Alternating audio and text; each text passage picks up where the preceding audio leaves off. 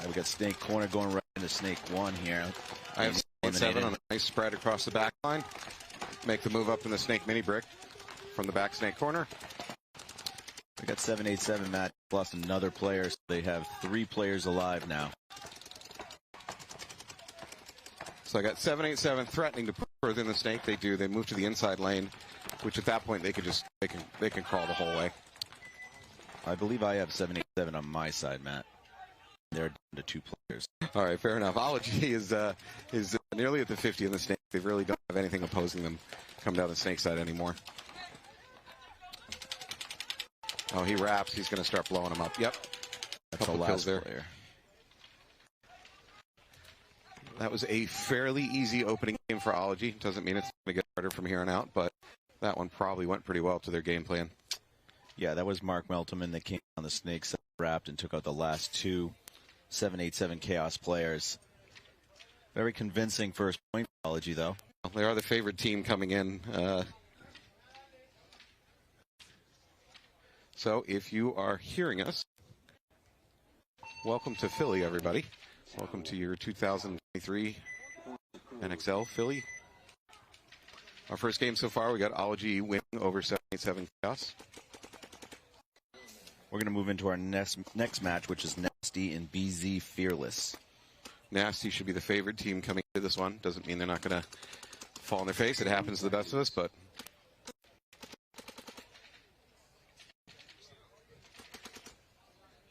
Spare pencil. Right, BZ Fearless is what we're calling the away side of the field. If you're looking at home and looking at the schedule, we would have Nasty on the left to my left. If you're watching from home, you may have the same angle. Nasty looks like they pulled short of the snake. I'd call it pocket play, to be really honest, on this side of the field. Yeah, BZ did the same thing, but then launches up the Dorito side, up to the Dorito side wedge. Nasty loses both of their side players early on. Let's see if they're down to 3 very quickly. All right, BZ Fearless in that Dorito wedge, just trying to lock that lane down so they can't refill the snake. And then BZ does take snake 2. So there's really nothing stopping BZ from going ahead and taking that 50. Yeah, quick problem. There's a little shot that home can pop in between that snake 2 and the snake 50 brick, but you can't see the player. You just have to throw paint in there and you catch him when he's making that move. And that's Thomas Godard that's in the snake 50 right now for BZ Fearless. Nasty's utilizing the backline Dorito, which is a weird place to see a Dorito, but this field layout is a little bit weird, so there are no rules. Goddard's on their side of the field now. He's on the... Nasty does have the D3, so they're really not in a bad position. It's like the field is kind of not quite flipped sideways, but approaching that. Nasty just lost their key player too, yeah, Matt. Unfortunately, that was the last thing holding back BZ. BZ does lose two players though, pretty sloppily down the Dorito side. So we're in the hot zone. Yeah, we're in a hailstorm of. It's gonna be a long day. Yeah, of spray over here. See if we can move the booth. Grab a pole. All right, well, that was a more hard-fought game. There was a little bit more going on there. It could have swung the way. To be honest, it was losing the snake side that made it all fall apart. So both points of this set, snake dominant. We kind of expected maybe a little bit of both. So early on, it's snake side. We'll see if they mix it up and have a Dorito punch for this set. So when we have a minute, we'll talk about what I think this field offers you as a team and the ways that you can attack it. I might have to wait a few minutes for that. But I think all the attention is on the snake side. Everybody immediately looks at the snake layout and goes, wow, that the whole game is there. And for the most part, I think they're correct, but it's... All right, all of you is on my side of the field now, the away side. You take snake 1 into snake 2 off the break. Very aggressive. Probably a little bit more conservative for 7 Chaos. They drop a player over on their Dorito side. This looks like Melterman again in the snake 50 for Ology. And well, I don't know whether the Ology players are aware, but 787 Chaos went ahead and filled the snake also. So they are just a bunker away from each other, but they don't know it. We're about to find out. I think he does. He launches. Ology launches. Ooh. Looks like a simple trade. Yep. Well, good trade for Ology. 787 could less of to lose that player in that position with their body count. Nice fill by both teams, actually. Number 77 here, Ology takes the snake 50, but 787 also takes the snake. Ology is still holding strong right down the middle. Oh, they lose another snake player. That was a really good move there by Ology, number 77. David Mountain. Ology's smartly trading bodies. They're up on bodies. They're up in position. Trading bodies for important bunkers, getting them out of the snake. So, and Ology's closing it out. I think that's going to be very important this whole tournament, as quickly teams react and take the snake with their second player. You see that a lot on layouts, that it's not the first player but the second player that gets in there undetected. It's a relatively easy snake to get into. Not easy, and I think as the tournament goes on, teams will get better at stopping it because of how important it is. But nonetheless, so it's a fairly easy snake to take, which means both teams are probably going to have players in there very often. So I think you see a lot of trades. You see a lot of trades in the snake. It's just a question of can you trade smart. Knowing that you're up on bodies, you're up on position. If you have a player threat, fine, trade your body, get him out of there. 30 seconds. All right, we have Nasty coming on to the away side of the field, on my side of the field, which is, from the viewer's point of view, the right-hand side. And we have Fearless heading out.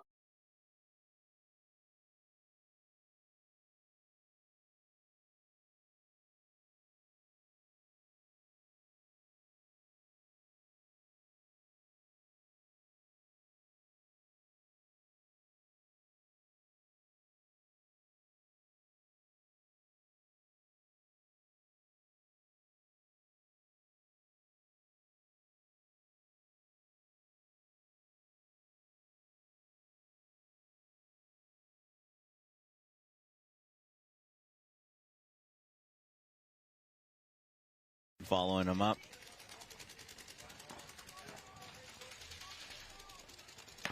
Just a matter of seconds here. Yeah. One body holding out. Nasty, unless they get a big penalty here, going to come back and tie this up 1-1. Wow. I guess Nasty knew their lanes. Maybe that's being up 1 point. They could play a little bit more gun-heavy conservative. I don't know what they did, but, man, they blew up Fearless.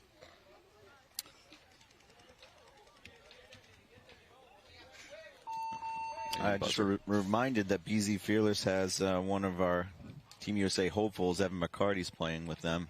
I think this is his second semi-pro event. Is this the part where we all start chanting USA, USA? That'll come. All right, so we're going back to the Ology Chaos match. So on my side of the field, Chaos, 787 Chaos will be coming out. I got Ology on the left side. Viewers might be interested to know our extraordinary producer, Bob Howe, put together a little bit of stats. I don't know if we have the graphic ready, but Ology certainly favored their, based on their previous two events. 20 seconds. Based on their previous two events, Ology has about a 55% win rate, and Chaos has about a 32% win rate in their matches. Now, that's only based on two tournaments, so that's nothing locked in stone. That certainly doesn't guarantee any prediction of how this match will go. And that's points, viewers, not matches. So I'm sure Ology wins more than 55% of their matches, but just points. Right. So that means they actually play tight matches when they win. Yeah. So, again, both teams attack the snake fairly early. There it goes. That goes to show you that they don't see tape to tape that well. I don't know if... By the way, if you can... Oh, here we go. Getting ready. So Ology's on the Snake 3. Yep. 787 Chaos is in the Snake 50. Snake 50. So there is a bounce shot the team's using. Here we go. Launch. Oh, I don't think he got him. I think... Yeah, he got him. No, I got him. All right, almost in the groin. Hit on the inner thigh. Let's call it the inner thigh before the FCC shuts us down. A fine trade. I mean... It was a good trade for Ology for sure. Yeah. Being up 2-0. True. Chaos loses the snake corner trying to fill, so there's only two left for Chaos, and they're on the Dorito side of the field, the Dorito Wedge and the Dorito 3. Ology fills out to the Dorito side tower, which is not a bunker I think has a lot of terrific shots, having taken a look at it. Oh, and he may have just walked off. Yeah. Fortunately, the commentator's curse kicks in. No. Oh, he just dropped back. Okay. He wasn't dead. He just dropped back into the open for a good look. One of the other Ology players makes a transition towards the middle of the field.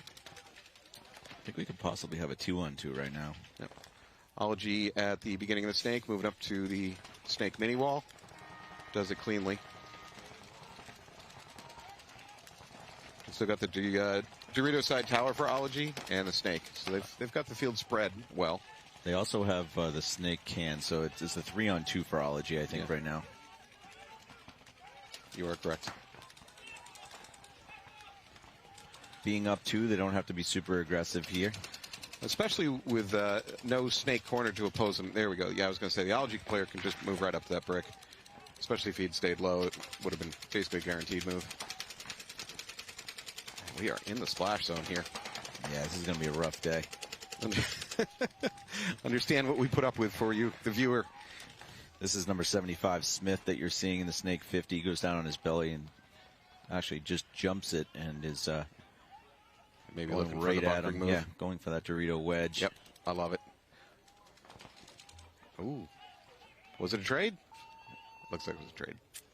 That was a good move. Number 75, he ghosted out to the Dorito 3 player and just made sure he got the Dorito wedge, and I think he got both of them.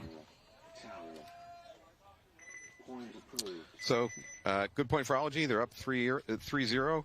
They can certainly sit on their lanes next game if they want to. Next point. And that was Tyler Smith, number 77. We got a tighter, 75. Got a tighter game coming up on this one. This is Nasty versus Fearless. It's 1-1 at the moment. 30 seconds. We have Nasty to my left in the gray jerseys. And we have BZ Fearless coming out now, 1-1. Again, Nasty is slightly favored in this match. 10 seconds. Nasty's out of Baltimore, Maryland. They got an all D1 roster, top to bottom. BZ Fearless. Nasty, a fairly conservative breakout on the snake side. BZ Fearless took a couple bounces. They checked themselves and all 5 alive on the away side of the field. In the snake 1, going to the snake mini wall. Nasty started out doubled up in the home, but they bounced it out at this point. Number 13, Godard again for the BZ Fearless. I would still characterize Nasty as being not spread very wide yet. Godard is now in the center 50 for BZ Fearless. They did pick him up, though. They know he's in there. Yeah. So he can play below the shadow of that mini wall in front of him. I think even though the snake side can is concentrating on him, I think he can just play low and still wrap. And he does, and he gets the kill. Nasty tried to fill into the inner part of the snake, but Godard had seen him coming in, and his leg was exposed. Yeah. Nasty spreads out to the snake corner. No, and loses it. Yeah, Godard shoots him, and Nasty loses another one. But BZ Fearless does lose the snake player in the snake corner. Nasty has their home and the D3. So again, we're seeing another game where the field's kind of flipped sideways. Nasty player trying to fill up to the snake can. He does so successfully.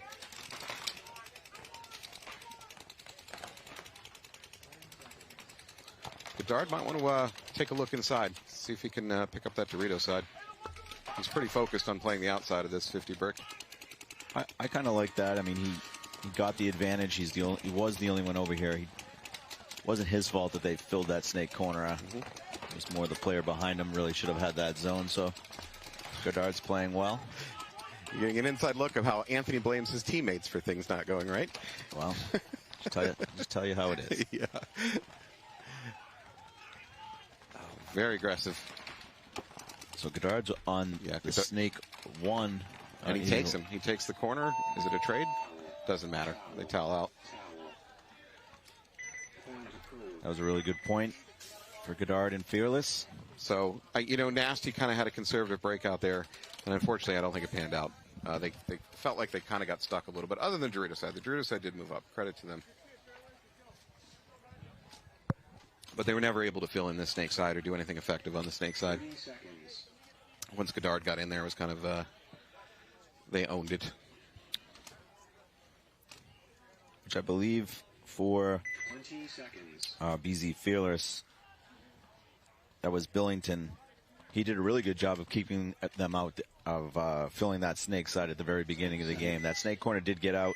Obviously, things happened, but it didn't hurt them at all. Godard knew he was there and almost shot him on the overslide. Mm-hmm. There we go. We got 787 Chaos versus Ology on my side. Yep. 5 alive for Ology. Yeah. Oh, unfortunately, there's a penalty on 787 Chaos. Oh. Looks like it's a minor. One of the refs is going for distance with that flag. Yeah, he's good. He's a good. He's got a good throwing arm on him. It's early. Your throwing arm wears down over the day while you're reffing. By the end of the day, you're barely getting above your shoulder height on the flags. So 787 Chaos down 3-0. They really need this game, but things aren't going well for them. That penalty really is going to make it difficult to pull this one out. So the differential is 5 in semi-pro. So they'll be playing a 15-minute time limit and a differential of 5. So Ology in really good shape to go up 4-0, but let's see. Yeah. They can pull it back out. Chaos. We got Tyler Smith here in the snake too. They're doubled up here. Ology's also on this mini wall here. So walking this field, yes, these two bunkers they are in the snake actually have the same shots. So one of them should move because they both are they both can only shoot at the same thing. Let's say that outside snake player, yeah, make that move. Meltman's played really well over here on the snake 50. And he's getting a check and he's called clean. 787 Chaos crossing it up with a couple middle bunkers. They do shoot one of the Ology players out from that Dorito side wedge, so Ology's down to 4. Hope is still alive, Chaos.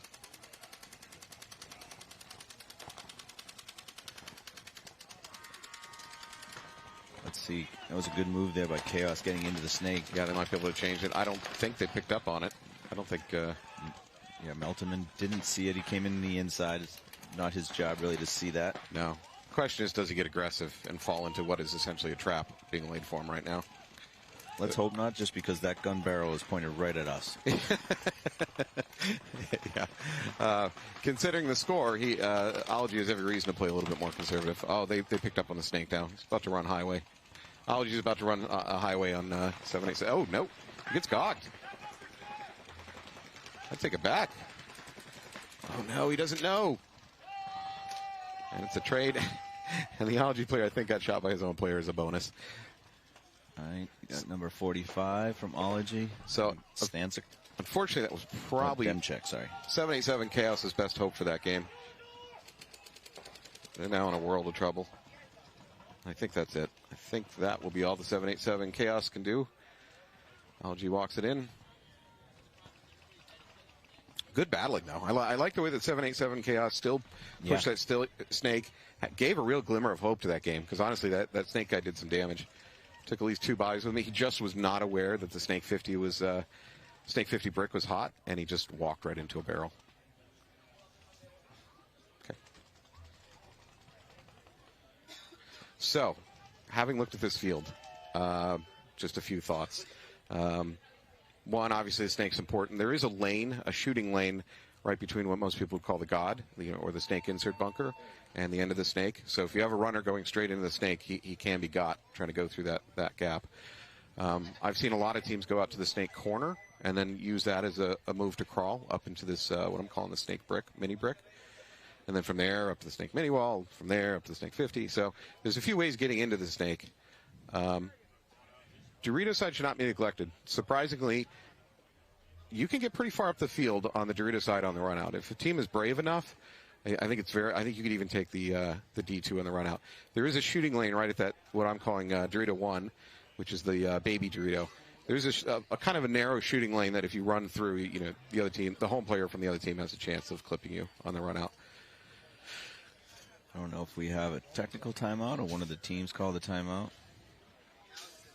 I guess we're waiting for a concession. Ology hasn't officially got their 4th point, so 787 Chaos is running down the game time. I don't know if they're aware or if it's a strategy.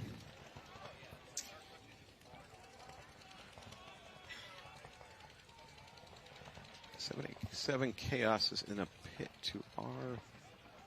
Trying to see if I can get eyes on 787 Chaos if they're paying attention to the field.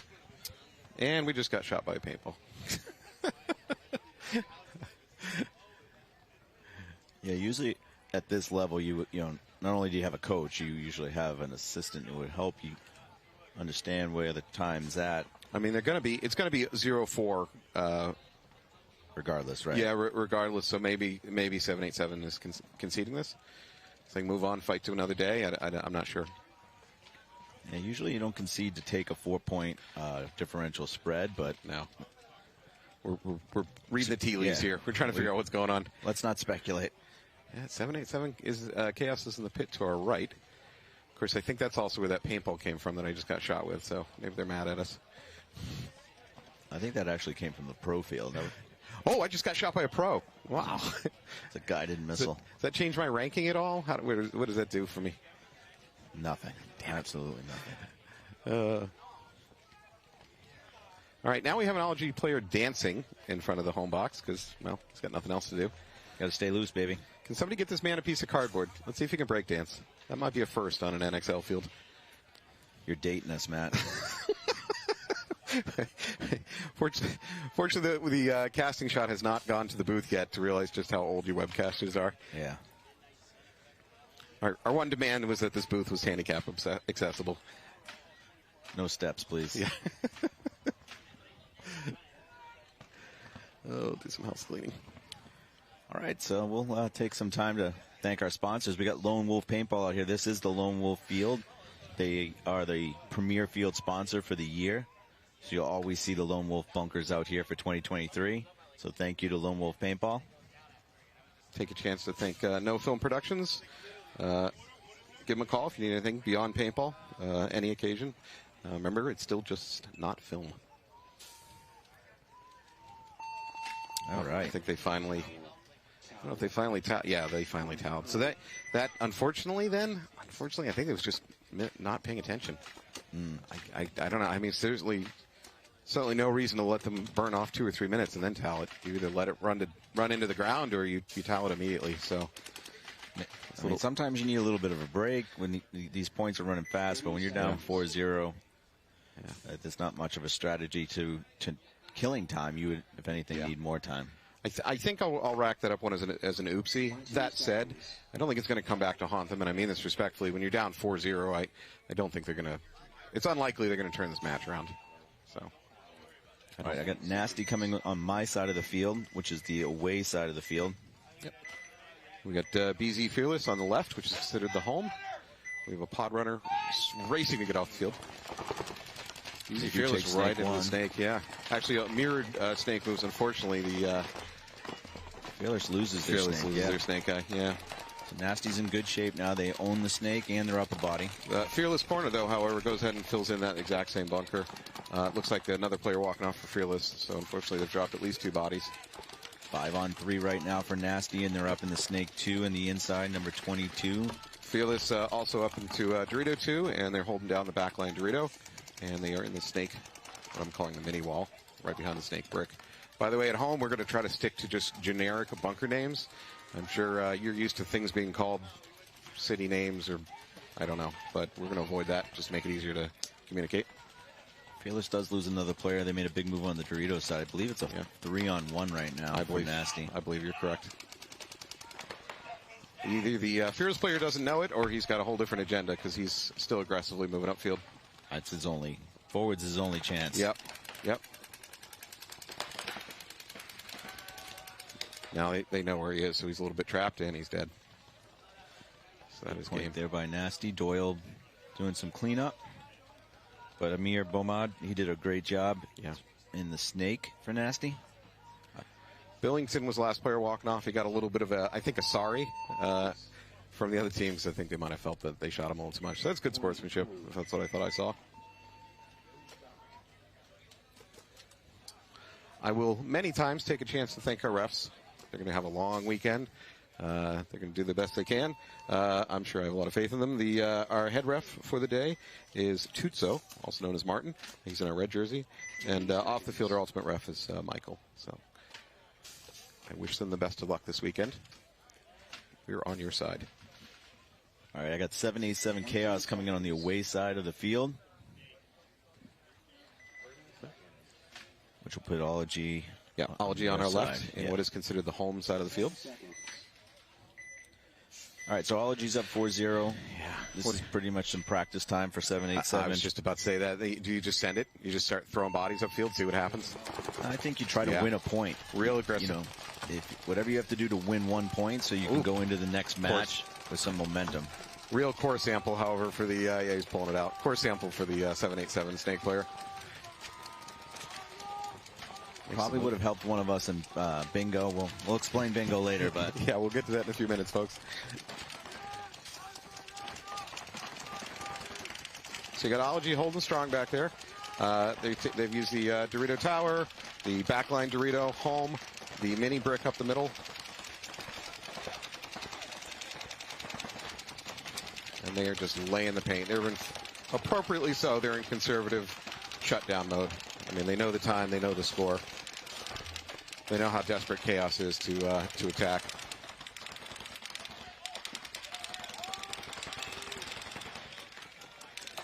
And this is Concepcion. Yeah. I'm a 00 here. And the Snake, he's got at least he's got 3 guns on him. So Chaos also has the middle brick at the 50, which I think you're going to be able to see teams take right off the break today.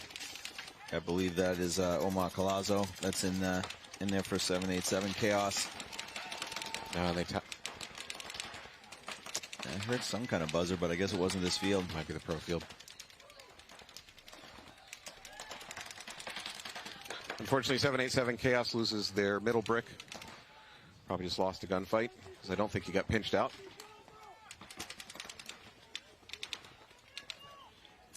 So, 787 has better positioning, but they're having a difficult time breaking past that 50 and finishing this game, which is exactly what Ology needs. They just need to grind the clock out.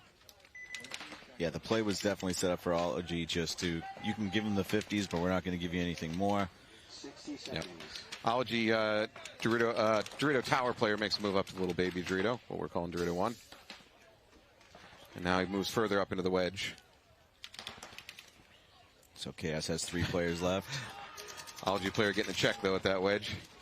And he's moving all the way up to the 50 brick. Wow, he's not... Nice move right there. He just eliminated Concepcion from the Snake 50. You know what I think we just saw?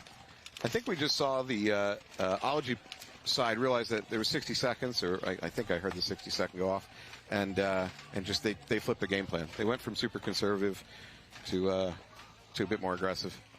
Yeah, they see that they have an opportunity to get that 5th and final point. Yep, they're fine.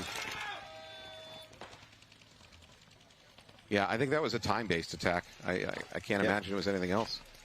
No, it's smart. I think they need to run this in to get it, so they're trying to do that right now, which they do. That was a dominant match by Ology. They showed you a little bit of everything at this point there. They played it to either... They were playing for a 4-point differential, and if a 5-point became available to them, which it did, they took it. Yep. So very well done. 787 Chaos was not the team favored to win, but they gave them a good game. It's a long weekend. 30 seconds.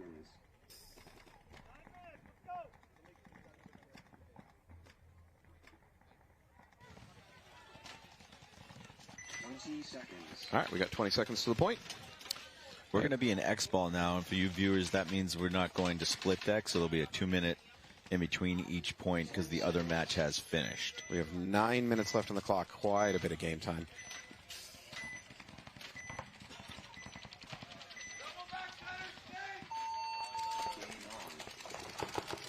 Nasty doubles up the home. And very aggressive into the Snake, all the way up to They Snake 2. got the Snake corner off for BZ Feeler, so good job by Nasty with their off-the-break shooting. Yeah, and because they have the Snake 2 and the Snake corner dead for the other team, that actually frees up their Snake player. He can wrap now and start doing damage. If he stays below the horizon of that mini wall, he can, well, he chooses not to, but he could stay below the horizon of that mini wall in front of him, wrap, and do a bunch of damage. He's doing damage as it is. Nice move right there by number 25, I believe. That's Jonathan Atkins. Yeah. Oh, no, 22, sorry. Bomad crosses the 50. He's now on the side of it. He's done a ton of damage. just trying to get that last Dorito tower out. There's a bunker move. Ooh, bit of a slip and fall. That was Michael Doyle. But Beaumont definitely blew that point open. Well, yeah. To be honest, the off-the-break shot shooting the snake corner was actually the real big game. Just like you mentioned, that gave Beaumont the opportunity to come down here, wrap that 50. He got 2 quick kills and then put the pressure on the last one for Doyle to go finish up. Yeah, he was off to the races. He was already up to snake 2 within about 5 seconds into the game. Easy bumped the snake 50 brick and then just wrapped and started taking bodies.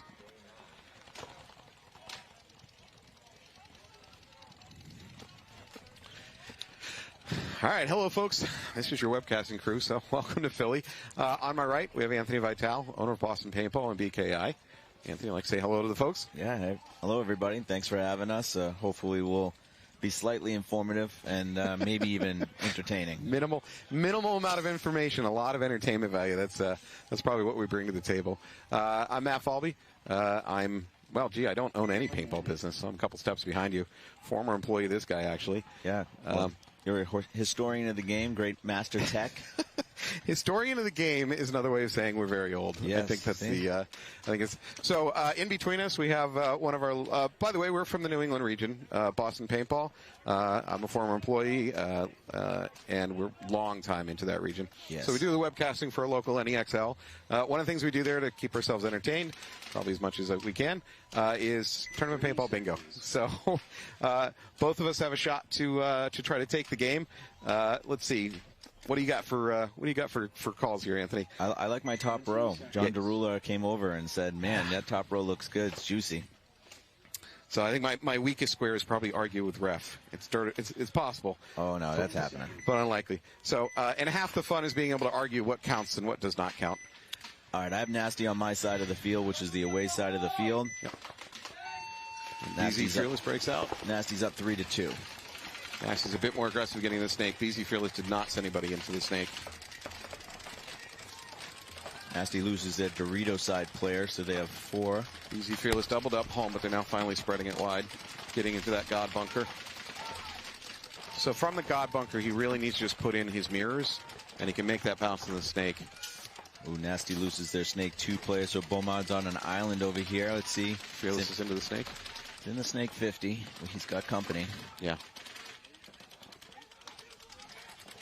Now he's wrapping. He may be aware.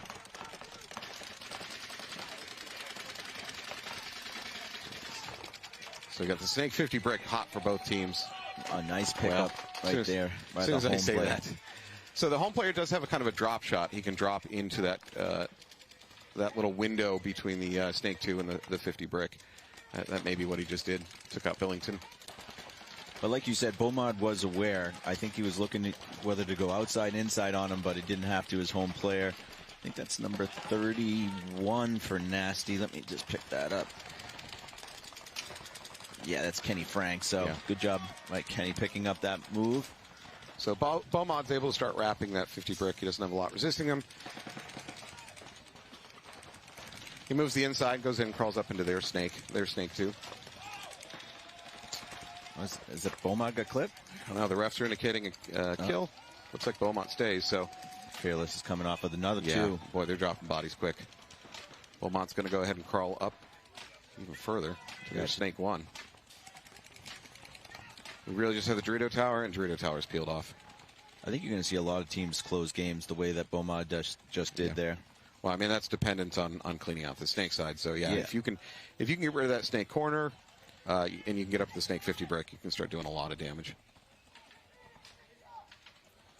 A lot of teams use the ice call, so, obviously if you own a certain part of the field over, but on this field, if you ice the snake 2 can, you're going to see a lot of people come right down the inside of that snake, even with 3 and 4 bodies alive on the other side, and do a lot of damage quickly. So as long as you stay low to the ground, just about any part of that snake you could move around without a lot of risk. Getting out there, just taking a look at it, it seems like there's enough blocking bunkers that if you just stay low, you can kind of go wherever you want. So I guess what I would say is if you can take the snake 1, you now have the snake 50, because there's not a heck of a lot that can stop you. There's a little risk going between snake 2 into the snake 50, again, if the home player is constantly dropping shots in there, he might be able to clip your butt pack as you make that transition. But generally speaking, if you can get into the first leg of the snake, what we're calling snake 1, which is the inside portion of the snake, then you can be at the snake 50 pretty much fast. From there, you can even drop and crawl into their snake 2 pretty fast. So snake 2 would be the mini wall attached to the snake beams. All right, well, let's see if we can hopefully start seeing some Dorito movement as well. All we've seen today really is the snake pushes. So I have seen teams making the move up to the at least the D2 and in times the D3. We're calling D1 the baby Dorito outside in the corner, and then D2, D3, just so you know. Getting to the baby Dorito, the Dorito 1 on the breakout, I think is fairly easy. There's a lot of lane blockers that prevent them from shooting. As long as you go in low, which you should be doing, you should be able to get into that Dorito 1 without a lot of trouble. Dorito 1 to Dorito 2, again, is not a super, super hard push. You got to wrap, put in the home long enough that you can make that bump. That said, the bump from D2 up to D3, there's a few more guns that can be shooting at you, so that's going to be a tougher bump. All right, we got BZ Fearless on my side of the field, the away side of the field. Looks again like we have Evan McCarty. Nasty on my left, they're up 4-2. It looks like they only have 4 bodies. Nope, they got 5 bodies. All right, BZ Fearless loses their snake side can. Yep. We're in D2 for Nasty, but they're still doubled up at home, so a little mix of conservative. And they're at D50. I'm sorry, they're at snake 50. And Fearless loses another player. They lose the home player. Yeah, it's going to fall apart fast here. I don't know if this is Beaumont again. Yeah, that Dorito tower cannot live against the snake 50 brick. Yeah, if you can wrap. 2 more kills for Beaumont. He's going to get that Dorito. Yeah. Yeah, Amir's just that just doing fell apart. Mad work. Yeah. Nasty's going to go up 5-2.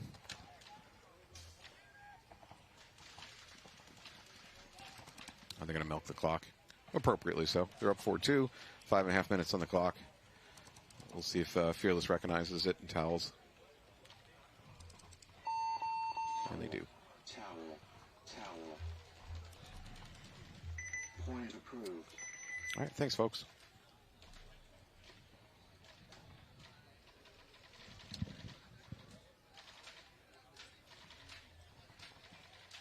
With the field. Because for us, we're paintballers at heart, and we want to keep building new and exciting things for our players. Good Game Sports Park has only been open 7 months, so we're a young field. We're hungry. We continue to develop. We continue to iterate. I don't see us ever being completed with the field. Because for us, we're paintballers at heart, and we want to keep building new and exciting things for our players. Good Game Sports Park has only been open 7 months, so we're a young field. We're hungry. We continue to develop. We continue to iterate. I don't see us ever being completed with the field.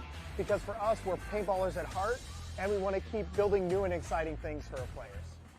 Good Game open 7 months, so we're a young field. We're hungry. We continue to develop. We continue to iterate. I don't see us ever being completed with the field. Because for us, we're paintballers at heart, and we want to keep building new and exciting things for our players. Good Game Sports Park has only been open 7 months, so we're a young field.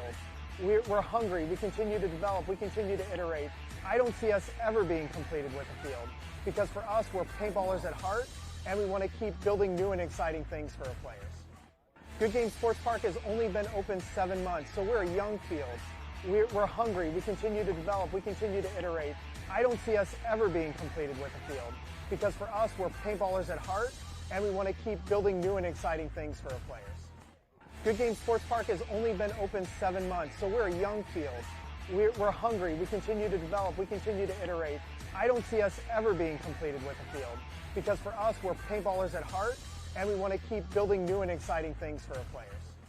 Hey guys, what's going on? Tony from Lone Wolf Paintball. Check us out online or in store.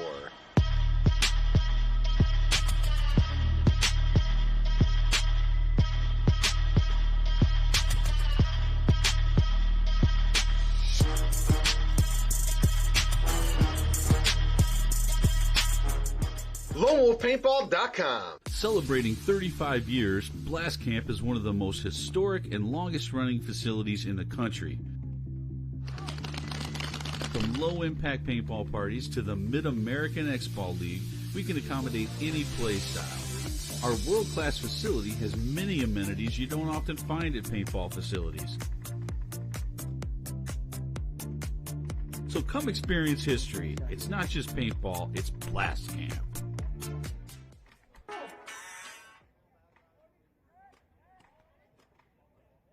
So we have BZ Fearless versus Nasty. Nasty trying to close this game out. 5 minutes left on the clock, which is plenty of time to flip it around if you're Fearless.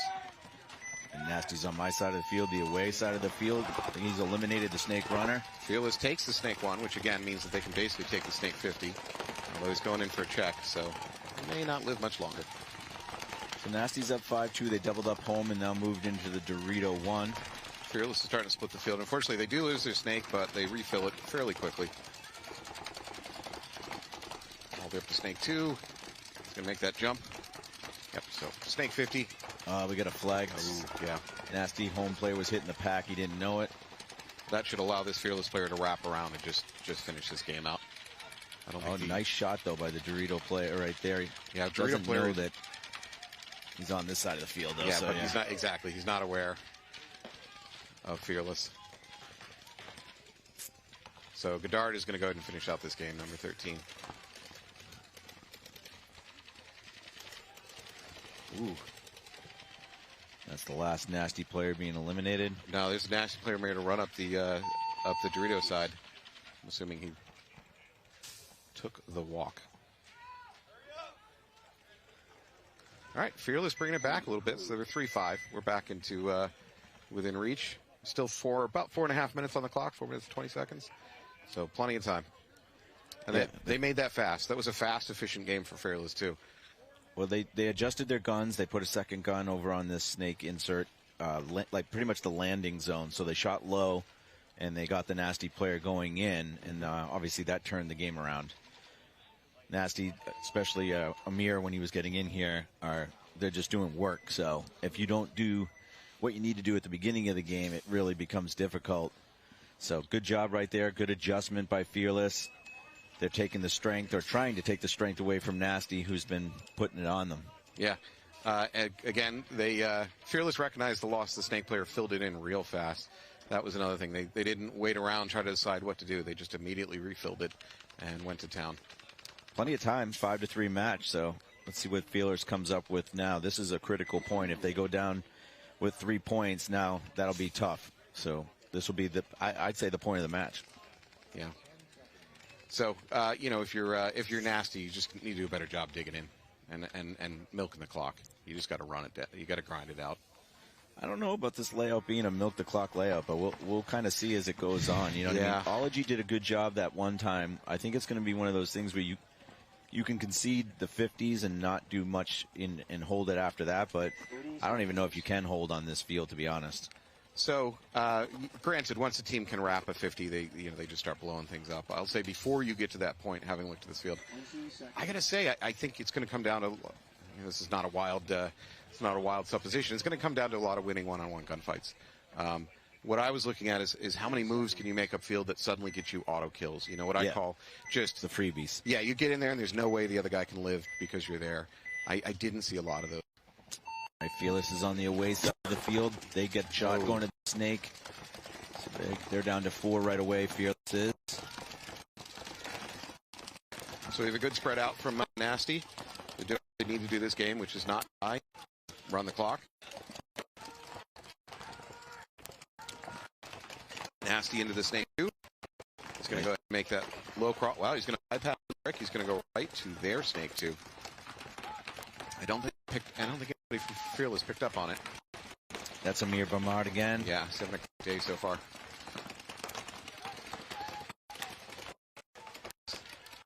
Yeah, I do not believe they know he's there. There's not any paint coming to his bunker. Looking for the kill on that Dorito side top. Fearless blocked the Dorito 3 player, so they're down to 5-on-3.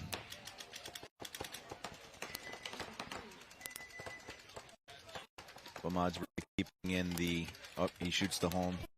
Yeah, Beaumont could maybe transition out of that outside mini ball, but I'm not sure it's worth it. Actually, I don't think Beaumont got that. Amir got that shot on the home. I think that was his time if he came. Still with their home bunker. They're also on their side of the field. They're on the Dorito side. So. They lose their snake side corner. I'm sorry, snake side can. The refs need to blow the whistle here. Oh, yeah. Okay. Yeah, that was tough. Yeah, so we're getting the field next door. Also, some of their towels come across, so they're causing a little bit of confusion about which field is toweling out. A little bit of overlap on the field noise coming. Yeah, I think the pro field's going to need to turn their volume down just slightly. Do you want to go talk to him? I'll hold down the fort while you go make that happen. It gives you a chance to finally drop a, do you know who I am? I know you're itching to drop one of those. Yeah, that's my MO.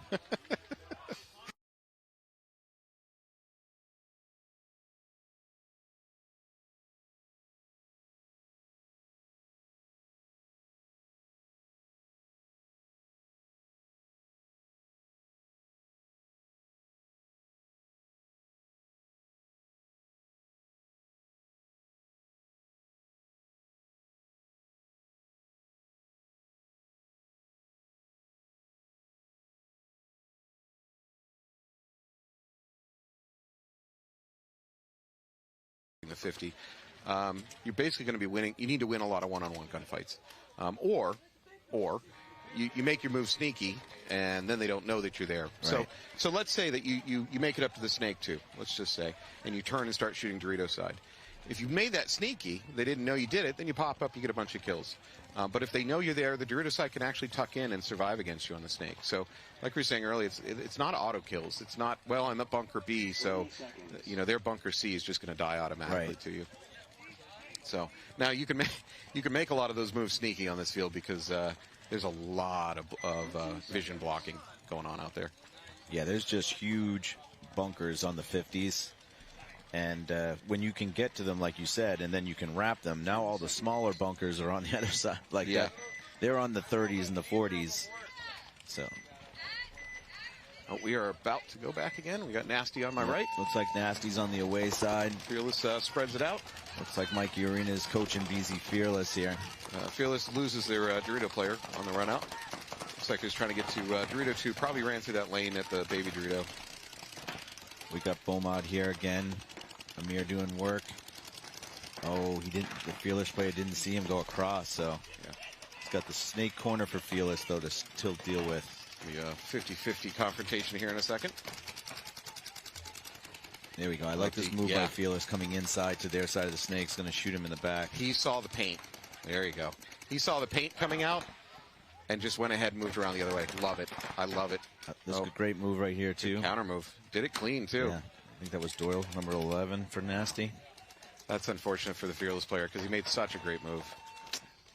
Well, you can have two great moves in the same match, right? Yeah, that's true. That's true. But he made such a great move to then have it countered on him. It's got to be a little frustrating for him. So give credit to him. I think it was Billington.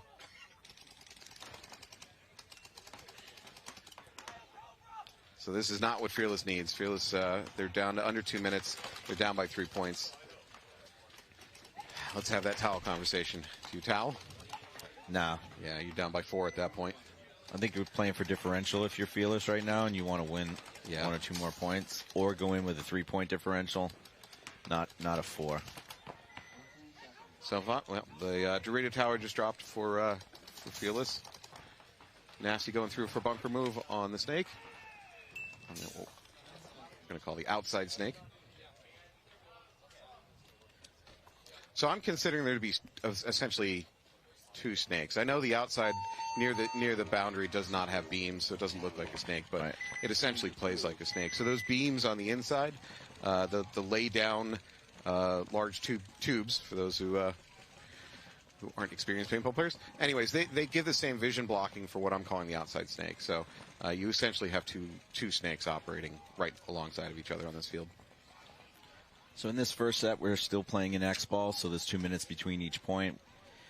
I don't know if you guys can see the bingo board here, but we're going to start playing bingo in the next set. So Matt, it's your game. Why don't you explain how? It's pretty straightforward. Yeah. So sitting there thinking one day, man, well, I think we can make a bingo out of this sport, and just started coming up with common events that occur on the field. And I'll just grab some random ones. Players oversliding a bunker or squeeging their barrel or overshooting an opponent, dirty hang. All these things happen commonly on a field. So I just figured we'll put them together, randomize them, make bingo cards out of them, and entertain ourselves while we're doing our webcast. So I'll be responsible for the one on your right, from your point of view, and Anthony on your left. So for the season back home, I think we are tied. Oh, we are tied. Yeah, that's right. We've webcast 3 events. We're 1-1 and tied for 1. So feel free to root for me at home. That's probably best. Don't root for Anthony. We eliminated some of the real tough ones, though. Can you tell the viewers at home a few of the ones that just don't come out that often? The constant complaining, and I mean constant complaining, I got from Anthony saying that this wasn't fair. I think we had 16-plus inch barrel as one of them. To be fair, that didn't happen very often. I think I yanked that one out. I can't remember what else, but I yanked maybe 4 or 5 categories. 4 or 5. Yeah, there were a couple tough ones. Yeah, to be fair. Oh, shoving a player. Yeah, shoving another player. Okay, to be fair, that comes back from my old 10-man days. Exactly. That kind of stuff went on all the time. Not so much in the modern era. All right, we got BZ Fearless on the away side of the field. They're down 3. Yeah. I'm sorry, down 4. Nasty still takes the snake. You're kidding. They're going full send here, Fearless. Yeah. They lost 1 player, so they have 4 bodies alive, 2 in the snake. So I'd love that Nasty player to get his gun on the inside, look for bodies trying to fly through the middle. He's focused. Oh, he doesn't know. So both sides of the snake 2 are going to be hot in a second here. Oh, wow. The Nasty player's on their side of the field, or? Yeah. There's a Fearless player on the Nasty side of the field. Everything's kind of turned around here. There he goes. He launches. It's a clean kill. I think they're going to get this one. Number 32. Fearless needed that. That's Billington going in for the hang. I don't think, other than on the run out, I don't think anybody even shot at him. So I think it's pretty certain he's going to be a clean hang. Alrighty. There you go. Quick point right there. So that is exactly. Going to have another 2 minutes. So I want to take a second to just thank the production crew here, all the camera people, Bob, Alex, Steve, Francis, Jared. Yeah, they're doing a great job trying to bring you guys the highest quality production that we can on the budget that we are allowed. But no, they do a great job. Been supportive of this since the start. Hopefully, the free webcast that you guys are taking advantage of. Make sure Tom Cole knows that it's valued. And make sure your employer doesn't find out you're watching this while you're at work on a Friday. Yeah, that's true. Just keep another tab open in the background so you can switch real quickly when they walk near you. Not that I would ever do anything like that at work. No, you're sneaky. All right, so we got BZ Fearless is now going to be on the home side, and Nasty's going to be on the away. Let's take a quick check of who's on our next set here. For the viewers at home that are watching, so the next set is going to be Blast Camp 412 Crew, followed by Colorado Blitz Texas Cyclone. So that's our 8:55 set. Crew has a real match on their hand taking on Blast Camp. Blast Camp, one of the best teams, if not the best team, playing at semi-pro right now. Yeah, Blast Camp's currently ranked 2nd. We're running on time on this field, so good job to the referees and the staff. Yep. Fearless on the left. They're still in a little bit of a desperate situation. If they have any hope to win this match, well, it's beyond. There's not enough time. So 30 seconds. Yeah, I think at this point, if you play for the 3-point differential, or unless you take a couple off the break, you don't want to lose another point silly if you're Fearless. Nasty playing pocket. Yeah, same thing for Fearless. I think they're both just going to go ahead and let it run to time. I don't think they're going to fight to try to win this one. Oh, Fearless is trying. I say that, yeah. Fearless takes the snake 50. They run the outside. He's got 15 seconds. He's going to have to get a bunch of kills and finish it real fast. Fearless has penetrated up the middle to the tower in the middle. Nasty does lose 1 player. I believe it's Amir. Fearless loses a player as well. You know what? I'm fine with that. So the Fearless player went around the brick shooting at anything in the snake, just trying to clear it out, hopefully allowing his player behind him to finish out the game. Wasn't enough time, but I'm actually fine with that, Death. Yeah, I think Fearless did what they needed to do. They got 1 point at the end to close it, the differential of 3, but they also got the momentum going into the next match. So I think they're set up well to do a good job going into the next one. That's all you can do, really. When you're down 4 points, try to win the next one and make sure you have some momentum going into your second match of the day. Yep, Fearless did a great job fighting back. We're going to go to commercial, pay some bills. Thank you. We'll see you in a minute. The Missouri All-Stars have been playing together out of Kansas City for about going on 5 years. Our play style is super aggressive. We like to just be in your face constantly, can just keep the gas going the whole time. D4 season, I had hit Walker up and was like, hey man, like, what's the situation with this carbon gear? It looks awesome. I would like to get my guys in it. And from right then and there, D4 season 4 years ago, he got us plugged in. We've been with him ever since. They are here at every event. They have gear that you can buy on hand. They have lenses on hand. If you have a tear in your knee pad, you need to swap that out. They'll have that for you. I've literally had Walker in my pit in Dallas asking me if I need help with pits. Like, you can't ask for anything more from a sponsor. If it's meant to be, I'm up and coming, but calming down, I'm centering.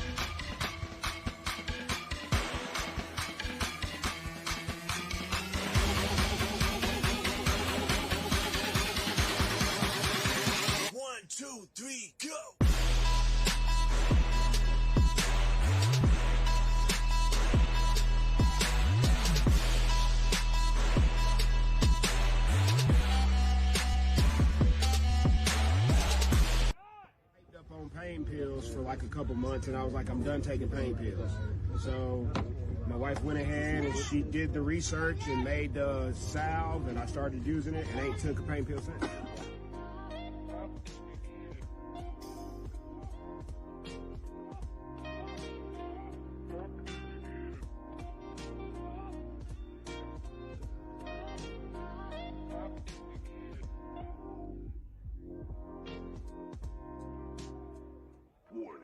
Live field goggles on.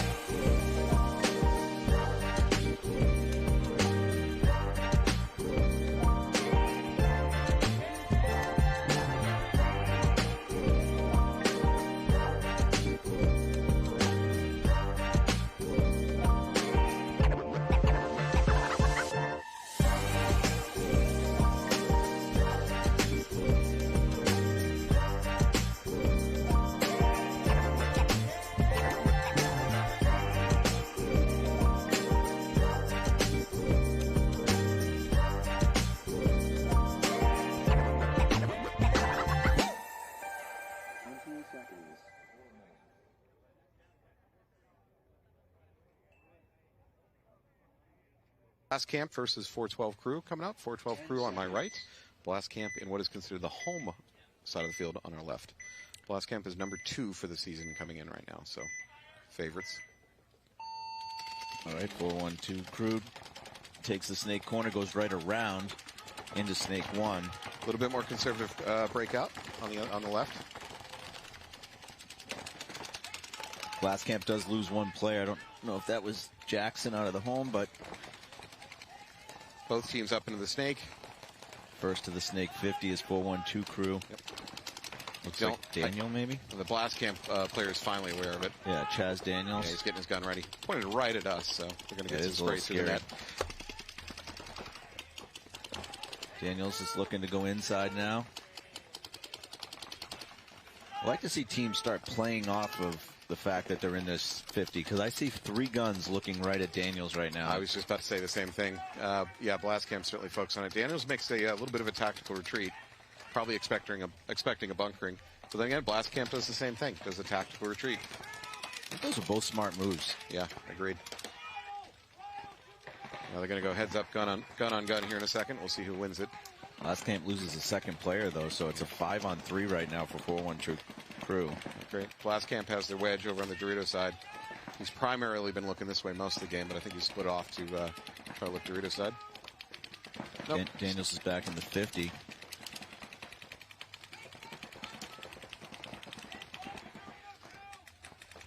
Well, this is a tense standoff here at the 50. Blast Camp player chooses to go on the inside. He may make the crawl back into the snake, too.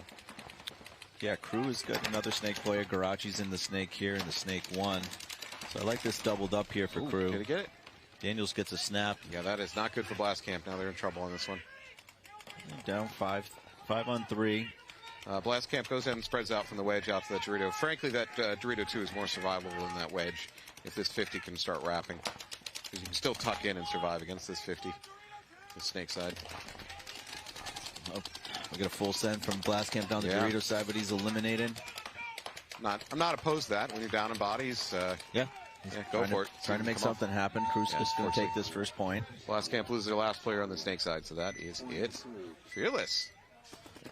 Yeah, Crew did a really good job. They communicated well throughout the whole point as well. They were not scared of Blast Camp. Good for them. So now we're going to move on to the next game in this set, which is Colorado Blitz and Texas Cyclone. Colorado Blitz standing at 4th for the season so far. Texas Cyclone standing around 19th in the standings at the moment. And Cyclone will be on my side of the field, the away side of the field. So I give you that, but I give you standings. That does not guarantee who's going to win this match. So like we just saw, the Crew just came out and beat what is a much higher ranked team. Only 1 point. 1 point. Okay, let's, yeah. All right, fair enough. Dial it back, Falby.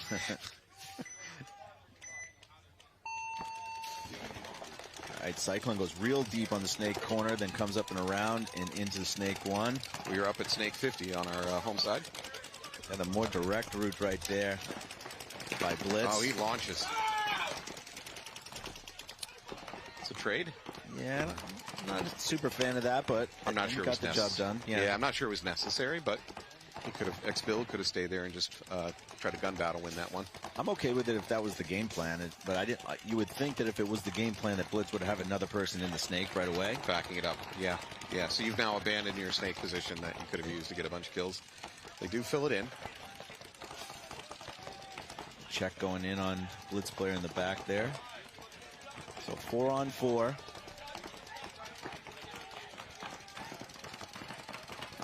Looks like another Blitz player off the Dorito side. Big push coming right now by Cyclone on the Dorito side. To that Dorito edge now. He's moving to a very unused can. He's not looking. There he goes. There. Yeah. Another Blitz. Two Blitz players walking off. This is falling apart for him. One Cyclone as well. So I think. Oh, I see a flag coming on. I believe Cyclone. So it's going to be one Cyclone left. Refs are going back there to pull him. So I think it's going to be a 2-on-1 now. Blitz dropping back to the God bunker. Is there another Blitz player on the Dorito side? Or is this a 1-on-1? I'm seeing a 1-on-1.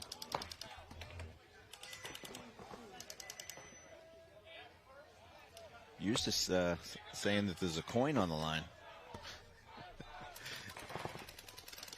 Oh, nice shot right there. Yeah, Cyclone player. Let's see who this is. Nice. Number 26, Jake Raffield, winning a one-on-one and winning the first point for his team. Well done, Texas Cyclone.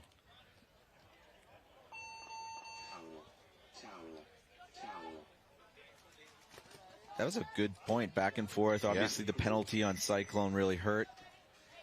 Made that a little bit more precarious than it needed to be. If you're blitzed, do you want that that trade back? The one early on in the game where he traded his body in the snake?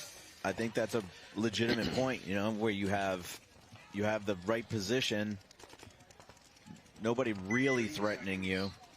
You could have done what they did at the point before, which retreat if you don't like that someone's that close to you. I suppose if you know you're a really bad gunfighter like me, then you just go ahead and throw your body into the bunkering. Right. None of these guys are like us, so. No, I suspect they're a little bit better. 10 seconds. All right. I've got Blast Camp now on the away side of the field. See how they bounce back. Which means we got Crew on our left, consider the home side. Crew in the yellow and black jerseys. Crew the underdog going ahead and winning their first point. Crew player sliding into the snake corner asking for a check. I think he's going to be called clean. Blast Camp does take the Dorito 2 off the break. Neither team takes a snake on the break or seems to be ready to threaten for it. Much more conservative breakout. Crew is spread across the back. Blast Camp goes in and takes the snake.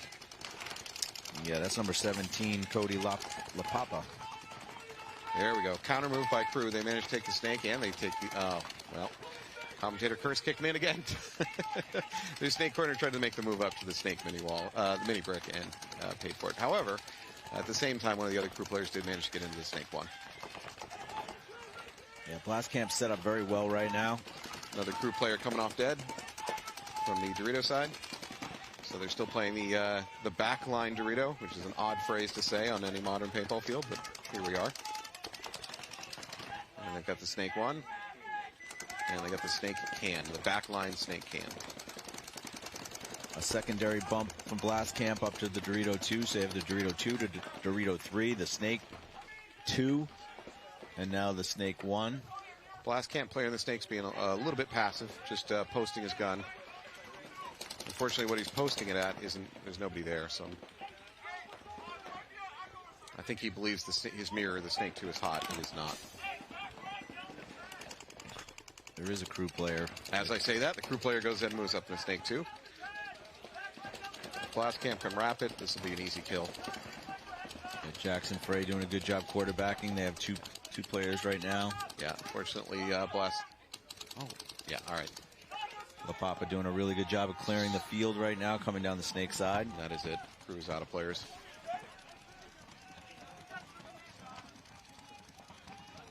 More conservative breakout from both teams. They did fill the snake. They didn't abandon it, but not a real aggressive breakout. Well, I think that was the first point that we saw the first punch being from the Dorito side. They took the Dorito 2 off the break, quickly bumped into the 3. They had filled the 2. They still had somebody in the snake, but like you said, he wasn't playing ultra aggressive. He was doing his job for sure. Yep. But guns had to turn a little bit to the Dorito side finally.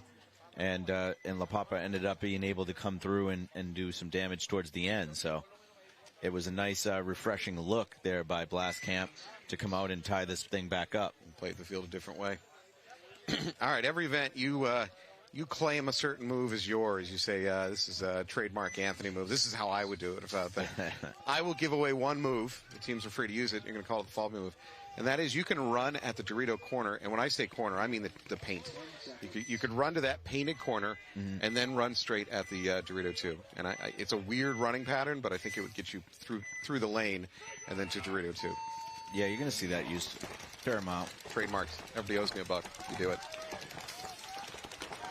All right, so now on my side of the field, we have Colorado Blitz. They're down 1 point. Got Cyclones going ahead and taking the snake mini wall.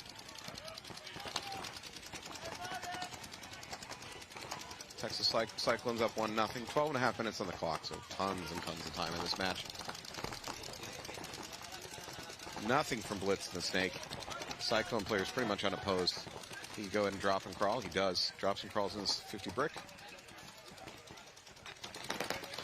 And I will say this. So this 50 brick, if you just drop and wrap real low, you know, you've got this mini wall in front of you that will protect you from that can. So you can actually drop and wrap and start shooting at the Dorito side. Yep, and he does shoot the Snake can. And he does shoot the Snake insert. Blitz suddenly losing a lot of players. It's falling apart for him. He's on their side of the field. He shoots the Dorito wedge. Jeez. 3 kills here for number 27. Real good game. Bunkers out the home. Goes in, hits the buzzer. Andres. If I were him, Saldana. If I were Saldano, I might have waited for a buddy to check me and make sure I'm clean. He was too excited with the 4 kills. Yeah, he was involved in a lot of... Okay, let's... Is there a 4 kill? Yeah, unfortunately for me, there is. So Anthony is going to go ahead and get the 4 kill square on his bingo card. Nice, see? You got the pen? Yeah, you got the marker. I'll let you do the honors. All right, everybody, this is how it's done. Damn. 4 kill game. He strikes first. Saldano. Anthony strikes first. Yeah, Saldano made it happen, but Anthony's really the one responsible for it. Yeah, if it's on my card, I take it. Yeah. Side, what do I got? Crash in a bunker. That's a doable one. I need a trip and fall. Point reversal doesn't. We both have towels, so we know that's going to happen probably real soon. Sure. It might even already happen in our old age. We missed it. Shoot teammate. I saw that in the first match, but we hadn't started the bingo game yet, so I have to hold off on that one. All right, we are back, and I have 4-1-2 crew. Glass camp on my left.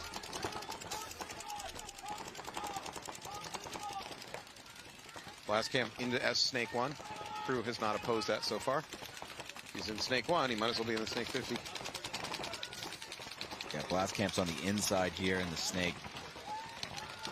They have a lot of guns. Crew's looking and probing to see what part of the Snake. They're calling red alert. They know he's in the Snake, but now he's on their side of the field. Yeah, he's at their S2, and he's backed up by one of his own players in their S2.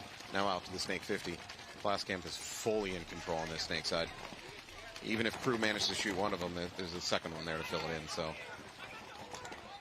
Crew is going to need to dig really tight into their bunkers and just try to clip. Yeah, I like that the outside has the 4 can in. Like, he knows that's his job, and he eliminates them. And then the inside guy's looking for more kills. So Crew just lost their last player, able to prevent Blastcamp from wrapping and just doing a bunch of damage. So they still have the God player.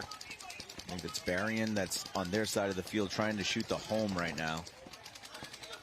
They're playing a lot of 2-on-1 right here. Another kill. Yeah. It was great 2-on-1 play right here by the 2 Snake players from Blastcamp. Oh, and the God player takes it right to the goggle. He got a little desperate, came out over the top, trying to see if he could make something happen because he was pinned in along his left side of the bunker. Yeah, that was a towel. Yeah. So La Papa got a towel. Good game from Blastcamp. Yeah, he played really well. I mean, doubling up that Snake and unopposed by any Snake players from 412. Yeah, Kyle Barron and La Papa played a lot of great 2-on-1 ball right there. We're both going to be able to yes, I'm to on cross the board. Off the towel. I'm on the board. I'm in play. I could have been a contender. I was never a contender. You and I both know that. All right, so we are coming back, and I am going to have Cyclone on my side. I don't know if we lost the feed here, but 10 seconds. We're going to act like we didn't. All right, I got Colorado Blitz on my left. Cyclone's on my right. Cyclone goes Blitz corner. We got the ref went in, pulled the body. It may have been a false start. Man, I hope. We have that on the board? It must have been a false start, but I can't confirm it because I didn't see it happen. No, we'll confirm it. Laurie can confirm it. Yeah. Yeah, false start death. Cyclone loses their home player here. A shot by the Snake 50 here of Blitz. Blitz loses another player, though, so they're down to 3. Alson's looking on the inside now. He's got a chance to start doing some damage. Cyclone's in the position to come and get into the Snake here, and this is where you really need to trade out that player before he starts shooting more players. So Yes, yeah, absolutely. In this snake, you can go kind of ninja mode and make your way up to that 50, really, regardless of whether the other team knows you're trying to do it. So the Cyclone player, I think, could go to the inside, basically crawl into his snake 1, and then go ahead and crawl up to snake 2, get into the brick, and go ahead and trade his body and get Malsum out of there. Yeah, the Cyclone player's trying to do it. He's probing right now. Colorado Blitz players takes the snake corner. Ref is trying to chase to catch up to him. Has some concerns. We'll just say concerns. Calls him clean. All right, so Blitz is doubled up into the snake. He just ran into, Saldano just ran into Malsum's gun. The opposite of ninja mode, which is what I just advocated for a minute ago. I think the move was inside, but there must be a gun inside preventing him from doing that. I can't see right now. Yeah. One of our camera angles is down. Cyclone loses another player. Malsum has some bunker rub on his hopper. The refs have already called it clean. So for those of you at home, he's not cheating. Calm down. Back away from your keyboards. Yeah, that was a great match right there, or a point, I'm sorry, from Malsum. Really brought that back because Blitz had lost two bodies early, one off the break due to a false start. We're speculating. Oh, yeah. So we got a false start death. Can we go with that? Am I allowed to? Yeah, I'm going to go with it. Right. Laurie, can you confirm that the first player did leave early and that's why he was pulled? Blitz. For Colorado Blitz. We're getting our crack research team on it right now. Our crack unpaid research team. Mm-hmm. Who will slowly start pushing back on us as the day goes on. All right, you're going to see Blast Camp on my side of the field. That's the away side of the field. I believe they're now up 2-1. Again, unfortunately, our monitors are down. 20 seconds. 20 seconds to the point. All right, and Laurie did confirm that was a false start. That puts me, all right, put me on the bingo board, folks. False start death. We both have it, though. Oh, no. No. Yep, we both have that. I'm never going to catch up. All right, here we go. Blast Camp, 5 alive breakout. I would call this pocket, doubling up the home, Snake, Can, Dorito, and Dorito Tower. Crew is a little more aggressive. They managed to get out. Although they do lose one of their players, I suspect their home player. Crew is up into that Snake mini wall. So they're in a better position. Blast Camp counters with their own move up into Snake 2. Don't think they're aware of each other. They might be because Blast Camp had the Dorito wedge. Now the Blast Camp player knows. Now, again, we saw this earlier. Blast Camp player could crawl around the inside of that and bunker. Yeah, I think that's the move. Yeah. Are you patenting that one? Are you claiming that one? No, I'm not, because I couldn't do it. So I would at least have to be able to demonstrate. I don't think I could do it. But unopposed, I could do it. Here it goes. So here we go. This is the move. No, he's not. He's not fully committing to it, though. He's stopping at the 50. He's coming. Oh, Snake 2. Same bunker. Yeah, Snake 2 doubled up. Oh, another kill. Great by Blast Camp. Yeah, that is a big move for Blast Camp. La Papa. Yep. Now he's on their side of the field in their mini wall. Papa having himself a match. And they're not aware of it. Crew is not aware of it. He's in real good shape. Yeah. He can start just pulling bodies. Oh, I got another one. What'd you get? Opponents at the same bunker. That's right. This is falling apart for me. La Papa making not only a point-breaking move for his team, but making one for me. Making Anthony's dreams come true. All right, great moves there. Blast Camp. Great game from Blast Camp. Going up 3-1 right now. So, Crew was in a better position to start that off. I thought Crew had the advantage. I thought they looked like they were, but La Papa just flipped that game. It was a great counter move. Yeah. And it was like right on cue. We were talking about it, and then he did it. Yeah. That's the opposite of the commentator curse. Normally get people killed when we start talking about it. So you sure you don't have opponents at the same bunker? Oh, I do. I have teammates go to same bunker. Darn it. I'm going to give you that because almost everybody. Yeah, the home. Yeah, good point. I think I'm in a better position to win this game right now than you are. Barrel squeegee just comment and shoot teammates not. I saw it the first game. Yeah, I know. It did happen.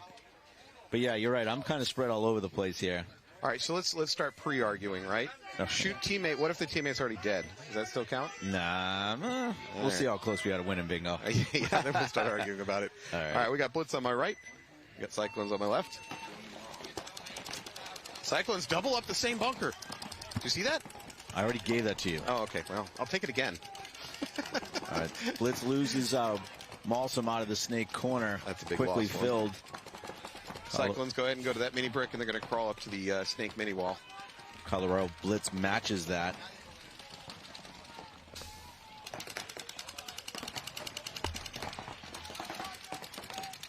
So this Cyclone player could go ahead and go to the inside and make it to the brick, really without much opposition. Blitz loses another player off the Dorito side, so they're down to 3 players. Yep. Oh, another body pull from Dorito side. Yeah, the tower. So Blitz now has the snake 1 and the Dorito side tower. Yeah, Cyclones doubled up in the snake at this point. If they can get out, is it number 20? If they can get out number 20 from Colorado, then they own this game.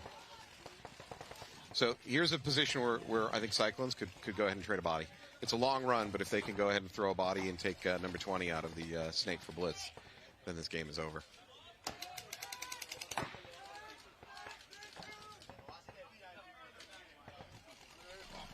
Cyclone player just looking, please. He's desperate for the for his opponent to engage with him. He won't do it. Is that Saldana? There we go. Oh, that's a penalty. It might be. Oh, that should have been. Ref pulled him out.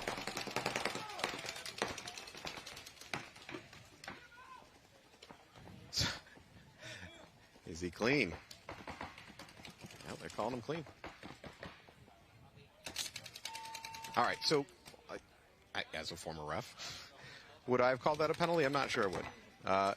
Because the refs, he didn't kill anybody, which I know that's not the only definition of a penalty. Yeah. But he stopped shooting within about a second, and it had no real effect on the game. So, yeah. I mean, I agree. By the strict I see what you're saying. definition, he was shooting his gun after a ball was on him, but in a pretty obvious spot. Yeah, pretty obvious spot, which I know we don't call obvious hits anymore. But right. I think I'm okay with the no call on that one. The only reason I don't like the no call there is because now you're incentivizing people to keep doing that. I like the tone set early where that's something that you really. Okay, let's make that counter. Let's make that argument. I'll jump to that side of the argument. I think that he was shooting after he knew his hit. It was only about a second, but he could have stopped shooting, a full second earlier. So, yeah, you go either way on that one. If they had thrown that minor, it wouldn't. Well, I wouldn't be if he had shot somebody, it should have been a major. 100%. Oh, hands down. Yeah. It was a major penalty if he did anything to alter the game. Yeah. All right. Go to my Blast Camp and Crew. Yeah, and Crew's looking good right now. I like the setup right here. Blast Camp is at the S2. Crossing to their side of the field. He's going to be in their S2 in a second. Yeah, Crew needs to come right now and counter this. I'm that's not sure Zach they're Hogue, aware of I it. believe, that's in the inside. I don't think Crew is aware that he's there. I like here comes Crew, though. Blast Camp is doubled up in the snake. They own both S2s, there and the opponent's S2. This is Daniel that's inside here for Crew. Does Daniel know that his snake is hot? I don't think he does, and the Dorito player for Crew should know because he just got shot at. This would be a good chance for the Blast Camp's S2 to swing out to the brick. Because right now he doesn't have a lot of shots. No, I think he's just waiting for Daniel to try to go to the 50. He just hand signaled to his teammate. He doesn't want to talk being on their side of the field. Sure, absolutely. I use that excuse a lot for why I don't communicate with my teammates. Opponents in the same bunker again. I like it. Again, neither of them know the other one's there. Once Daniel fires, though, do you think Zach's going to actually launch? Or Maybe. Oh, here we go. And he does. You know what? Do you think he knew, or you think he just... Oh, wow. Oh, it didn't work? Wow. He missed him. Now they trade. Yeah. Oh, wow. Maybe they don't trade. I don't know. Outside knee, is that rub?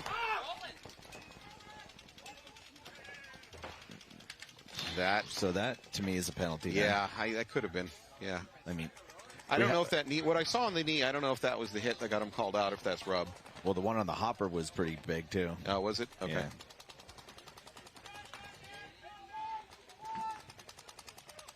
So, you know what? Crew got the better of that. Oh, 100%. Yeah, I mean, they just Blast Camp was deep into their snake, and Crew just cleaned it out. I think Zach, I don't know if he was trying to be nice or make sure he didn't get a penalty, but came around first and only shot him once. Yeah. And it either missed him or didn't break because. So I don't think he knew that player was there. I think he was just checking it off as he went around it. Oh, really? Yeah, I don't. We're guessing. We're trying to get in their head. I think he knew. Okay. You think he had wall hacks? You think he was looking through the bunker?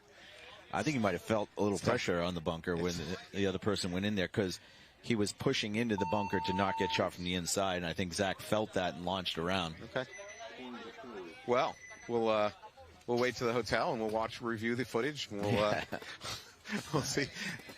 We should do a viewer you make the call segment, right? Right. We get a poll going. All right, that was a very good game. I love that game. Yeah, it was. It was weird in the sense that you would think Zach at worst case would have traded, and then the same thing happened again, where you think that they would have at least traded, and the guy stayed in alive, and it's like, what's going on over here? I don't know how you miss at that distance. Kind of like that scene from Pulp Fiction. Guy comes out of the hallway, unloading and still misses. All right. We have Colorado Blitz on my left, Cyclones in the red jerseys on my right. Cyclones are up 3-1. There's 7.5 minutes left on the clock. Cyclones aggressively, and core sample. Is that on our board? Yeah, that's a big one, too. That's not on our board. All right, well, in any case, Cyclones take the snake. They're going to get into the snake 50 brick here pretty quick. They're up 3-1, and that maybe gives them the luxury of being more aggressive. Is this Saldana again? Let me see. Number 27, Cyclones. Yep. Andres Ramos Saldana. So, he dies. So that's another interesting way to look at it. You're up 3-1. That gives you the green light to just be aggressive. Is maybe that's how they're treating it, or I don't know. They're just playing it as another point. 3-1 to them really wasn't big enough. Just change strategy. To change strategy, yeah. I like the quick fill by Cyclone. As soon as Saldana was eliminated, Cyclones took it right away. Blitz is also up to snake 2, so you got both. And he got across quickly. That was a good move right there. There we go. I think that's Eric Carrera. Bad timing for the Cyclone player. He just didn't know the brick was hot. Oh, he is in trouble. He gets the kill. Good for the Cyclone. Good for the Blitz player. Eric Carrera. Eric Carrera. Heck of a game. Oh, man. That might have been a 4-kill game, too. Definitely 3. He's gonna hit the buzzer. Don't hit it. Don't hit it. Yeah, it's not worth the risk. You've been in a lot of gunfights. Yes. Good. Tank. I think he has a hit on his tank. We'll talk about the Big Brain Award, but that's smart. That was good. That was smart, at least.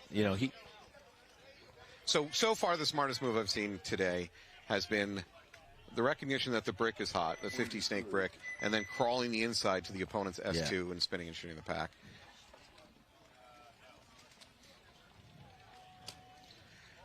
All right, so we're back to Blast Camp versus Crew. Blast Camp is up 3-2. There's about 5 minutes left on the clock. Credit to Crew. Right. 30 seconds. Those last 2 points are really good from both sets. Yeah. All right, so we're going to have Crew on your side of the field. I've got Blast Camp right now. Yeah, so Crew is ranked 21 for the season, and Blast Camp is number 2. So I know probably coaches don't like hearing about moral victories, but frankly, Crew being 2-3 against Blast Camp with 5 minutes on the clock, I mean, that's a moral victory, I got to say. Yeah, I don't think they're here for moral victories right now. Match 1 of a tournament, everybody's out here thinking that they can win. Hopefully, anyway. Anthony, I live on moral victories to get me through my life. That's really all I have going for me. Please don't take that away. We got a little bit of a timeout going on, I believe. Yeah. So we got Crew on your side of the field, Blast Camp. Blast Camp's up 3-2. Crew took the last point. So what do you do if you Crew? Come out aggressive? Come out conservative? Because Blast Camp has been aggressive up the snake every single game. It's pretty obvious what their intent is to win this field. I'd like to see Crew stay aggressive. I don't think there's any reason for either team at this point to back off, to do anything outside of the normal game plan. Let's see, Blast Camp looks like Jackson's out there. 10 seconds. bases out here. So far, 2 real good games. All right, here we go. We're off, folks. Crew, I would say, moderately conservative break. Although they're pretty aggressive, get off to the snake corner and then bump right up in the snake mini brick. Last camp player asking for a check in the Dorito, so they have 5 alive. Crew does lose their Dorito side player. Last camp's up 1 point and 1 body. Crew just lost another body out of their snake mini brick, so they're down to 3. And they don't have great positioning. Although, you know, despite what we talked about, I don't see Blast Camp flying into the snake. Yeah, when they have this the tall player here in the snake can shot out that snake corner. One of the great things about being that tall, you can shoot down over the top of that snake mini wall pretty easily into that snake corner. What you're saying sounds logical, but as a short person, I don't know if it's true. Yeah. So I'm just going to go with you on that one. Yeah. The air is different up there. Think he's got enough oxygen? Let's see who that is. All right, Crew is really kind of stuck in a pocket in the back.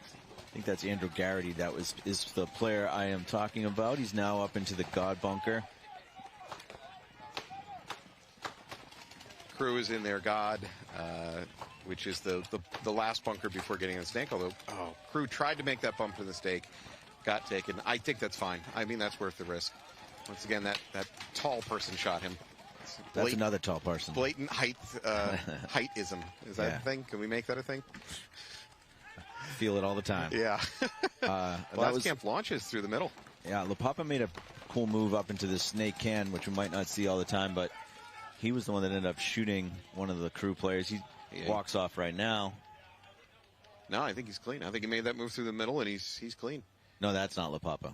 Oh, I'm sorry. I thought you were talking about the player that went through the middle. But we still have, what, at least 3 or 4, at least 3 last camp players. Yeah, that was a convincing win. So they're going to go up 4-2 in that match. Now, how do we feel about moral victories? Huh? Still too early. Okay, all right, fine. I mean, I gotta say, if I'm Crew, I'm pretty happy with how I've been able to come out here and play really at an almost same level of Blast Camp. I mean, that game, Blast Camp looked good. Don't get me wrong, but Crew's playing very well. Good for Crew. I think Cyclone's playing great. Blitz playing great. This is 2 evenly sets. This set is very even. You know, obviously in the set prior we had Ology dominate, but these 2 are pretty close. 20 seconds. Take a second to talk about the next set coming up is Preferred Mob, which is one of our home teams. Local. 787 Chaos and the Titans versus BZ Fearless. So we've seen Fearless earlier in the first set. Manawatu Titans, easily the longest traveling team to get here today.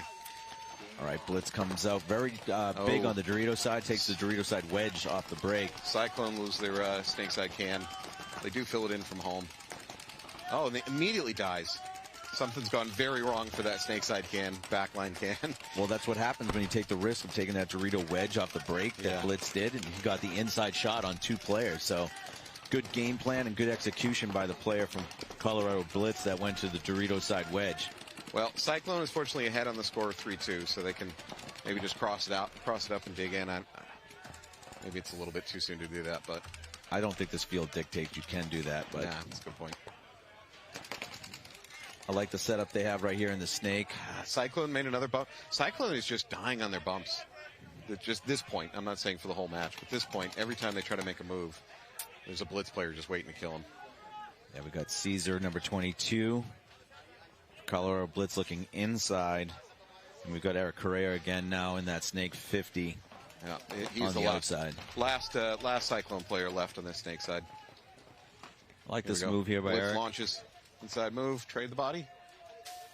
Now he's clean? No, he's trade. Okay. No, he's clean. All right. Oh, the drama. I guess the refs are going to be the final arbitrator on who's clean and who's not, so I'll just shut up. And nonetheless, good move. Good game from Colorado Blitz. It just seemed like every time the Cyclones tried to make a move, there's just a gun waiting for him. Yeah, no, they were set up well. Yeah. Started off with the move up to that Dorito wedge, eliminating 2 players off the snake. That freed up the snake side here, and Correa and Caesar went and did their jobs over here on this side of the field. So well-executed play there by Colorado Blitz. So it begs the question, and I don't know if this is the case, were the Cyclones becoming predictable? Did they do the same kind of breakout and secondary moves again and again and again that tipped off where they were going, and that's what got them shot? I don't know. I think that sometimes you just fall into the other team's play, but maybe you're right. If they started to scout and saw that they were running into the same positions, or they predicted that they were going to go there. But the play design from Blitz and the execution was ideal. So they're either lucky or good, right? We got. I'll take lucky. We got Crew on the right. I think the Crew God player might have gotten hit in the hopper. I'm not sure.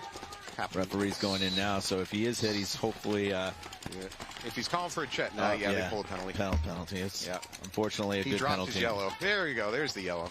Yeah, the player running in for that dropped his yellow accidentally, so he wasn't able to throw the flag. But he did call a penalty. This is not what 412 Crew needed. Not at all. No. So they're down 4-2. There's 2 minutes left on the clock. Aggressive move up by Blastcamp.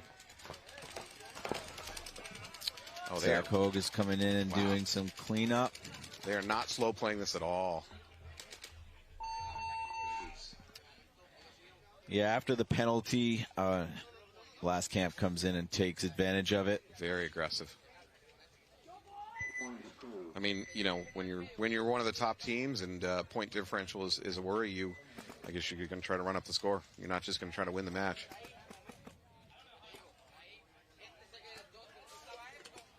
No, I don't think you're going to see too many teams change their philosophies on this layout until maybe they're up 3 points. Okay.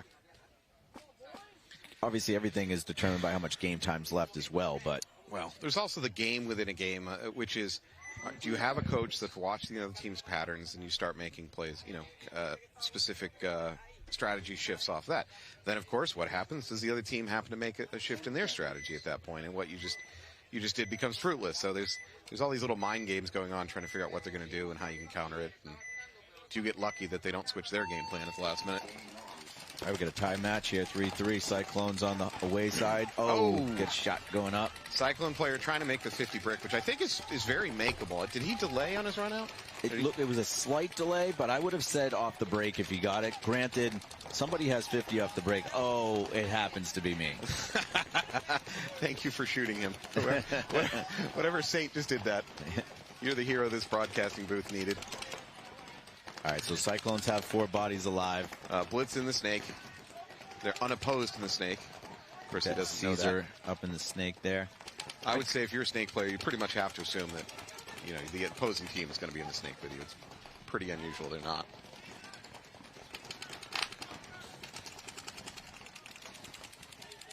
Blitz player looking for kills cross field, shooting at Dorito Tower.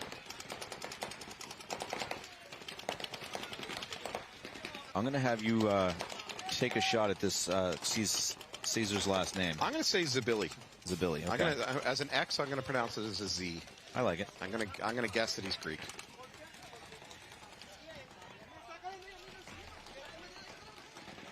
Home player gets a check on the Cyclones, but it looks like he's called clean. I like this bump here by the Cyclones to the snake corner. Yeah, hopefully they can contain the snake.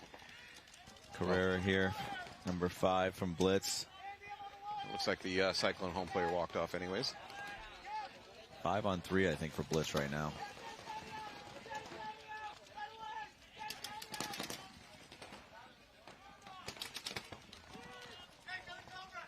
Okay. Nice shot there. Yeah, Cyclone player just lost it out of the snake corner, which really puts pressure on this last Cyclone snake player. He's going to have to be a self-contained unit. So snake 2 for the Cyclones. Colorado Blitz is going ahead and crawling up to their S2. Carrera made a good move right there, snapping out the snake corner and then also calling out where that snake player was. So his inside player is setting up on him. Just the irresistible call of the snake. The Blitz now has 3 players in the snake. Their backline player just decided, wow, it looks like fun. I'm going to do that too. So Blitz will go up 1 point. 2 minutes to go. The other loser of that match is one of our refs, who I think just got shot in a sensitive place.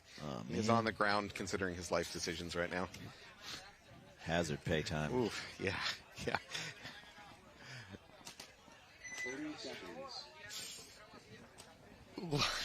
Ooh, he's not happy with life. He's asking about a hazard bonus right now. All right. 20 seconds. Please thank your refs. Please, if you're out there, thank your refs. Even if you don't like their calls, they get shot more than you do. I can attest to that. And I get shot a lot when I play, so. All right, so Blastcamp is on the away side. They're up 5-2 with 2 minutes left. Now you might see a pocket type play, but no, they don't.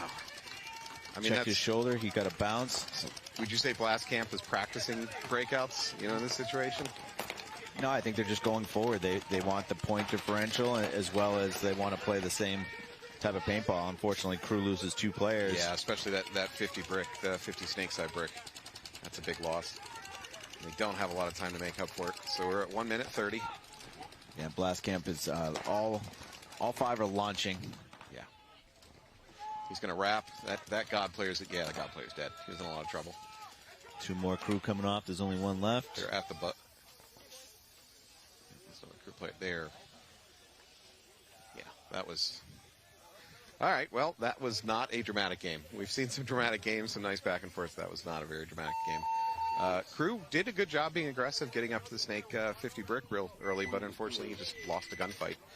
He was on the outside, which means it wasn't some kind of cross-field kill that got him hit in the pack. He just must have lost a gunfight. Does anybody get broken paint? Probably, but I haven't seen a squeegee come out yet. We're looking at the bingo board trying to decide if any of us have... It wasn't a barrel squeegee. It was broken in hopper. They were dumping their hopper. Okay. Overslide bunker. I haven't seen that happen yet. Overshooting I could make maybe an argument for that poor God player at the end there, but I don't think it was and I don't think it was intentional infliction of punishment. I think it was just your reward for being the last player left alive in your team is to get shot by 5 different people. Yep. So the lesson is die early, folks. All right, Blitz is on the away side. They're up 1 point right now. 2 minutes to go. Cyclones with a fairly conservative breakout, kind of a pocket play. They do make it up to the Dorito side wedge. There's about 2 minutes on the clock.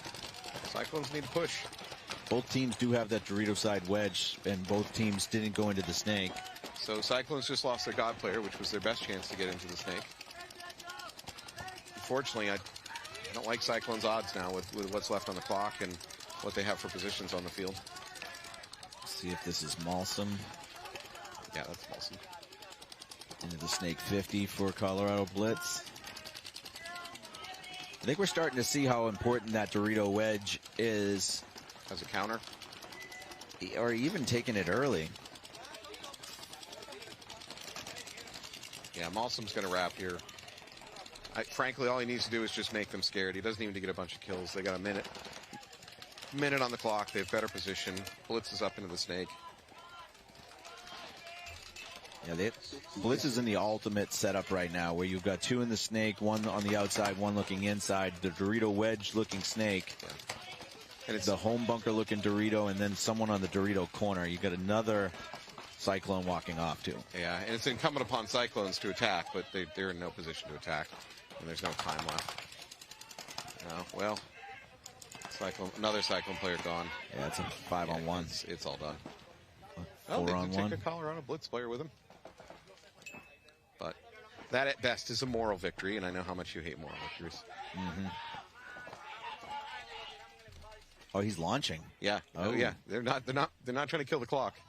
Unfortunately, he got a penalty with no bodies to pull, so I think that's going to be Cyclone starting the next point down. Down a body? But, with only 18 seconds, doesn't matter. It's not going to change much, but... No. I keep meaning to do this. I've yet to do this.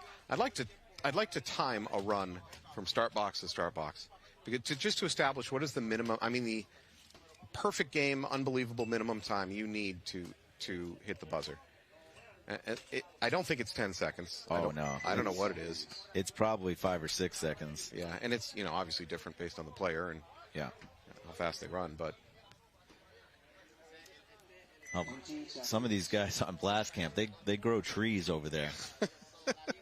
So with their long strides, 6 strides, and they could probably hang flags. But you're neglecting to take into account wind resistance. When you're that tall, you got a big cross section. Well, they're skinny too. We'll talk about physics later. I'll work with you on that. Alrighty.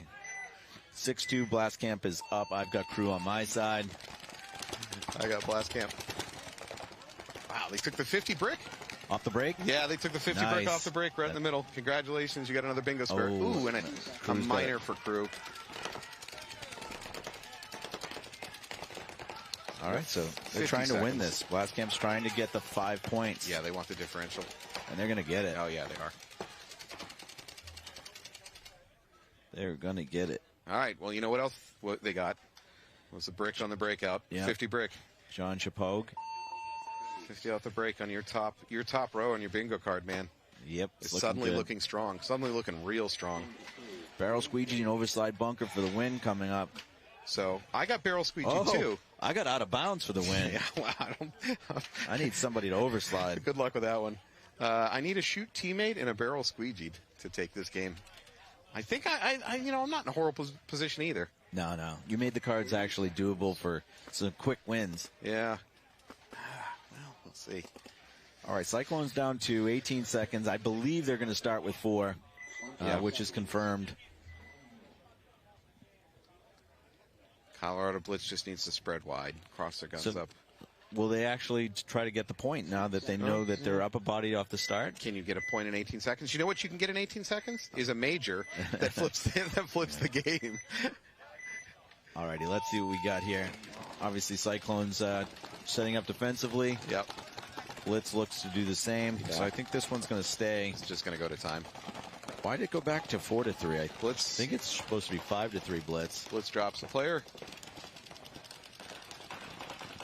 Cyclones go ahead and Cyclones launch to the middle, but there's no time left. No. Yeah.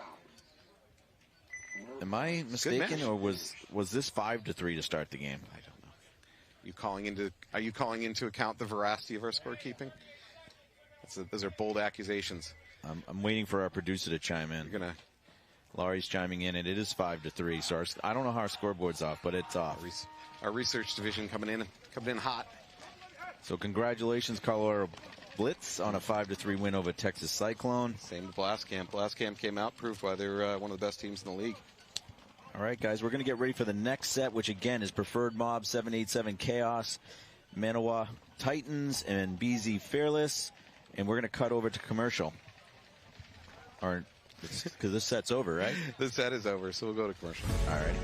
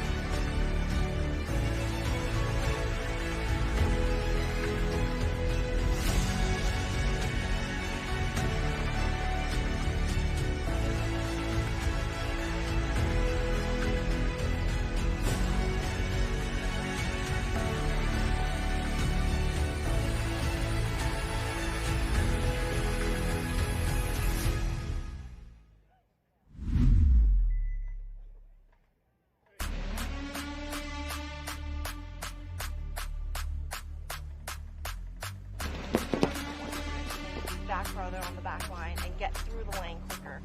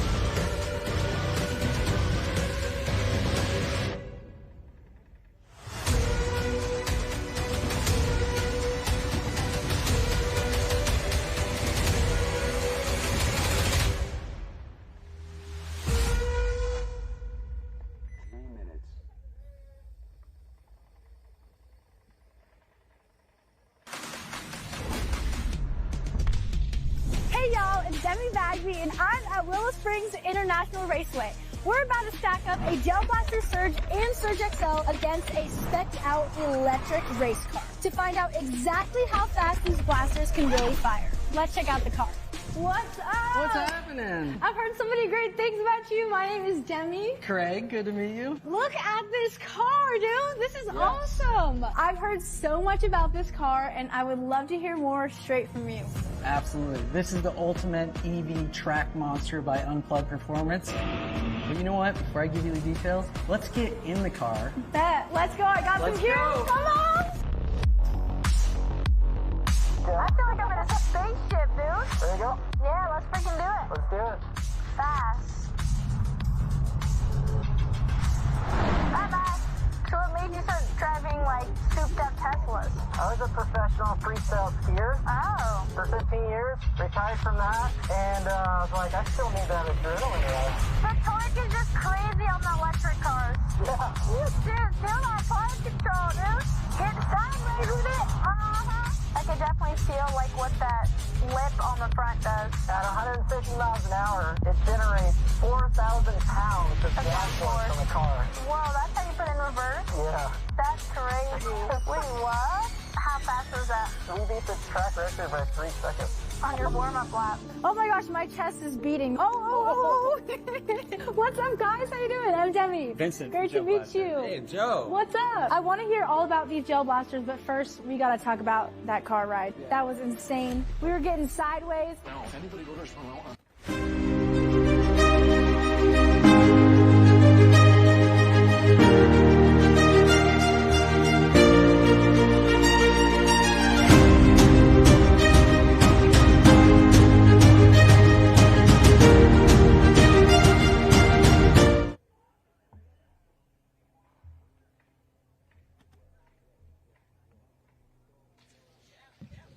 We are back for set number 3. We have Preferred Mob versus 787 Chaos and Manawatu Titans versus BZ Fearless. We should have Preferred Mob on my left and 787 Chaos on my right. Preferred Mob being a New England team, so both Anthony and I are pretty familiar with them. Have you ever played on Preferred Mob? I have not. You have not. I think I might have at something. Probably before they were called Preferred. So Preferred Mob is they're up in the rankings, right? Over Chaos. Yeah, Preferred Mob is coming in here as a 12th ranked team. Chaos is coming in as a 25th ranked team. Chaos takes the Dorito 2 off the break, doubles up the home. Preferred Mob do lose one of their players on the Dorito side early, unfortunately. Preferred Mob is into heading into Snake 1 now, the drop and crawl. I love it. This is Yaz Cologne inside here in the Snake for Chaos. Preferred Mob goes ahead and fills from home out to the Snake corner. Good fill. I don't think the Preferred Mob player is aware that his Snake mirror is hot at this point, although he's posting his gun up just in case. Oh, he's going to get him. If he tries to make that bump, Preferred Mob's going to get him. Well, the jig is up. They both know about each other. Nice move. I think might be Aiden.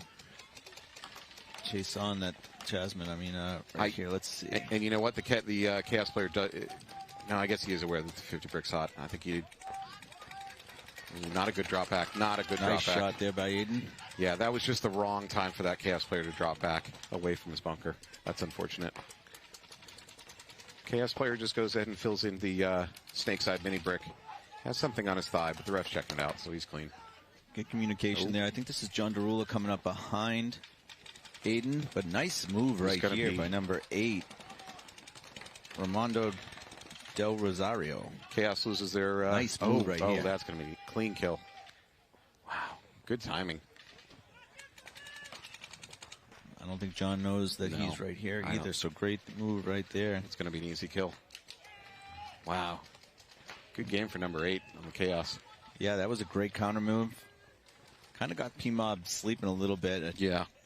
Yeah, just the right timing. He went through and first did the 50 brick and then went ahead and cleaned it out with that mini wall. Yeah, good game. Well, as I said before, just because you're lower or higher ranked does not guarantee how you're going to win points. So, good for Chaos. All ready? So next up, we should have Manawatu Titans versus Fearless. Alrighty, so we are back here. We're getting ready for the next one. So we got the Titans. The Titans have B Short playing with them. Former pro, Dynasty. I'm more fascinated by the fact that the Titans have traveled from New Zealand to be here.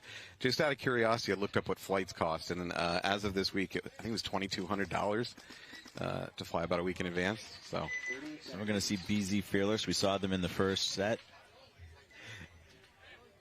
You're unimpressed. You live in the kind of economic stratosphere that I can only hope to achieve. Right. That's why I drove here. in your van. No, you're by the river. Yeah, you're RV. Living in a van down by the river. Nowadays, I hope that I can make enough money to live in a renovated van down by the river. Go on YouTube. All right, so we have Fearless on the away side. Titans coming on your side. Yep. Titans in the red jerseys. Titans do a relatively conservative breakout. They get to the God. We got Fearless coming right down to the snake, too. Yep. Looking to jump, and they do. Jump across to the 50. Somebody saw it because the Goddard. Manawatu player switched his gun out to the outside of the brick. So somebody on the Manawatu Titans. Yeah, Goddard's first shot is going to be on the snake can. Oh, the snake corner overslide? Oh, no. No. So the Titans go ahead and fill out to the snake corner, which is a good fill. That can, if he can get his gun up, if he can get gun dominance, he can push this brick back in, limit the damage that he can do. All right, so Fearless is in the Dorito tower, the Dorito side. Dorito in the middle. Am I mistaken, or is that a twisted LV 50 brick? Oh, yeah. That's a Heritage. Yeah. That's a Heritage LV 1.6. All right, let's remember him and jump him in the parking lot. Oh, that's a big body to shoot at right there. Boom, he gets the kill. Nice shot. Got it on the Dorito side brick. The snake corner needs to get his gun up. 2 Titans walking off. And they've lost the snake, so this is not a good situation for Titans. They need to pick up some kills here. I like Fearless has 2 in the snake here. Standing a little tall, though. I'd like the... I cursed him, but, I mean, he was too tall. Too tall. Too tall? Yeah, it's a curse. You don't want to be tall. Yeah, no. Yeah, good for you and I. The Titans are in good spots, actually, for the 3 they do have remaining. Well, they need Fearless to make some mistakes, which they've already done one. There's 2. Oh. Again, too tall. Wow. Commentator curse. Yeah, too tall. I mean, that hair gave him the kind of confidence that he could just do whatever he wanted, but very true. Too overconfident. So Titans do what they need to do, which is dig in. It's still viable. They still have a chance of pulling this game out. Let's see here. We got Titans are still holding down the snake corner. They got the God bunker, which is a little bit hesitant to go ahead and get in the snake, which is kind of a surprise considering how the premium all the teams are putting on the snake. You got Fearless kind of holding down the Dorito side, so the field's kind of flipped. Although Fearless finally backfills back to the home, which is a good fill. So it's a 3-on-2 for the Titans. This has been a good game. A lot of back and forth. Titans, a minute ago, Titans looked like they were way out of this game. It was a done deal. Well, we're being visited by the commissioner. Yeah. Jason's over here. So the Titans pick up the kill out of that snake side can. Go ahead and drop, crawl up to their mini wall. Dorito for Fearless makes the bump out to the tower. I don't like that bump, to be really honest. The tower is a less defendable spot if you're outmatched. Too many bodies coming at you. So didn't love that, but I don't think it would have made much difference. I think it was a 2-on-1 at that point. It was a good close though by Hopkins. Yeah. Hey, credit the Titans. Like I said, a minute or 2 ago, I thought this game was done for them. I mean, what do I know? This is, like you said, making mistakes. The Fearless had all the spots that they needed to have to win the game. They just got a little loose in those bunkers, played a little over the top. Yeah, they played a lot over the top.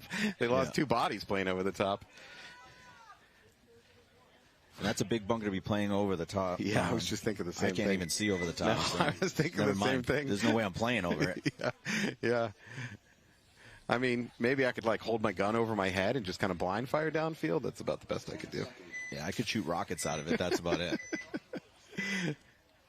All right, so P-Mob's on my side of the field. The away, they're down 0-1. All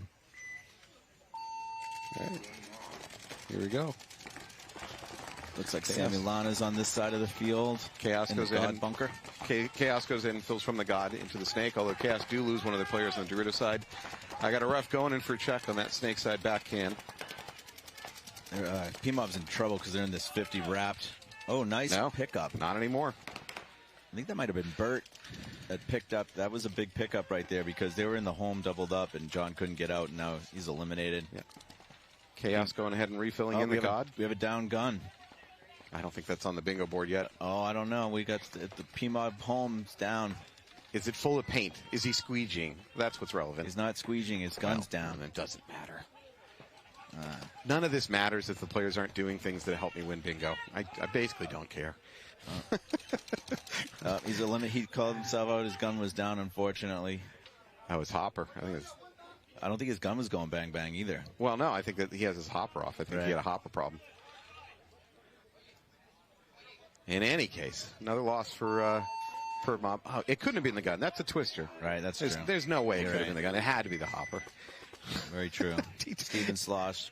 T2, I'm defending your honor back here, okay? I got your back. I was just going for whatever it takes to get a... bingo square? Yeah. Gun down is actually on my board. Well, okay. But can we confirm it was the gun? No, I can't. Of course, it was a twister. We can ask Laurie. She's not here, though. She had to go help Jen. Our research division. Like you said, it's impossible to be the gun. It was a twister. There's no way. It's a fine product like a twister. Plug. Quick, get your plug in. Come in at paintball.com. For all your twister needs. Okay, so now I have the Titans on my side of the field. BZ Fearless coming from the left. Titans up by 1 point. Lots and lots of time on the clock. Looks like a clean breakout from Fearless. Yeah, as well from the Titans. Nope. You say that. You said it. No, you said the Titans, and Titan died. Titan dies on the Dorito side. How weird is it to see a Dorito on the back line?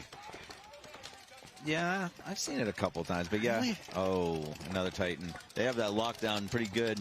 I think Lone Wolf just got a good deal on Doritos, and they're like, hey, here, throw another Dorito on the field.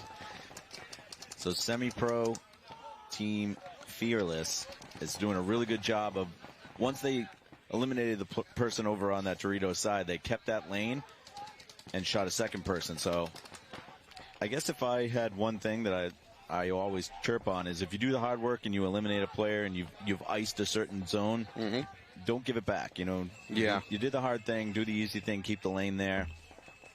And they did a good job. So Fearless taking 2 Titans down. Fearless up, both 50 brick and the S2. There we go. Let's see if they can. Oh, he did fill. Oh, they lose the 50 brick. Must have been the Snake Corner. Snake Corner must have gotten the 50 brick. That's a big loss for Fearless. Yeah, and they let them get back out to that Dorito side from the home. I'm sorry, the tower from the home. Yep. I'm going to get, that looks like rub on the Titan player's hopper. Oh, Fearless had a good chance of picking out that body, but just... Oh, Fearless just moved onto their side of the field and the Dorito side, too. That Snake Corner is going to get real small in a second. Yep. Well, that Dorito doesn't have a good look over here on the Snake. Unfortunately, there's a lot of stuff blocking the views. He just full launched. Oh, that's a trade. Oh, wow. Oh. Last Titan player's just sandwiched. So it looks like there'll be 2 Fearless players left, but that was a really good move. Yeah. Don't know what number that was, but on the Dorito side, that was a good move. Launching, shooting the Dorito tower, and then shooting the Snake Corner.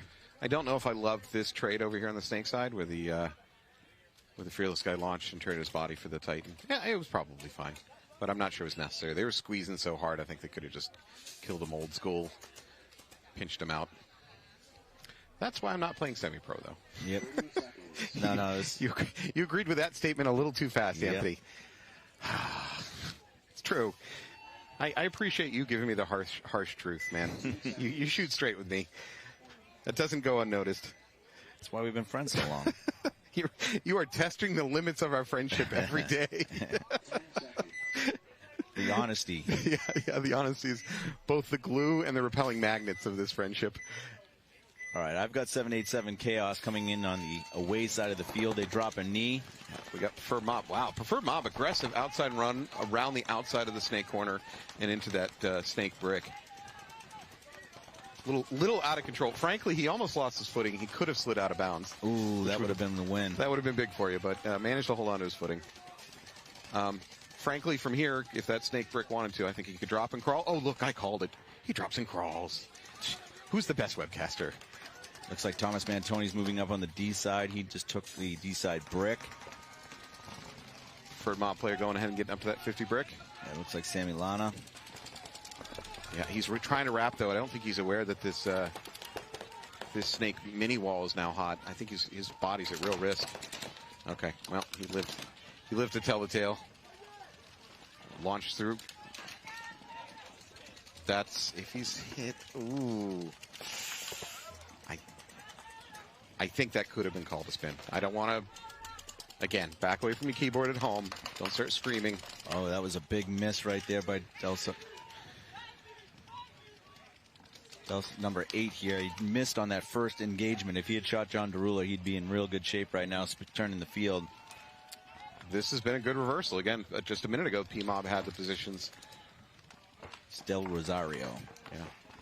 He's When he's coming launching, right up. is he going to go for it? He shouldn't. If he goes for it, there you go. That's better. Just get gun dominance. Wait for the Preferred Mob player to stick his gun out. Oh. Out of bounds. Oh, that was out of bounds. That was out of bounds. I have to agree with you. John Derula put a foot out of bounds. Now, he was already dead. It didn't affect the game, but that is legit. All right, I got to give you that one. Damn. My bingo card's falling apart. Oh, is that Burt making a big counter move for P-Mob, too? That was an exciting game. Good back and forth, man. Good back and forth. P-Mob started out with momentum, especially here on the snake side, then kind of gave it away. It looked like they were definitely going to lose the game, and then they still pulled it out. Well done. More importantly. Nice. That was Burt, and he's wearing a Team USA framed goggle and strap, so double win for Burt. And talking about wins. Grab your dry erase. Is that it? Did you just win the game? Boom. Oh, my God. For the win. All right. Alex, if you can hear this, you have to go to the shot, show the win. Here we go. Oh, man. John Derula, I'm not saying that I told him to go out of bounds. I'm not saying I didn't. All right, so I have to concede the first game of bingo for the weekend to Anthony. Yep. That puts you up 2-1. Yeah, 2-1 for me on the season. Okay. But it ain't over, folks. I got more bingo cards. We'll switch to the next game soon. All right, we got BZ Fearless on the away side. Oh, that's a false start. He tagged up, though. Titans on the left, I but think it's he not a tagged up.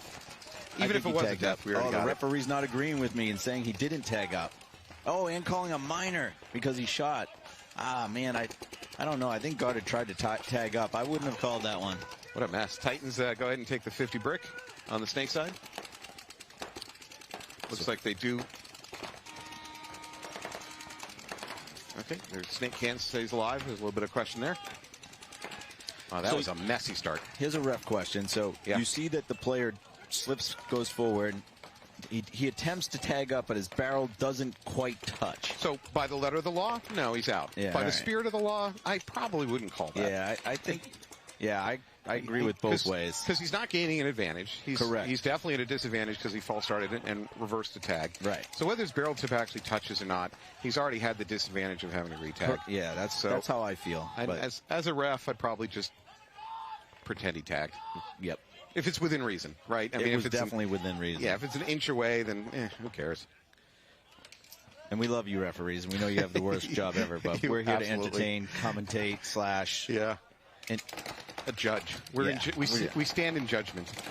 We have to incite the crowd. We got to do a lot of things. We got to get comments going. It's all about engagement.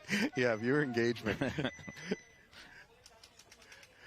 All right. Well, I think we talked so much I lost track of that game. I think it's a no point. A penalty? No, a warning.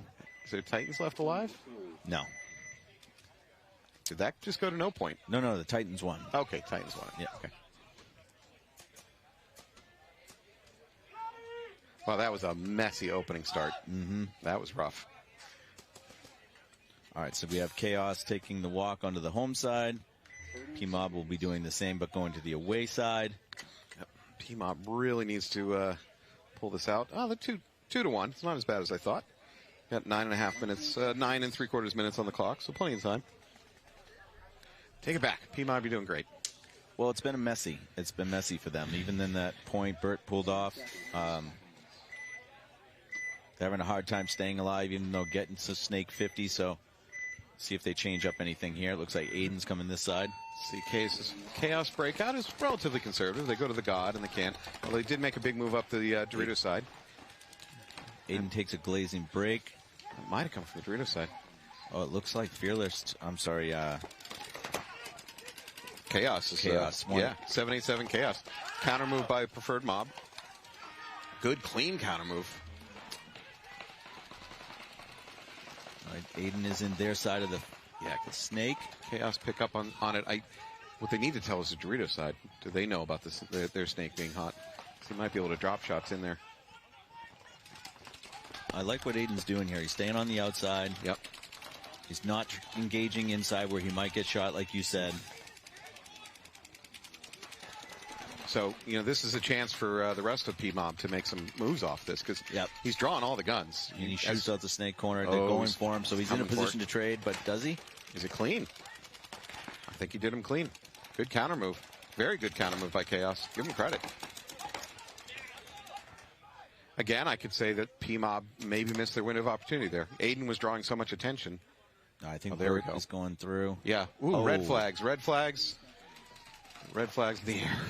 I think that was on red flags on Chaos, so, and they do not have bodies to pull. That point is over. He doesn't need to hit the buzzer.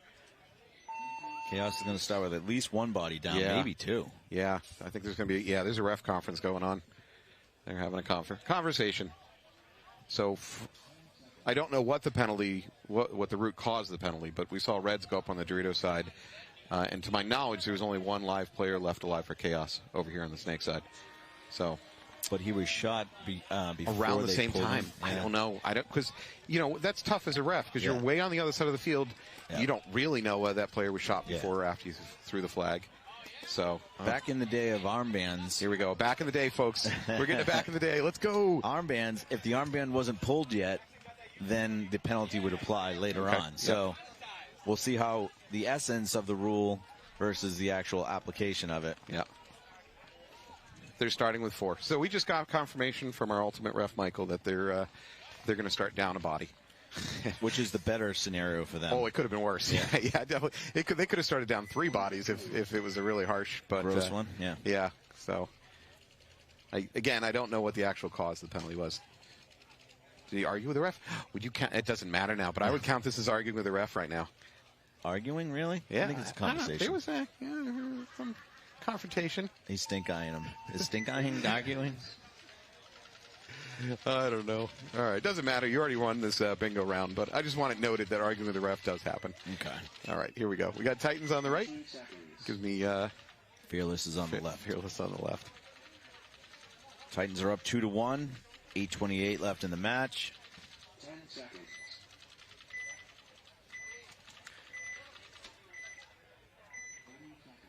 All right. Let's see the breakout. I see it looks aggressive, like it's going to be an aggressive breakout from Fearless. They take Snake corner, backline Dorito. Titans take Snake 2 off the break. And then the 50. That's much more aggressive. Oh, and shoots the player in the Snake corner. Yeah, Snake corner's gone. Big move right there. I don't know if this is... I don't even know if the other can dies the same way. Wow, Metis? Number 6, Metis? Yep. Hope I'm not butchering your name. I apologize if I am. He just totally flipped this game. That's fine. He died, but man, he did damage. Titans lost another one, so I think it's a 3-on-2 right now. Yep. Titans getting up to that 50 brick. He's going to wrap again, start looking for kills. Oh, ref checking him out. Ref is looking in his pack to see if he took a hit, but no, ref is calling him clean. So he is free to continue his journey. Go on your way, sir. And he eliminates another player. Christensen. Yeah, now they're just jogging. Okay, great. Good game from the Titans, man. That was a convincing game. I mean, how do you not... Well, I don't know. I don't want to criticize. How would you not be be cognizant that that 50 brick is hot. It's almost always going to be hot. You should probably just keep your gun on it regardless. Don't wait to hear about it. Just assume. Yeah, at this point, you just have to play it's hot. Yeah.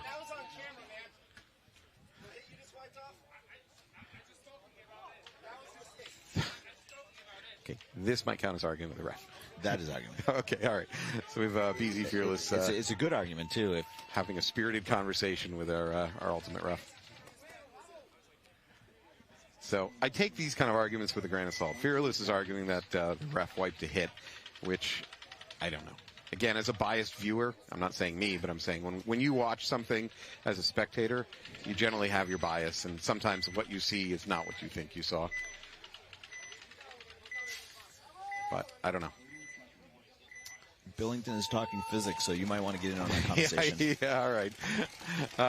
So what do we got? Chaos? Yep, Chaos is on this side of the field, my side, the away. For missed calls, I think Chaos might have jumped that. The Dorito side player might have jumped the gun a little bit, but in the ref's defense, he was over here still engaging. Yeah, engaging with the conversation with a Samula from P-Mob is first into the Snake 50. Oh, he blows up the opposing Snake player. Just blew him up. Yeah. Yeah, Chaos. And a penalty. Yeah. Is there a body to fill that penalty? Are they going to start down another? They might. So there was a minor throw on Chaos right at the very end there. I believe Chaos had one body to fill it. Now, at the same time, there's a towel that went off around that same moment. So I suspect I suspect they'll start five alive next game. I don't think that's going to end up with a body down. So we just talked about it, how you always have to say someone's in the Snake 50, and that was same thing. If you're surprised that someone's there, it's almost on you at this point. On this field, yeah. That's easier said than done, though, right? Obviously, if you're... I've played layouts where I've told my team, at the game starts, I want you to just yell 50's hot. Right. Particular bunker. Just yell it. I don't want to wait for confirmation. Just start yelling it from the beginning of the game. All right, Titans with at least relatively conservative breakout on the Snake side.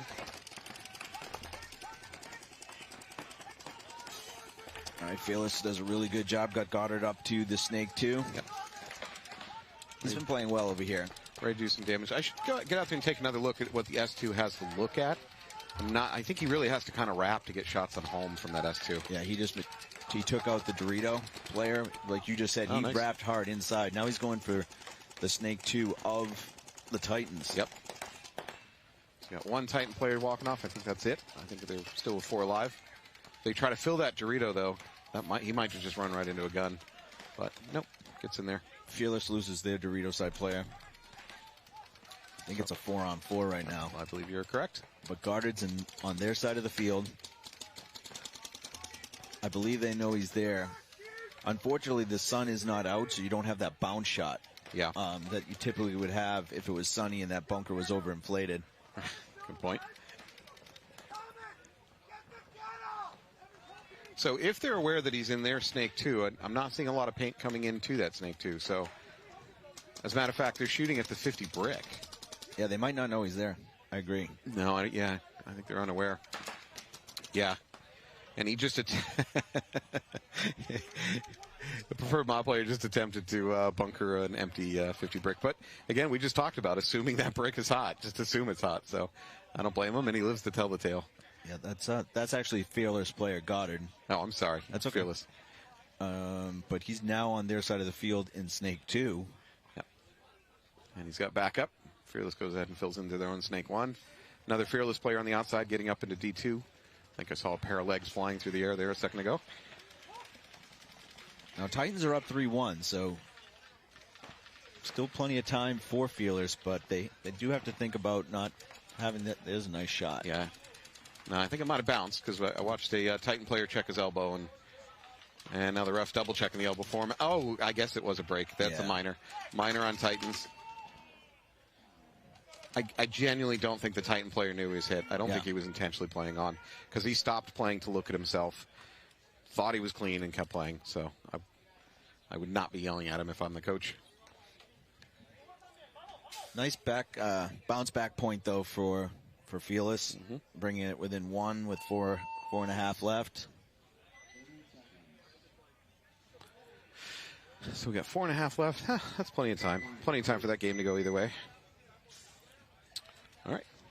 Back out on the field, we should have Preferred Mob and 787 Chaos. I want to make a little shout out to Vince from Let's Talk Paintball. That was the announcer for this webcast for a while. I really want to thank him for all the work and effort he put in when he was commentating. Not that this is extremely hard job for me, but in meaning that I'm not doing all the work that Vince did, or even that you did to prepare for this webcast. But want to thank him for making the journey and really caring about this webcast and the sport. Yeah, thank you, Vince. Thanks for giving me a job. All right, Preferred Mob over on the right. We got Chaos on the left. Chaos may mentally be a little bit ruffled. They've had a lot of events going on this match. I think we just saw a hit on someone going in there on Chaos. Diving into Snake one? Yeah, it looked like he took one. Well, he might have bounced, or... Yeah. At home, you can fill in what the or means. It bounced or. You know. Or. Nate Burdell took the the center 50. Ooh. No, I think that's a clean trade. It was a nice move by Aiden, though, one-handed doing it. Yeah. Good fill by Thomas here. Thomas Mantoni up into the Snake mini wall.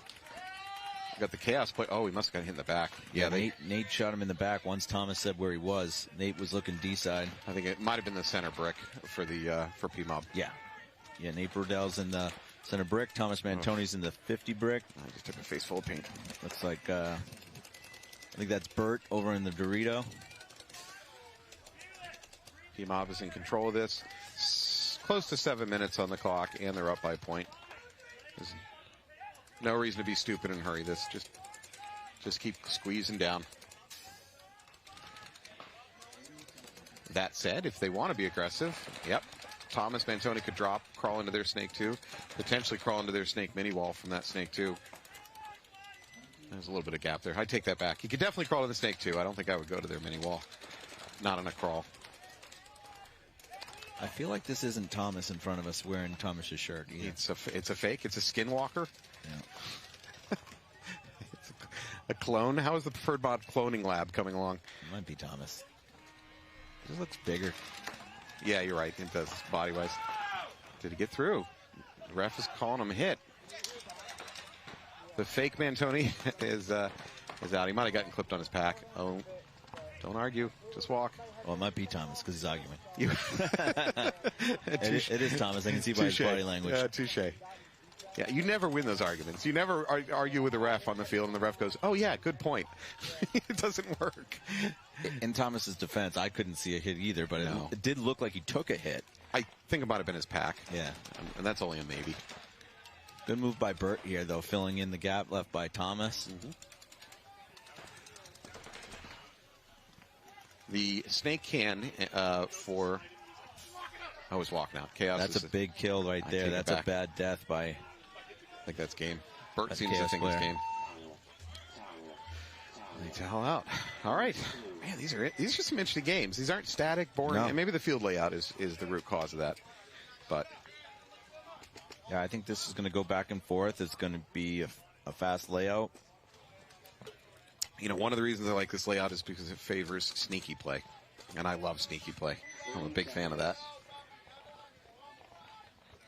All right. Manawatu Titans heading to the right. What is considered the away side of the field. 20 seconds. See if they're going to get Snake aggressive again with metas. Yep. Well, they're up by 1 point. There's 4.5 minutes on the clock. There's not enough point differential or time pressure to really scare either team into doing something crazy. So they can just stick with their game plans right now. Yeah, Metas goes right into Snake 1. Chaos pulls up a little short. Get off the field. There's a ref hustling in. That's never good. No. Yep. But I think the player pulled himself before the ref could get to him, so. That's good. Yep. Let's see what we got here. Yeah, just you got to get your gun up, man. Good trade. Yeah, clean trade. No problem with that. Titans are better positioned to take advantage of that trade, though. Yeah. Brandon Shorts comes right in, shoots this. Oh, I think that player's hit. Yeah, if you're talking about the snake can, it's still there. Snake can pumps out to the corner, trying to do a better job of pinching him. Unfortunately, that mini wall's so large that it doesn't matter. Short can stay. Ooh, here we go. Clean trade. Yeah. Well, the fearless player believes that after the shooting was done, the player he shot turned around and shot him, but it was actually one of the backup players. Yeah, Billington actually got shot not by Brandon Short. Yeah. He got shot by someone across field. Yeah. So, but you don't, you're tunnel visioned in that moment. You're running to bunker somebody. You don't know that. Yeah. No, you just assumed that you got shot by the player that you shot. Yep. All right, so the Titans take a 4-2 lead. Yep. We got Preferred Mob up 4-2 over 787 Chaos. Again, 5 minutes on a little more than 5 minutes on the clock. Plenty of time. If I'm Chaos, I'm not doing anything crazy here. 30 seconds. So there's possibly some weather coming in later this afternoon. We'll see. It looks a little dark, a little ominous. Yeah, a little dark out here. I heard loose talk of hail in the forecast. I don't know. There's no guarantee, but that'll be interesting if it happens. 10 seconds. You bring your hail lids. People brought rain lids, but nobody brings hail lids. No, they don't. Well, MagFed guys have those helmets. Yeah. Well, we just lost the MagFed community from this webcast. Oh, it doesn't take it. So, you know what? So the Chaos player ran, Chaos, correct? Yeah. Ran straight up the middle trying to take that 50 center brick, but he slowed down to get his gun up. I just kind of disagree with that. I think if you're going to that center 50 brick, leave your barrel bag on. Just get there first, and then worry about getting your gun up. So he paid for it with his life. Well, if that's what the coach wanted him to do, be gun up going in there, you got to do your job too. So yeah. You listen to coaches, huh? I'm uncoachable. That's in my player bio. Oh, I think they're trying to bounce shot off the net to this 50 brick. Unfortunately, it's going right into the webcaster booth. Oh, jeez. Oh, good Lord. Yeah, I don't know what they're trying to do with that shot. What are they doing? Oh, my God. All right, I'm hiding behind you. John Derula's taking the walk. Chaos is in good shape right here. They have the Snake 50 looking down the tape, and they've got, it looks like Ortiz is in the Snake looking inside right behind him. So I kind of like this setup. I'm confused beyond the ability to use words right now. Why are they putting pod after pod into the net in a random location? I mean, unless they really think they're going to bounce shot 20 feet into the Snake brick. Yeah, they're not shooting a bounce shot, but they're definitely trying to drop paint in. Have we said something to offend them? That is maybe the best explanation for it. Was there a bomb went off, or was it a penalty, or no, that we missed? I don't know. 3 or 4 P-Mob are taking the walk right now. Yeah, they just collapsed like a Philadelphia overpass. Yikes. I had to get that one in before the weekend was over. How was it? It was pretty good. Let's see if we get her. We don't have access to the comments, which... Oh, yeah, it's unfortunate. Or good. I don't know how you want to spin it. All right, P-Mob really fell apart there at the end. I'm not sure quite what happened.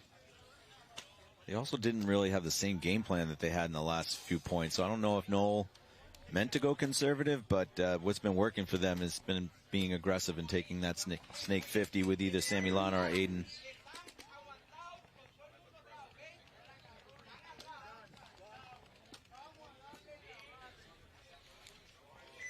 Seconds. All right, Fearless is going to be up on my side of the field. They're down 2 points to the Titans, 3:23 left. So obviously nothing secret about the fact they have to win this point. Yeah. Center brick. Go for the center brick. I think it's takeable. I don't think teams are doing it enough. I don't think there's a... They're going for the traditional run slide. Yeah, that was an underslide. Okay. So, obviously he's trying to take the Snake one off the break on a very traditional run-in. But he dropped to slide just too early, and he left himself right in the lane, exactly the shooting lane that the home has. Yeah, Fearless has lost 2 players. Yeah. The home, now a 3rd player.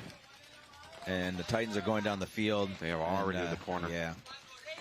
That's the last player right there, LaPointe. Is going to take the walk. Titans are going to go up 5-2. Good game for Titans. really good shooting off the break, shooting the snake player. Again, like Matt said, slid in a little underslide. Yeah, and right into that drop zone of where that one player is shooting. Yep. And then they also got the player at home. So now that said, I've seen it's not consistent that teams are making that run straight into the snake in the straight line path. So it's possible that teams aren't putting a gun there. After a while, they're saying, look, other team's not doing it against us, so let's dedicate that shooter somewhere else. But not that time. That's a fact. I mean, not to say that there's a vanilla play for this layout, but if I had two guns, you're going to shoot one high going for the snake corner, and then one low going for that spot you just had. So that's really where the two lane drop should be. That's right in the head. That's the high one right there that gets Sammy Lana. Preferred Mob just took one on the head trying to get to that snake corner. They try to refill the snake corner. Unfortunately, they've now lost two bodies. Yeah, Bert's taking the walk. Yeah. They have Thomas in the snake corner, but Chaos right now is in real good shape, has the snake 50. Yep. And Thomas is going to have to win a gunfight for this to turn around. They've doubled up the snake 50. That crawler might have gotten shot. The Chaos guy that dropped in, he's crawling up to their S2. Might have gotten hit. The refs checked him out. Yeah, and it might be a penalty. Yeah. No, just calls him out. He never shot his gun. Yep. Yeah, he's hit on his butt. Well, there's a penalty. Yeah. Oh. Look at the wind-up on that. So I think that was that penalty was on the guy that dropped and crawled into the snake. I agree. I think the ref just took a breath, thought about it, and went, yeah, that's a penalty. Oh, man. P-Mob unceremonious. Yeah, those are bad deaths, especially when a penalty was just pulled and you were out bodies. It was a 3-on-2. Now you left just with the one body. We'll see if he can pull it out. All right, so we got backline Dorito for P-Mob. What else? Oh, no, P-Mob does have the Dorito 2 as well, so that's good for them. I think it's a 2-on-2. So for Chaos, we have the snake corner, which is not a great bunker to be at in this moment of the game. It's a little bit stuck there. All right, so you got Nate Brodell back into the home bunker. I don't know if that's Steven Slosh over on the D2. That might be it for Chaos in that corner. Oh, really? I thought they had one more on the other side. Let me see. Not seeing any signs of life. No. Yeah, and that is, if I'm that Chaos player, I'm doing everything I can to get the hell out of that bunker. If you can bounce over to that can, just get gun dominance for a second on one of your opponents and bounce over that can. There's somebody in the Dorito side brick. All right. So it is a 2-on-2. Yep. I don't know if that's peanut or not. That's So do the preferred mob players recognize the clock situation? You got a minute 15. They're up by 1 point. I would hope they would. Yeah. So Nate needs to look inside right now. Cross it up. He's still playing aggressively. As long as he looks inside, it's fine. Yeah. I still stand by what I say. That Chaos player's got to get out of that corner. Now he's got to get out of that corner just so he can attack. He needs to look inside is what he needs to do because he's launching. Nice try by Chaos. I totally respect that play. Yeah. Going down the tape. I think he traded out. So I think we're just looking at a one-on-one here. Which preferred mob doesn't even need to win. They just need to get to 40 seconds off the clock. Good job, Nate. Okay. If he just waits to under 10 seconds, no, he doesn't want to wait for it. Do you want to guess why I think that Chaos player just lost that one-on-one? Because he was in a bad bunker? Exactly. Makes me look smart, and I'm going to take any chance I can to try to look smart. In his defense, with having a second player alive, you're the widest player on the field, and you can see a lot coming down that Dorito side. But once you realize you're in a one-on-one, yeah, you definitely want to get the hell out of Dodge. You can't stand me looking smart, can you? No, come on. I agreed with you. For those that are listening to the webcast, BKI does a great job. Rusty has a master class on 1v1s, and it really is a master class. Taking into account tiny, tiny little things that you would never think of to tilt the odds in your favor. I'm not going to tell you what those things are because then you won't subscribe. Right. But, bunker choice is definitely one of them. And, how to bait your players. There's a lot of different things, a little different factors that Rusty's very percentage orientated. So anytime you can put the percentages more in your favor, that's what you want to do when creating a one-on-one or when you're faced in a one-on-one challenge. So BKIPaintball.com. Plug. Get more plugs than a balding man out here. All right, so we're in a little bit of a timeout, so we got a minute or two to talk. Any other thoughts you've seen from this field so far? I still want to see if the Dorito side can be pushed. I know that the Dorito side wedge really is important. The teams that have got there and got there early have been able to really contain the snake. Once you get to the snake 50, that wedge is useless. But if you can get there early, teams that were getting there early, even some that took it off the break, really got 1 or 2 shots, kills off this side. So I want to see if there's more to do over on that Dorito side. So I'm interested to see how it evolves. Manawatu Titans spreading it out. Mendez is over in snake 1. Titans do a really good job of getting wide. Fearless with 5 alive. They get out to that snake corner, and they're up to the snake 2. So Fearless in a little bit better position right now.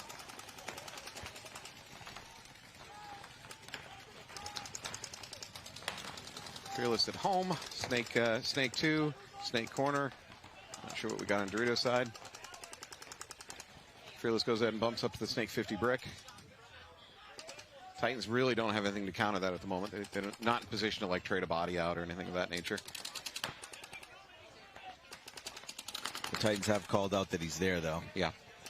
Again, you almost just assume it.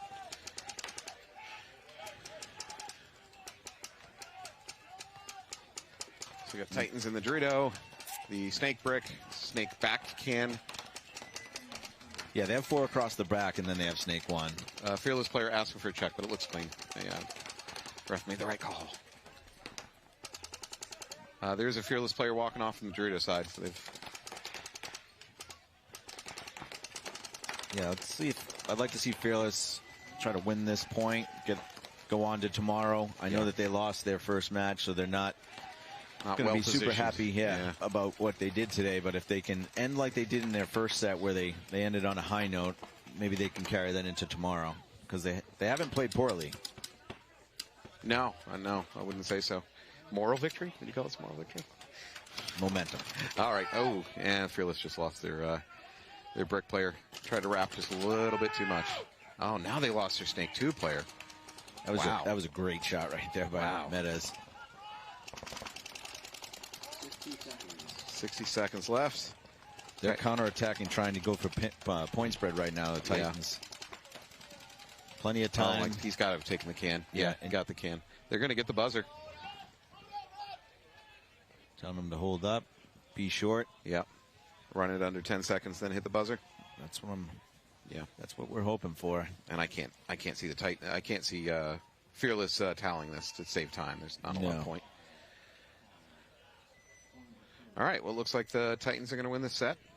It didn't look easy. They were real good games, but the score makes it look easy, but I don't think it was. So, do we see Fearless again out here? They're going to spend the rest of the week on a different field. Not sure. Well, that might have been it. Might have been it for us seeing Fearless out on this field for today. I think it is. Yeah. Okay. There we go. That is game on that one. Sure. All right. What do you like about this field? What do you don't like? By the end of 3 days, I won't like the fact that we're going to see the snake be the way to win the field again and again and again and again and again. It'll get a little boring, but I do like the layout. It's an interesting layout. It's different from anything I've seen before. I like different. I like that it's not a vanilla same layout again and again and again. So, like you said earlier, I'd like to see a little bit more interesting action on the Dorito side. I think you can get further up on the run out than I think teams are fully taking advantage of. Yeah, we'll see if that risk versus reward starts to change anything. If you can get past that mini Dorito on the breakout, you can get to the D2 or D3. Yeah. All right, so we got 30 seconds left. P-Mob 5-on-3. They are launching. P-Mob player taking a walk from the backline Dorito. Chaos is going for it. They're trying to get a point on the board. Yeah. They're going to have to really go forward right now. They got 11 seconds. Looks like P-Mob's just happy to go in with a +2 differential and win 5-3. Sit on it. A little bit of a counter by Samilana here. 1 second, and that is it, folks. So P-Mob's going to take their first match of the day, 5-3. All right. So good matches, really back and forth. The scores don't look like it, but I thought there were some really good matches. I think Chaos needs to maybe head check a little bit and calm down.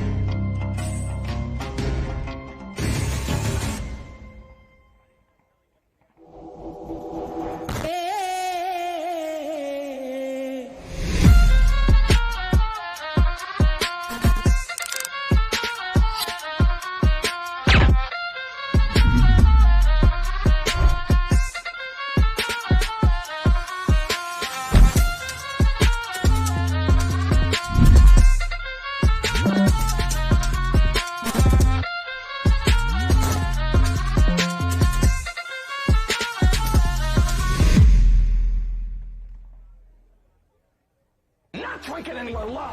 I'm pretty sure I felt some sparks. I felt the heat coming. It was awesome to have you in the car. This is the first time we've had a passenger. This car specifically is all about the fastest lap. Modified aero for ultimate downforce, stripped out interior, caged, and the suspension, it is unbelievable. But can the car do this?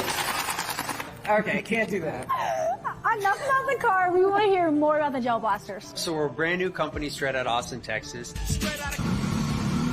And we've had a phenomenal year with a couple of really cool products.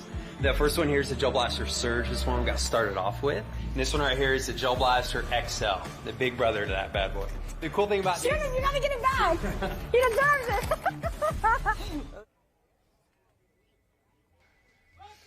We are live. Welcome back. I'm here in the booth with, introduce yourself. Yeah, my name's Steven. I play for BZ Fearless out of Arizona, and yeah, it's good to be here. Yeah, welcome. Anthony's taking a break, so Steve has supplanted him in our hearts and in our minds. All right, we got Ology versus 412 Crew on the field. 412 Crew looked good the first match so far. I liked what I saw. Ology in with a relatively conservative breakout. I'm surprised neither team tried to take the snake off the break. Yeah, that is surprising. Yeah. I've seen a lot of outside snake runs where they try to loop around the back corner and then into the what we're calling the snake mini brick. Yeah, it's interesting. That run, because this field's kind of on a slope. Yeah, it is. There's one side of the field that has like a huge advantage on actually hitting that guy running through the corner.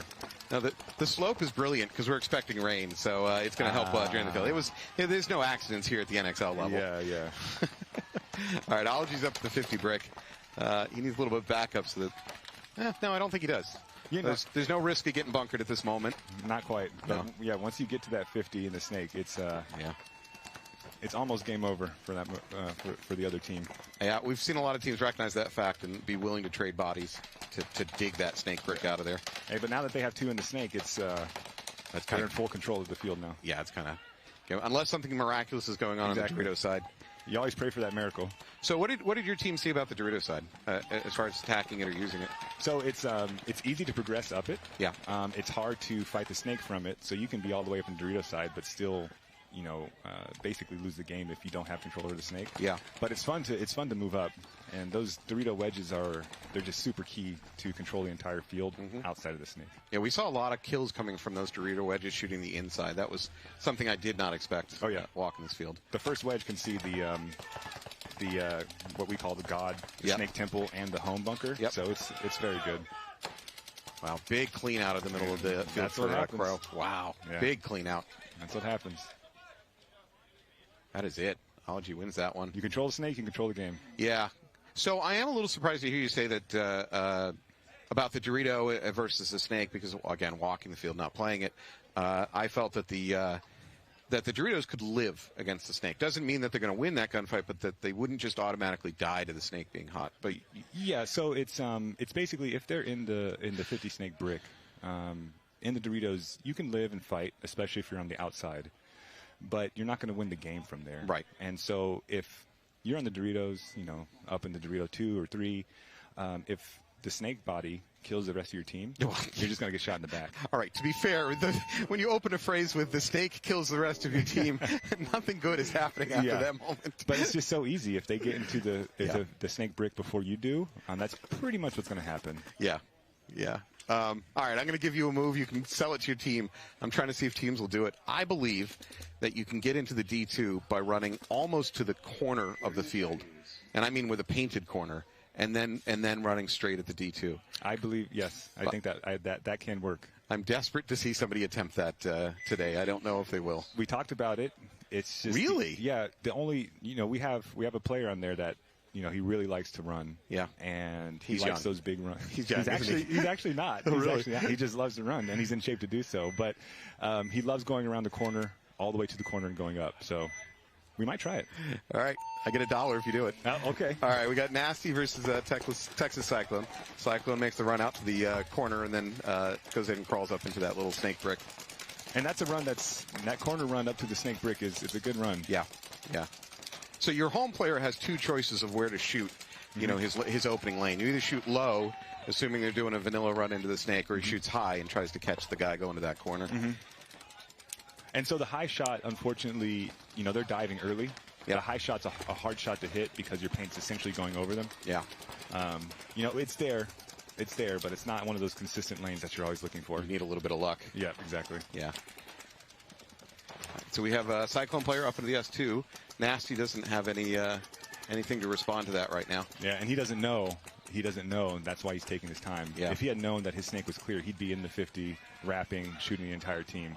So this little jump right here from that S2 into that brick, I looked at it, and the home from both sides can blind drop paint into that. But I mean, you could be dumping 5 pods just hoping somebody makes that jump. So and there's some silly bounces off the bunkers as well. But you know, it's one of those things where you're just throwing paint and hoping to get lucky. Yeah, watching in practice yesterday, I saw a lot of teams shooting into this Snake 2 and bouncing them into the back of the 50 brick. Oh yeah.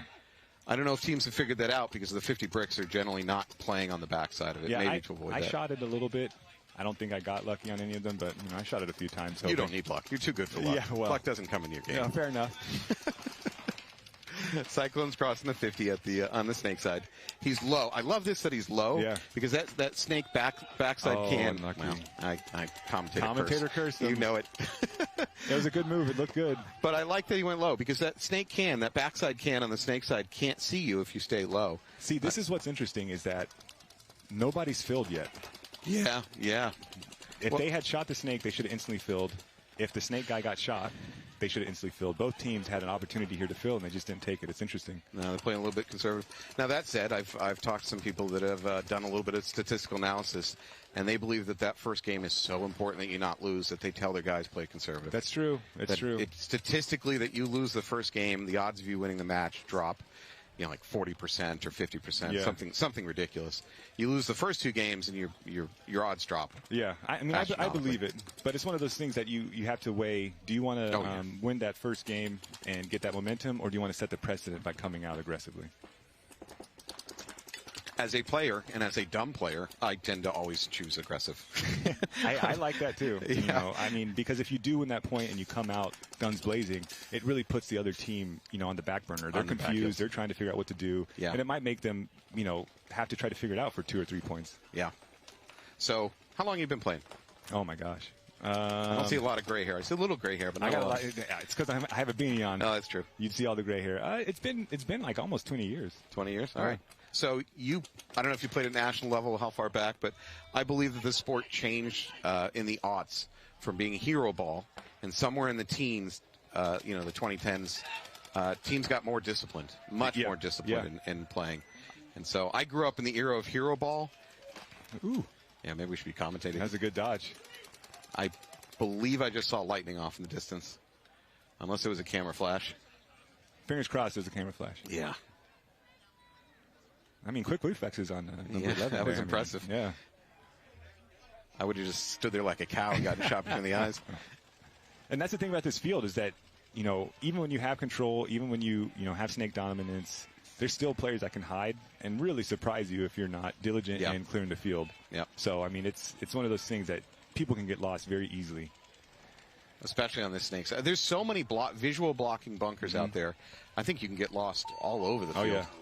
So what about taking that 50 center brick? I don't see teams taking it as much as I expected to see them taking it, because I think it's a pretty safe run. Yeah, I made the run once, and now you're bragging, but that's okay. You get to do it.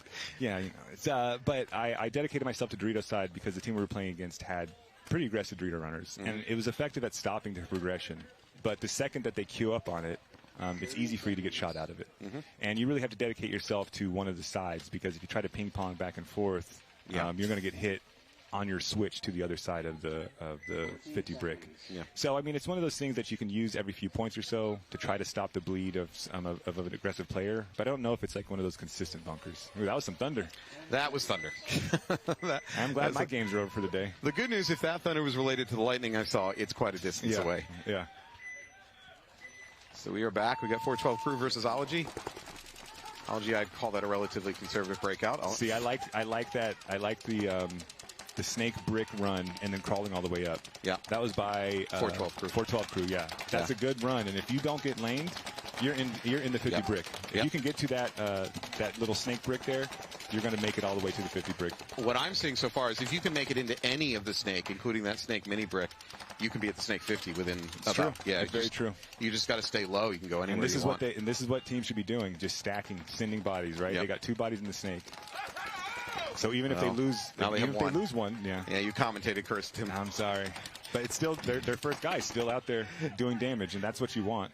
So this is other semi-pro teams you're watching. You can use the commentator curse to tilt this match if you Is want. that it? Yeah, yeah.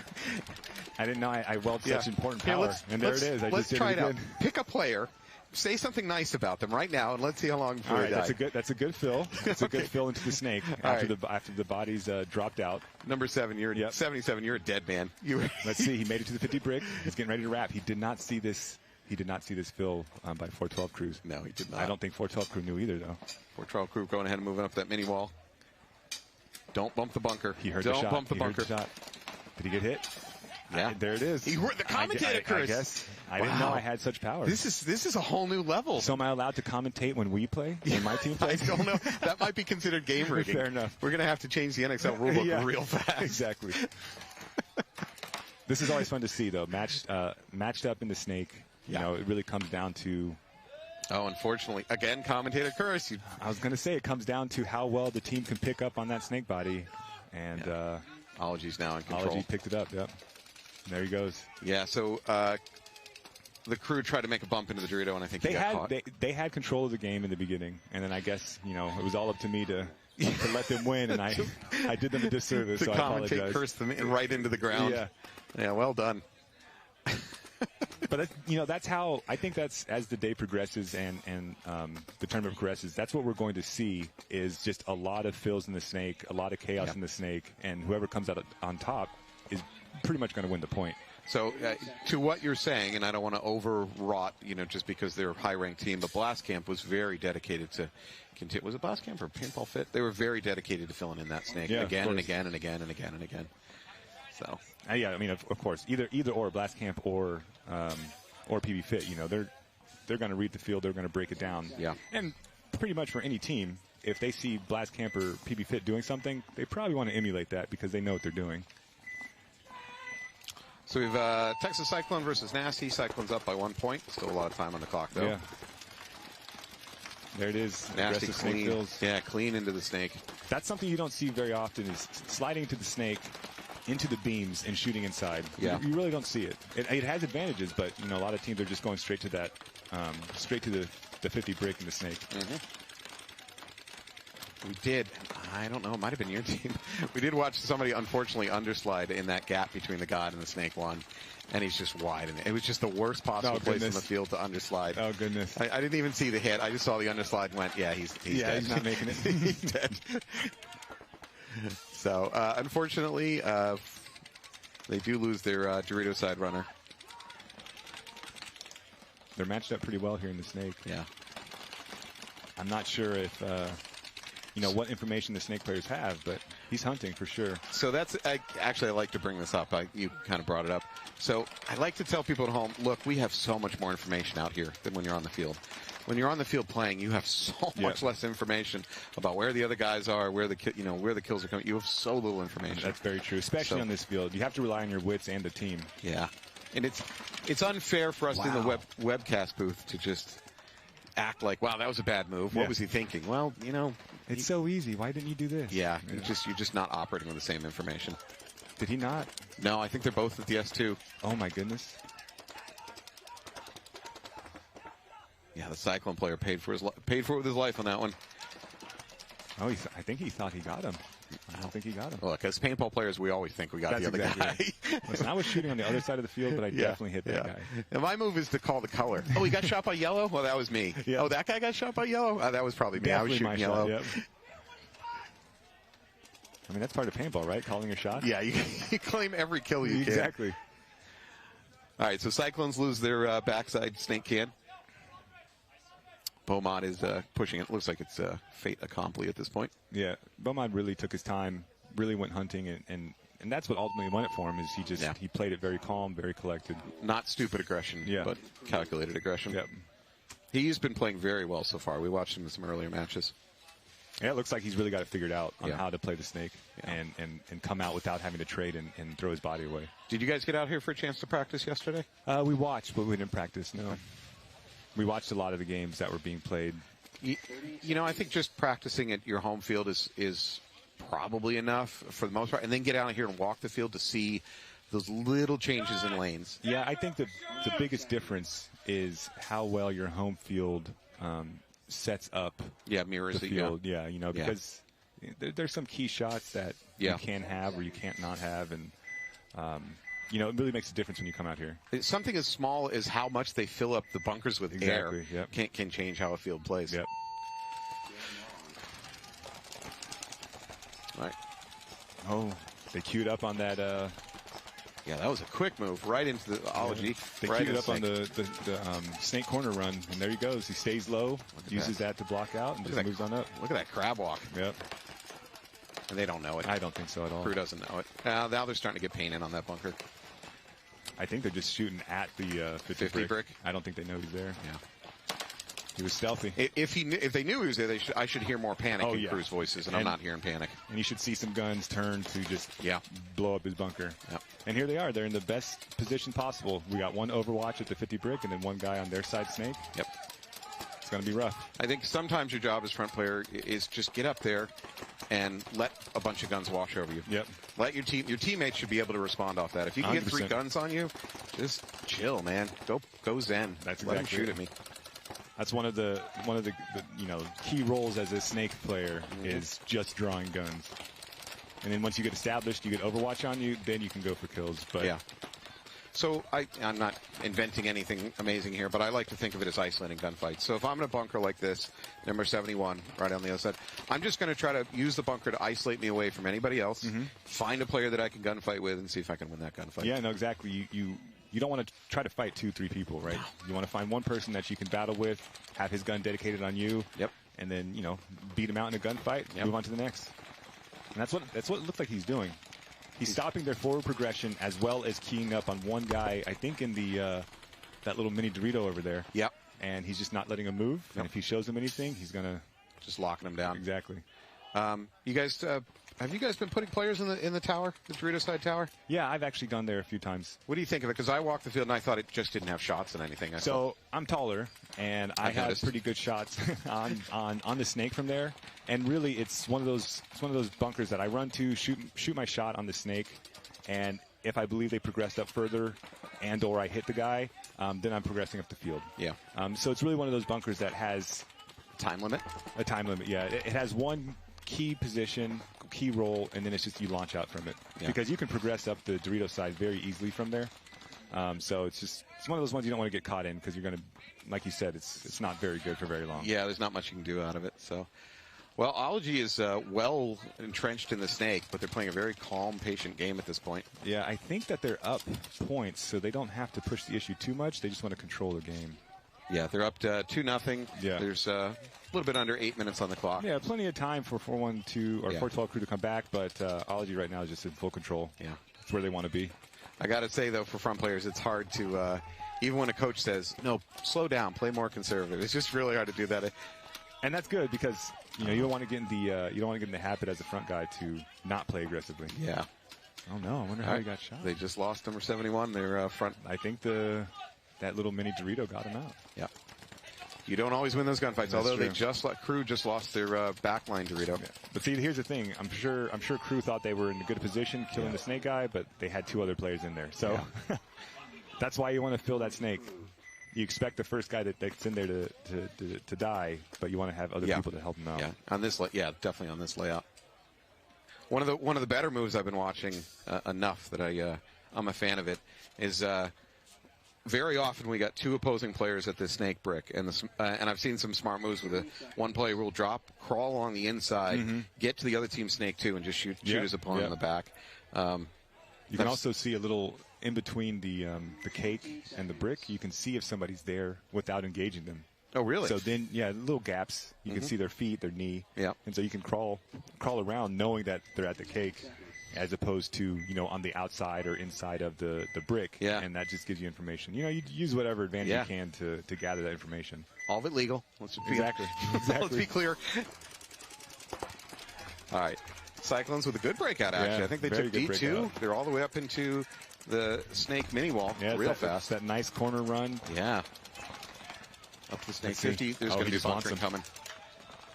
Good trade. Yeah, good trade. I have no problems with that. And then whoever fills first is going to be in the advantage here. Yeah. I don't see anybody from Nasty in a great position to fill. You can fill from that can on the snake side. It's a pretty easy fill if you want to do it. I don't know if he wants to do it, though. It depends on how cognizant the home player is on the other side. But to make that fill, well, we're about to watch. There he goes. There he does it. You've got to battle in your mirror and make sure the home player isn't just sending a lane through that gap. Okay, they both filled at the same time. This is good. Again, I don't think they're aware of each other. I think he hurt him, but we'll see. Good kill from Cyclone, taking out probably the wedge on the Dorito side. Yeah. Cyclone's Nasty tries to refill the Dorito side. I'm not sure. I think he's clean, not walking out. Yeah, the snake player on Nasty needs to really get into that brick, start stopping the bleed. I think the Cyclone player's already gotten two of he's already Nasty's done players. his damage. Yep. And now the Dorito side is being pushed for Cyclones. Yep. They're up to D3. Oh, he's trying to tactical retreat. Tactical retreat doesn't work. Tactical retreat right back to the pits. You know, that's interesting. I'm surprised he did that. You can live for quite a while in these snake bunkers. So I have a theory, which again I'm not a great enough player that it always works, but I have a theory that when you realize that you're, let's say, 3-on-1, in that kind of situation, you got about a 10-second, maybe 5-second window to do something. Something. Yep. Yeah, maybe it's a tactical retreat. Maybe it's bunker guy. Maybe it's just go to. You've got because if you wait longer than about 5 seconds, the other team figures it out, and now you're screwed. Yeah. Now you got 3 guns locked on you. You're not going anywhere. Yeah. That's exactly it. I mean, I really think that in that chaos of dropping a lot of players, you can make something happen. You have a window. It may not work. The odds are still against you, but still worth a try. There's a window of chaos. Yeah. All right, well, good news is no more lightning. I haven't seen any lightning for a few minutes. Yeah, it teased us a little bit and then went away. Yeah, it's just reminding us we're here for you. Yeah. Other than the maybe impending doom of the storm, it's been really nice weather. Yeah, well, we're going to get rain. We're going to start seeing overslides soon. Oh, yeah. No more underslides. It's already pretty slick. I mean, outside of that random patch that you saw in there in the snake, I've been enjoying it. It's nice to play on grass. Coming from Arizona, we don't have grass. Except, wait a second, you have the Cardinal Stadium, right? The Phoenix. That's true. They have that grass that's on a giant tray, rotating, and it slides out in the parking lot during the week, and it's to grow it, and then it slides back into the stadium. I mean, they didn't like it. I remember there was a lot of complaints from the Super Bowl about it. Really? They said it was like too soft. I know. I just the innovation of putting an entire field on railroad trestles and rolling out in the parking lot. All right, so we got 412 Crew versus Ology. Ology is in a commanding lead right now, and they got. There's 7 time to come back for 412 Crew. Absolutely, 7 minutes. There's time to come back. They've been aggressive on the snake, the 412 Crew. So if they can control it a little bit more, they could mount a pretty good offense and come back here. Interesting breakout from Ology. They sent a player to the backline, Dorito, who was there for about 2 seconds, and then he bumped out to the Dorito tower. I'm not sure what that bought him, but it was an interesting. Haven't seen that yet today. Yeah, and this is what I like seeing. Ology's up, but they're still making the aggressive moves in the snake. They realize that it's important for them to.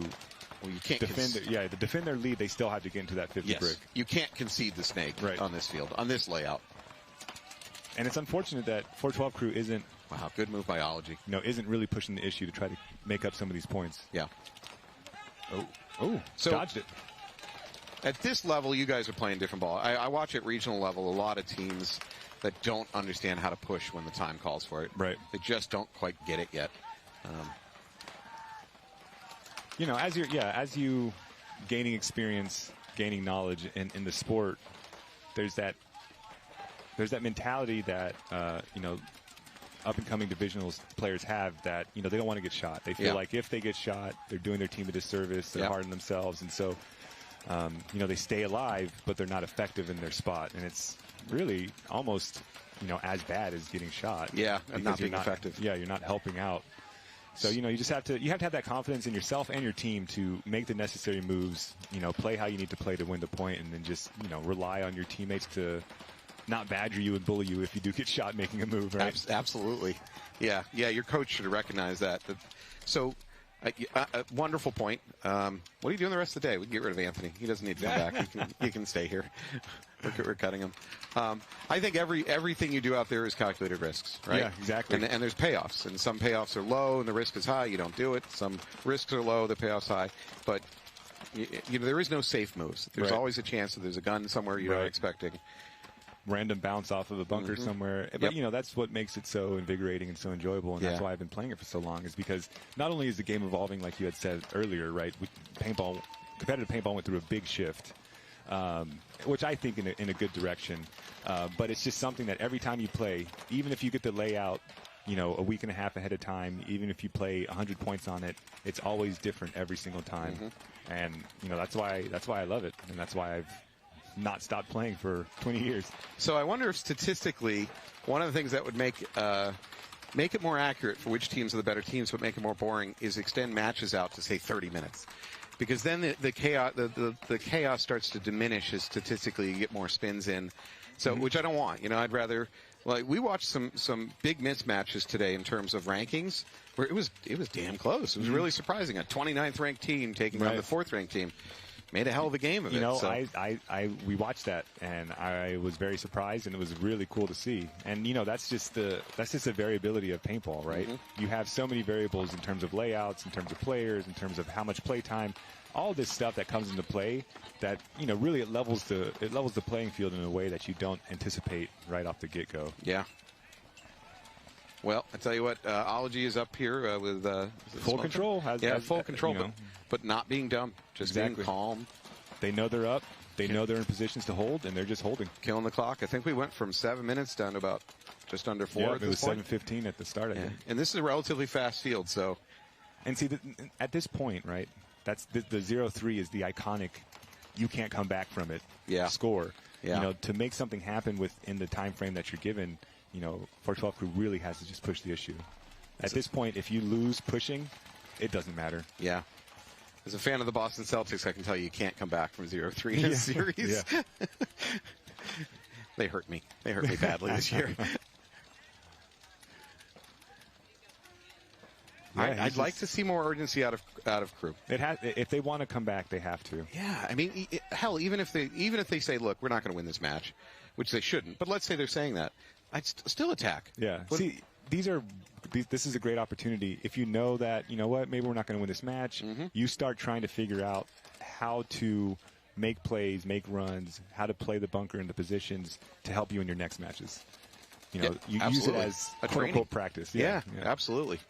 When you're either down big or you're up big, you have a chance to do that. Exactly. And so, I think they really got to figure it out, how to get more aggressive in the snake, how to support the snake more, so that in their later matches, they can come out swinging. And they did in the earlier points. They had 3 guys in the snake. I'm not sure why they're scared to do that now. So again, this is psychology, but maybe it's 412 crew was much more aggressive in their first match, and they didn't win it. So maybe they had a talk and say, let's play more conservative. Maybe they talked themselves into it. Yeah, I don't know, but they're being way too passive on this point. Yeah, this layout you have to just continually fill snake. Yeah, you have to just fight it out. Kill 3. So, crew heading over. So crew down to a couple bodies left. Time slipping away. All hope is lost. What I would do is concede this, and then really take the next 2 minutes, minute 40 to just come out swinging and say, hey, we're going to have an aggressive breakout. We're going to try to take position, try to get some kills, see how it works out for us. So for their next matches, they can bring that knowledge with them and hopefully go up a few points in their next matches. That was a great run. That was a great move. So for those of you watching at home, number 77, Smotron, went on the outside of the snake. So there's snake 1 knuckle, and just went through the middle and cleaned them out. That was a great move. And he didn't need to. Again, they're up on points. I mean, I guess it doesn't matter. Great spread for them. Yeah. Good point spread. So, good for Ology. Yep. Well done. Crew's got to go back, reassess, figure out how they need to approach for the next game. If the rest of the day turns into a rainstorm, that can also add a little bit of uncertainty to all of this. Oh, in Austin, the second day was quite muddy. Yeah. And that changed a lot. Yeah. Not being able to step off, not being able to make the slides. It definitely makes it. Not being able to stop the slides once initiated. So I think that's what's going to happen. If it does, we get some rain here, like you said, you're going to slide a lot. Miles. Interesting, though, where they paint the logo in the middle of the field. it's much different footing. Have you run? I mean, nobody's going to be diving and sliding right there, but go on it. Like, even when that thing's wet, it's like a Brillo pad. Oh, really? Yeah. Is that from the paint, or is it just the grass in the area? No, I think it's the paint adds a little bit of stiffness to the grass blade. So, hey, just paint everything. My inside tip to you is you can run to the 50 when the rest of the field's wet. You can accelerate through that patch. Grip. Yeah, that's an inside tip. I'm going to give you that one for free. I ran that once. I appreciate that. I ran that once, and it's not bad. You know, it's a pretty safe run. It's a fun run for the most part. But, you know, my only fear is that if they know you're doing it, you might be in a world of hurt. So I looked at it, and again, this is just looking at it. Doesn't mean I'm right. I'm more wrong than right usually. But I feel like running straight at the bunker, the only way the other team sees you, their guys running sideways might glance you out of the corner of their eye. But they're already too committed to their run, probably, to get their gun around and get it on you. Yeah, so they'll see you, but more than likely the bodies that can shoot at you are they're not going to have their gun up as they're diving into the Doritos. Yeah, so the home has no vision on you running down the middle. Right. So, anyways, I don't know if it's a great bunker because there is some cans that actually block some of your view into the snake from it. Yeah, exactly. But close game here. Here we go. Nasty. Let's see if Nasty can even it up. That's a different running line. And then he dies for it. Okay, well, that's why. Maybe that's why that running line isn't there. Yeah, that's why I haven't seen that running line be used. Oh, good, a little bit of sportsmanship between Cyclones and Nasty coming off the field. So it looks like it's 4-on-4. Oh, yep. No, Cyclones you say that. Dropping bodies. Cyclones drop another body. You're welcome, Nasty, for commentating first. Yeah, there you go. So Cyclones up 2-1. You got about 7 minutes on the clock. A ton of time, really. Yeah, plenty of time, especially on this field. Still a good match. We'll see what happens. Definitely. You know, and like you said, sitting on the outside, it's so easy to see the moves that should be made. Yeah. But, it's just one of those things. No fill in the snake just bothers me. I can tell. It's really bugging you. It's just because it's so important, It's just so important. Cyclone drop. Yeah. That's a smart towel. Yeah. Good point by Nasty there. And that evens it up, so got a full game. So to fill, let's go back to that, fill in the snake, right? So generally what I'm seeing is teams get into the snake early and either live or die or whatever, but talking about filling it in. So generally what I'm seeing is not the god, which is that small temple right before the snake. Generally I'm seeing that it's a can, the back, snake side can, back row can. That's the only body left to fill it in. It looks to me like a little bit of a tough fill. I think you disagree with that, but it looks like a tough fill. I disagree simply because if you have an inside shot stopping that fill, it can come across and you'll see it before you make that run. All right. Otherwise, you don't need to worry about it. All right, we'll continue in a minute.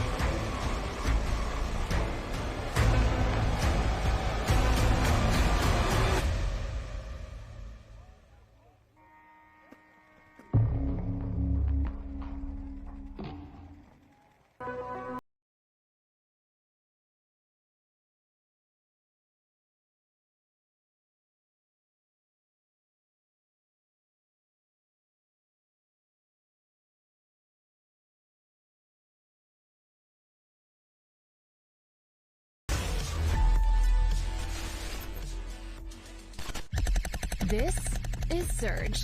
It's packed with all of the latest tech from Gel Blaster. For you, that means epic gameplay, like nothing else out there. It's designed by the Gel Blaster engineers in Austin, Texas, who have made robots, drones, and even spaceships. With Surge, they've taken the best tech out there and put it into your hands for a difference you can hear and feel. Does it hurt? Just a little. All right, we are back. I believe the rain is finally catching up with us here today, so it's here. We've all been waiting for it. Came quick, too. Yeah. We have a tied-up match between Nasty and Texas Cyclone. 6.5 minutes on the clock, so this is not over. Not over at all. Let's see if the rain changes anything. Yep. I saw a little bit of slippage going into the can. Maybe Both conservative. Oh, nope, not conservative for Nasty. No. Nasty's in there first and ready to do damage, so here it comes. And I don't think Cyclone's aware of it. No. So he's got a moment. There's one. There he goes, takes one. They're still not aware of it. He's going to go hunting on Dorito's side. No, switches back. The snake insert, the God bunker, has not switched. He does not know. No. He could drop and crawl into their snake mini wall if he wanted to. There's one. Oh, he takes more. the home. Yep. And this is what happens. Yep. Just so much damage from that 50 snake. Got to contest the snake. There he goes. He's up into their S2. I think he's shooting at the Dorito side tower. Oh, nope, he killed the little mini Dorito. So that's 3 for him. Yeah. He's going for the 5-pack. This is a clinic. That's a towel. And that's it. All thanks to that snake player. Yeah, that was a clinic. Oh, like he said he's been playing lights out today. Yeah, there he goes. Bomad? Yep. Yeah, he's been playing great. Well, still a lot of time. Yeah, they're slowly walking away with it. It's only 3-2. I really want to see Cyclone come back and try to counter Nasty snake play, so we'll see what happens. So, Cyclone is a 19th ranked team against Nasty, who's a 7th ranked team. They're down 3-2. There's almost 6 minutes on the clock. What do you have to lose? Just exactly. Pull out. You should have some wacky game plans. Wacky is underselling it, but you should have some unusual game plans. Now's the time to. You want to throw them off, and you want to try out those game plans to see if they really work. Yep. I mean, the match is still within reach, so maybe not be stupid about it, but or be stupid about it. What do I know? That's why I don't coach. I mean, it's one of those things that if you have a team that is mounting a good offense, they have the momentum. You want to surprise them. You want to try to break that momentum somewhat. Yep. And doing a very interesting play that throws them off, it could be it. Is there a little bit of, I don't know, stagnation or repetitive amongst the high-ranked teams like semi-pro, because they're high-ranked, where they become too predictable? Because there is the right way to play a field. There's a right way to attack a thing, and it becomes too predictable. And you might play a D3 team and do something crazy or different, and they just aren't prepared for it. I think that that's one of the biggest advantages that new teams have. Yeah. You see it a lot with, a pro team that just got the pro spot. They come in and they do something crazy. These pro teams aren't used to the way they play, and so they end up ranking well or, upsetting some teams, and I think that's why. Once you get into higher divisions, you watch tape, you watch players, you watch teams, and you have an understanding of how they play. If you come out there and completely surprise them, that is a huge advantage for you.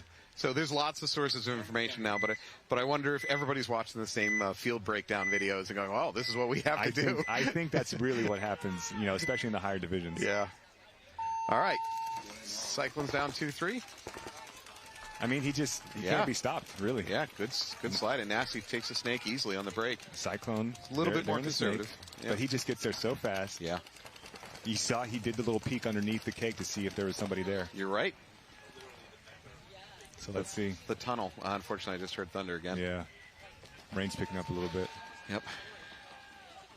Oh, somebody shot him from the inside. Wow, I see Ology players dropping.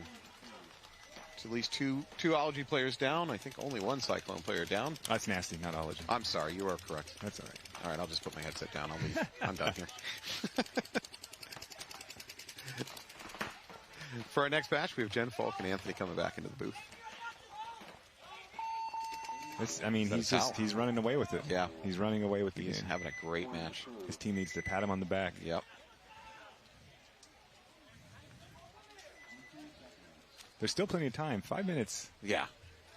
But I need to see Cyclone do a better job attacking. If they can't lane him out, they have to get in the snake, match him up, trade him out. He is the player that's doing the most damage, so just go in there, 1-for-1, trade him out, and then have somebody else fill and hope they can do the damage to make up the point. So other big picture is what if I'm the Cyclone coach, and it's good for them that I'm not, but if I was, I'd say, are we shooting out their snake player on the run out? No.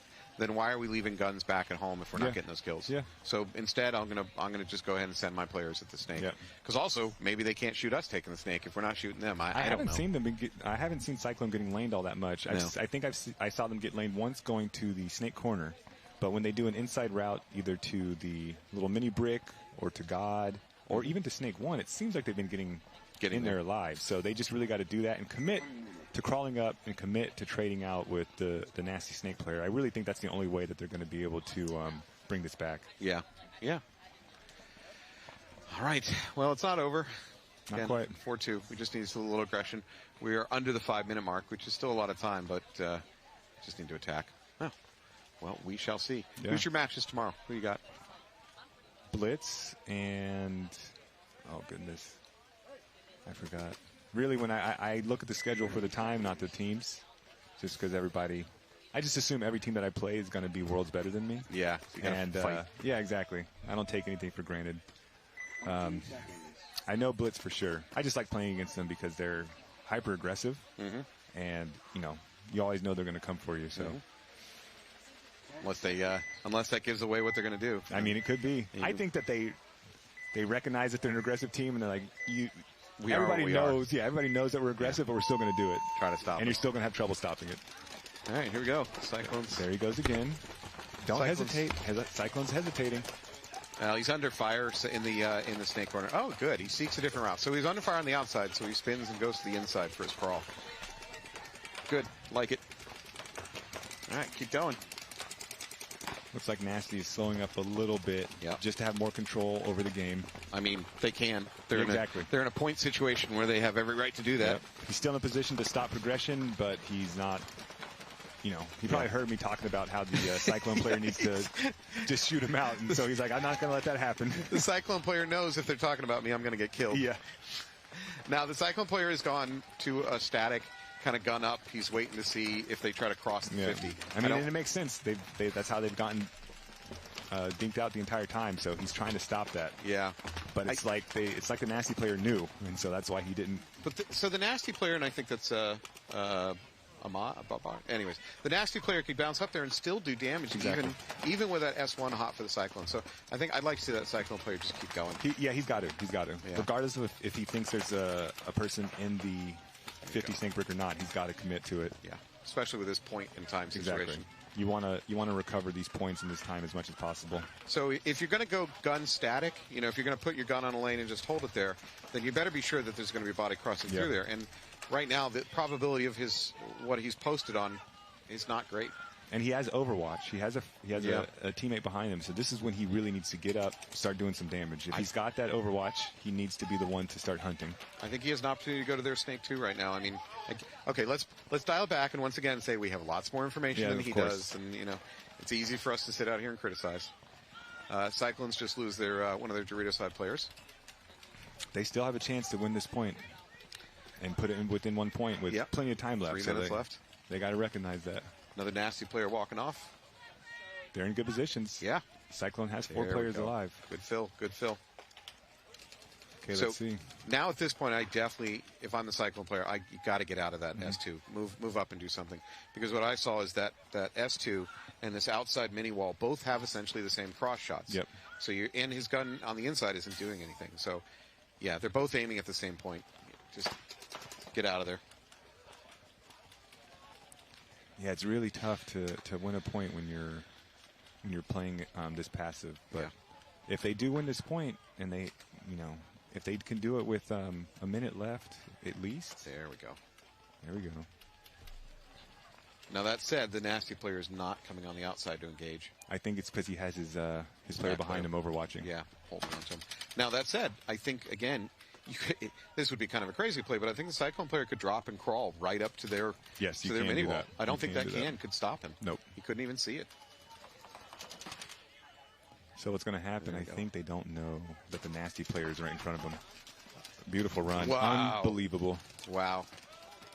Yeah. Damn. So Cyclones were heeding our advice and they were getting aggressive and moving up, but man, they just got blown up by the Nasty player. I mean, he's playing lights out. Yeah. Well, especially now that he got shot in the family jewels, he's going to be lights out for a little while.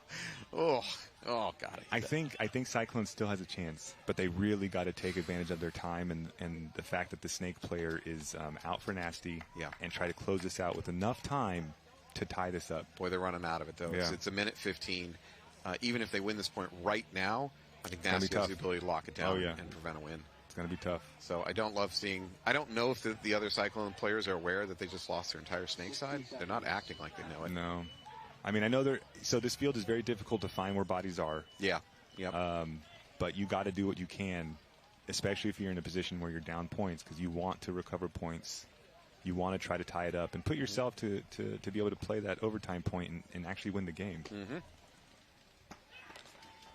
All right, I don't hate that move, but with time, I would have rather see him go up the middle. Yeah. And do more, try to do some damage. Yep.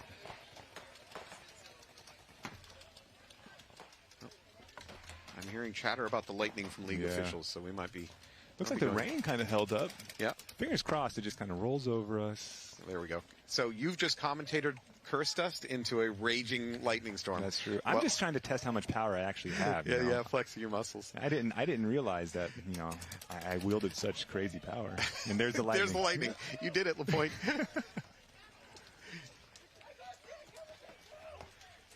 are out of time. That's it. That's unfortunate. They had a chance to mount a comeback. They had a chance. Yeah, maybe what they are is a smart, slow team, but they got put in a situation where playing smart and slow. Yeah, you have to be dynamic enough to play your game, but also when it comes to changing it up, you got to be able to change it up. Yeah, absolutely. How long do you think?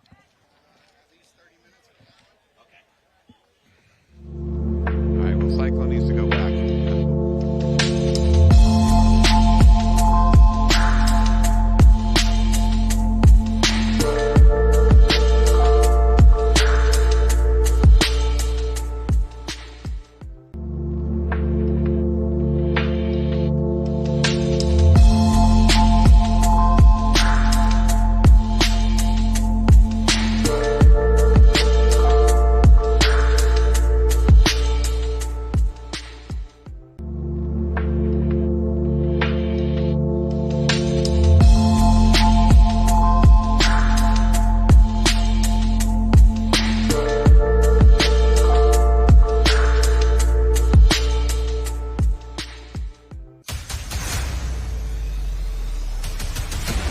Enough is enough!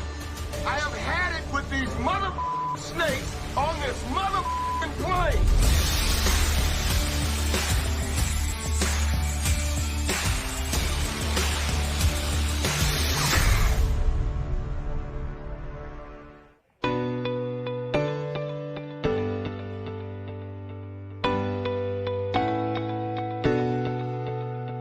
If you want access to the best knowledge in paintball in order to elevate your game to the next level, BKI Paintball is definitely a program that you want to be involved with. BKI, which in this case is short for Best Knowledge in Paintball, is known for being an online platform with hundreds of video tutorials and lessons from a network of pro players called Professors. What you may not have known though is once a year BKI hosts a summer camp. This is an in-person event at Boston Paintball, which is about an hour outside of Boston. This event gives you 4 days of professional instruction from 6 professional players. I just got back and holy moly, it was quite the experience. I'm definitely looking forward to hopefully being able to go next year. It definitely sells out super fast. If you guys want to learn more about BKI Paintball and the summer camp when it comes time to schedule that, you guys can check out the links.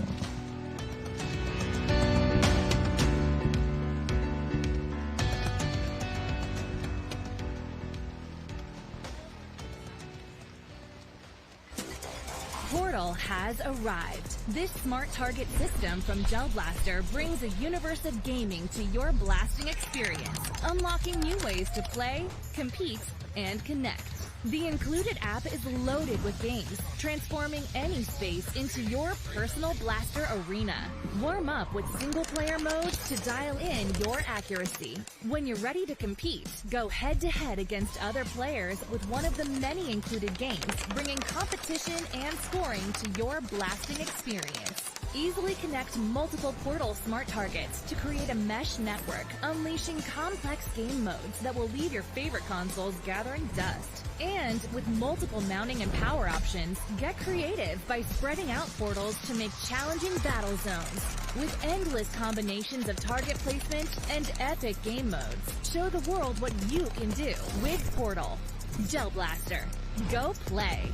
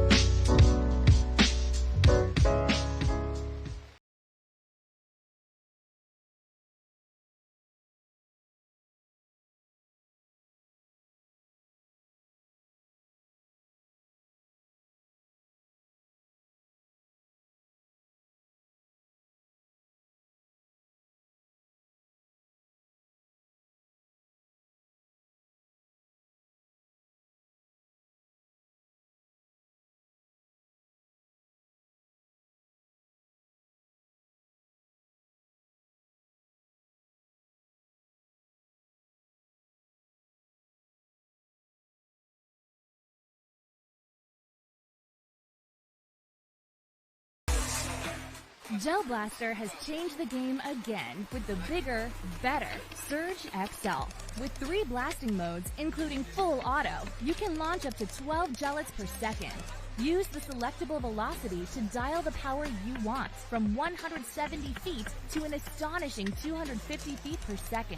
The extra-large hopper holds over 1,000 gellets, which are eco-safe and leave zero mess. Features like ultra-fast USB-C charging and a heads-up battery display keeps you in sync with your blaster's power. Win the day with the bigger, better Surge XL from Gel Blaster.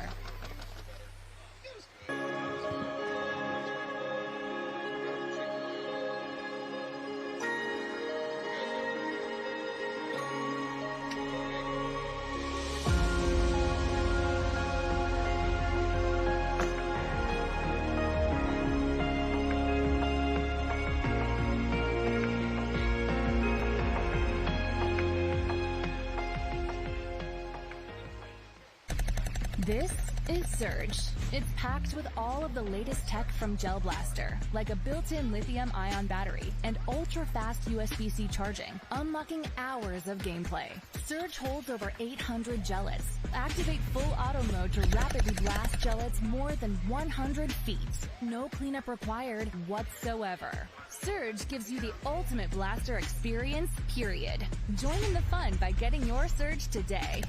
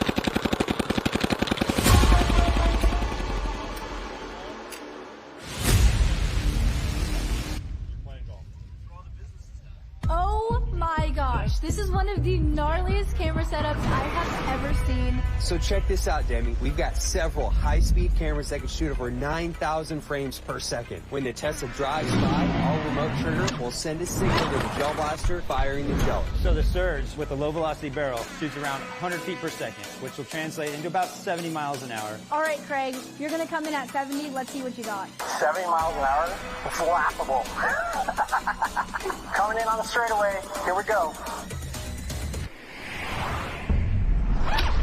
On the high-speed camera, we can see that the gellet from the Surge with the low-velocity barrel is as fast as the Tesla at 70 miles per hour.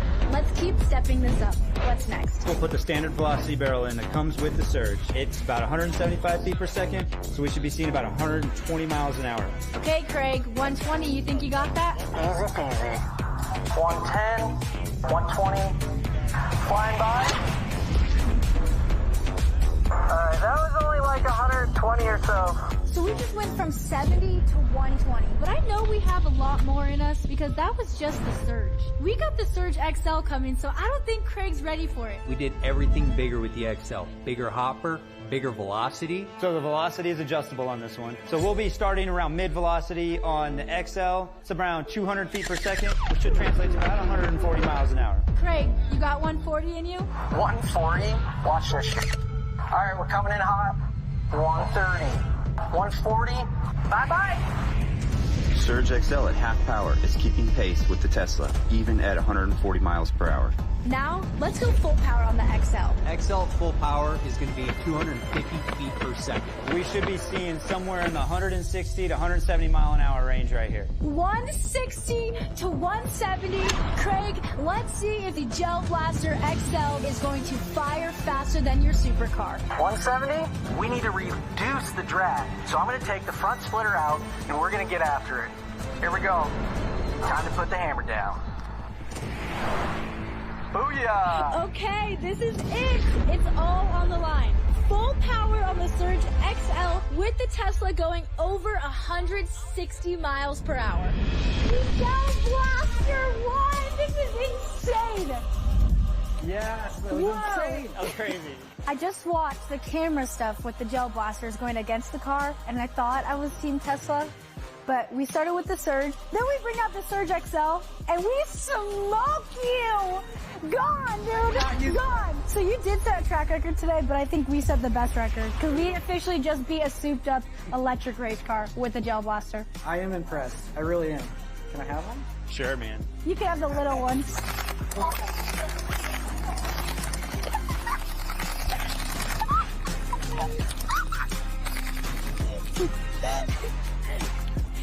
We smoked them! And that's a lot!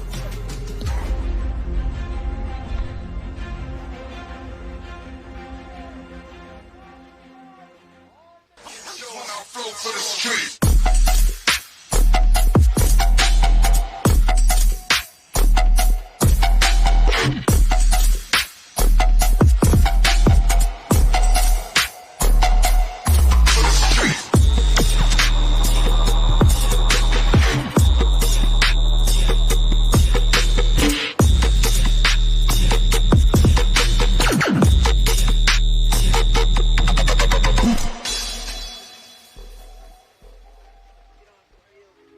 It's one of the softest guns I've shot out of the box in 20 years.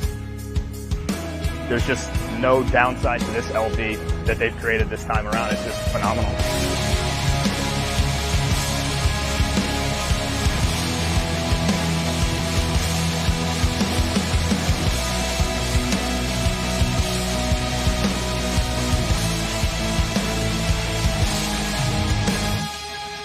The clips of all their platforms, they are just the most reliable company. Everyone knows that whether you're sponsored by them or not. I never fear my gun is going to go down when I have an Eclipse gun, and then even more so with the LV because of the poppet.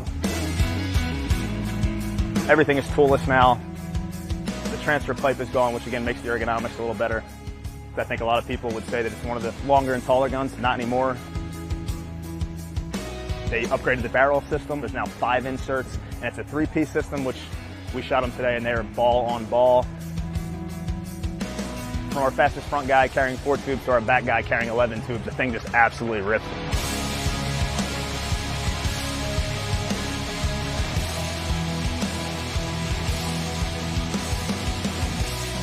The A-Team's been around since 2004. The group we have now, though, is phenomenal. There's ex-Revo players on there. There's guys from different parts of the country, guys who played professional for Aftershock, for Elevation. The team is just a really good core group of guys. The structure we have is second to none when it comes to a paintball team.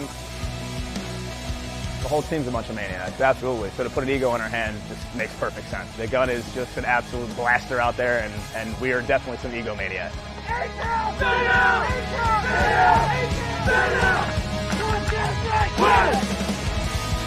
We love being a flagship team to kind of continue that nostalgic look of the LV and the Ego platform. We all love it. We all wouldn't want to shoot anything else, and it's a cut above the rest, and it shows. The performance on the field is second to none.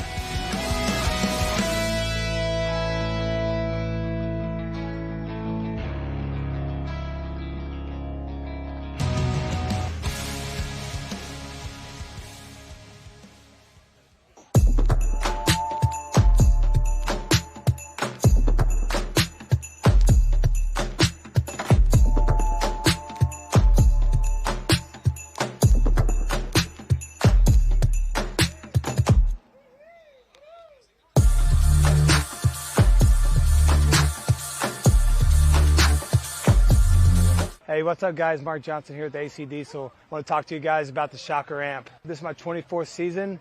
I'm playing in the pro division. I want to talk about the amp. Straight out of the box, under $1,000 retail gun. Straight out of the box, shoots just like your top $1,500 gun. One good thing about the Shocker amp is the efficiency. I shoot 9 to 10 pods, no problem on my 88. And then it does come with the Freak Kit, the best barrel on the market right now, and you get your inserts as well. And you can upgrade with the full insert kit. If you're a mech player, it's a quick release. One screw out the back, pop it up, put new solenoid in it, you're good to go. Less than 60 seconds, I can have that thing changed out for me. One thing I like about the Shocker is how small and compact it is, and it's super, super lightweight. We were the test team when it first came out. I have not one issue at all playing with this marker. Out of the box, straight on the pro field, compete with the top paintball markers in the league. One good thing about Shocker is the support team that they have. They come all to the major events and minor events. They got all the techs here ready to go, set you up. You got a problem with your marker, on the spot, they got you fixed. If you're looking for a Shocker amp in your area, go to your local dealers and they can get you hooked up with any Shockers that you need. American-made gun, made in Pennsylvania.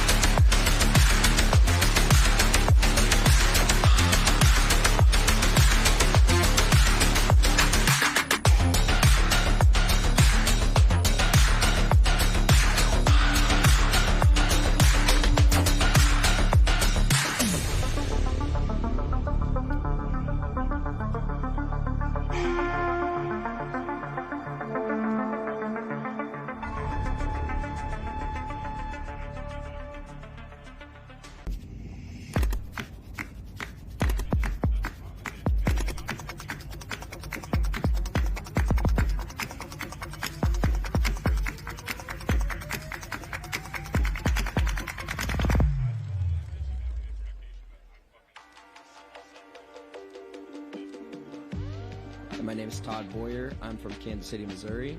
I play for Kansas City, Missouri All-Stars. Started the team about 4 or 5 years ago. Started the D4 season playing MSXL. We won the series in D3.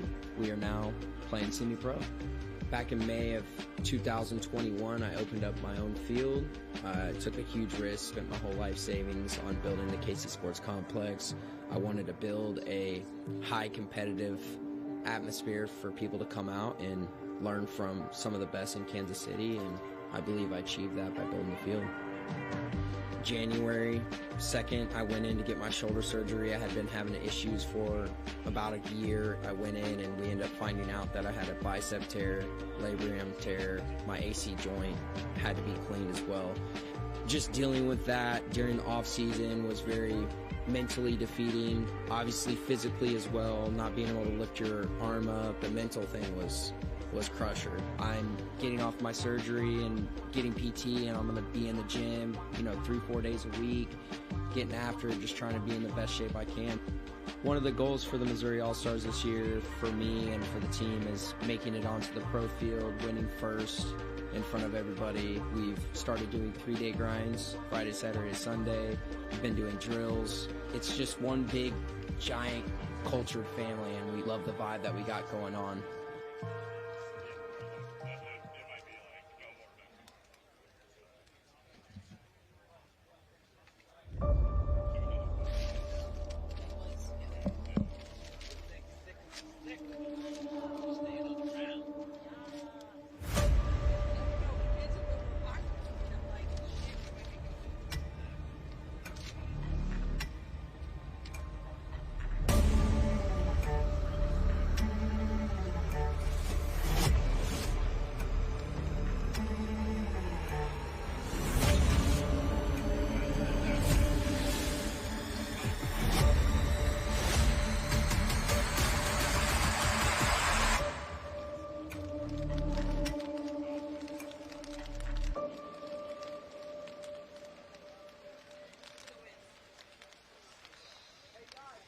Good Game Sports Park has only been open 7 months, so we're a young field.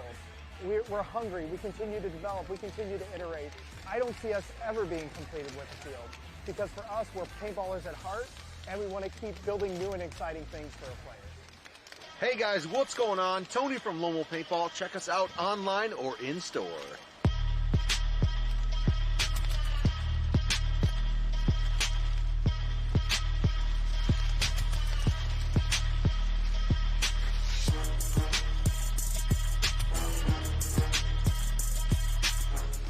LoneWolfPaintball.com. Celebrating 35 years, Blast Camp is one of the most historic and longest-running facilities in the country.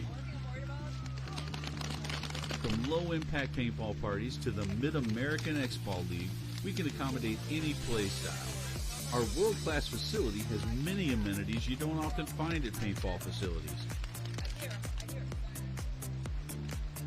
So come experience history. It's not just paintball, it's Blast Camp.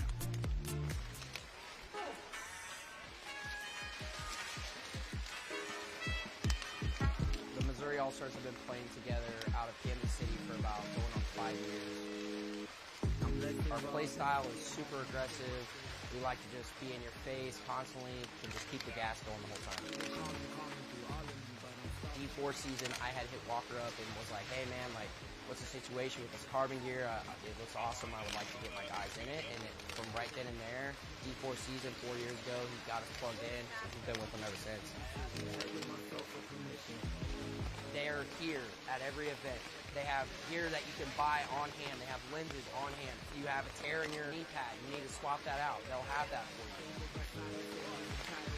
I've literally had Walker in my pit in Dallas asking me if I need help with it. Like, you can't ask for anything more from the sponsor.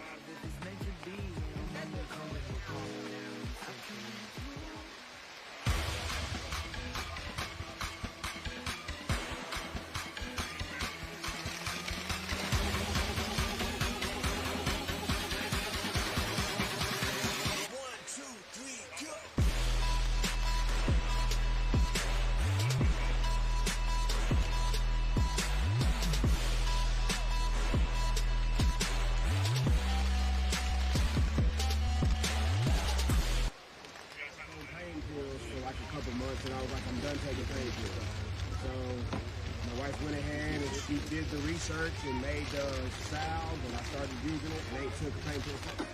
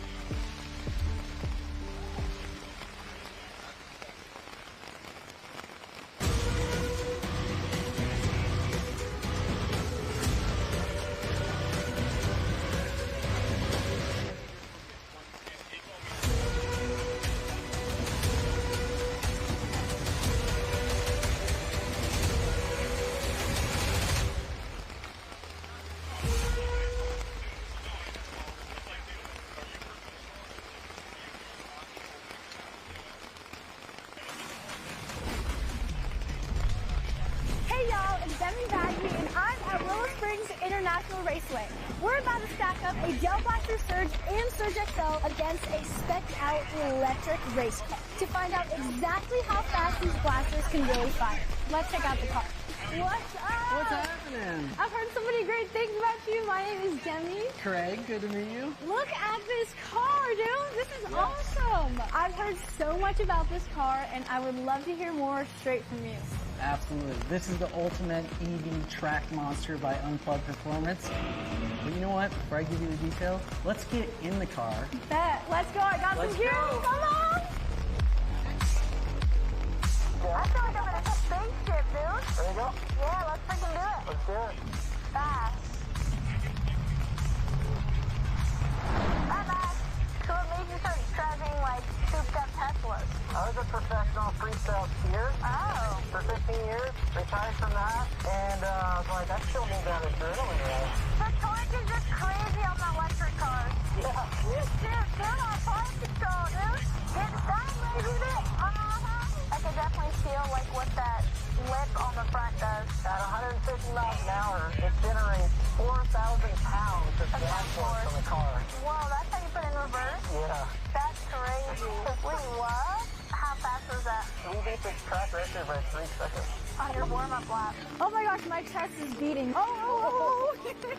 What's up, guys? How you doing? I'm Demi. Vincent. Great to meet you. Hey, Joe. What's up? I want to hear all about these gel blasters, but first, we got to talk about that car ride. That was insane. We were getting sideways.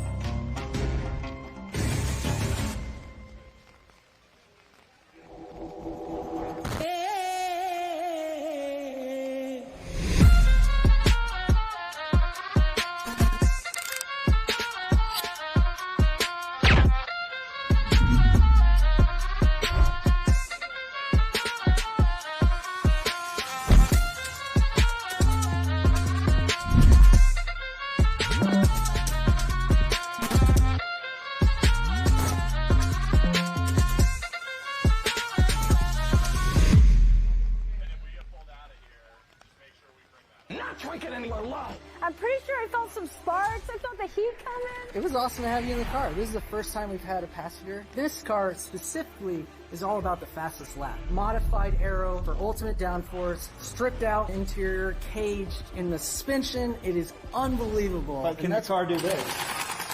Okay, can't do that. Enough about the car. We want to hear more about the Gel Blasters. So we're a brand new company straight out of Austin, Texas. And we've had a phenomenal year with a couple of really cool products. The first one here is the Gel Blaster Surge. This one we got started off with. And this one right here is the Gel Blaster XL, the big brother to that bad boy. The cool thing about Shannon, you gotta get it back. He deserves it. Yeah, super fun, right? So we had a lot of really neat features in our blasters. This was our first one, the Surge, and we had lithium-ion battery in it. You said battery? Just like the Tesla. Nice. It's got full auto, it's got single fire, interchangeable barrels so you can get different velocities. The safety barrel is about 100 feet per second, and then the fast barrel is about 175 feet per second.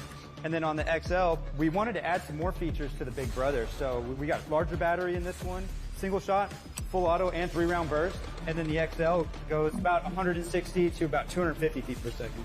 That sounds really awesome, but do any of us even know what feet per second means? I have no idea what that means, but I can tell you I could go 160 miles an hour in the front straight. Well, that's what we're here today to do. We're going to put our gellets up against your race car and see who's faster. We've got our high-speed camera set up so we can see how fast the gellets are versus the race. I don't even know whose team I need to be on right now. I feel like I have to be on yours because it's the first time a passenger's been in the car.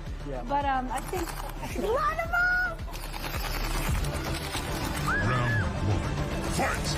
Oh my gosh.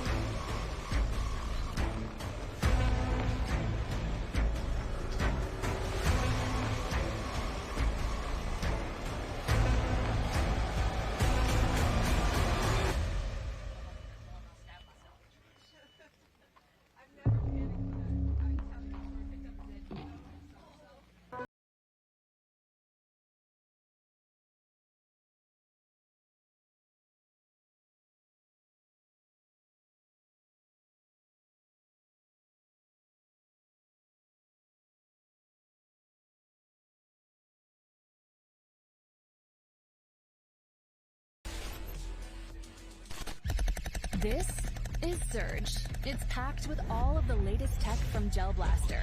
For you, that means epic gameplay, like nothing else out there. It's designed by the Gel Blaster engineers in Austin, Texas, who have made robots, drones, and even spaceships. With Surge, they've taken the best tech out there and put it into your hands for a difference you can hear and feel. Does it hurt? Just a little. But that's what makes it so fun. Surge is packed with the best tech, like a built-in lithium-ion battery and ultra-fast USB-C charging, unlocking hours of gameplay. The high performance and precision comes from carefully tuned, ultra-strong gears and super durable internals, so push Surge as hard as you want. Want to raise the stakes? Surge holds over 800 gellets. Activate full auto mode to rapidly blast gellets more than 100 feet. Need more ammo? Reloading is quick and easy, so you can stay in the game. Gellets are simple to make. Just add water. They're super affordable too. Your Surge comes with 10,000 gellets, and additional 10K packs are less than $5. Do you like cleaning things up? Neither do we. With Surge, there's no cleanup required whatsoever. Gellets fully evaporate without leaving a mark. They're completely safe and environmentally friendly, so you can feel great about playing without worrying about the mess.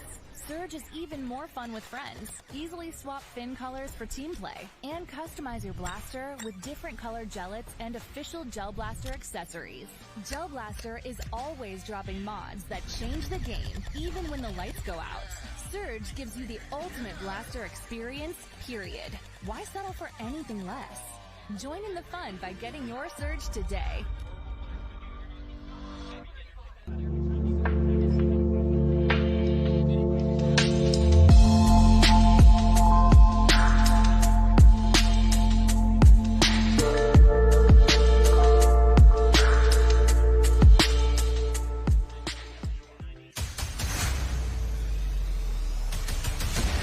Enough is enough! I have had it with these mother snakes on this mother plane!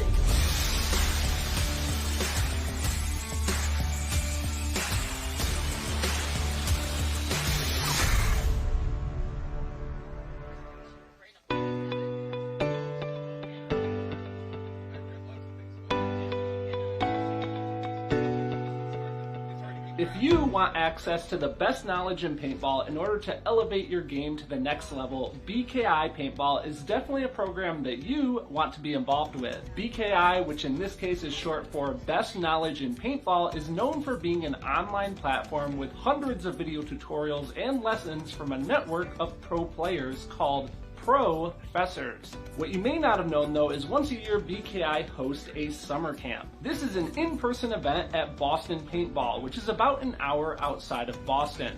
This event gives you 4 days of professional instruction from 6 professional players. I just got back and holy moly, it was quite the experience. I'm definitely looking forward to hopefully being able to go next year. It definitely sells out super fast. If you guys want to learn more about BKI Paintball and the summer camp when it comes time to schedule that, you guys can check out the link.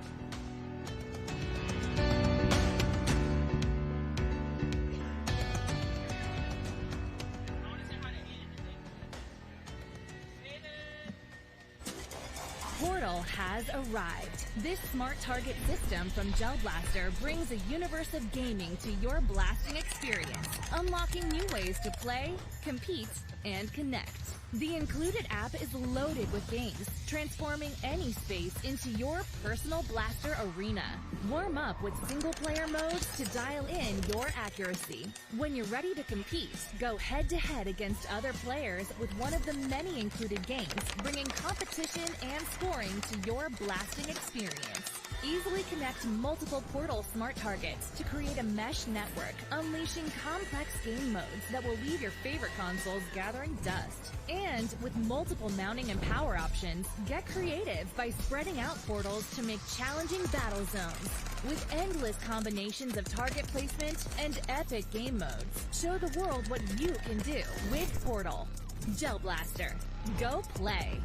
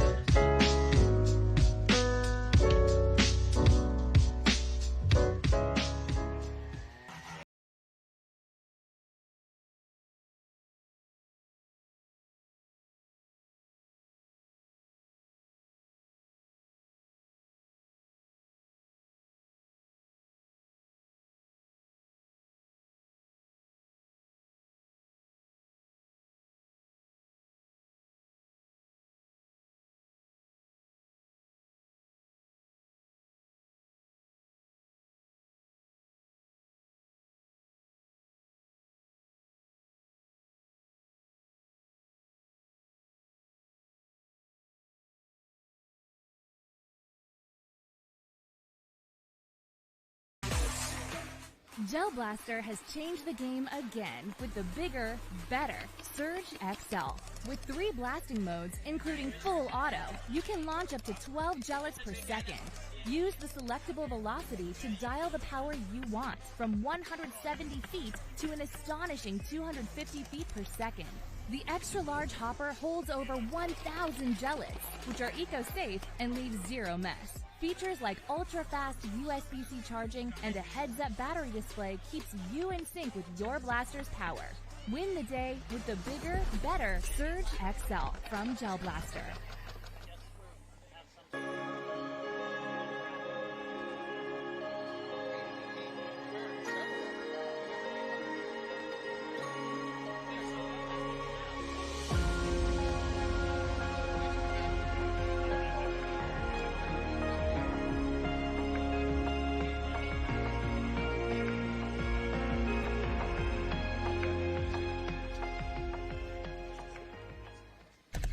This is Surge.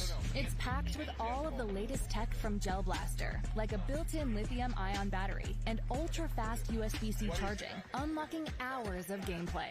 Surge holds over 800 gellets. Activate full auto mode to rapidly blast gellets more than 100 feet. No cleanup required whatsoever. Surge gives you the ultimate blaster experience, period. Join in the fun by getting your Surge today.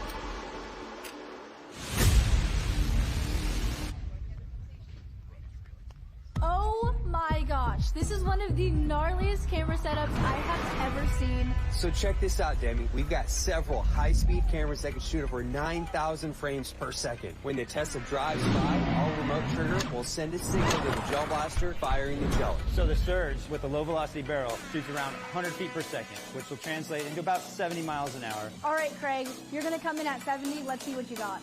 70 miles an hour? It's laughable. Coming in on the straightaway. Here we go. On the high-speed camera, we can see that the gellet from the Surge with the low-velocity barrel is as fast as the Tesla at 70 miles per hour. Let's keep stepping this up. What's next? We'll put the standard velocity barrel in that comes with the Surge. It's about 175 feet per second, so we should be seeing about 120 miles an hour. Okay, Craig, 120, you think you got that? Easy peasy. 110, 120, flying by. Alright, that was only like 120 or so. So we just went from 70 to 120. But I know we have a lot more in us because that was just the Surge. We got the Surge XL coming, so I don't think Craig's ready for it. We did everything bigger with the XL. Bigger hopper, bigger velocity. So the velocity is adjustable on this one. So we'll be starting around mid velocity on the XL. It's around 200 feet per second, which should translate to about 140 miles an hour. Craig, you got 140 in you? 140. Watch this shit. All right, we're coming in hot. 130. 140. Bye-bye. Surge XL at half power is keeping pace with the Tesla, even at 140 miles per hour.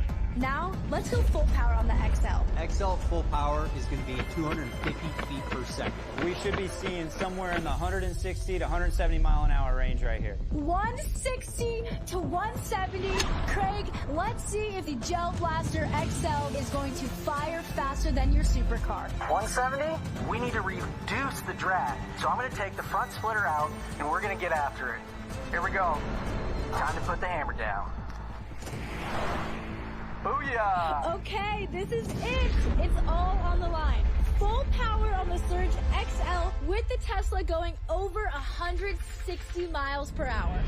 The Gel Blaster won! This is insane! Yeah, that was insane. That was crazy. I just watched the camera stuff with the Gel Blasters going against the car, and I thought I was Team Tesla. But we started with the Surge, then we bring out the Surge XL, and we smoke you! Gone, dude! Gone! So you did set a track record today, but I think we set the best record. Because we officially just beat a souped-up electric race car with the Gel Blaster. I am impressed. I really am. Can I have one? Sure, man. You can have the little one.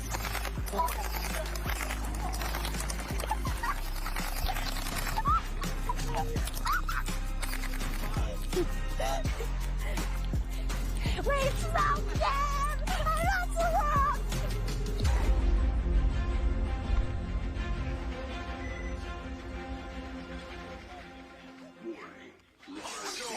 For the street.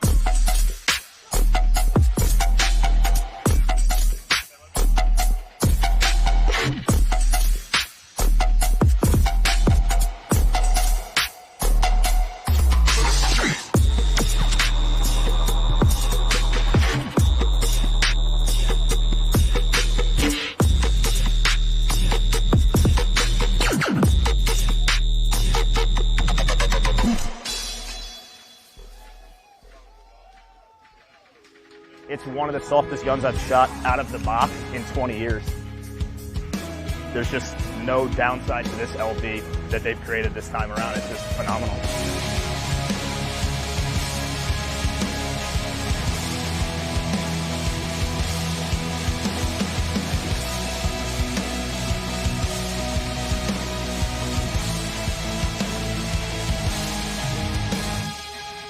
The clips of all their platforms, they are just the most reliable company. Everyone knows that whether you're sponsored by them or not. I never fear my gun is going to go down when I have an Eclipse gun, and then even more so with the LB because of the poppet.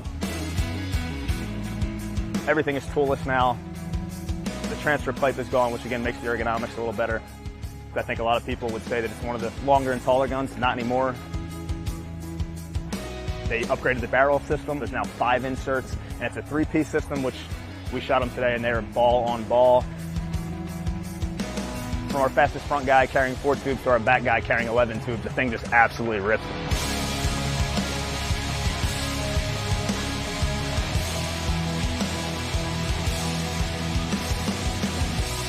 The A-Team's been around since 2004. The group we have now, though, is phenomenal. There's ex-Revo players on there. There's guys from different parts of the country, guys who played professional for Aftershock, for Elevation. The team is just a really good core group of guys. The structure we have is second to none when it comes to a paintball team. The whole team's a bunch of maniacs, absolutely. So to put an ego in our hand just makes perfect sense. The gun is just an absolute blaster out there, and we are definitely some ego maniacs.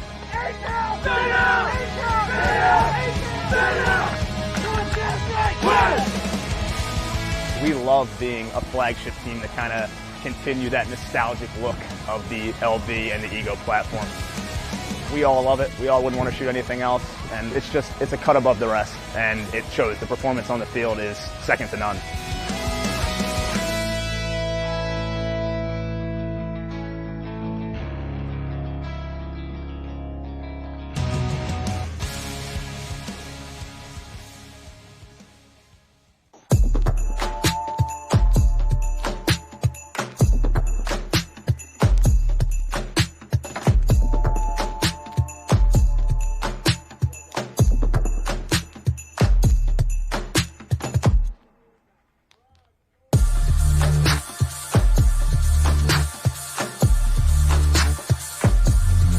Hey, what's up, guys? Mark Johnson here with the AC Diesel. I want to talk to you guys about the Shocker amp. This is my 24th season.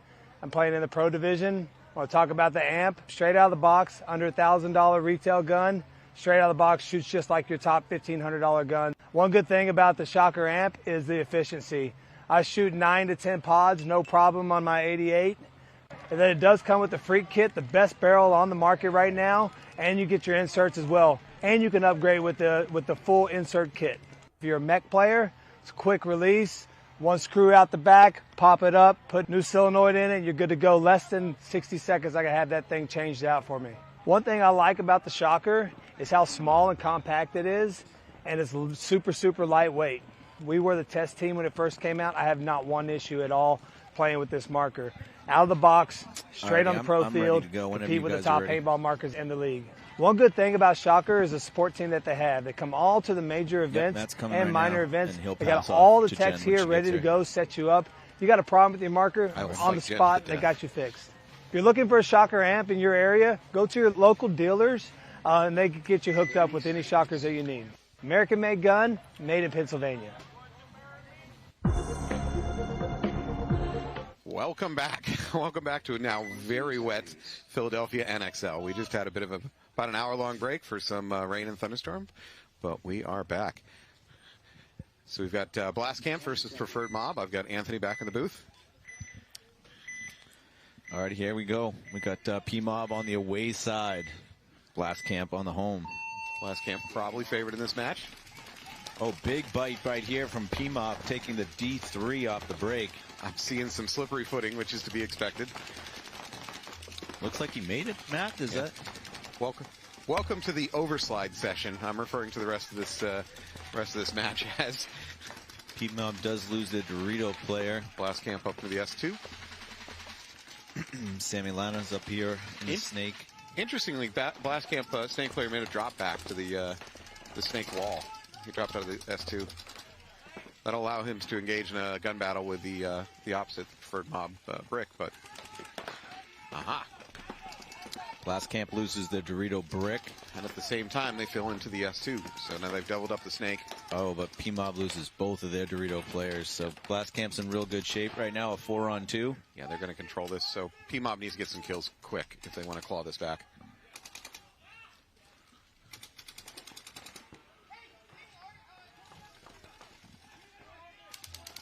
P-Mob, good communication.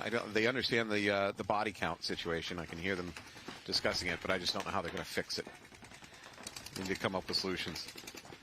Blast Camp is really moving around in the snake. They're not content to just take a bunker and work out of it. They seem to be happy to move up, move back, move up again, move across. Sammy Lana taking it, and John Derula. So that's the last of the P-Mob. That's it.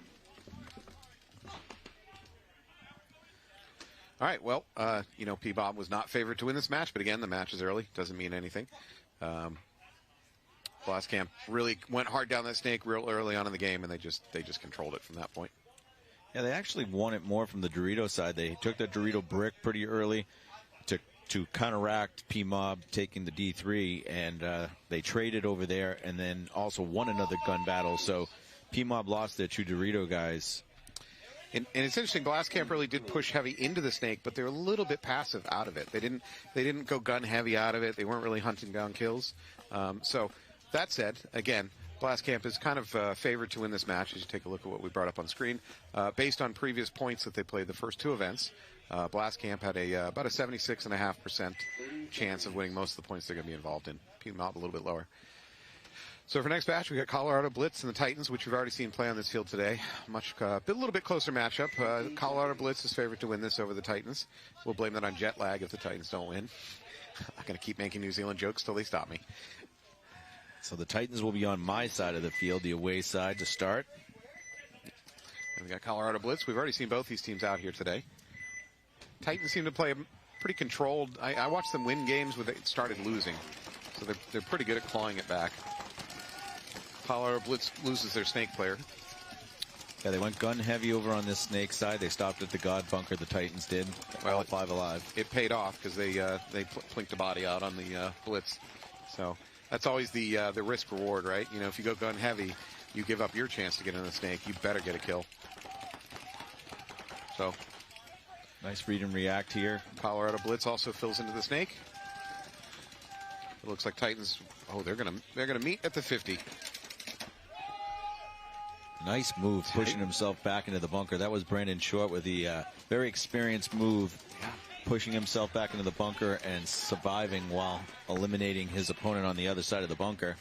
So Titans are doubled up in the snake. They're in well control of this.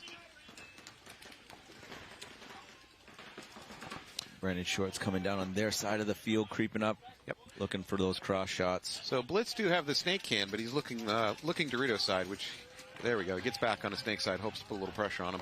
Yeah, he's going to need to catch them being sloppy. Mendez is right behind Short right now, looking to get that shot on that can.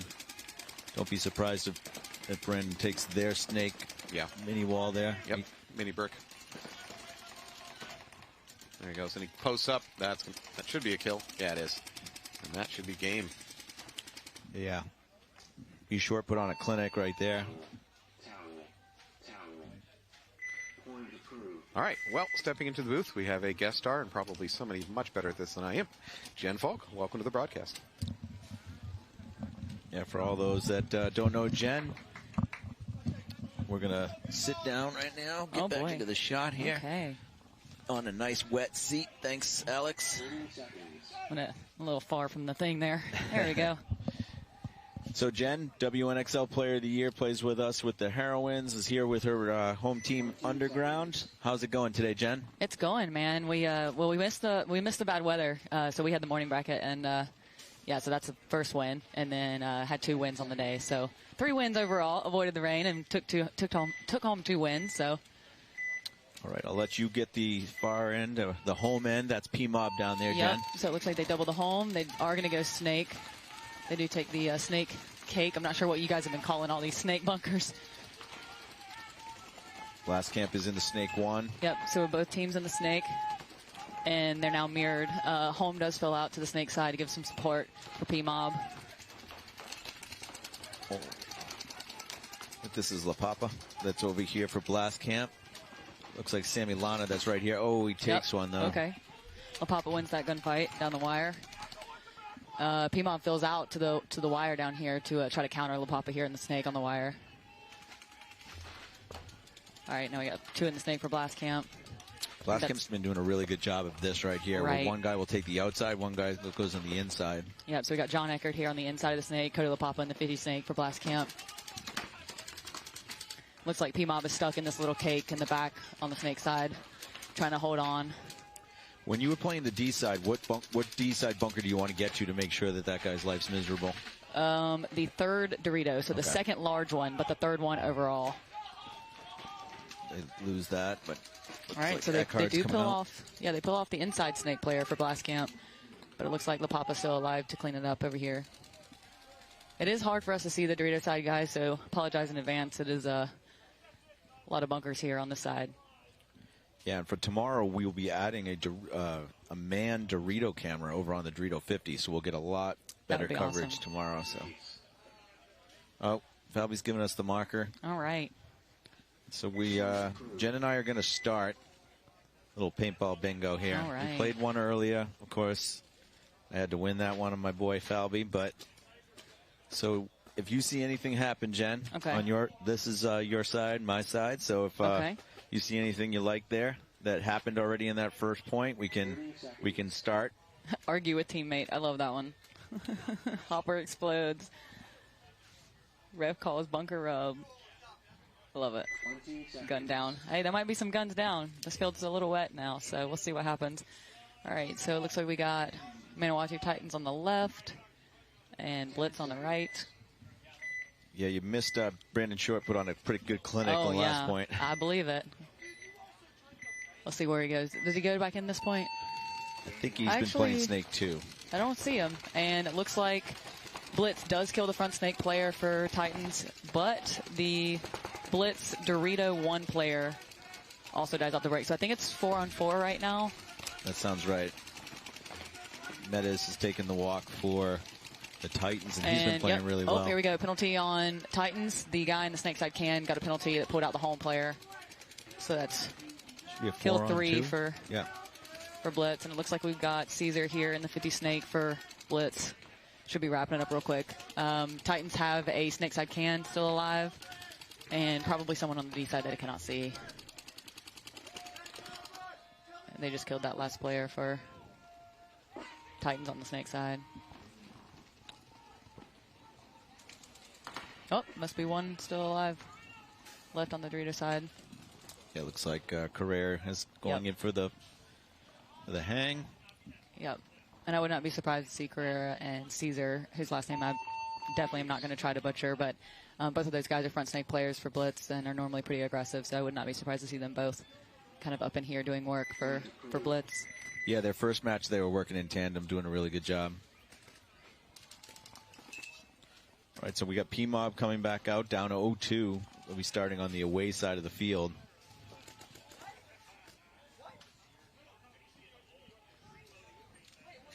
I guess his pronunciation is CBA. CBA. That's not what I would have said, Not so I'm even glad close. we got clarity on that. No. All right, for Blast Camp, looks like kind of their starting five. Jackson, Zach Hogue, Kyle Brand, Cody LaPapa. Yeah, it looks like Peanut from P-Mob is out there. Nate Burdell, Aiden, Jasmine. See who else is out there. Probably Thomas. All right, Blast Camp going snake off break. Aiden's out, but Nate Burdell takes the center 50. All right, and I think Blast Camp's about to push into the 50 snake here, and they are. Zach Hogue's in the 50 snake. However, it looks like P-Mob just pushed through the center. Yeah, Nate. Oh, he got shot. Yep. Oh, hey, there's a major on somebody. Oh, major that's on P-Mob. on P-Mob. Yeah, we got a running ref here coming, trying to pull two bodies for P-Mob. Oh, boy. The only thing good about that is on my bingo board. Hey, okay. So I've got a red flag. Do you have a red flag? I don't think so. All right, Zach is just cleaning up right now. This is a formality.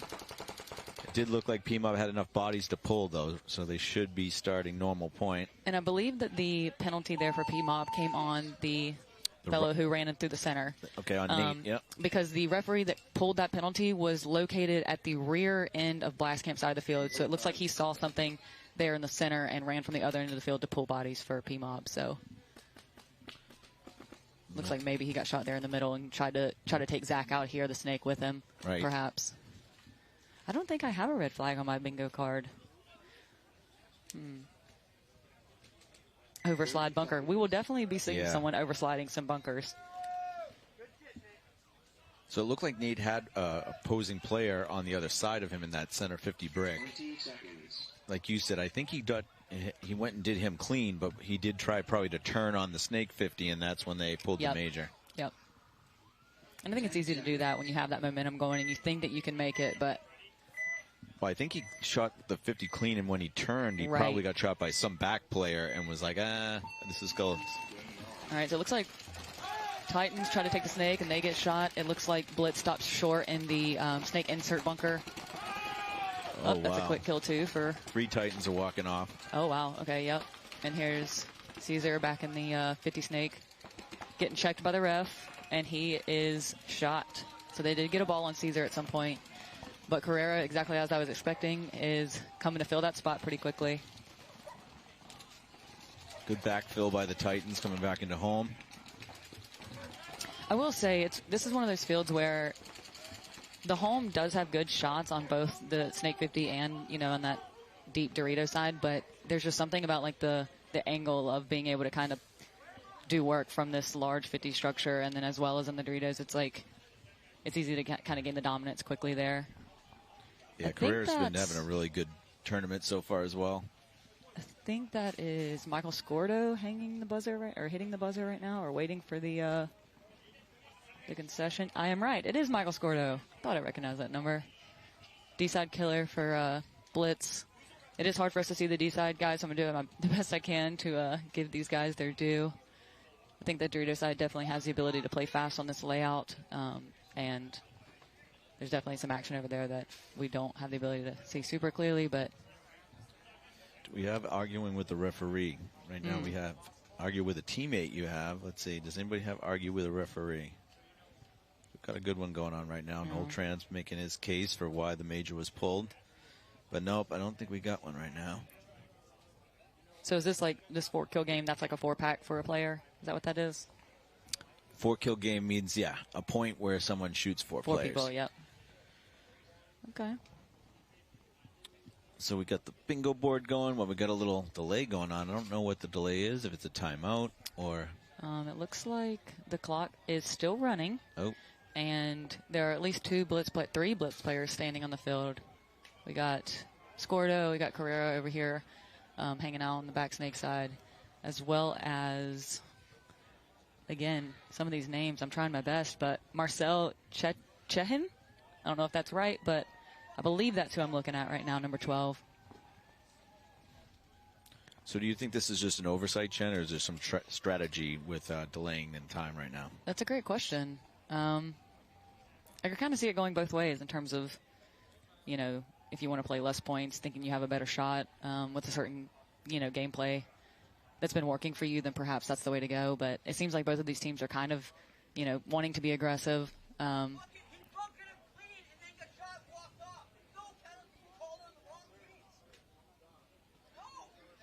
All right, that's definitely arguing with the ref, Thomas. Hey, there we go. Argue. Yeah, I don't think I can mark out teammate and say argue with ref instead of teammate, and then boom, now I got a bingo. So it looks like Titans are still letting the clock run down. Actually, is there another player for Blitz alive? There is another player for Blitz alive.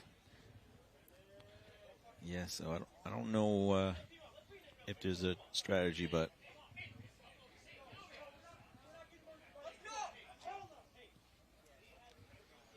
Yeah, I've seen a lot of high-scoring games on this layout. I think X Factor and Russian Legion just played an 8-4 game. Yeah. So it's definitely the ability to play a lot of points. I agree with that. So maybe it is strategy. It's a bold strategy. We'll see if it pays off. Because at this point, after Blitz gets this point, they'll be up 2-1 with, you know, around 8 minutes if they end up tallying sometime soon. But that's plenty of game to be played there.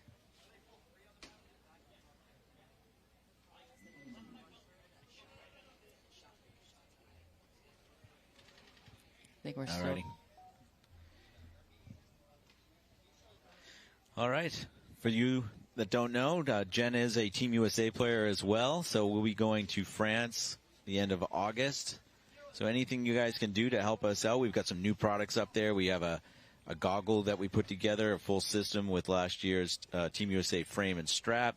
Get to choose your mirrored lens. That's on sale for $99. And then we have the cool basketball jerseys, some tech tees. Player jerseys will start to be available as early as next week.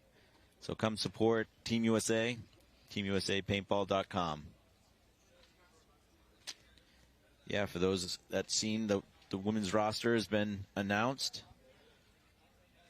I think we might have one last player being announced. A little bit of a secret, so we'll keep that to later. But we have one more player being announced this week coming up. Jenny, you're excited about the secret player, I know. Hey, I'm super excited about the secret player. I've been vouching for the secret player, trying to get the secret player involved for a minute. So when I kind of heard about that, I was very, very excited. Been wanting to play with her for a minute, so. All right, we're still waiting to see what's going on. Clock is still running down. We're at 7 minutes now on the Blitz and Titans game. I don't know what's going on. I wish I had like a little person over there in the Titans pit to kind of get a word on what, you know, conversation they're having. But all right, we got the little Spick and Span show coming to New England, actually. So we have AG Paintball in Ware, New Hampshire. The Spick and Span show is going to be doing a live broadcast. It's going to be fun. I know I'm going to be up there. You played at AG. Yes, I have. It's a great venue, honestly. Yeah. The turf is fantastic. It's a good location, good staging, very, very good staging areas. It's a great venue. Yeah, so I'm looking forward to that. You know, we'll have interaction with the crowd. It'll be broadcast live. Actually, Alex that's here doing the webcast does our NEXL webcast. He'll be doing the show, so everybody will be able to see that live. Again, crowd participation. I think the attendance, it's like a $15 ticket. You'll again be able to get some food, some raffle prizes. So if you're up in the New England area or even the Northeast, it's worth a drive if you want to be you know, it's a once-in-a-lifetime opportunity, really. How often do these shows actually have a live broadcast like that? So if it's something interesting, they're also doing, I think, a street ball tournament that weekend. So check out AG Paintball's website, and you'll be able to see that particular event. We just played a 10-man event up there. It was real fun. Yeah, for sure, for sure.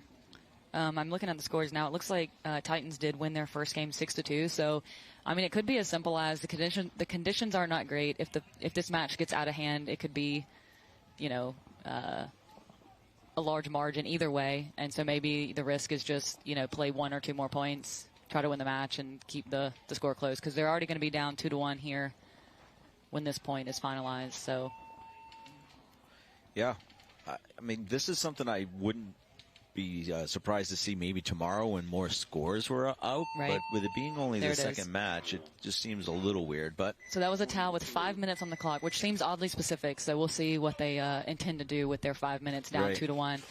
Coming back out, Blastcamp is up on PMOB 3-0 with 10 minutes and 50 seconds. So still plenty of game time out here.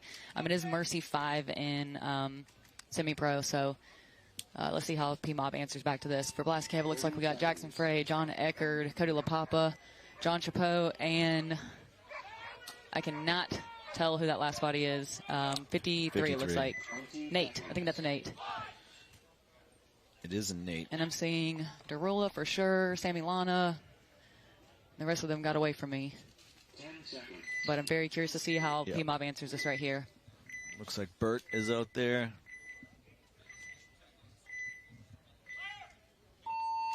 All right, PMOB took the snake corner off the break. And they're pushing up the center. So PMOB does take that center brick. They do lose a and player. lose him. Thomas Mantoni coming off. Yep. Cody LaPapa back in snake here for Blastcamp. It looks like they still have 5 alive. And taking the inside route. Yep. And it looks like they might be in a little bit of kind of like a hold posture. They have Soap over there in D1, kind of holding it down. I believe their 5th body is in the Dorito corner, perhaps. It looks like Sammy Lana did bump into the snake brick here with support behind him in the snake side can. Yeah, I think you're right with the setup that Blastcamp has. You can pull that off. Okay. Yep. So Cody LaPapa here in the 50, snake doing work.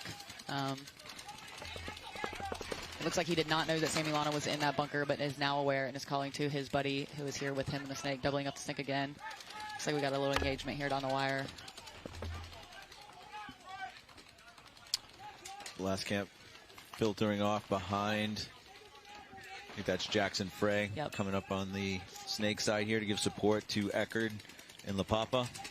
I think Derula just filled out to the snake side, little cake to help out Sammy here on the wire. Yeah, this is a big point for PMOB. Absolutely. If they could get rid of LaPapa right here, I think Sammy could break it open, but neither of them really wanting to over-engage in this scenario. It looks like Derula is sitting on the inside looking for the cross. So Blastcamp has the Dorito wedge as well as the Dorito tower. And 2 here in the snake, one of which I think that's Eckhart has gone onto the other side of the field. Yep. And then Jackson Frey is on the snake side can here, quarterbacking.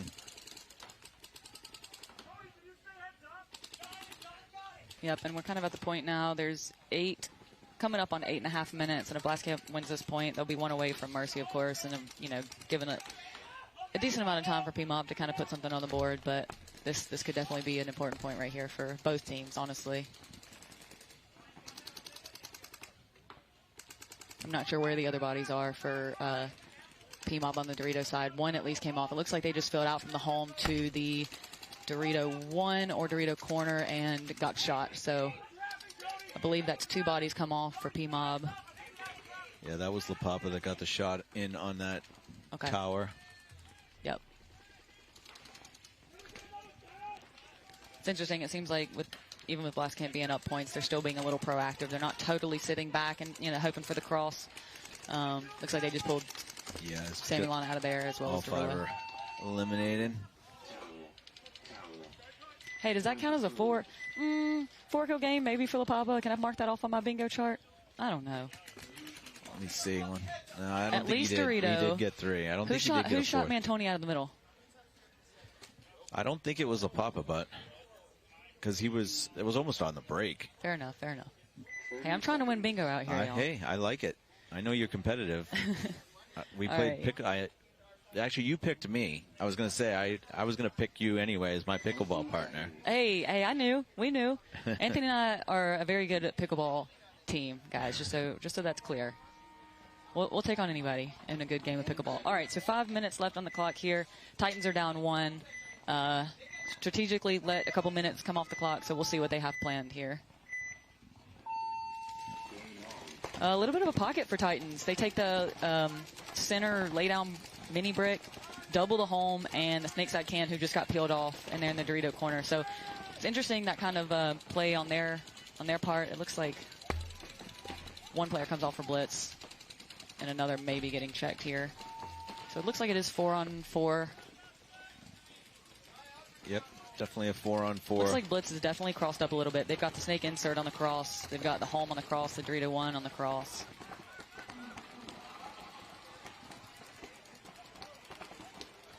Another body comes off for Titans, yep. And another. That's a Dorito wedge, number 50. I think that's 55 for blitz. That's Scordo, isn't it? Michael Scordo, I think. Yep. Yep. He's having a game. He just shot 2 guys out.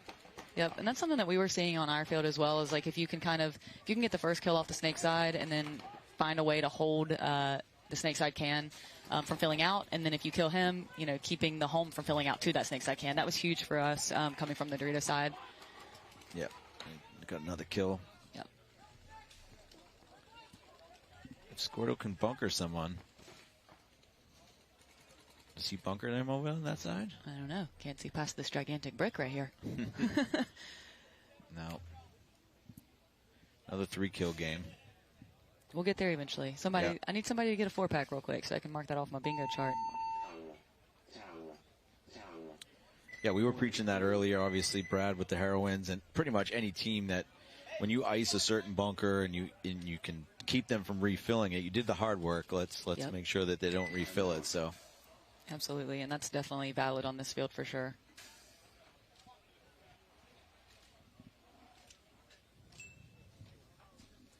All right, we got a timeout here, so we're going to come back to the bingo timeout. board. We need timeout on our bingo chart. Oh, too. I don't know if we got a timeout on here. I've got towel. Do you have towel? I don't, but I have overslide bunker, which I feel like maybe has happened like probably 15 times or so since the storm has happened. All right, because I didn't see that I had towel. I saw it, but I didn't tell you because I'm trying to sabotage your bingo chart. That's how we play, huh? Yep. You know me well enough to know that. Come on now. All right, we got Dorilla coming out, Chatsman. So Aiden, I think, is coming out for Team USA. Okay. Tryouts next week. So we'll have U16 and U19 coming out with all the tryouts. We have over 40 players from combines and BKI clinics, and some of returning players. So Marcelo and Kyle Barry will be out, and we'll be choosing the team that's going to represent U16 and U15. I'm sorry, U16, U19.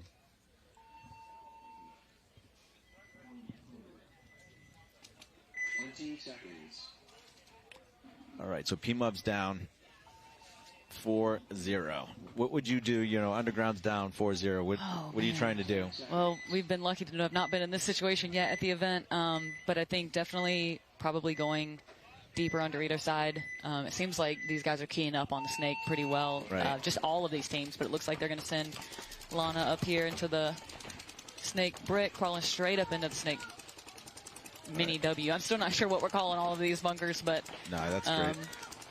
That's Aiden Chasman. Oh, it is. Yep. Sorry. I apologize. I did get that one wrong. Well, him and Sammy are buddies, so yeah, they're interchangeable. Yeah, he was out here last point. You're right. That is Aiden.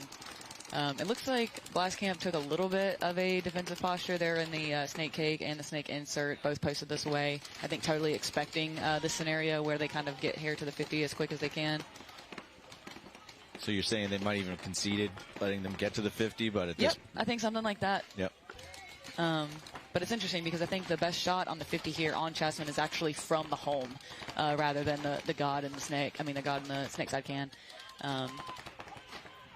But in a snake like this, it's a little bit of a guessing game because, as you can see right here, I think Kyle Baran knows that Aiden is here in the 50, so we'll see if he does the little loop-de-loop on the inside, which we've seen a lot on our field. Here we go. Yep. So that was a great shot by Kyle Baran to take Aiden out without trading and preserving his body and taking 3 with him on this point. Oh, he could get the 4-pack if he gets this last one. Come on. Come on, Kyle. Give me a 4-pack so I can mark my bingo chart off. It looks like La Papa might steal it. I don't know. I think I'm going to give that one to Baran because La Papa's gun was down. I'll give you that one. Hey, I get to mark something off my bingo chart. All right, so Baran and Cody La Papa cleaning it up right here. And that'll be a 5-0 mercy for Blast Camp on that one there. All right, I get to mark something off. 4-kill game. Thanks to Kyle Baran for that one. That was a good counter move, right? So the game plan was to concede it and then either counter move it or maybe they get sloppy when they're wrapping it.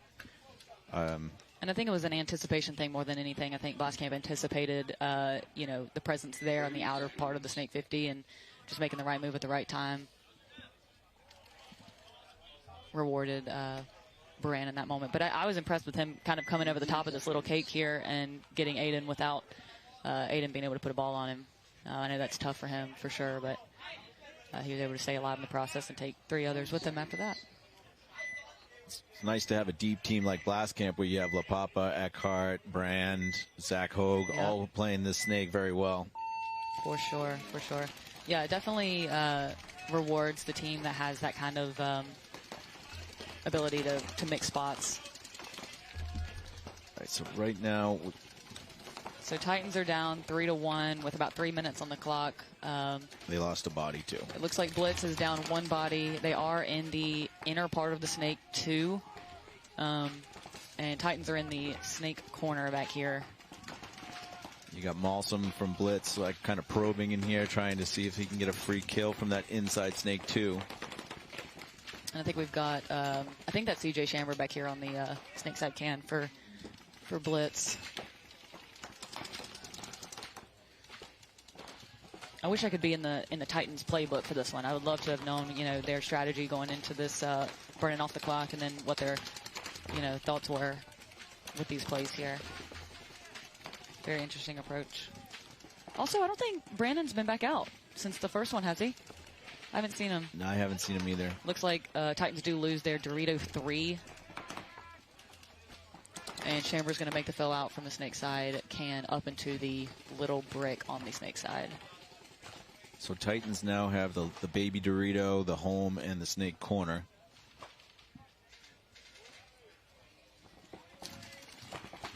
They got Blitz probing here in the 50 snake, as well as Chamber right behind him in the mini W in the snake here. And Blitz definitely still putting the pressure on, even though they're up 3-1 with about 2 minutes on the clock. I don't think this is a field where you totally go into a hold situation, but you kind of have to keep a little bit of pressure applied. Yeah, I agree with that. We were talking earlier. If you completely try to hold this field, I think it'll work against you. So we got Chamber posted on the wire. It looks like Malsum's on the inside, hunting probably for the baby Dorito player for the Titans.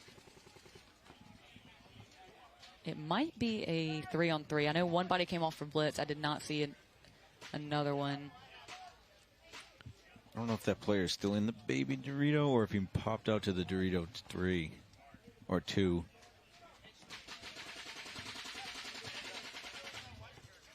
But in this scenario, I mean, we're at the 1 minute mark. I think, you know, Blitz is pushing, but not pushing so much that, you know, they run the risk of losing the point with enough time for Titans to kind of score that next quick one. So I don't hate this decision here for Chamber to kind of coordinate with Malsum to lock it up over here. It looks like they did get another kill. Yeah, I think at this point you just try and get the point. I think somebody might have launched on the D side for Titans, but I can't see. So, oh, and he did, and he got killed. They traded. All right, so it looks like, wow, okay. So Medis tried to come get Malsum. Again, did not trade. and CJ Chamber made sure of that. Hey, I wonder if that counts as overshooting. I've got overshooting on my. I think I'm going to count that one. I'll give you that one. Yeah, I mean, Chamber definitely said no to Medes when he tried to come get Malsum, so I'm going to call that overshooting, and I'm going to mark that one off. I'm catching up in the bingo game, guys. I'm catching up. I think we're both pretty close. You need 2. I need 2 this way. Trip and fall and overslide. Those are likely, so I might. That might happen in the same thing. I might get you. Get to mark 2 off my bingo chart here. Ooh, Hopper explodes. Dirty hang. I haven't seen one today, but always happens. Oh wait, I've got overshooting too. Oh, you do. Okay. Not in a great spot, but not in a terrible one. We'll take it. So again, it looks like this is where Falvey with his sheets come in and old school me. Yep. Tank cover. Yep. Have you seen one today? A lot of times you'll see those smaller like exalt ones that are kind of just on the butt of the tank. Yeah. And those ones definitely do come off when the field is wet. So I would not be surprised. Some people actually tape those just so they don't come off. Right. But, yeah, so the Blast Camp PMOB game is over. It looks like, was there enough time left on that last one for, I see all of Blitz running pods. So I think that they are making sure that they come back even on the pod count. Just looking at the scoreboard here. So the Titans had a +4 in their win, and Blitz had a +2. So I think they were okay to lose that one. Gotcha. They just probably only wanted to lose by 1. Right. To keep the differential +1 to them. That makes sense. But unfortunately, that didn't happen. So now I believe they're even, maybe, or even down 1. What was the final? That's exactly what I was trying to confirm, because it looks like the final was 4-1 Blitz. Blitz did get that last point. So now Blitz is +1 on them in the differential, even if both teams win out. Yep.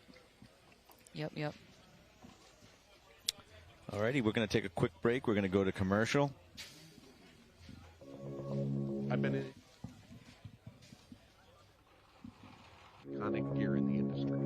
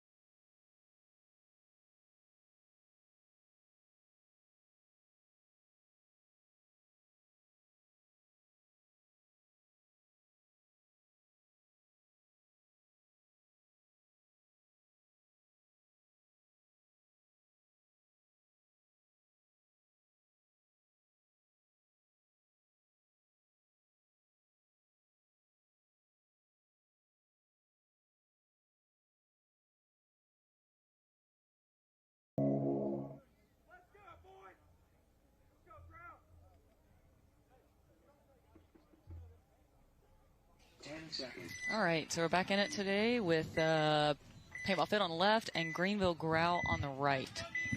Hometown team. It is.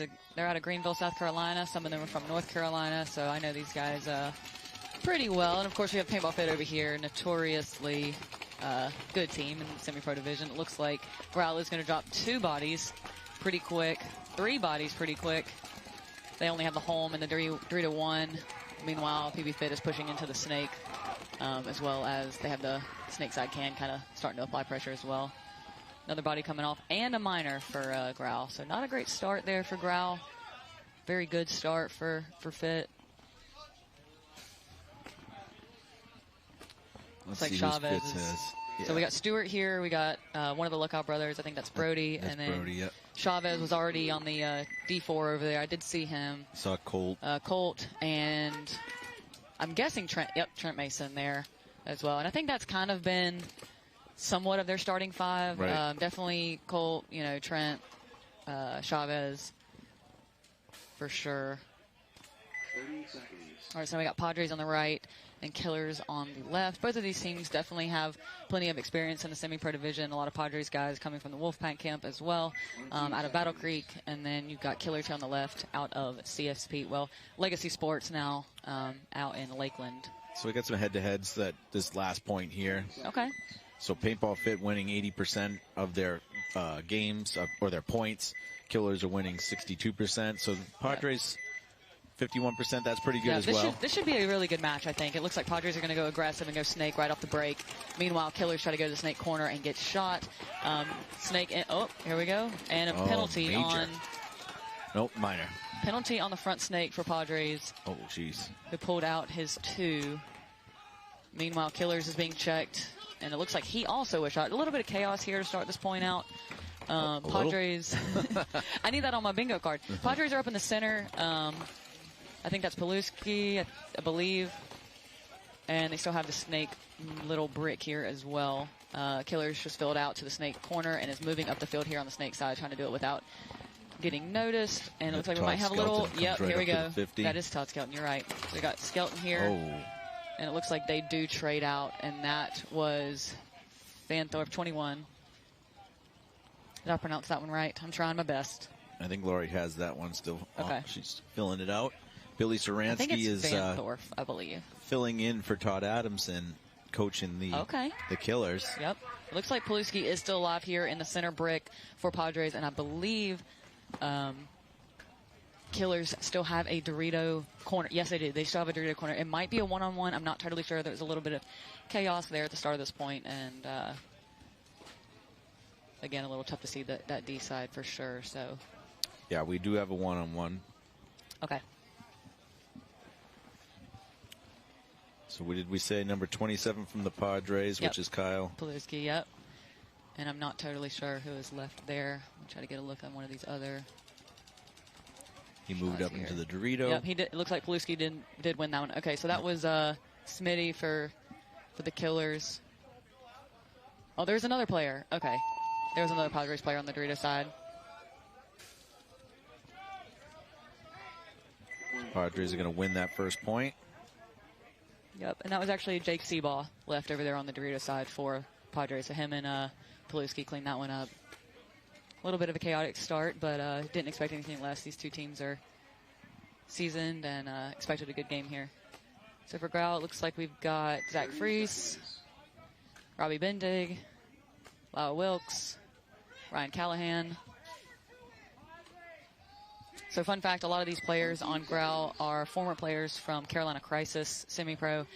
That team underwent a little bit of a revamp, and some of those players are now over here playing with Greenville Growl. Looks like Fit are spinning the same 5. No surprise there, as they probably should, given the performance of that last point. So let's see how Growl answers here.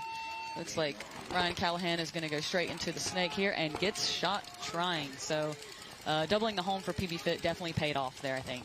Yep, and Chavez is already up in the Dorito 4. Yep. And now Brody is up here in the snake 50. So they're exactly where they want to be. And Growl has the snake side can on the cross because of Chavez penetrating that, that far that quickly. It looks like Brody did just get another kill out of the home and is now making his way onto Greenville Growl's side of the field. Another body coming off for Growl off the Dorito side, so I believe it is just the can, and he is peeled off too. PB Fit looking very much in control of this match. I think, you know, Greenville's going to have to kind of figure out how to adjust to account for that. The off the break shots were right on point there for Paintball Fit. Yep. And we got some sun coming out finally. Yeah. 30 seconds. All right, the killers should be on my side of the field this point. Yeah, but it looks like I believe that they are spinning the same 5. We got Kutzler, Paluski, Seaball going out for Padres. Skelton, I believe. Looks like we've got Smitty, Sebastian Lopez. Trying to think about Hosky for killers. All right, so killers go a little short, and the Padres try to take that snake side little break and get shot off the break again. So we definitely have some on point off the break shooting from all teams out here today in these matches here. Hosky goes out to the snake side corner for killers. Meanwhile, Lopez here in the snake is making his way into the 50. I believe Padres does have a snake 1 on the inside here. And Padres did just identify that he is here. Okay, so Skelton made his way out here to the wire. Hosky moving up behind Lopez here in the snake. Very good shot there by Lopez. Yep, and that's 2 bodies coming off for Padres, so they are down to 3 players now, and I believe killers are still 5 strong. Lopez makes the inside route to the snake to come get the snake, and he does pay off. So Skelton comes off, Lopez comes off, and then Steve for Padres tries to make the move and gets shot here. Good follow-up by Hoskinson. Hosky, yep. Oh, he does get eliminated, though. Wow. I wonder if that was was that a team kill? I got that on my bingo chart. Well, I see 1 Padre coming off. Maybe a second. I don't know if there's any, because I think they only had 3. Yeah, I think that was the last Padre that shot him and then got shot. See, you just don't want me to win bingo. I see what's happening. We're not going to call that one a team kill. No, I'm kidding. That was a lot of speculation. That one is speculation. Okay, I'm trying, y'all. I'm trying. Hey, it wouldn't give me bingo. It would just give me a new one on my. I'm gonna think. Oh, I have lost tank cover too. Look at that. Yep. Pod dump. Need somebody to pod dump out here, like they're Pat Kraft. Looking at mine as well. So it looks like PB Fit's spinning the same 5 from what I can tell so far. Growl going to go with Bendig, Eddie Dawes. Eddie Dawes coming over to Growl from the ML Kings, formerly of Chrysos, formerly of NRG Elite. Great fun attacker for them. Let's see what he can do over here. Fitz got Johnny out there now, so the 3rd Luckau is playing this point. I don't know if he's in for Brody. I think he's in for Trent. So we got to see Scott Stewart. There's Trent. Yeah, I think he's in for Brody. I think you're absolutely right. So it looks like they're going to double home again. Let's see if it pays off. All right, so Growl finally gets out 5 alive, it looks like. Not a super aggressive breakout, but definitely making some moves. Scott Stewart's coming up here in the snake side mini. Oh, he's going to skip that bunker and go straight into the snake 50. I don't know if Growl's picked it up, but they did just make the move to the center brick. But it does not look like they're aware that Scott is here in the 50 snake quite yet. 1 body did come off for Growl, so Fit, and Scott Stewart takes out the center brick there. So I believe it's a 5-on-3 at this point. That's 4 kills confirmed for Scott Stewart. I need double spots of that on my bingo chart. I think there's 1 body left alive. He might have just gotten bunkered out of the Dorito side. Yep, there was 1 body left for Growl on the Dorito side, but it looks like he did get taken out as well. I don't know. There's a small chance Scott got that last kill too, but 4 confirmed for him. Very good point. Yep, and I think this is a scenario where you kind of got to go, for Growl, got to go back into the pits and figure out what's working, what's worth risking, because that's the thing about Fit is that they're shooting them off the break, but they're also being aggressive at the same time. So that's something that's very hard, I think, to try to figure out how to counter in the proper way. Where you apply the pressure. Do Do you add more guns, back up the gut to try to pinch them out of the back center? Do you decide to take a more aggressive route, maybe on the opposite side of the field that you did before? I think this field has a ton of options, so I think it's just a matter of making sure that you somehow choose the right one in the moment and hoping that the other team makes a mistake. And PB Fit is not known to make super many mistakes. So. No.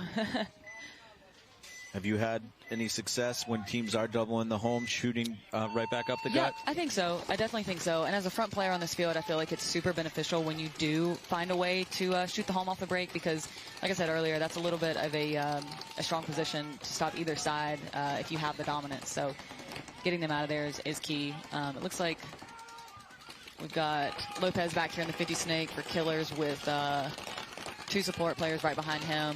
Hosky fills into the snake behind him as well as they have the snake side can. Padres have the Dorito 3. Okay. We got Lopez applying pressure to the can right here. I will say it is very hard. It's easy to get pinched out of that snake side can if you have pressure being applied from the Dorito side as well as the snake 50. Especially because the snake 50 player can stand like Sebastian is right now and kind of be pretty safe. Yeah. But Hosky did take the walk for Killers from the inside snake 50 area. I believe that might have been the Dorito player for Padres who got him out of there. And Padres have moved to the Dorito 4 now. Okay. Then that definitely, yeah, I think that's, I'm almost positive that's who shot Hosky, but I'm not 100% sure. Take the baby Dorito as well over there. So they're trying to make some moves, the Padres, on the Dorito side of the field. Yeah, killing Hosky out of the snake, I think, was huge for them in terms of being able to get back in control of this point because the snake side can player here for Padres, I believe that's Steve. Again, last name I'm not going to try to butcher. I think it's Watt. I'm not even going to try, guys. But he was in the can there feeling a lot of pressure, and I think now they've been able to kind of pull it back and find a way to get back in control of this point. And while, as I say that, he makes a move up to the center can here, hoping to surprise Sebastian here in the 50 snake, and we'll see if it pays off. Okay, Padres also have the snake insert bunker as well. I did not know he was there. Steve makes the move to the 50 brick in the middle of the field, looking to catch somebody. Yeah, nice move there by Lopez. Jumps over and sees that the center brick is hot now. And as soon as Steve noticed that, he went ahead and looked the other way because he knew that as soon as Lopez found that out, that he was going to communicate that back. And I think he made the right move, kind of giving it up. And he is no longer there, so I think he pushed forward, and I'm not totally sure what happened after that. Killers are still in the 50 snake as well as the snake side can. He hasn't walked off. Okay, then he must have. Oh, is he back in there? He's back in there now. Okay. I'm not sure exactly what's going on up there with Steve, but he's trying to wheel and deal out of that 50 brick there. All right, Chris Kutzler makes a move to the wire here and hoping to catch Sebastian here in a second. We'll see if that pays off. Not a bad move there by Chris. Yep, and it did. And right as we say that, looks like Kutzler might have gotten shot coming over the top. I'm not totally sure who. But he did get Sebastian on the 50 snake. So it looks like Straza coming over to the snake side can for Padres. This has been an action-packed point. Really has. I believe that was Cody for Killers that just died out of the snake corner. Padres have at least 3 alive. Yep. 1 up the center. They're saying back right, so it must be the Dorito corner left. Yeah, I can see him. He's taking him. I think he's just eliminated. Yep. I feel like Killers kind of had the advantage there at the start, so it was a good, good point from Padres to kind of stay composed, especially in that snake can when he was getting pinched, to take the time to communicate and make the right move at the right time. I think on this field and on a lot of aggressive fields, you kind of get in this scenario where you feel like you have to engage in order to kind of protect, and a lot of times it's like it pays off to just stay calm and composed and make sure that somebody picks up the zone enough for you to, live in those tight spaces. And no, I agree. And the inside snake player being eliminated, like you talked about earlier, was the key to that game. If they had let Hoskins stay alive there, they wouldn't have been able to push up the Doritos. Certainly wouldn't have been able to come up the center. Absolutely. So we got Paintball Fit on the away side. Yeah, back in the Growl Fit game, and it looks like Growl is down 3-0 with 13 minutes on the clock. So these points have been super quick. We'll see how Growl decides to answer this, if they're going to take a more aggressive approach or try to, you know, shoot one of the lookouts out of the back center. It looks like we do have Brody back in. Brody, Colt, Trent, Scott, and Chavez. 30 seconds.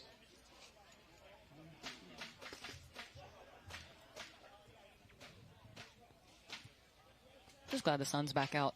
20 seconds. Yeah. Got dicey there for a little bit. Yeah.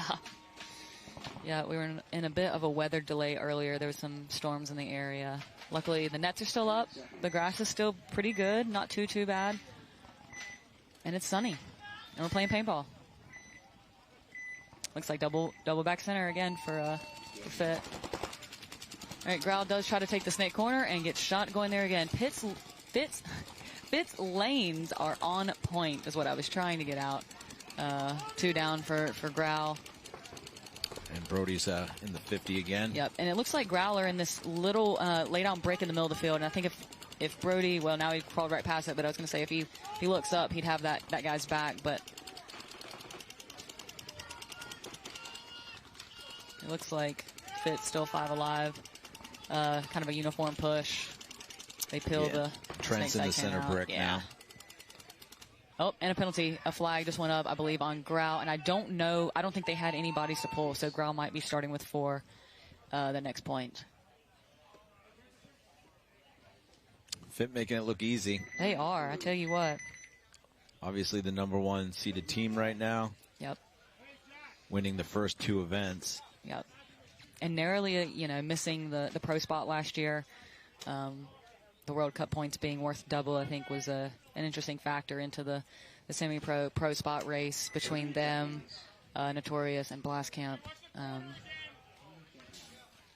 right, so for Padres, we got Skelton, we got Kutzler, we got Seabaugh, Paluski, and I can't do it. Steve W. Great gunfighter, great baller. Can't pronounce your last name, but he's doing work up here for the Padres. We got Lopez, Hosky in again, I think.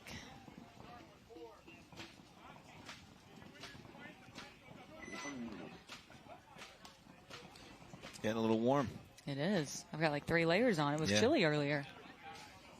All right, so Padres are up 2-1. Still 8 minutes and 20 seconds on the clock, so tons of time to work with. Should have a couple more interesting points between these two. There has been no shortage of interesting moments in this Killers-Padres match. Looks like Riley might be getting a spin for Killers. I like when jerseys have big names on the back. Big names and numbers. Oh, yeah. Preferably in like white or something very... Yeah, white is it. White on dark is it. Yeah, that's it. That's it. 20 seconds. Yep. So we are coming up on the 10-second mark on this one. All right, let's see how the Killers come back. Losing that last point. Looks like double home for both teams. Trying to produce a kill. Both teams go short into the snake insert. Nobody wanting to risk the body out wide. I mean, the lanes have been on point out here. I don't blame them necessarily for taking that route. It does produce 2 heads-up gunfights, and as I say that, it looks like Steve is taking the walk for Padres out of the snake side can, as where it looks like Hosky is in that snake side can, kind of on the cross, looking for more of a Dorito push. Killers do push into the little baby Dorito. I think Lopez is looking to get out of that god and get into the snake. Yep. And it looks like Padres uses that lay down little brick in the middle to try to stop a Dorito push. So a little different approach, but all right, Kutzler makes a move into the snake from the snake insert for Padres. But the center player for Killers did notice, and he moved up into the center brick, hoping to catch him here by surprise.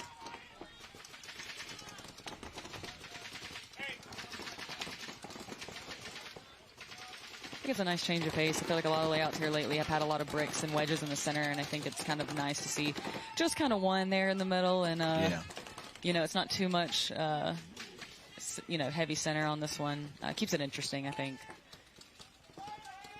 Looks like Kutzler is looking on the inside, calling a kill. Not sure if he got it, but he's calling a kill on the Dorito player that he thought he shot. I still don't think he is aware that. Right. Yep. So it looks like that was... Can't tell who that is in the center brick. Number 61, let's see. Oh. 21. It was, again, it was Vantoff again. Yep, playing the center there, and it looks like that allowed Lopez to get here in the 50 snake. Great kill by Vantoff there in the center. Then Hosky's following up behind him here in the snake brick. It looks like they're trying to apply pressure to the snake side can, who is trying to live behind his gun here. He's definitely got pressure coming from multiple places, and they finally clip him out of there. Yeah. That can is not somewhere that I want to be a late game like that. No. That's a tough bunker to live in. Yep, that was a good kill right there. Seabass got him out of the, I guess we'd call it the 2. Yeah, but I think that huge kill coming from the center there, and the fact that Vantoff was able to get into that center brick without anyone noticing, that's huge, because that bump up the middle like that, if you do it at the wrong time, someone is definitely going to notice, and obviously it gives away the element of surprise there, which is how he caught Kutzler on that bump from the inside snake over into the snake 50. Which is one of those things where, you could crawl it, and I don't know if, Vantoff was pretty tall. I don't know if you'd see that if Kutzler had crawled, but a lot of times in a snake like this, you got to where you don't always need to crawl. So I understand, why he made that bump, and just a great play there by Vantoff to stop that. Looks like Jacob Johnson is getting a point in. I'm hearing that he's semi-injured with a bad back, so it looks like he's getting 1 point in here. Yep. And there's 12 minutes on the clock. They're up 4-0. Why not, try something here? We'll see what Grau comes out with. Again, not super aggressive from Grau. They do go to the snake insert, but they do send PB Fit does send Brody. It looked like he went around the snake corner into the snake break. We have Eddie Dawes crawling up here into the snake 2, I'll call it, for Grau, but they did lose somebody out of the back line. So we'll see what Eddie can do here. He's wearing a Henley jersey, but it indeed is not Mark Henley. It is Eddie Dawes. Hey, they got a kill on Trent Mason out of the middle, so that might be one of the few kills that we've seen, from Fit coming off the field like that this match. All right, I think Eddie might have his spidey senses tingling, thinking that Brody's here, might be here in the 50. So we'll see how this unfolds. Oh, now Eddie definitely knows. Yep. Jeez. That's a tough move to make, too. Yeah. Brody peels off another one. Yep. The thing about it is that the way that this brick and this little cake is set up, it's like if you can get in there and you're standing, you have such a good posture to where it makes it easy to kind of fight, especially when people are like laying down or on their elbows or things like that. So you definitely have a little bit of an advantage there. All right, so that was a tough match for Grau. A very good match for PB Fit, which is, not surprising. They're one of the top teams in the division, so. Yeah, they dominated that match.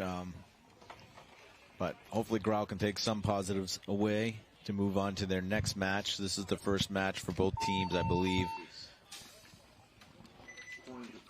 Yep.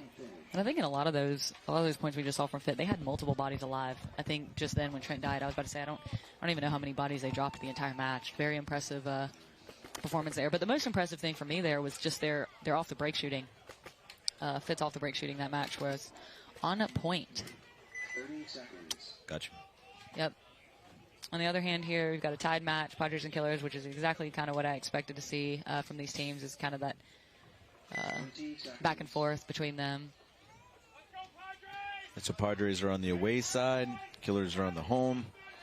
Padres with the 76ers inspired Philadelphia jerseys. Killers in the black and gold. It looks like double home for Killers trying to produce a kill. Jumped early. Is that on our? Oof. We need that on our thing here.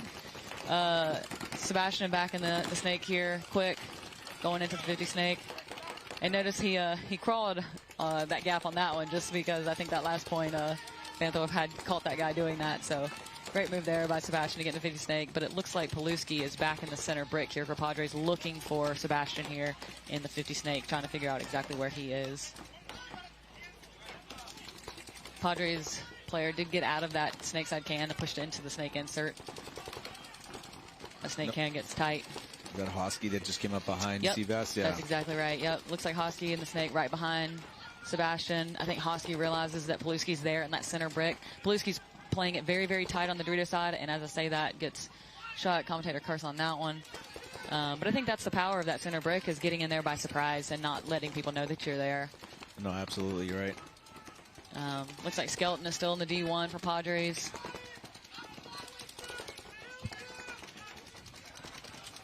Killers are definitely in control. Yep.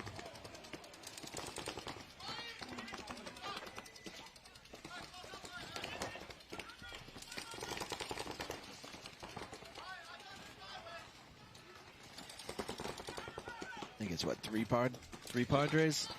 I'm not totally sure. I think they have the snake insert. So it's snake insert, snake can, and Dorito corner. Yeah, okay. Yeah. Actually, I don't think that they're in the can. I think that that guy bumped, and I don't know if Killers, they're either shooting a bounce shot or they don't realize that that snake can has left that bunker. Okay. Because I think Seabass is shooting at the snake can under the assumption that he's there.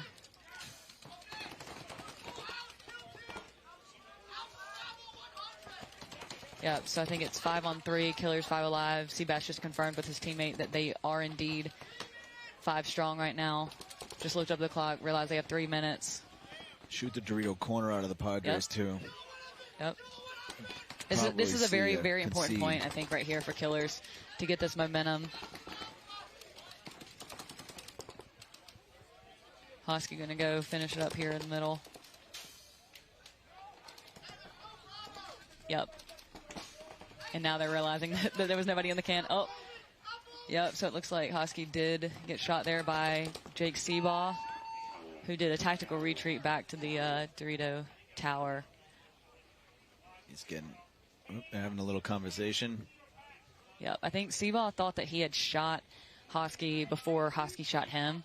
That's the vibe I'm getting just from the conversation. And, I mean, I understand if he had gotten that kill on Hosky and stayed alive in that D corner, I think, you know, maybe he had a prayer there. But, you know, we've all been there where I'm like, I shot you first, and I shot you first, and just how it goes sometimes. All right, we are in X-Ball, and we're going to make our way to a commercial, so we'll be right back.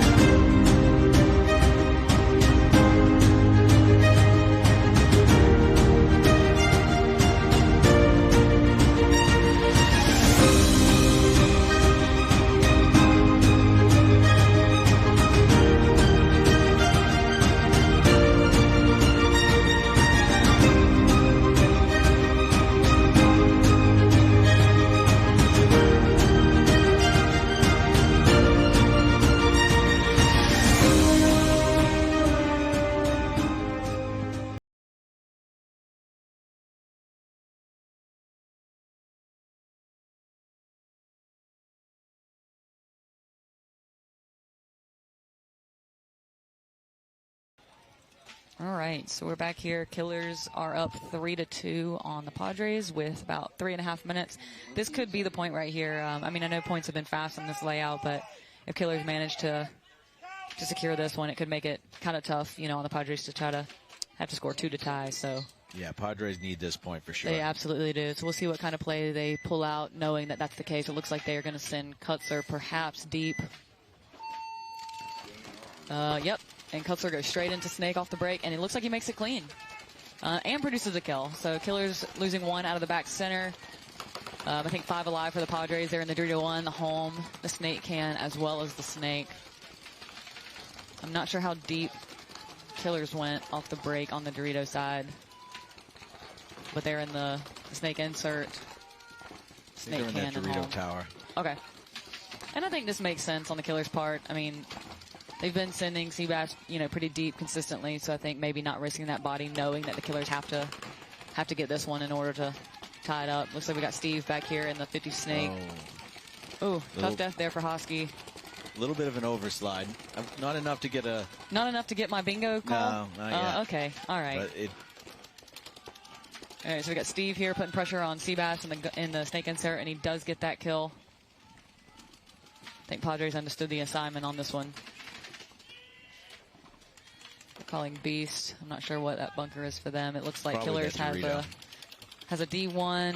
I think they might be in the baby. Yep, they were in the baby Dorito, and he just got peeled out. So I believe it's, yep, one body left. Who takes the walk for Killers? I think there might be 4 bodies alive for the Padres on this one. At least 3. I see Steve. I see Paluski. Yep, Kutzler and Seaball.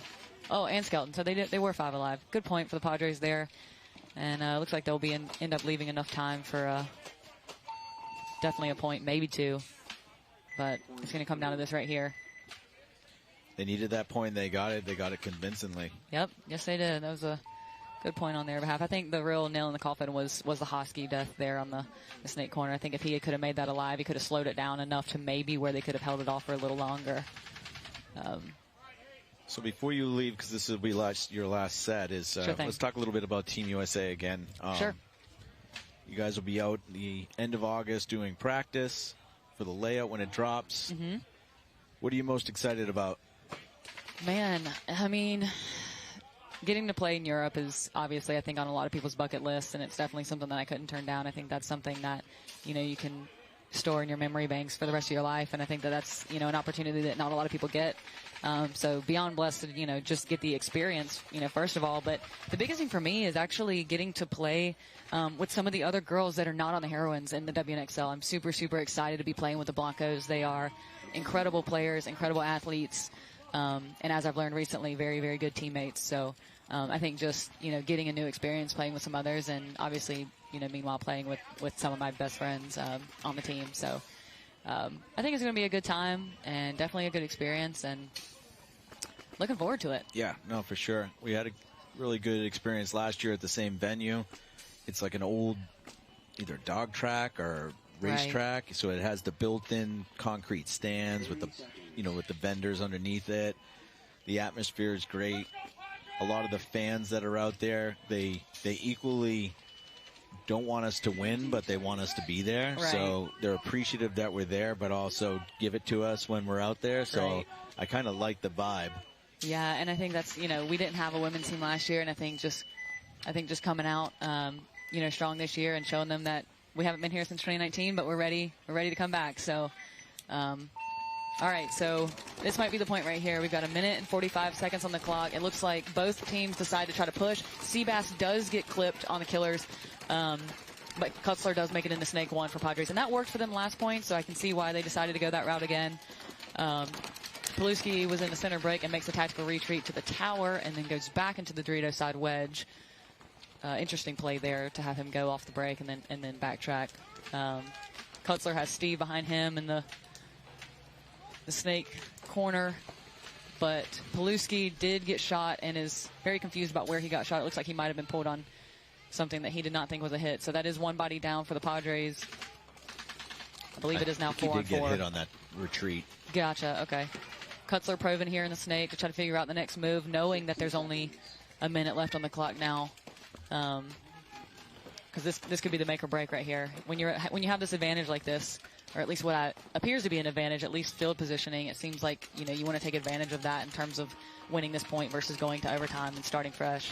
The last 2 points, Padres have definitely had control here on the snake side. Let's see if they can wrap it up here. We got Kutzler in the center 50 snake and Steve here on the wire. Killers did just make a move on the Dorito side. I can't see exactly where, but I did see them try to make a bump upfield. So got 20 seconds on the clock. Hosky here in the snake brick trying to put a stop to this and gets clipped there by Steve down the wire. That could have been the coffin nail there for them if they can put it together. 10 seconds left to go. I don't know if the Padres are aware, but this is a moment where I think you try to make the run. Killer's doing a very good job holding that off.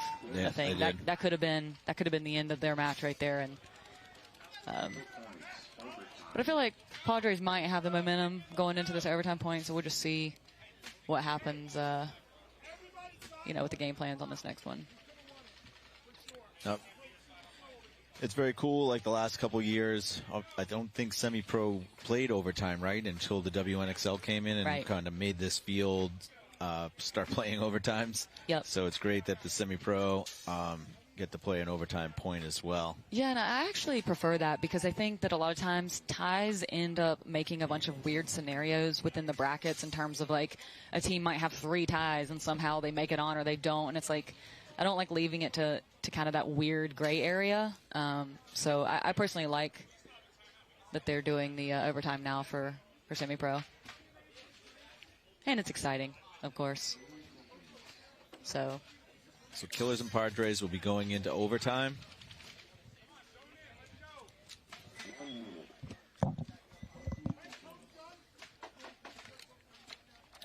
Nobody's won bingo yet. No. Check it out. We'd like to say thank you to our sponsors, too. So all these sponsors that you see up on our screen right now, these are your major sponsors of the NXL. They do a lot, obviously, to make sure these events happen. So support your sponsors. You'll see some sponsors coming up as well throughout the commercials for this webcast, some of which, made this webcast possible. So whenever you can, support those that support you guys as players. And I think you might have gotten one here. So that last point, I think Steve Paluski for Padres went to the 50 brick off the break and then backtracked. So I'm gonna give you that one. So we'll just need you'll need a pod dump here at the end. Pat Kraft. I was about to say, can whoever wins this overtime point, if somebody will do a little pod dump for us, then Ant will win some paintball bingo here on the webcast. Looks like Killers are going to go with definitely Hosky and Seabass. I can't see. Looks like Vanthorf. We got Skelton, Seabaugh, Steve for Padres, as well as Paluski and Kutzler. Both of these teams seem to be running, a similar 5, maybe trading out 1 or 2. Which, I think there's validity to having a deep roster, but I think there's something about finding a connection between a tight 5 or 6 that, when it's working, it's working. And I think, you ride the wave until you can't. But with the cooler weather, you can turn points around. Yep. And they're on their, I guess 7th point here. Like I said earlier, that X Factor match was 8 to 4. So yeah. I think the most I've seen was Chicago 2021. Somebody played, I think it was 19 or 20 points. It was NRG and somebody else, but I was like, oh my gosh, 19 points. All right. You were with photography then, right? Yes, I did. That's the first event we met. Yes, sir, it was. All right, so it looks like Kutzler goes with his bread and butter that's been working for him the last couple points. He's going to go straight into Snake 2, look for some free kills on the cross, and it looks like something does work out because a death is coming off the D side from Killers. Two deaths coming off. Seabass here in the 50 Snake. Let's see if he can take advantage of it and catch Kutzler by surprise. Here we go. Moment of truth. Looks like Kutzler did get the drop on Seabass. Hofke trying to fill out and catch the wire here. I'll say Padres have definitely come into their own this last 3 points. It looked like it was kind of leaning a little more towards Killers there at the start, but they found the rhythm here these last 3 points, I think. Yeah, 4 points, actually. The third Killers coming off, so it's at least a 4-on-2 or maybe a 5-on-2 right now for the Padres in this overtime. We got Hosky here in the Snake corner still, and I'm not totally sure where the other body is for the Killers. And Hosky comes out. So it looks like Padres are going to take this one, provided nothing crazy happens. Yep, and Seabaugh is waving them off over there from the D side.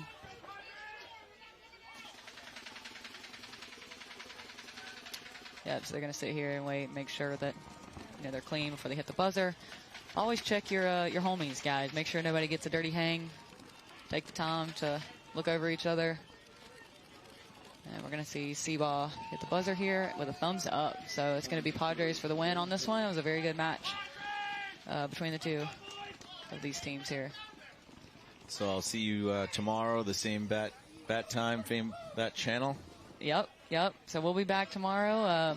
I can't remember exactly what time the matches were. I think it was 1:22 something. Yep. I'll be back on here. So Well, thanks a lot for coming. Yeah, yes, sir. Thanks for having me. Good luck tomorrow. Appreciate it. Appreciate We're it. going to go over to a commercial, but we'll be back soon for the next match, so stay tuned.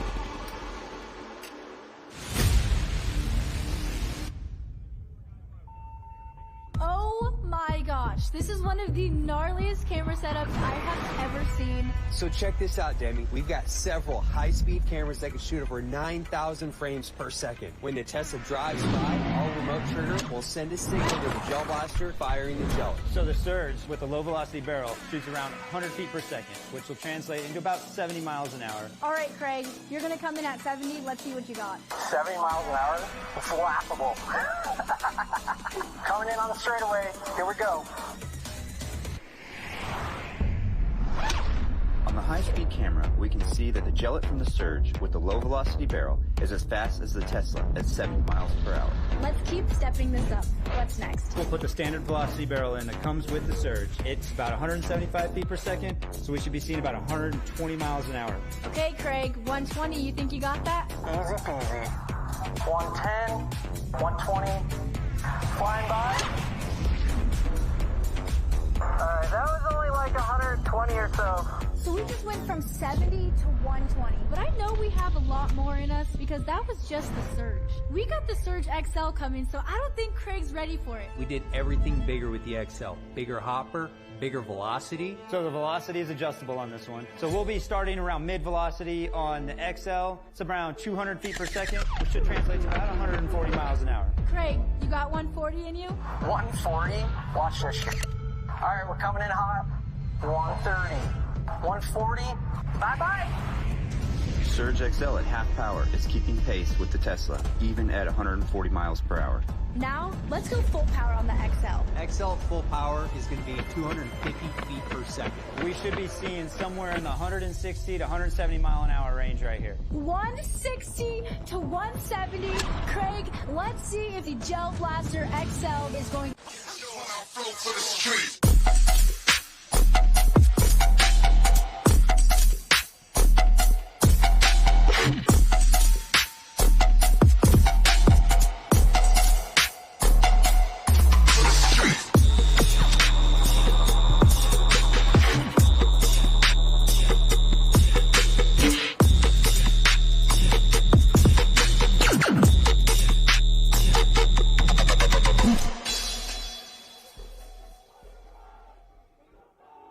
It's one of the softest guns I've shot out of the box in 20 years. There's just no downside to this LB that they've created this time around. It's just phenomenal.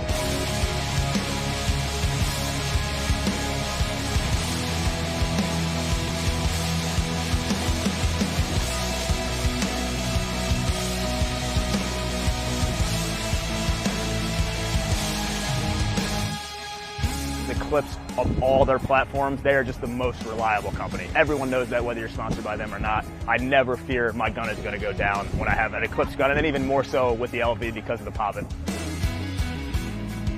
Everything is toolless now. The transfer pipe is gone, which again makes the ergonomics a little better. I think a lot of people would say that it's one of the longer and taller guns. Not anymore.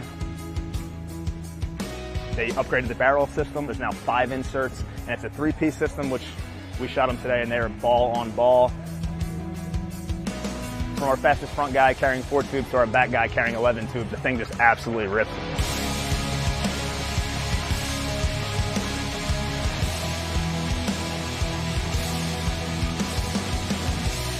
The A-Team's been around since 2004. The group we have now, though, is phenomenal. There's ex-Revo players on there.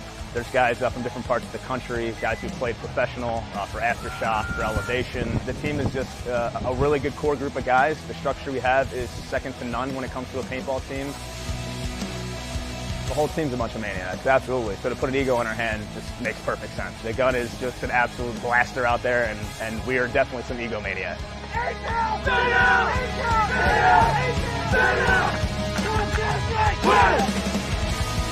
We love being a flagship team to kind of continue that nostalgic look of the LV and the Ego platform. We all love it. We all wouldn't want to shoot anything else, and it's a cut above the rest, and it shows. The performance on the field is second to none.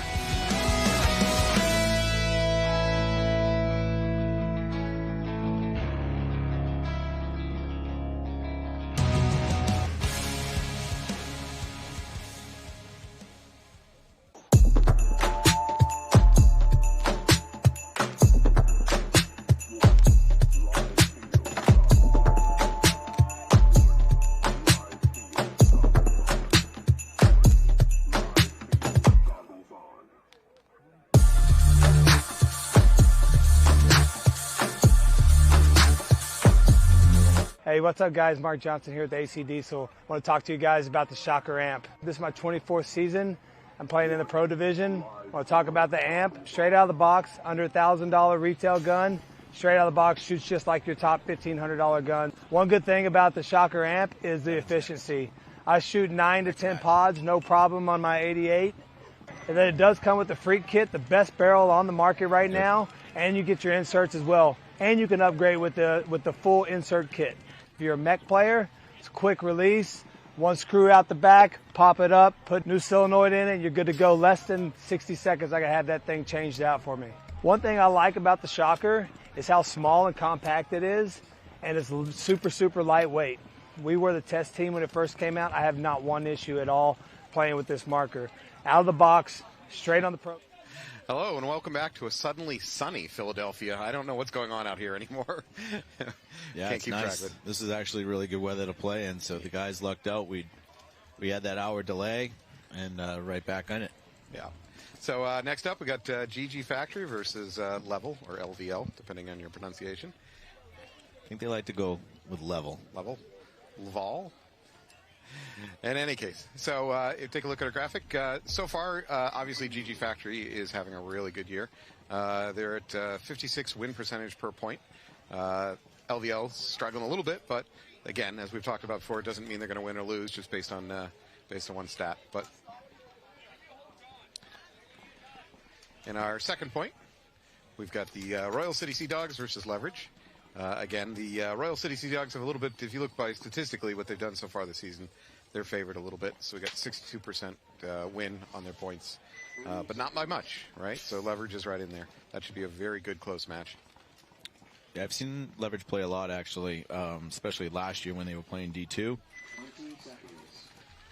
Good, solid team playing out in New Jersey. Yep. Speaking of jerseys, we got LVL in the green dye jerseys, I believe. GG Factory on my left. And I like to see what the philosophy is for their first breakout. Right? A little short on LVL side, or Level side. Yeah, GG Factory, same deal. They stop at the God, then go into the snake quick. Which makes sense, because the home was not looking at that cut through, so that's how he got in there. They refill the God, so they're ready to double up the snake, which is what most teams are doing. GG fills over and takes the 50. We got number 33, Joe Biondo from Level. So I like what this guy's doing in the snake brick. He's dropping low, he's wrapping around the outside. Again, I think you're pretty well protected from even the home player if you just drop low and wrap. There you go. And now they're aware of it, so they know. So his life's going to get a little bit harder now. So I think he wisely switches off to the left side. That's Hader, number 2.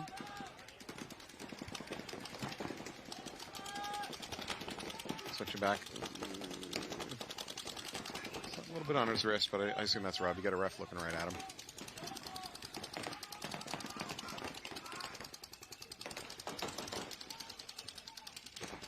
Level's trying to probe to see if they can get into the snake or not. He's getting ready to go for it, and here's the crawl. I like that. He stays just inside so that the, oh wait, here we go. Counter crawl. That's, yeah, he's Hader making sure that the kill is legit. There's a question for a second, and he settled that question. Yeah, Biondo asked for a check, and Haber's saying, nah, I don't want you to even question this one. Oof, Raps gets the kill on the mini brick in the middle. No, doesn't get the kill? Yeah, now, yeah, he got the kill. He saw the ref run, and he was like, I think I better just call myself. Yeah, maybe I am hit. I don't know. I wasn't sure before, but...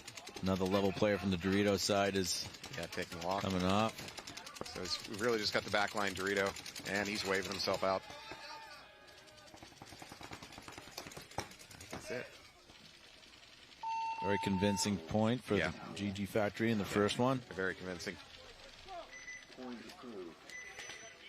Coming up on our second point is going to be Leverage and the Royal City Sea Dogs. I don't know much about the Royal City Sea Dogs. I don't have. They're from Canada. Oh, Canada. Welcome. Bienvenue, which is the beginning and the end of my French. That's all I got, folks.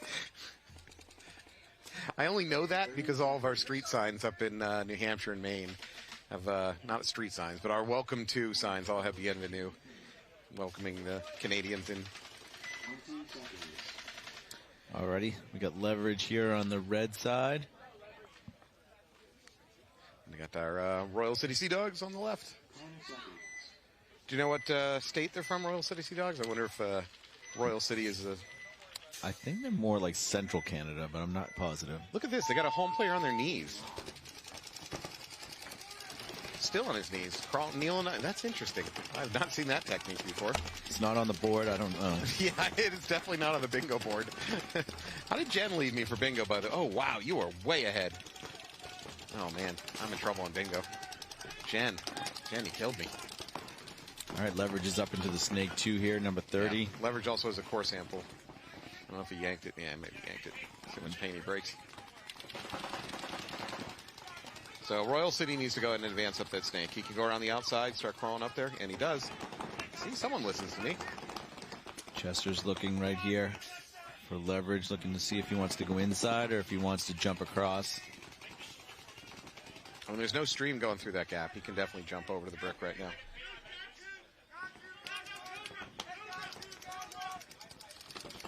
He's guessing that he's in the 50 right now. Yeah. It's interesting. That's definitely a guessing game. You're absolutely correct. Same thing for the Royal City Sea Dogs. Their snake player was guessing if the snake was, the 50 brick was hot. He had his gun posted. Well, he pays for it. Yeah, nice kill there from the Dorito wedge. Yeah. So those Dorito wedges are surprisingly better bunkers than I thought when I first looked at this field. I'll admit my mistake. They've been heavily used, and they've been doing a good job for most of the teams getting kills. Now that the sun's back out, I wonder if we're going to see some bounce shots starting to happen. Because these snake bunkers look like they're getting big. Plump. They're getting plump. Leverage still 5 alive. Yeah, and they've got control of the snake.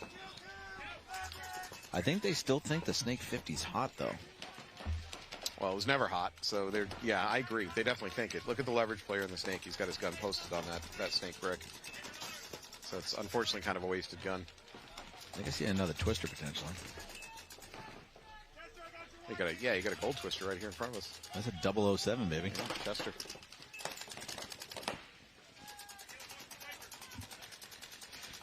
So both teams are posted up on the snake brick, but are not in the snake brick. They're both waiting to kill the guy that's there, who's not really there.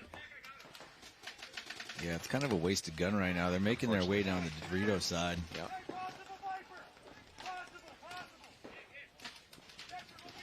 So I got number 15 Baldwin and the Royal City Sea Dogs up in the snake mini wall. I'm assuming he's getting pressure from the Dorito side because he has to keep tucking in. So they've locked onto him.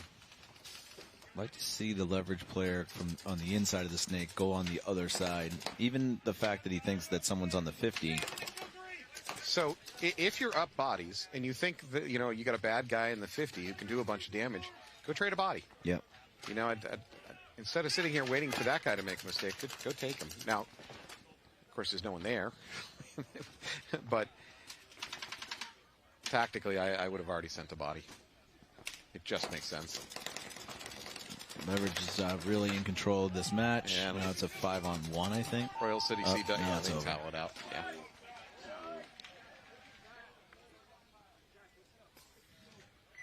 Wow, those are some zebra pants. It's amazing. Makes them fast. Is that a paintball company, or to get those custom made? All right. Some interesting fashion going on out here today, folks. All right, we're going back to the GG versus Level match where GG took the first point pretty convincingly. Yep. So switching sides, Level will be on our left, GG Factory on our right. A little, let's say, good-natured jawing between teams as they pass by. All right, we got Michael Unger going out there. I think Haber's back out there. Jordan Kohler. All right, I do not see a runner to the snake from GG Factory. Nope. Jordan Kohler gets all the way to the Dorito 2. So GG Factory goes out to the snake corner, cuts around it, and crawls up to the snake mini wall. Levels way up on the Dorito side here. If he comes back and looks inside from this brick, he's going to shoot two. The Level player just tried to make his bump and just got slaughtered doing it, and then immediately lost his god behind him. This game's falling apart. Yeah, unfortunately for Level, that's 4 bodies that are going to come off like a bomb just went off. Real fast. That might be it. They're hunting for something to shoot at. Yeah, I think there's one way over on the Dorito brick, like playing the outside of it. Yeah.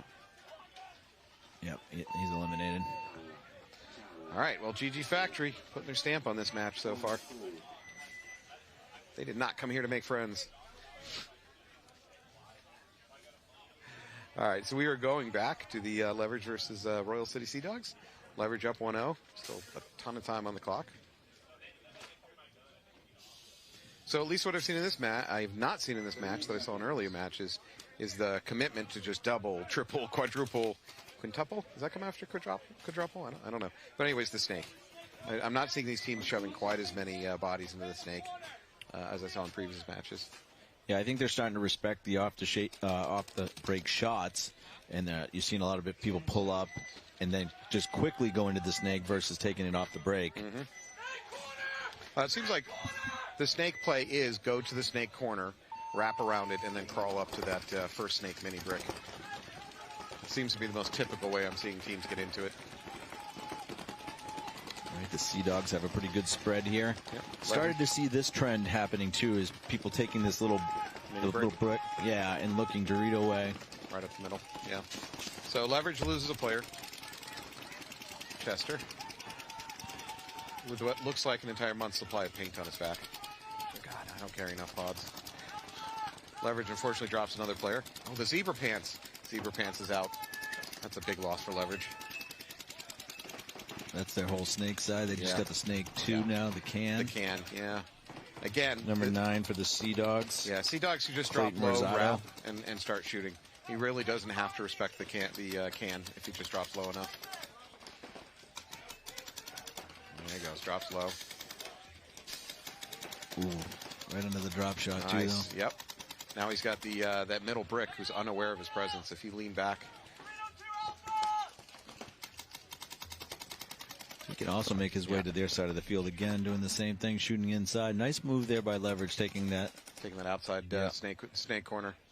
Again, I don't think Royal City Sea Dogs are even aware of it. He could pop out here and maybe. Oh, there he goes. Now they know.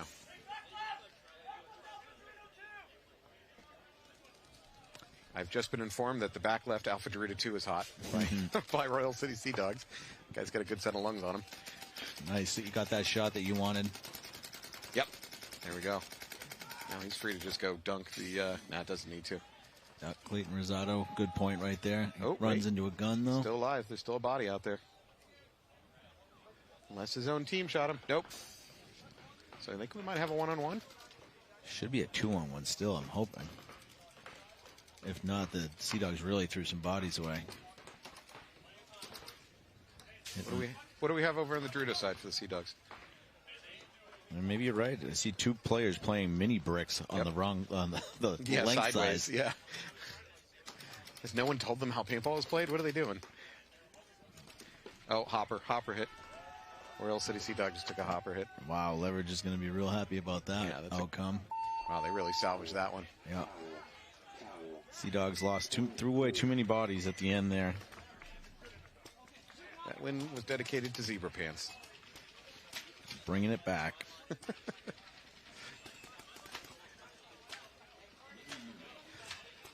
All right, we're heading back to GG Factory and level. So far, GG Factory looking dominant in their wins. They didn't make it interesting. No. So level just needs to make their bumps without getting killed. See, I need a pod dump. What else do I need here? Oh, no, I think I'm now trip and fall. Yeah, I'm in a rough spot on the bingo board. Yeah. If it dries up, I told Jen when it was still wet out, she could get a trip and fall overslide in one move. Can't find buzzer. All right. Anyways, back to the game. All right, level comes out short. Level with a clean breakout. Man, GG Factory right up to S2. You know, if level is not going to be aggressive on the breakout, they got to get kills. You can't have a conservative breakout and not get kills from it. The GG player from the Snake here now in the 50 put in the home and went. Level loses one. GG starting to back them up. Level is shifting their players over to the Snake side. Level's countering and is in the D4 now. Interesting. Oh, it's one of the GG players that's going right at him, so we'll see if they trade or... Oh, there we go. Nice shot right there. Level player takes out the Snake 50 for GG. Unfortunately, GG can fill it in pretty fast, and there they go. Oh. Nope, he's live. Unfortunately, the level player gave up gun dominance. He had his gun posted up on that Snake after he got the kill. Next player moved in. He still had gun dominance. And I don't know why he gave it up. Is it a 3-on-3? There is blocking bunkers between them, but we've got GG already. They're on the side of the, over on the Dorito side. Yep, see it. Yeah, they're on the level side of the field, but level doesn't know it. Oh, clean. And he does it clean. Now look across field, man. You got a free kill. There you go.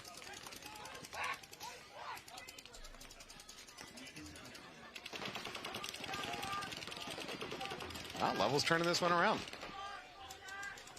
Level still has 3 bodies. So it might be a 3-on-1 or a 3-on-2. The player from that side of the field didn't come off? GG, yeah, I believe he walked off. Okay. I saw a ref's hand go up. It's 3-on-1 then. Yeah. And the GG Factory player just moved over into the Snake corner, which is, I think we had this conversation in an earlier match. That is not the bunker I want to go to when I'm outnumbered.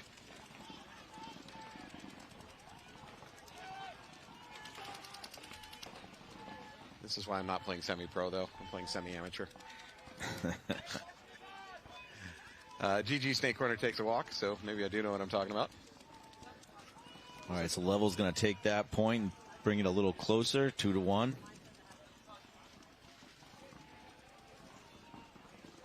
right, man, the sun is out. This is kind of amazing. So for those of you at home that were watching this, when we went to commercial for about an hour, it's because this hell broke loose on this area. We had rain, thunderstorms, lightning hitting everywhere. We didn't quite hit hail, but tons of wind. Got kind of nasty. So now the sun is out. It's a whole different ball game. It's another beautiful day to play paintball once again. We got Leverage on my side of the field, the away side, and Sea Dogs on the home. All right. Sea Dogs need to come out and do something with this. They're already down 2-0. They do have 9.5 on the clock, so there's plenty of time. 10 seconds. 10 seconds. Here we go, boys. His zebra pants back out. That's all I want to know. I see him. It looks like they're going to go far now. Look, again, Leverage has a home player that starts the game kneeling. He just kneels and spins and shoots. I've never seen this before. I'm not saying it's bad. I've just never seen it before. Sea Dogs are in the 50 already, wrapping. Yeah. I think even they're going to be very surprised to see where he is on their side of the field. Two Leverage players walking off real fast. This is probably going to be a third in the butt pack in that middle mini brick. Yeah, Clayton Rosado doing work here. Yeah.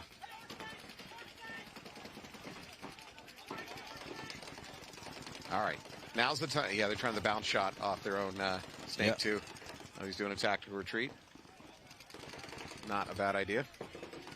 Leverage counters by getting into the mini brick on the snake side. Man, he really had dominance, and to only get one kill, another Leverage comes off. I think that bounce shot scared him. He was getting so much paint on him from the bounce shot, I think it just freaked him out, and he dropped back. That's a good shot by the snake player behind Rosado. Yep. Shoots the snake mini wall. So again, Rosado could wrap now. There's really nothing to oppose him. Correct. Yeah, he's just got what, the 2 is the snake side can. Is that still hot? Can't tell. There's a lot of people walking in front of us. No, there's no down in front. There is nothing on the snake side can. There's nothing on snake side, period, for level at this point. Sorry. Leverage, excuse me. Yeah, Rosado can go. Another Leverage player walking off. That might be it. That might be a clean field. That might be it. Tiger 3. I don't know what Tiger 3 is, but they just called it.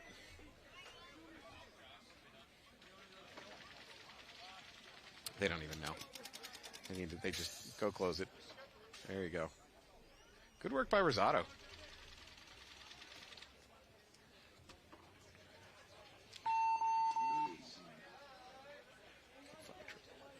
Dirty hang. You need a dirty hang. I hope he's clean. He's clean. Oh, man.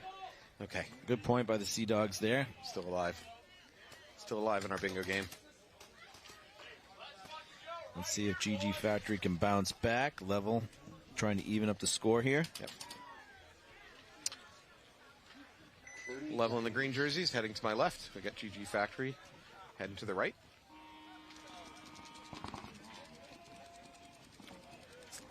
Like Dustin Loeffler, Kerr. Do you know who that's number 2? Is that Haber?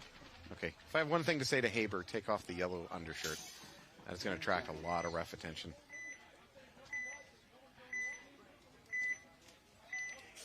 All right. There we go. LVL level breaks out to that corner, crawls up into snake brick. Haber takes the shot off the break. They also went far on the Dorito side, all the way up to the Dorito 2. Yep. We're up to the snake 50 brick for level. Nothing down the tape to oppose him, so he can wrap, start doing some work. Oh, there is a minor. Minor being thrown on level. I think it came from Dorito side. So 2 level players walking off. I see a hopper hit on number 64 of level. I suspect he took a hit he didn't know about. Doesn't mean he's trying to cheat, just doesn't know about it, and he got the minor for it. All right, so level has the brick over on the Dorito side, or actually in the center of the field. Is that the wedge? There you go. So the level player in the 50 brick staying active. He's swapping back side to side, which I'm a fan of. I know you like a little more discipline out of your front players, but I'm wildly undisciplined. Yeah, I like them looking for the inside free kills and then get back to the tape and wrapping. Yeah, that's fair.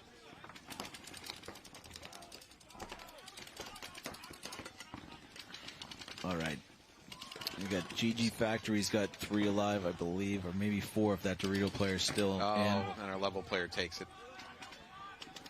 Good shot by the home. Yeah, had to be the home. That is unfortunate. That kind of flips the game. Not flips the game, but with number 23 there, they were in the driver's seat on that game. Now they're going to have a fight back. Might be I think it's a 4-on-2. I think you might be right. For GG.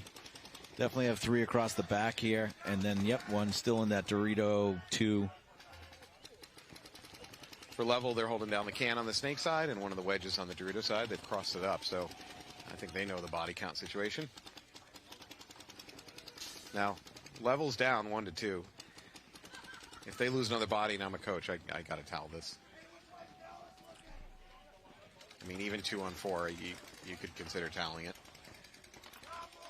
Yeah, I think with this much time left and only down 1, they'll give it a little more time. Mm-hmm.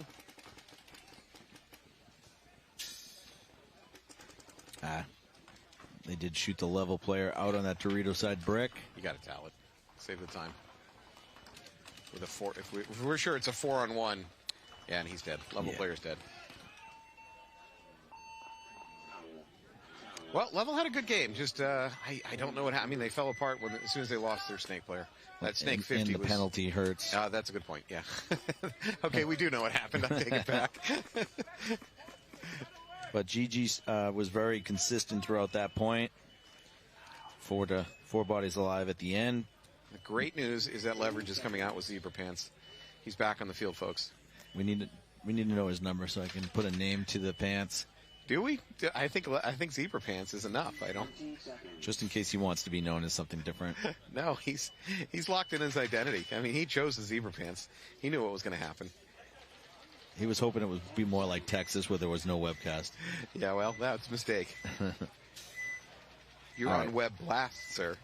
All right, we got Leverage. You're going to ignore that. All right, that's probably for best. Leverage still doing their kneel down behind the box technique. Very interesting. Sea Dogs lose a body, but they did take the Dorito 2 mat and have the snake 50. Yeah, they're in great position. Leverage doesn't seem eager to try to take the snake. Of course, they could be pinned. Looking at really just the home. Home is probably shooting at the God. The God's now shooting crossfield, so something's caught his attention. Frankly, if the God is taking pressure from the Dorito side, his best move is to move forward. Get the heck out of there. Which he does. Oh, yeah, but Clayton's going to get him. Yeah. Ran right into another gun. Yeah. There's Rosado. Now he's looking for a free one in the center. Yep. Ooh. Zebra Pant and a penalty. Zebra Pant gets pulled on the penalty. He got pulled on it or he got one? No, he got pulled for a teammate's transgression. This is well and truly over. Oh, no. Did the Royal City player get shot by his own team? I think he may have. Should be a 3-on-1. Well, I just saw a ref going in the middle, so he's checking somebody. They're bringing Baggy back. Bringing back, Baggy Pants? Yeah. Great. MC Hammer gets a cut. Yeah, we're old. That's right. You might want Pissan on their team. All right, this might be a 1-on-1. No, it's at least a 2-on-1. Sea Dogs have 2. All right. I was looking at body language, trying to interpret. Nice move by the Sea Dog. I like that. He drops, crawls up one. Yeah, not being lazy. Yeah. Don't overextend. Oh, and he slips. Still wet field conditions, but he gets the kill. Uh-oh. Uh-oh. Anthony's going for the dry erase. What do you think you got?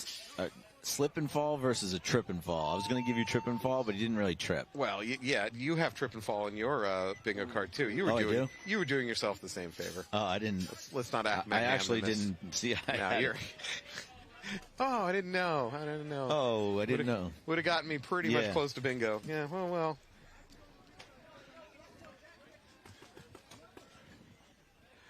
All right. So next up, we got GG Factory against Level. GG Factory's up 3-1.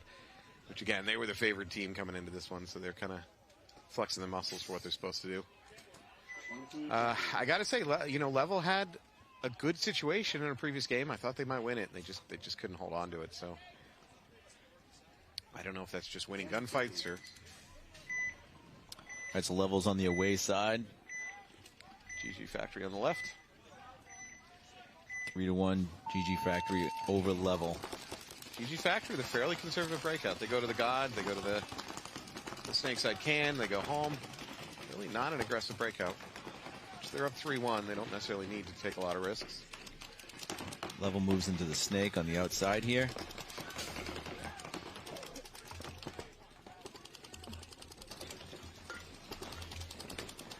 Still a 5-on-5.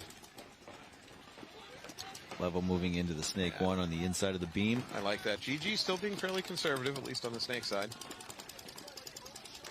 6 minutes left in this match. GG's up 2 points. Do you think GG's trying to just kill clock? I mean, I think they might be mixing it up a little bit. It's a little bit early to do that.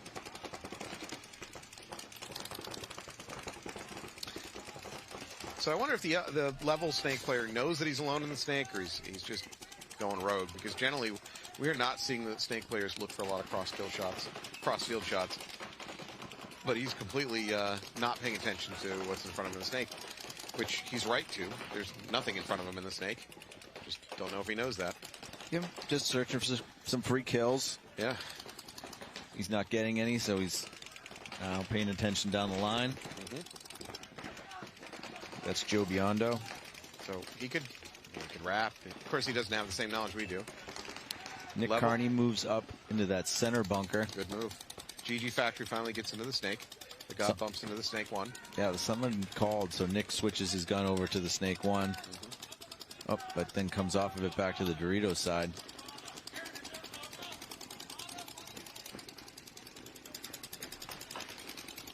Good move by Level up in the snake 50.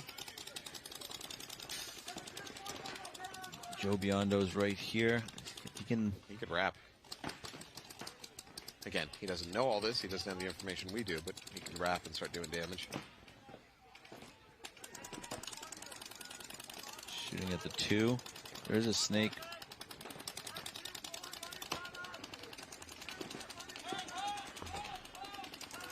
Good move by the GG player right here. Player into the snake 2. I'd like to see him go inside, but I think he's looking to come outside. I think he wants to launch. Yeah, here he goes. He takes 2. Wow, that was a good trade. That was worth it. Unfortunately, there's another level player walking off. I'm seeing 4 level players all walk off at the same time. Ugh. GG, I think that was Wennick. Oh, man. So that's got to be disheartening. You know, you're in the 50s, you're in great position, and then it's just somebody pulls a thread and it all comes apart. There's the 5th level player walking off. Nick Carney was the last one. That is the second game that I've seen level in what I thought was the position to win the game, and it just kind of came apart. Yeah, you got to work in pairs over here, and it seemed like Biondo was kind of on his own, but he was in a great spot, but they needed to back him up. I actually thought Nick Carney was going to be looking snake way when he was in that brick. I don't know if he had the shot or not when Wennick launched to come through, because if he could have been looking snake way, he wouldn't even have got to Biondo. Just don't know if that pin right there is really blocking when he launches, because granted he launched, but he was still a little low. He wasn't fully standing up, but he certainly wasn't crawling or diving. Yeah, but he flashed through that gap pretty fast. Yeah. I mean, the home would have had to have a stream already there, just waiting for somebody to go through. And I don't think at that point Level even knew that there was an opponent in the snake. I don't think anybody knew. So. All right, back to Sea Dogs, which are on the home side of the field, versus Leverage on the away side. Yep. Let's see if Leverage does their patented kneel and shoot. No, it doesn't look like will.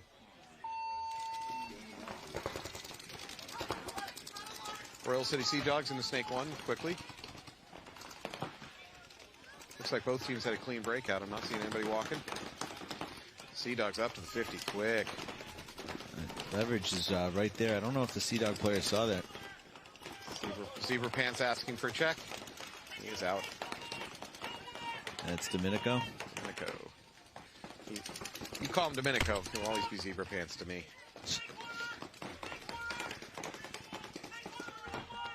All right, Matt. Let's see. We got the snake corner for Leverage. We've got home, the Dorito in the center, and the Dorito tower. So Leverage across the back. But they take a bite, come from the Dorito corner. No, but I'm seeing a ref trying to tell him to come out. There's a Dorito 2, and he's eliminated. Yeah, that was a good counterplay though. I don't mind that. Leverage trying to push the Dorito side because they've kind of lost the snake side, but just gets clipped doing it. Yeah, I think the Sea Dog inside Sea Dog right there. know his number. Is it 01 or? Shooting cross. It's hard to tell. They're getting dirty. He's, I believe it's 01. He's dropping and crawling up to the snake 2 of Leverage.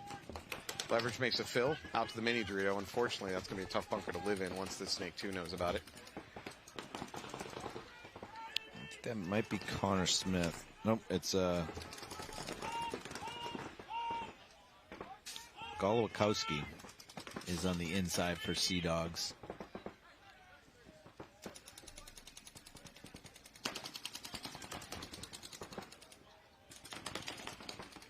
Ooh, that was a brave move. Yeah. Rosado's been playing a pretty good match here. Yeah. So they might be going to that bounce shot, trying to bounce it off the S2 into his back.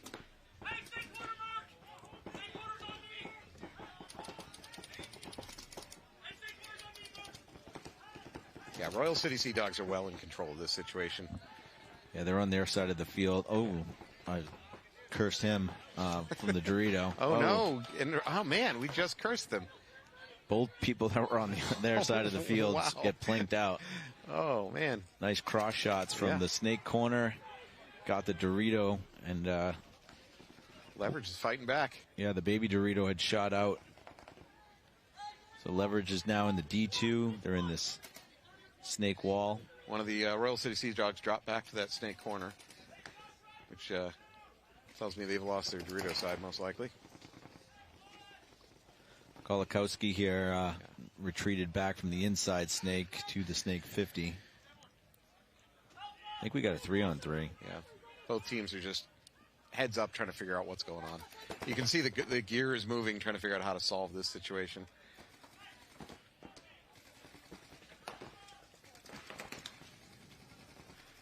Leverage makes a drop back to the home from the snake side can. The Royal City Sea Dog up in the snake is almost casual. It's Frankie Pasquiuta right there trying to. He's doing a great job of moving around and staying active. Oh, takes one in the head. A little too tall. Yep, leverage player drops. Another Leverage drops, and then you have a concession from Leverage. Yeah. It's going to put the Sea Dogs in a tie. Yep. No, they should go up by one, Yeah, but they'll there's a go up by minute one. 46 on the clock. So I like that towel. It was the right thing to do. They had to save as much clock as possible. 3:30 left in this match. GG Factory is up 3. So well in command.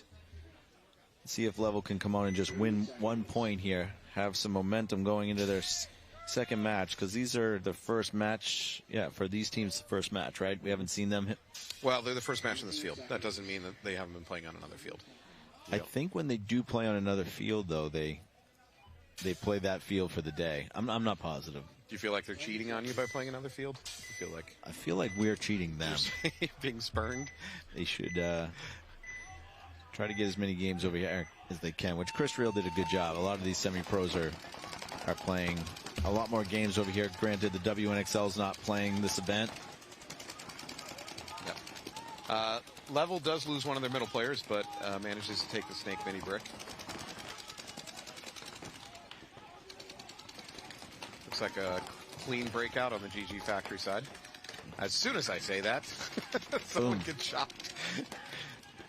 So 4-on-4 right now. Level players inside the snake. Moving up the snake mini wall. He should be able to move either to the S2 or the snake 50 at this point if he wants. We do have the GG Factory team in the mini wall in the center, looking snake way. Yep. But that said, if the level player just drops to the ground, crawls around the outside, I think he can get up to that 50 brick. Oh, he didn't crawl and he died for it. So he tried to go around, kind of crouch running, and got taken. Again, I think you just use these snake beams and stay below the horizon of them. You can kind of do whatever you want in that snake. Oh, that's unfortunate. Yeah, GG's in command at this point in this match, but big bite here. Counter bite, Level would get shot. Comes in standing up, shot in the elbow.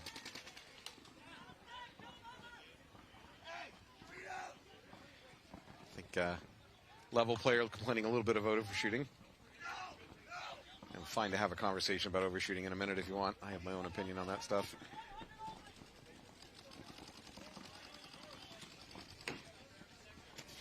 Looks like Kerr's coming up on this side of the field. Clearing it out as there's one more level player. In a minute, it's likely to be 5-1 GG Factory, with only a minute 35 on the clock left at the moment. All right, we have a concession, so GG is going to go up 4 points. All right, my turn to rant. We'll give you that time. All right, I'll take it. Stop overshooting people. It doesn't work. Have you in your history ever gotten overshot walking off a field and went, oh, well, now I'm scared to go play the next point? Me personally, no, but I definitely know some younger front players that may not want to do certain things if you know, give them a few extra shots as they're walking off. Or at the D5 level, maybe, but not at this level. Not at this level, yeah. All it does is it doesn't work. And on top of that, and this is unlikely, statistically unlikely, but while you're shooting at a player that's already dead, there's a chance his teammate's making a move. Right. I just think it's dumb on every level. I think in that particular circumstance, I'm not saying it doesn't happen, he got shot not by the player that first shot him. Yeah. I'm not, this isn't a rant specific to that game. I'm just talking about, people bragging about, oh, I overshot the guy. I just think it's dumb paintball. And mostly all it does is piss off the other team. It doesn't make them scared. Anyways, all right, old man done ranting at clouds. I'll give you folks another rant here in an hour or something. I'll find something else. All right, Sea Dogs are on the away side. Leverage at home. Leverage need this game. But there's only a minute and 46, so they've got to really throw it at them.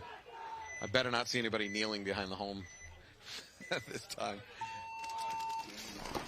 Fast run to the snake. I think he's in clean. Yeah. Yep. Leverage in clean to the snake. And right up to the snake 50. And Sea Dogs lose a player. So if I'm that leverage snake player, I think I back up and go around and through the inside. Yep. Try to bunker him. You've got no time. You got to do it. Don't go straight at him. The gun's waiting for you. He's going to go straight at him. He gets the trade, but he might have been able to do that clean. Sea Dogs do drop 3 total bodies, so it's a 4-on-2 right now. So there's a chance here. Nice counter move right here, though, because Leverage loses another body. Unfortunately, he's going to get shot. What doomed that leverage player is the ref going into what is probably a legitimate check, but as soon as he went in to check him, he just gave him away. Oh, somebody is. Royal City. Okay, this could be interesting. No. Royal City Sea Dog was hitting the buzzer as a flag was being thrown, I guess on leverage. I think they're throwing it on the bench. Okay. For yelling at the referee to throw it. Was it Leverage's pit or Sea Dog's pit? Whoever's down that end. Your end. So here's the reason why I bring that up, Sea because if it's the Sea Dogs were hitting the buzzer as that flag went up, and I think that might have. Well, the refs don't seem concerned about it, so there must have been a body to fill the penalty, or I'm just wrong on who got the penalty. There is a conversation going on. I think they're complaining. All right. Let's see if we can turn to some better things. All right. So Sea Dogs apparently think they're going to be down a body. My producer extraordinaire, Alex Koppelkam, whispers into my ear. One of the less sexy things he whispers into my ear, but I'll take it. So basically what you're saying is that it was hung and they're getting a penalty for after it was hung? I guess. I mean, I don't fully know the situation, but Sea Dogs think that they're down. We'll see if they're correct. Well, the leverage guy is down there as well. I mean, you could have called that a no point, depending on when you think that penalty occurred. Right, that's what I think maybe the leverage That's the question. Coach is making his argument. Because I think it was just one Sea Dog left alive to hang. Am I correct? I believe you're correct, yes. So if that penalty went off before he hit the buzzer, then it should be a no point. If he hit it after the buzzer, if the penalty was after the buzzer, then I guess they start down one. This is a weird one. All the coaches are down there having a nice, friendly conversation. I can read lips. They're saying, "Don't worry about it, bro. It's all good." Yeah. We'll get you next time. Yeah. We don't really care that much. Let's not make a big deal out of this. We're all here to have fun. Yeah, we're all here to have fun. All right, so I see leverage coach coming back, giving the thumbs up. So I think that means The Sea Dogs are starting down a body. There's a chance that Leverage might have got that point. Oh, a reverse hang. Ooh, is that on our bingo board? It is, I think. Dirty. Well, that's not a dirty hang, though. You had a different one. You had dirty hang and you had reversal. Oh, there is a point reversal. I got point reversal on my board. I got to find out. All right. So levels on my side, the away side. Level should just be flinging bodies downfield. Or use it as practice for the next match. Because there's no time left. They're down 5-1. Yeah, I'd like to see Level just win this point. Try some interesting runouts.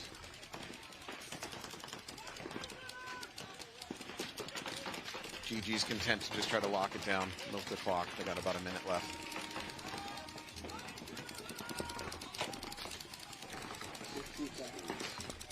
$60 left, so yeah, they need to be Level heard it. Hopefully they'll start moving. Needs to be a sense of urgency. So again, this Level Snake player could right now just drop, call him a Snake 2, call him a Snake 50. There he goes. Come up, look for the cross shot. If there's no automatic kills, then you drop down, keep going. Yeah, with only 30-40 seconds left. Yeah, get shot. Never mind. Level player filling in. GG's trying to counter. Yeah, GG takes the snake as a counter. Level doesn't see it. This Level player might try to make the move and walk right through a gun. Nope, GG launches. Okay. Looks like this is going to be a no point unless someone can really go fast. Yeah, I'd say so. There's 5 seconds left. This is going to be a no point. Uh-oh, unless there's a penalty. Yeah, interesting. GG really setting it there at the end. I mean, they just said, well, you know, there's not enough time for either one of us to win it. Let's just go take some bodies with us.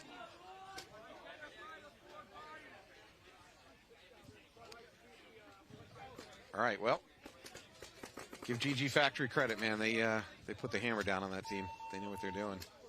It's like we saw, it was a little frustrating because I saw some points at Level I thought had a chance to win and just couldn't close the deal. So if I'm a coach and I go back home after this, I'd have a talk about that with the team. Let's figure out how to close out games.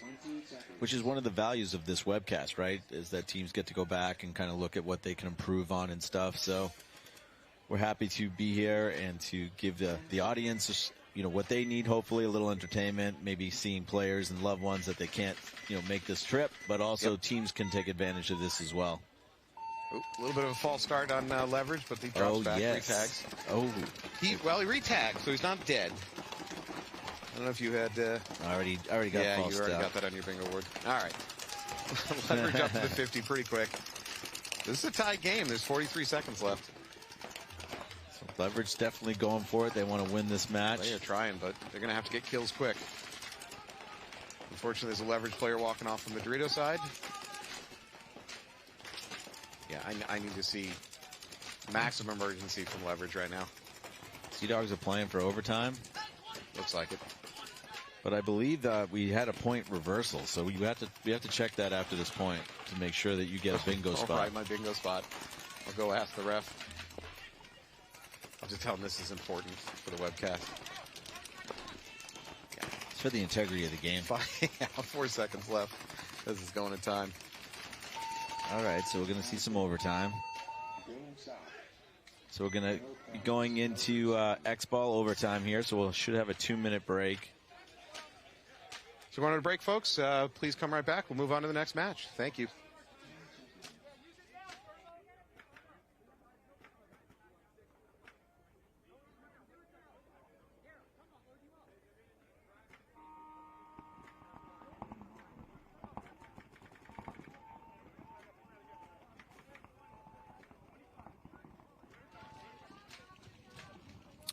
All right, let's look at our little bingo board here and see if we have anything good that we can.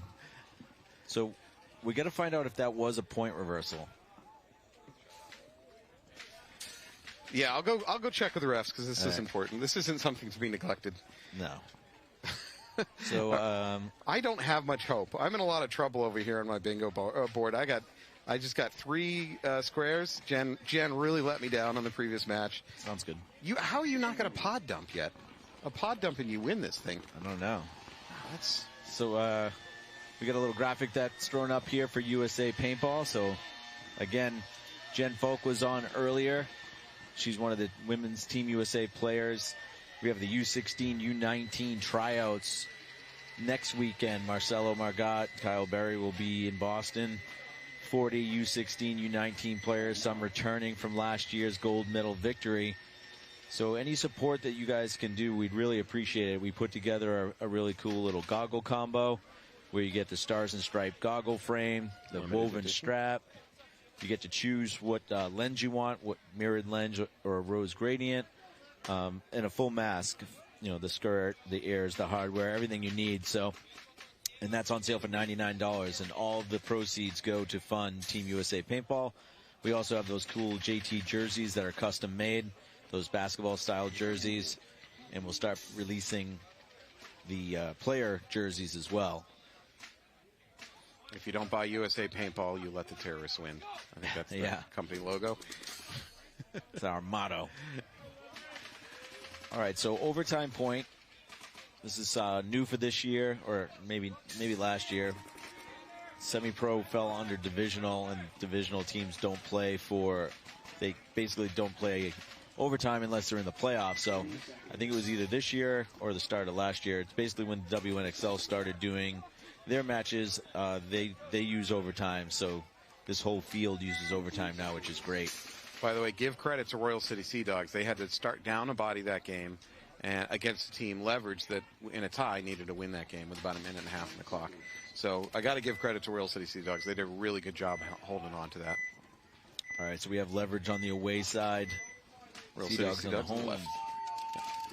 Leverage is going for it. Right, yeah, Royal City Sea Dogs. Both teams go right into the snake. Leverage is going to wait. They're both going right to the brick. Opponents in the same bunker. Oh, the Royal City Sea Dogs being called out. Yeah. All Looks like he took one in the back when he was diving in. Clayton Rosado. So Leverage has for him. Leverage has the advantage now. See which Leverage player this is. Baskin, maybe? Yeah, Baskin.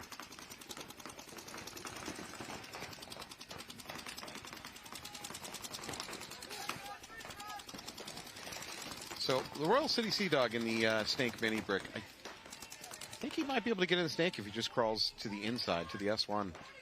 I'm not entirely sure the home or anything else can even see him. Because right now he's pinned. You know, he can't come out snake side. Baskin on the brick has just locked him in. That said, I think Royal City Sea Dogs have made some progress up on the Dorito side.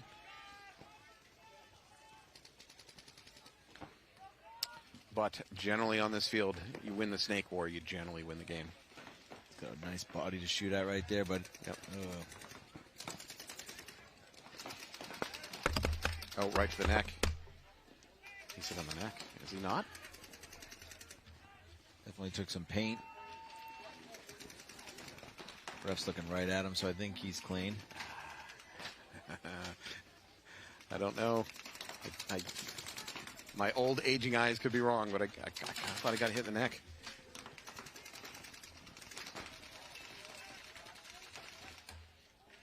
And I'm referring to Baskin. Oh, you know what? Maybe that's tank rub that came off on his neck when he put the tank up against his shoulder. I'm sorry to impugn you, Mr. Baskin. You are a clean player of virtue, no vice. All right, let's see if we can get, Leverage is going to go ahead and crawl up into the S2. Wow, actually it's going to be both players going to be S2. Let's see which one figures it out first. Yeah, it's Frankie Pasquiuta. Yeah. So which player bumps the bunker first? Because that's going to tell the other one, come do me. So we've got both a Royal City Sea Dog and a Leverage player, both on the Royal City Sea Dog side of the field at the S2. Barrel's just waiting. Royal City Sea Dog locked onto the snake brick. I think he's getting ready to launch at the snake brick. If so, he's going to run right past that gun. Nope, he turns and starts shooting inside. Goes back to the brick.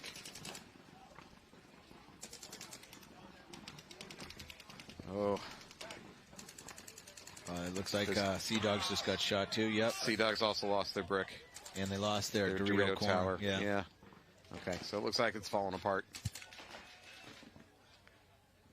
The leverage is coming off. I think it's a 2-on-1 for leverage. Royal City Sea Dogs make a move up the Dorito side. Royal City Sea Dogs still have the the backline can on the Snake side. Oh, Oh, no. interesting. Retreat. No, that's a good move by Baskin right there. He might be the last one left. Yeah, does leverage has nothing left on the Dorito side? I've seen at least 3 leverage come off. So I like this even more. He just keeps moving. It's not just that he retreats once, he keeps moving. Yeah, unfortunately he doesn't see this guy. Yeah. Wow, the Sea Dogs turned that around. Yeah, bend don't break. That was a good rebound on their part. Congratulations. Smith getting the last kill. So Sea Dogs will take the match as long as this is a clean hang.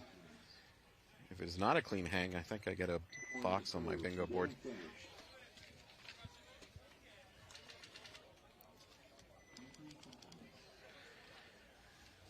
Well, good match from Royal City Sea Dogs, winning that one in overtime.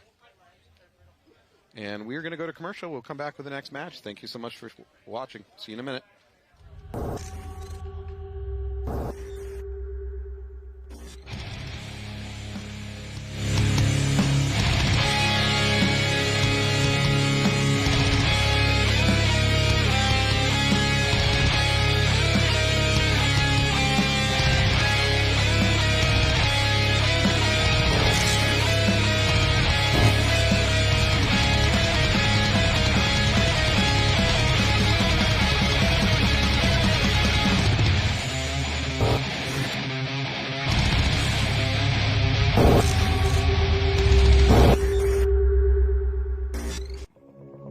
I've been an engineer.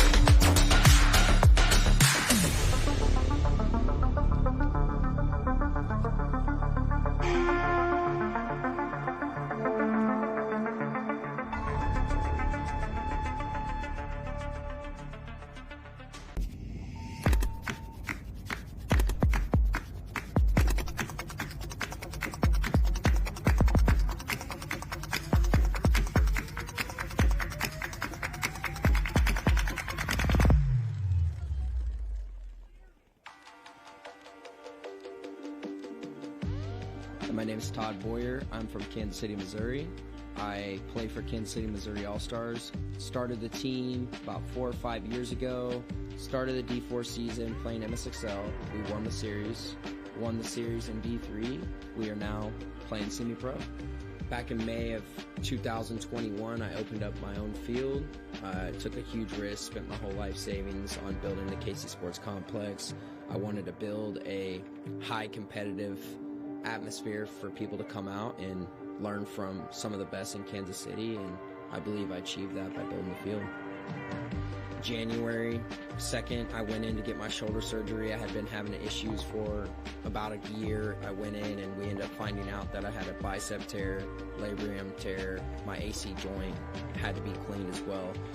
Just dealing with that during the off season was very mentally defeating, obviously physically as well, not being able to lift your arm up. The mental thing was crusher. I'm getting off my surgery and getting PT, and I'm going to be in the gym, 3-4 days a week.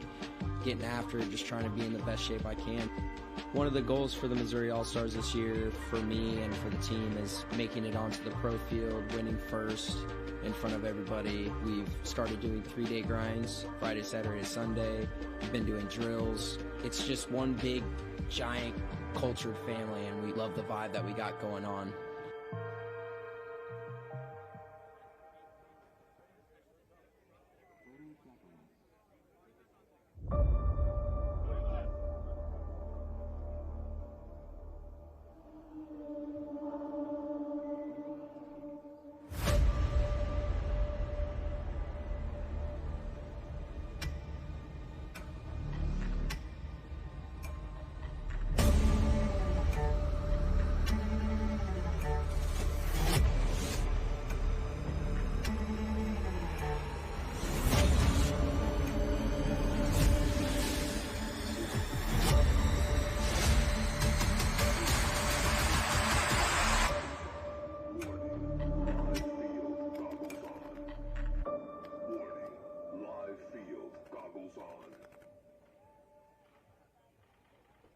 Good Game Sports Park has only been open 7 months, so we're a young field.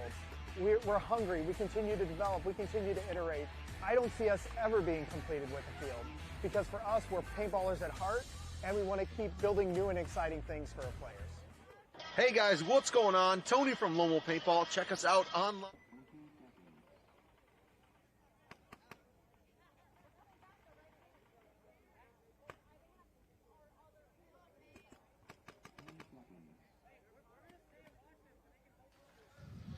Welcome back. Welcome back to Philly. And again, a suddenly sunny and dry Philly. I'm here with Devin from Dye. Devin, introduce yourself. Hey, what's going on, everybody? Devin here. I'm checking out this premier field at this Philly NXL event. All right. First up, we're going to have Paintball Fit versus New Jersey Jesters. Paintball Fit, certainly a little bit of the favorites coming in. For our next match, we got Indianapolis Mutiny versus Ruthless Factory. Pretty good matchup. Mutiny has a little bit of an advantage if you look at their previous record for scores. Yeah. So, Devin, tell us a little bit what you do for Dye. I do a little bit of everything, take out the trash here and there. Yeah, it's a small company, huh? Dye is a tiny little company. So I do that. So I'm one of the sales directors. So I deal with a lot of the kind of the East Coast as far as sales goes for Dye. Yeah.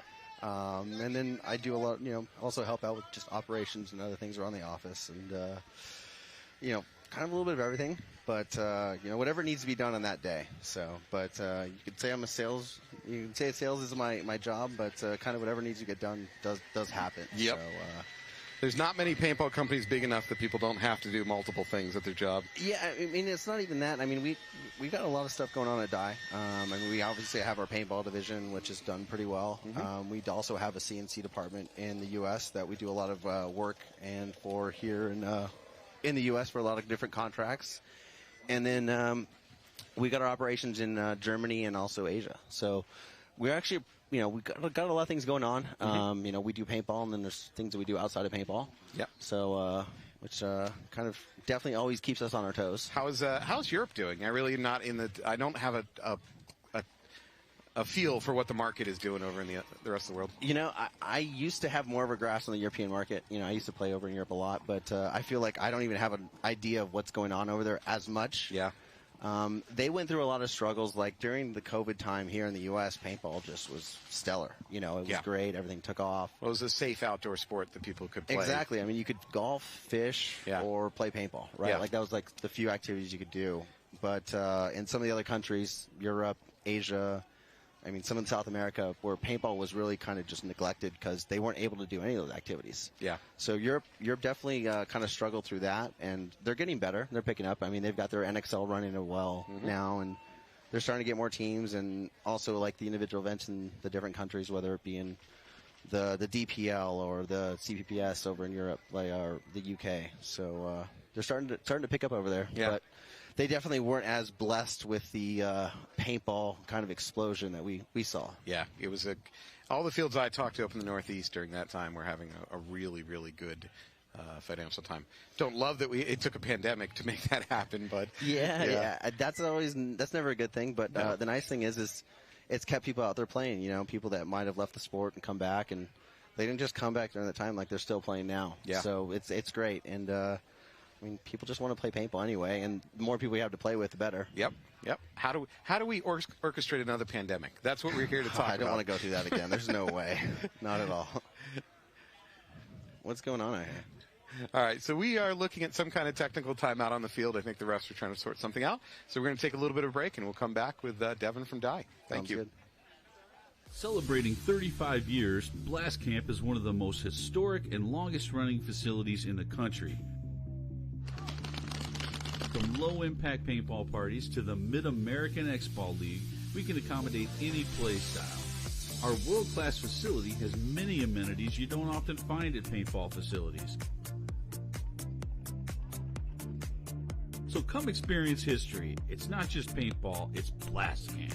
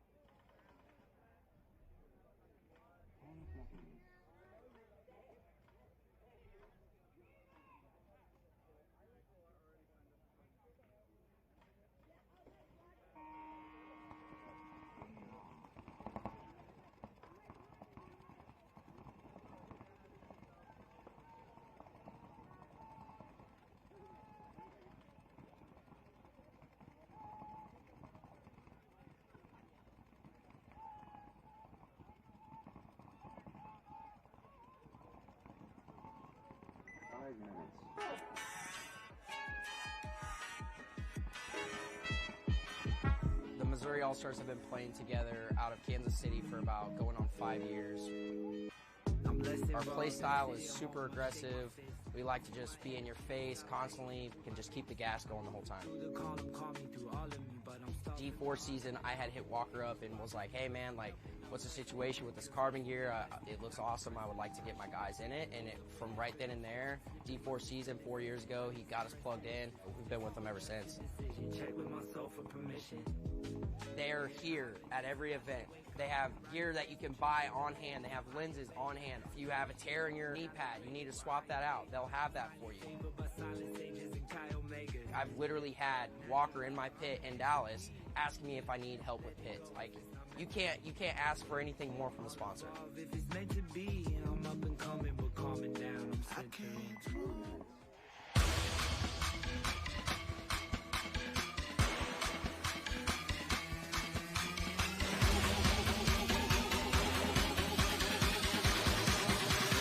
One, two, three, go!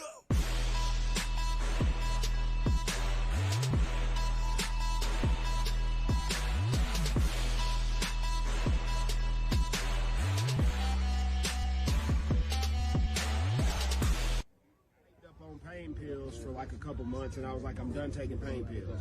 So my wife went ahead and she did the research and made the salve, and I started using it and ain't took a pain pill since.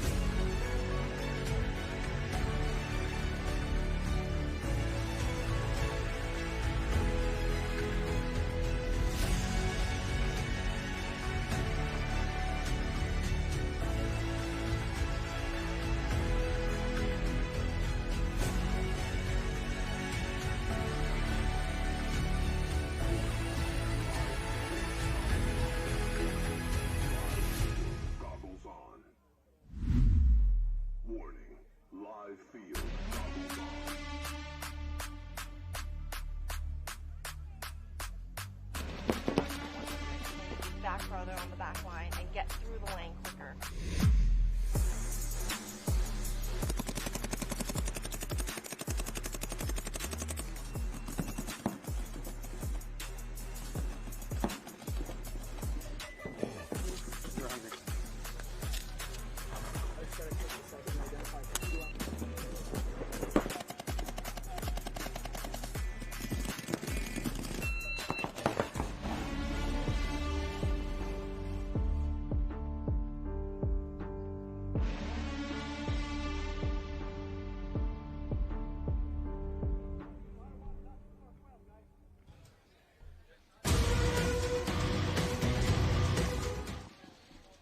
All right. Welcome back to NXL Philly. We took a little bit of a break for some bunker repair. I'm still here with Devin from Dye. Devin has some interesting new product he's going to give you a little overview of. Yeah, so we got our ULI. So this is a new barrel system that we released here at the event. This is an insert barrel system that we'll be doing. This is similar to a lot of the other PWR inserts that are being seen on the market. With all of our barrels, we've also been known for our machining. So we precision micro-honed our barrels, especially these inserts. So if you look through the finish on the barrel, you're not going to see any seam. It's smooth. You're going to kind of notice your triple roll. If you hand it to me to look at it, I'm not giving it back. You're aware of man, that, right? I got to, but but yeah. So we're big on that, and also the self-centering with our barrels, just that alignment. So you got that same tight fit. So it's almost like having a one-piece barrel. It is an 8.5-inch control bore. We're going to be doing inserts from 6.76 all the way up to 6.92, and then every 2. So in between, we'll have that. We've got multiple colors, gloss and polish and dust finish. So we've got that, and yeah. So it's 9 total inserts that we have available, and they're out now. And they're released? Absolutely. All right, excellent. All right, let's watch some paintball. So we got Paintball Fit versus New Jersey Jesters. Paintball Fit has to be a little bit favored in this one. Yeah, it looks like the Jesters lost one off the break in the back center. Jesters do a pretty conservative breakout. Unfortunately, not conservative enough. They still lose one of their back center guys. Yeah, the guys on the snake still alive. Paintball Fit dropped 2 players, both on the snake side. The very important snake side. Jersey's into this. Jesters into the snake. Yeah, he's up here. I don't think that the Fit is even aware that the Jesters are in. He could do a lot of damage. He's going to keep going, go up to the S2 of the of Fit, pop up. Let's see if he can get some easy kills. Yeah, but Paintball Fit's on their Dorito side of the field. So oh, you're right. You know, there is a little bit of a switch happening here. They can't see each other through that middle center brick. No, and it looks like the Jesters first Dorito player. Yeah, the Jesters lost their Dorito side. It looks like. So it looks like you got 2 on the Jesters here. Yeah, the Jesters finally picked up on the existence of that Dorito player. Didn't get him though. I think that Fit player is going to do too much damage. Jester makes a kind of a bold run down the sideline. I don't think the odds are great. No, and the guy Fit tags. Fit tags. Oh, that was a good game, man. It's never a better game than when both players are racing to the box. It's just a question of who can tag it first. Yeah, but I mean, also too, though, if you're the Jesters, you shot 2 of them off the break on the snake side. Yeah, I mean, yeah, you should have gone better from that point forward. I mean, yeah, that's tough. I mean, with this field, the way the bunkers are, people can get lost. Yeah. So let's just be clear. Devin is saying bad things about the Jesters. Jesters, you can find Devin at the Dye booth. I mean, honestly, though, at the same time, you know, there was a couple of things, but yeah, that point definitely was wasn't great paintball. It was lined up for the Jesters. They had it ready to take it, and it just. Also, too, their back center guy, I think he got a late start, and that's why he got shot. Yeah, did get shot originally early. So we'll see. We got Ruthless over here now, and. Ruthless versus Mutiny. We got Mutiny on our left, Ruthless on our right. Ruthless in the gray and gold jerseys. Mutiny does what a lot of teams are doing. They go around the outside of the snake corner, right into the snake mini brick, and then goes in and finishes it and goes to the S2. Yeah, Ruthless lost 2 players already. Looks like it's 5-on-3. Yep, Mutiny's favor. 2 bodies walking off for Mutiny. 3-on-3? Yeah, 3 bodies walking off for Mutiny. So Mutiny really at this point just has their snake and their god, their insert that's going into the snake. Do they have a penalty on Mutiny, or what happened there? I did not see a flag. All right, here we go. Ruthless snake players. Yeah. Oh, And, yeah. the God is gone. Okay. Well, dropped one from both, so you've just got one Mutiny player left alive. Ooh, good. Catches him unaware. I don't know. That might be it. Man, but I will say I haven't watched much paintball. This is the kind of the Nobody first watches match that paintball. I've been able to Thanks for see the saying- whole time. I've been able to be at the event. I've been in our booth the whole time, but I'm out here and I'm watching this and I'm just going, man, why is no one talking to each other? Looks like a one-on-one, by the way. They are one-on-one now, but before we got to that, you know, there was just not really much. Oh, he just got. I think he got clipped. Perez, I think, got clipped. He got shot in the head. He for sure got shot. Yeah, they're pulling him. Sorry, you were saying? No, I was just saying that both these teams are playing, but there were not much communication happening. No. You know, No. like they're not really identifying what's going on and, you know, playing off of that. They're just kind of out here playing paintball themselves. Yeah. It seems like. Now, in fairness, I'll give them a sliver of an excuse. This is a tough field visually to see where the other team is. There's so many lane blocking bunkers out there. Now, that said, you should still communicate that you don't see them or you've lost track. I mean, what you just told me is more reason to communicate because you said you can't see everything. So Yeah, if I can true. see a little something, you see a little something, we'll add that together and we're seeing more. Yep. You know. I'll grant you that. I'm the king of not communicating on the field, so I'm going to defend players that do a poor job of But communicating. we're the Monday quarterbacks. We got to tell them exactly what they're not doing. Yeah, yeah. You know? Again, Devin is criticizing. You can find him in the die booth. Absolutely, at your no leisure. problem. He looks defenseless. I don't see any weapons on him, so yeah, I've got some barrels. Don't worry about that one. Have your way with him. We'll see what happens. I mean, I like watching paintball. I mean, it's good to see. I mean, I know these teams have been around for a while. I mean, the Jesters, they've been around for a long time. Yeah. They used to be a die team years and years and years ago. The Fit guys, I mean, a lot of these guys used to play on, they were in the Pro Division at one point. You know, they got knocked down, and I think they're fighting their way back up. And if I'm not mistaken, I believe they've done pretty well at the first two events of the year so far. Yep. No, they've done very well so far this season. One of the Jesters players, two of the Jesters players, three of the Jesters, I can't even keep track. Wow. It's like A10 came in for a strafing run, just started killing bodies over there. So 3 Jesters walking off, Fitz up into the 50. Yeah, Fitz just kind of sitting back, shooting their guns. Fitz up into 2 50s. Yeah, I mean, but they're talking, though. They're looking at the guys were going back and forth. Yep. 22. Got one of the Luckow brothers at up in the Snake 50. It's hard to keep track of them. There's so many of them. That would be David Grody. All right, well, that game had a little less drama. No, that's a good point. I mean, that was a great point for Fit. The Jesters, you know, they did get a penalty on that one and did allow, you know, Fit to just obviously have those body advantage when they'd already shot somebody. So it was, I think they lost, what was it, 3 bodies really quickly? Real Jesters fast. at that point. Real fast, yeah. Just came apart. Oh, so you have another responsibility here. Besides webcasting, you are now in control of the right side or left side, depending on the viewer, bingo board. I don't know if you're familiar with this, but me and Anthony, we play bingo.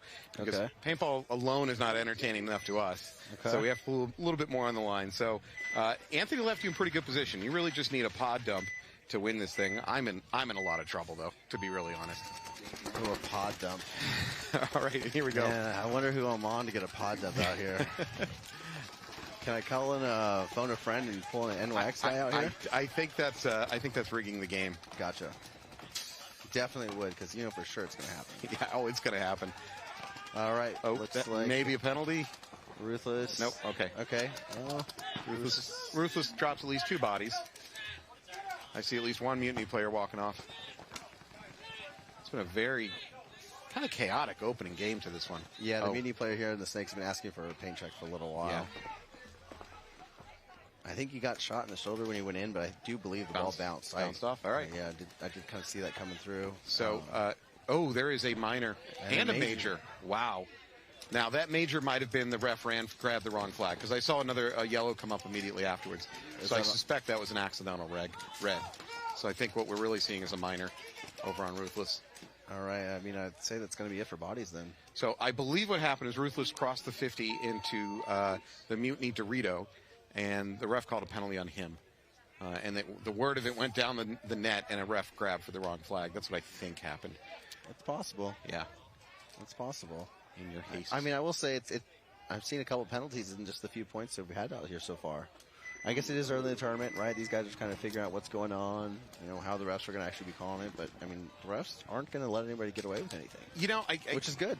Especially when you're talking about minors, I do give a caveat and say, look, if you get hit on a pack or in the top of your hopper and you don't know it, I feel bad, as a ref, and I've done a lot of reffing. I've reffed NXL tournaments, but I feel bad for the player because not like he's trying to cheat, but at the same time, it affects the game. You got to throw the yellow.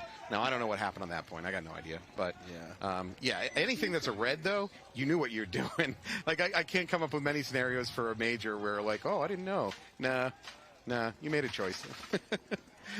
That's exactly why they threw the red one. Yeah. All right, so we got Paintball Fit on my left, Gestures on my right. Gestures down 2-0. First game, they looked real good, but it couldn't close the deal. Second game just did not go their way. Let's see if the Gestures can get 5 bodies alive. Yep. Aggressively out on the Dorito side for the Gestures. That's okay. They got 5 bodies alive. Yeah. Guns are up. They're good. I don't know. Did I see a body walk out? And they shot their Snake player on the Paintball Fit side, Yep, so there we go. Player off. I think I might have seen a Gesture walking off. No, I guess I'm wrong. Let's see what this guy can do. See if he can kind of take his time. Don't get... No. The Snake player here for the Gestures. Let's see if he can do it. He's being very aggressive. All right, they got another Paintball Fit. Guy just taking a walk. There we go. He's hunting for the butt pack of the Fit player behind the Snake side can. I don't mind. I like this, but the only problem I see with this play right now is this Snake guy here for the Gestures. He's doing this all by himself. Well, now he's not doing any of it because he tried a tactical retreat and he got clipped doing it. But man, like he's doing so well. Literally, all he had to do is he could have stayed right there and just tried to yell back to his teammates, "Hey guys, I need help." The guy in the back center was wrapping around the Dorito side back at him. Yep. And he has the guy in the can looking at the Dorito way. This guy here in the back can, I mean, obviously that's a support guy. He just kind of wasn't quite up in the mix to be that support player for his front guy. You could try to tell him the front guy should slow down a little bit, but I actually like that front player move. I like agree. Fit home player walks off. There we go. I like this for the Gestures. They're playing aggressive and they're taking some positions. I wonder what spurred that tactical retreat. Maybe he got spooked, think he was about to get bunkered or something. Well, when the back center wrapped on the inside for him, he has a really good shot that comes in there, and it's. I mean, he's in the danger zone anyway. Yeah. But it's good though. I mean, you still got Paintball Fit in the Snake side can. Gestures mini brick and the Snake needs to go ahead and make that move. Slide up. Yeah, there you go. Drop and crawl. You got enough protection from those Snake beams, you should be able to get up there. So it looks like Paintball Fit just lost a Dorito player. So it looks like it's a 2-on-1 with the favor of the Gestures here. Yep. Fit makes a move out to the Snake side corner. It's got to be at least two players less for Gestures. I like this. All right, Gestures looks like they're going to win this point. Yep.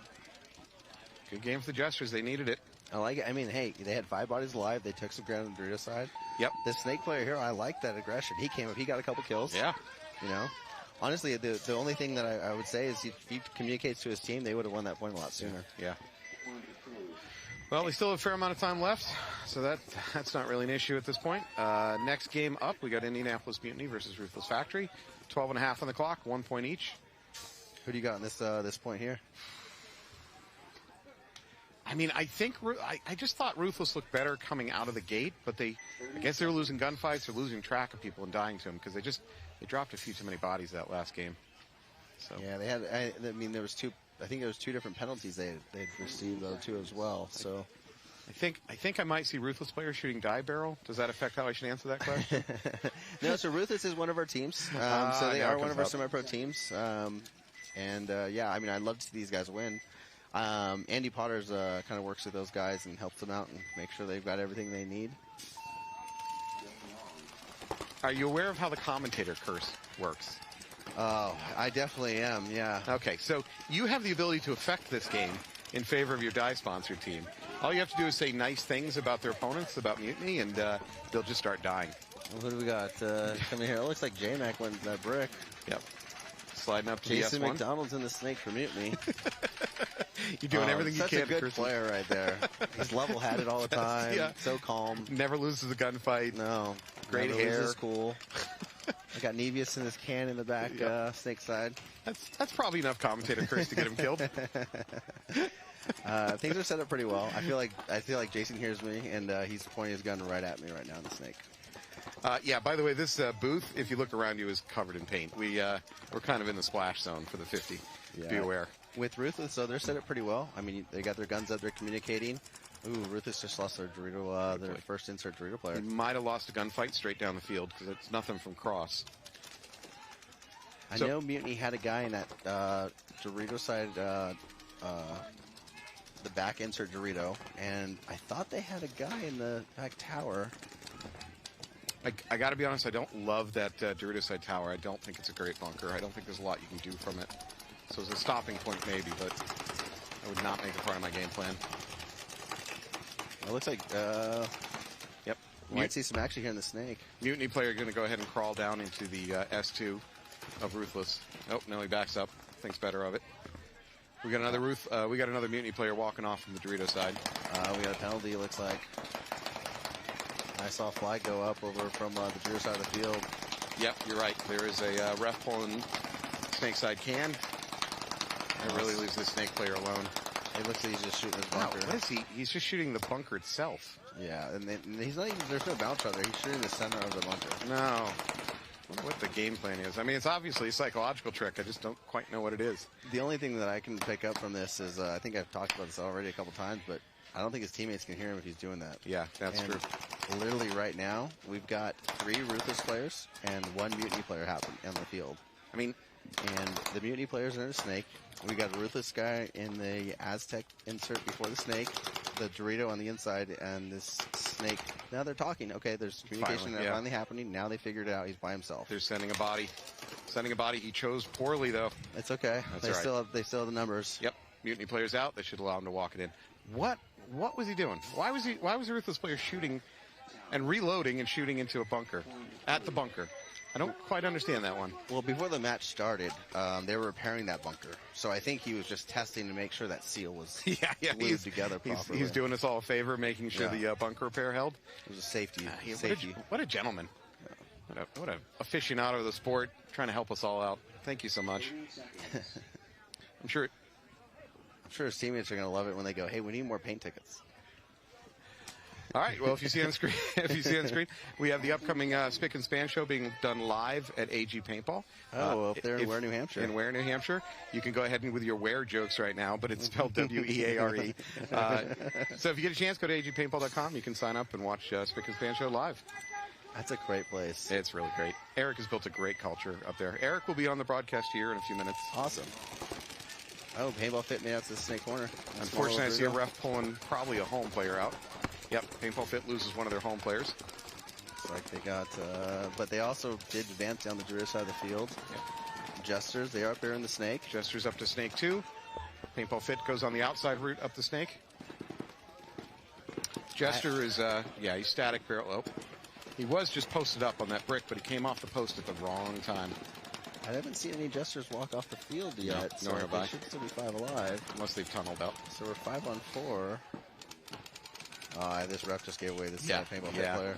It's rough because as refs, you got to go in and make checks, but it's just rough when you give away a player who did something very sneaky and you just gave it away. Oh, great move. It's got to. I just think the gesture's clean. Yep, ref is calling him clean. Yeah, I mean, Paintball Fit guy had to run him down. I mean, it's what they could do. Great move from the gesture. All right, so let's see here. We've got Jester in the snake corner. This Fit player might run right into a gun if he's not careful. Yeah. Yeah, now they're aware of each other. There he goes. He takes that snake corner from the Jesters. Looks like Luckow might be able to finish this game. That was a heads-up play. It's Johnny. Is there a couple brothers on the team, I feel like, huh? Three brothers. They must have gotten some kind of discount hiring them all at the same time. I mean, if they had 2 more, they'd have their own team. Yeah, well, it's probably a little late for their parents to try to catch up on that one. They didn't plan ahead well enough. They only planned for a 3-man team. Fortunately, this isn't the 10-man days. That would have put a lot of stress on their marriage. Talk about a full house. Wow. All right, let's see what's going to happen here. We got a Jesters players in that Dorito side tower. Yeah. And this is Johnny Luckow. I think he could just drop. It's just crawl. a one-on-one right now. Johnny could drop and crawl. He can do whatever he wants. He actually has a lot of maneuverability where he is. I don't think he's using it well. I think he's kind of. I think he just caught him on the hopper, it looked like, though, because he came out from a different spot. I mean, he did a good job. He was fighting from different spots, that bunker. He utilized it. You know, he didn't just stay in one spot. He was actually, going different places. And that's one thing that people can pick up on, right? Like, if you're in a gunfight, you don't need to pop out from the same spot every time. It's actually a disadvantage to do that. So, I think the Jester player might still be alive. That's awesome. Behind Let's see the if we can fight this out, then. Yeah. You got a life. So now Johnny Luckhow's put himself in kind of a worse position by going to that mini brick. He's in small. I mean, he does have that Aztec in front of him, which Yeah, he can there you go. use. There you go. He got the kill. That shot. All right, well done. Well done. I mean, that was a little bit of aggression from both teams. The Jesters finally had some matchup in the snake. Mm-hmm. I feel like Paintball Fit kind of got a little bit unlucky with the unlucky there. Their snake player kind of a little bit given up and allowed that Jester move to happen. Yeah, that was a great move by the Jesters. Yeah. And obviously Paintball Fit had to counter, won the point, but that was a good point all around for both teams. Yeah, I liked it. I like those games that are a little bit of seesaw. It's not just a blowout on one side or the other. So, well done. And we'll see what Ruthless can do. I mean, they won that last point. I mean, it's 2-1. Plenty of time. Yeah. Neither team should be abandoning their game plans at this point. They can still do. The score differential is not much. The time is plenty. So. And now, is this the first game for Mutiny today? Perhaps on this field, but some of these teams play other fields too, so. Okay. Great run and dive into the snake on behalf of Mutiny, right into the 50. Yeah, let's see if Ruth is coming up. Let's see if you hear. Ruthless is going to trade. Oh, there we go. Happy with the trade. Honestly, if I'm the Ruthless team, I'm happy with that trade. Yeah, I will say though, for Mutiny, they did get another Mutiny guy in the corner there, so they are up on bodies here. Another aggressive move up the trade. Another Mutiny player walking off from probably Dorito side. So it's 3 Mutiny players. But they control the 50 snake.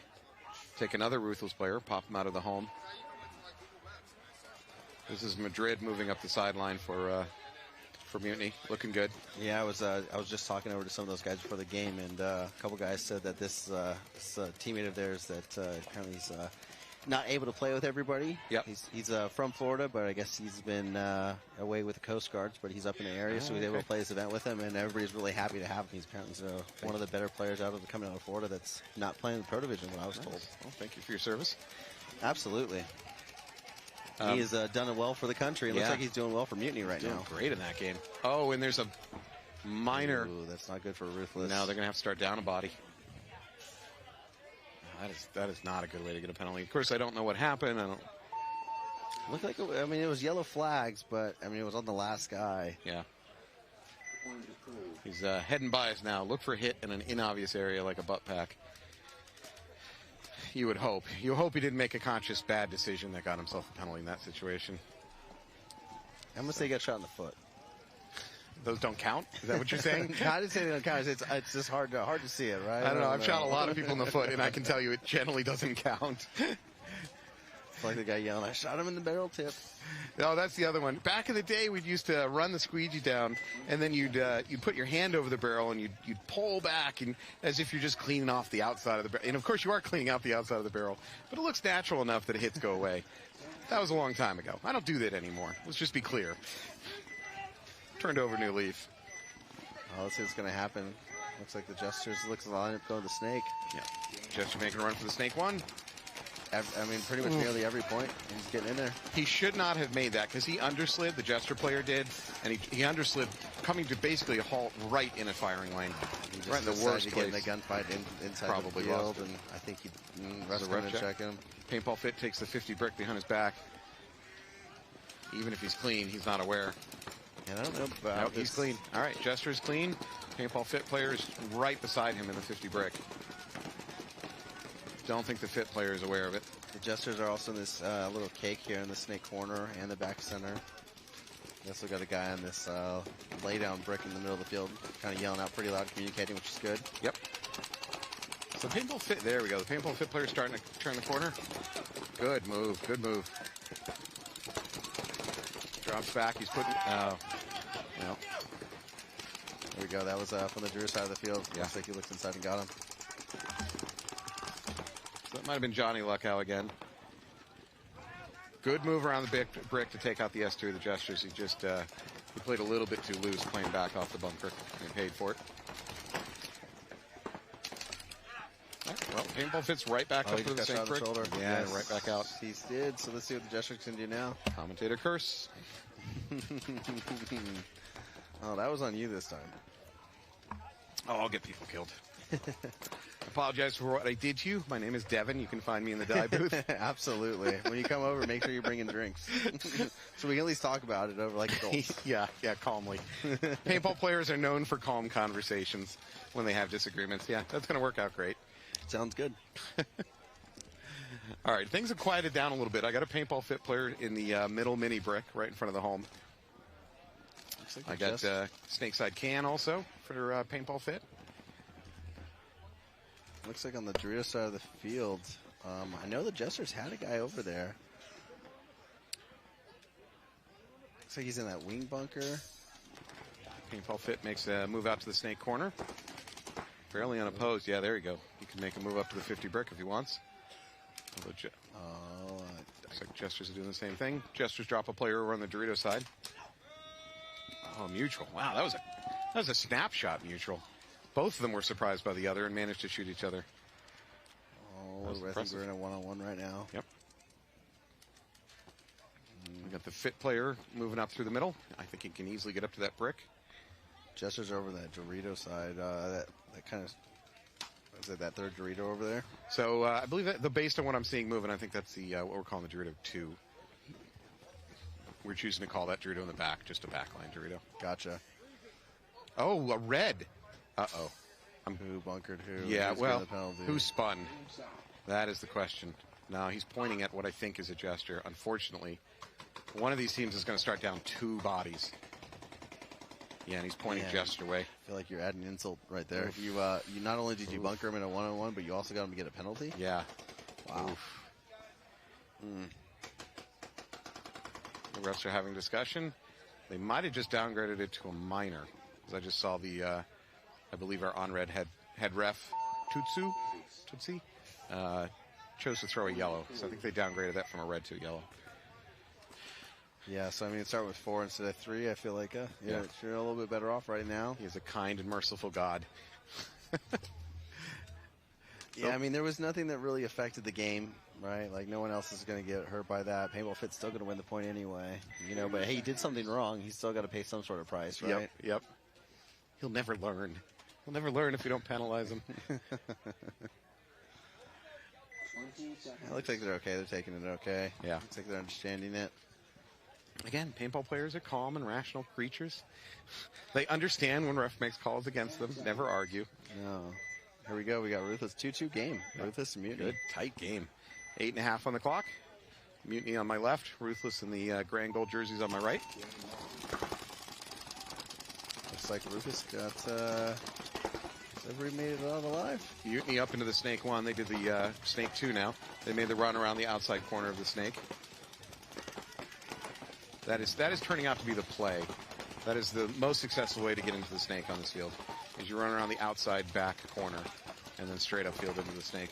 Yeah, I mean, I'm kind of surprised Ruthless isn't trying to make that Snake. I mean, so far it seems like everybody's been making the Snake, and no one's really taking that away from anybody. So if they're not getting shot, I mean, I feel like you just got to keep sending somebody. Go for it, yeah. Especially as vital as this Snake is on this field. Ruthless does take the Dorito 2.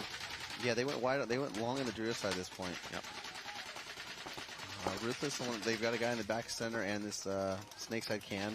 Mutiny in the S2 looking to crawl over to the Snake brick. He does. You kind of have to get lucky to stop that little short crawl. You got to have the home player just dump and paint through that lane. Yeah, you have Ruthless over on the Dorito side shooting across because he knows this guy's here up in the Snake. All right, Mutiny pushes up a little bit. They go ahead and push up to that God bunker from the backhand, and they push up into the mini brick on the Snake side. So they're making a heavy commitment to this Snake. Yeah, Nevius is looking good over the top of that bunker there, huh? I'm not tall enough to do that, so I would have to lay my gun on top of the bunker and then use a stick or something to push on the trigger. Yeah, I was actually trying to help make sure there was a yellow spot that landed on the hopper at that point. You're doing the commentator curse thing. Yeah, good move. I'm trying to help the guys over here on Ruthless out. It's such a close game. They kind of need it. They're on their heels right now. Mutiny's kind of coming to them. They've got 2 guys here in the Snake. Mutiny's got their guns up, and Ruthless is kind of hiding back and just holding the zones. Well, Ruthless needs Mutiny to make some mistakes here to pull this off, because you're doubled up for for Mutiny over here in the Snake side. Yeah. And they're on the side of the field, on the other side. I do like this. The only thing I do feel is I feel like it would be good if Mutiny was able to get out to the Dorito way, and Mutiny just let that ruthless back center player get out to that backline Dorito. Yeah, I don't know if I love that. I think that might put him at more danger, not less, where he went to. Of course, again, we have a lot more information about where players are. They don't. Oh, he just got blown up. And he heard the hit from the ref, and he tried to look to see what happened, and he got shot. He just kind of got distracted a little bit. It looks like Perez shot that Dorito and then shot out the snake side can, and that will be it. Ruthless will towel that one. All hope is not lost. No, there's still 5 minutes left in that game. 6 minutes, actually, it looks like. 3-2. All right, I'll give you my one die testimonial. And I am not paid, although I should be by die. Just put that clear, so if you want to slip me something. I'd say 2009-ish, maybe 2008, maybe 2010. I bought a die rotor. I'm still using that rotor today for my everyday hopper. Yeah. Every day. It's my I don't play every day, but it's my every time hopper. It's your hopper, yeah. Still to this day. I mean, that's what you were saying. I mean, that was an awesome event. What was that? Was it World Cup? We'll say it was World Cup 08. We launched that hopper, and everybody was surprised because no one knew. Yeah. Come out with it at the time, and even now, I mean, it's changed slightly with the LTR that we have, but it's still a great hopper. Battery life, it just works, force fed, and with the mechanical play now, people want to have something force fed that's going to feed as fast as possible. Yeah. Well, the mech guns are shooting faster than we are 10.5 in electronic, which is one of my problems. I love mech play, but we got to change something. Anyways, we got that DSR Plus. You get that mech frame on there, ready to rock and roll. It's amazing what these mech guns can do. So I will say that your die rotor was both the best and worst product you ever made. Because so you didn't buy I'm still one. using it until like 13 years later.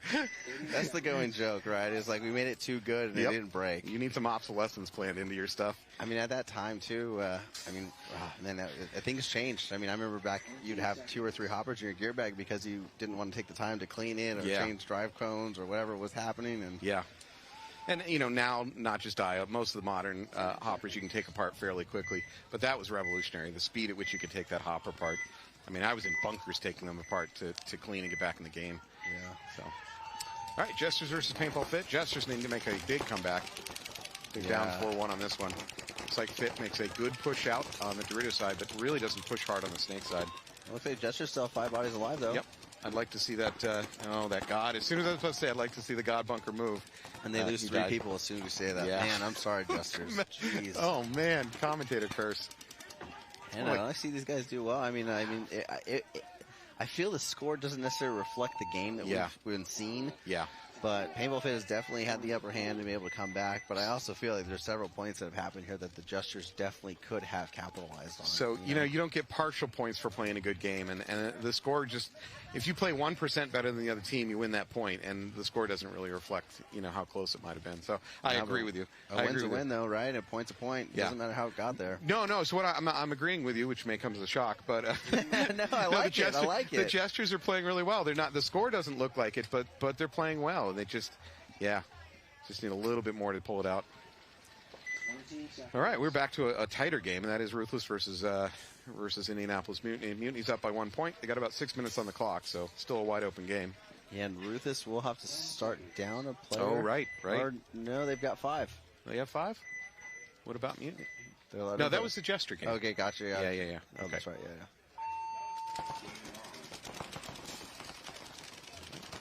Split deck. Here we go. I think 5 alive for the Mutiny team. Clean break for both teams. Not a real aggressive break for Ruthless. No one took the snake. Yeah, a little pocket play. Now Ruthless player walking off from the can. It gets filled in immediately by their home bunker. So we're 5 on 4. Looks like Ruthless just tried to fill up that Dorito side tower and in the snake as well. Oh, but he didn't make it. So I like that he needed to do that. He had to get into that snake, but it didn't work out. I'm okay with that risk to try to do something about that. So unfortunately, Ruthless is now down 2 bodies. I still haven't seen anybody walk off from the other side. There's Mutiny up into the snake, 50. And the ref pays for that move. It's a big move there. Yep. He immediately guns up on that back center. Takes out the home. This is O'Donnell up there.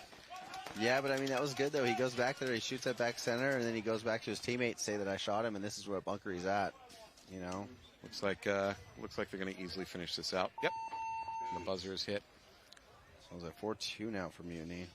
4:46 left. So, you know, that was one of those games that I would not say, man, it was a close game, and, you know, the other team should get a partial point now that Mutiny pretty well controlled that one. No, the Mutiny played it well, you know, and it was a conservative breakup for both teams. Mutiny shot a couple guys, made the fills up into, I mean, the guy on their wing filled up into the Dorito, and then Snake Tower here filled up into this 50, Snake 50. You know, Rap shoots back center, comes back to his teammate, says, hey, I shot the back center. This is exactly where the last body on the team is. Go do it. And they, you know, obviously their Dorito side player goes down to bunkers them and hit the buzzer, and they won that point pretty convincingly. And the rest is history. So it's interesting for the conservative breakout, because what I was not seeing was a lot of players dying running to the Snake so far in this match. So they chose to go conservative. I'm not 100% Just got to go. No, they don't. Yeah, well, they are. They're just not stopping at their primaries. They just keep going. So Jesters need to get out here in the Snake. Unfortunately, they lost the Dorito player. But again, I'm okay with that risk. They're trying. So it's 5-1, just under 5 minutes. The Jesters need somewhat of a miracle to pull this match out. Here comes the Paintball Fit player up the middle. 50 brick. Looks like he's going to chop. Oh, he looks No, like he got shot. and he 4 on dies. 4 now. There we go. I feel like that was a great kill for the Jesters, and they got another one. Yeah. There we go. Fit player walks out on the Snake side can on the back row. So 4 on 3. Good aggressive in move favor by of the the Jesters. Jesters. Yeah, Jesters up in the Snake 50. He's going to wrap. I think if he stands and shoots at that can, he can take him in the butt pack. But he's going to go low. Oh, if you overslide, you're going to die, and you overslide. They both die. Not quite sure who shot the Jester out of the Snake, because I'm sure it wasn't that Fit player that went into the corner. Yeah, I think it was, because he got shot on the inside of his or the outside of his forearm. He's the only guy could have. So that was him going out there. I don't know how the Fit player managed to do that. He was oversliding and got his gun up and shot a player he didn't know was there. That's impressive. Paintball Fit sells a guy in that lay down brick in the middle. Yep. And I believe it looks like they've got another player on the Dorito side. The Jesters here have got a guy in the Snake, and then also a guy in that Dorito 2. Yep.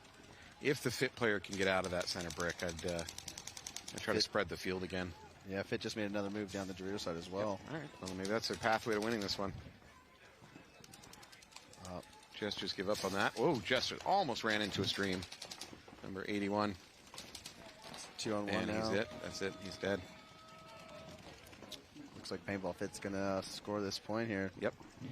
6-1. Well, that the last couple games have been a little more convincing. Early on in the match, I thought the Jesters were doing a good job bringing it, just not quite finishing it. But I feel like they were in the game, and then I just feel like they started to kind of lose a little steam as that game wore on.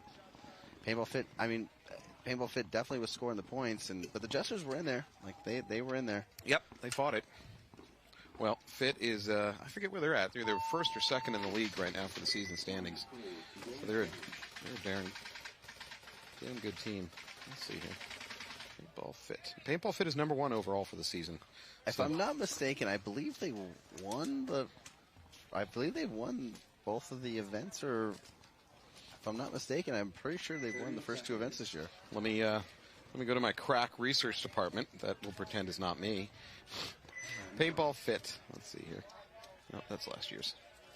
Paintball Fit. You are correct, sir. Point for Devin. Won both Sunshine State Major and the NXL Lone Star Major. Congratulations. Oh, hey, how are we doing on the bingo board? Did we miss anything? I haven't got a pod dump yet. I haven't got a pod dump. Trip and fall? Does that happen? No, didn't get the late to the box. Hopper explode. Overslide. Oh, no, there was an overslide. There was? Yeah, you can go ahead and fill that one. Yeah, Devin just got bottom right, which is overslide bunker. There we go. Oh, I got it too, but not actually pretty useful. I'm just one.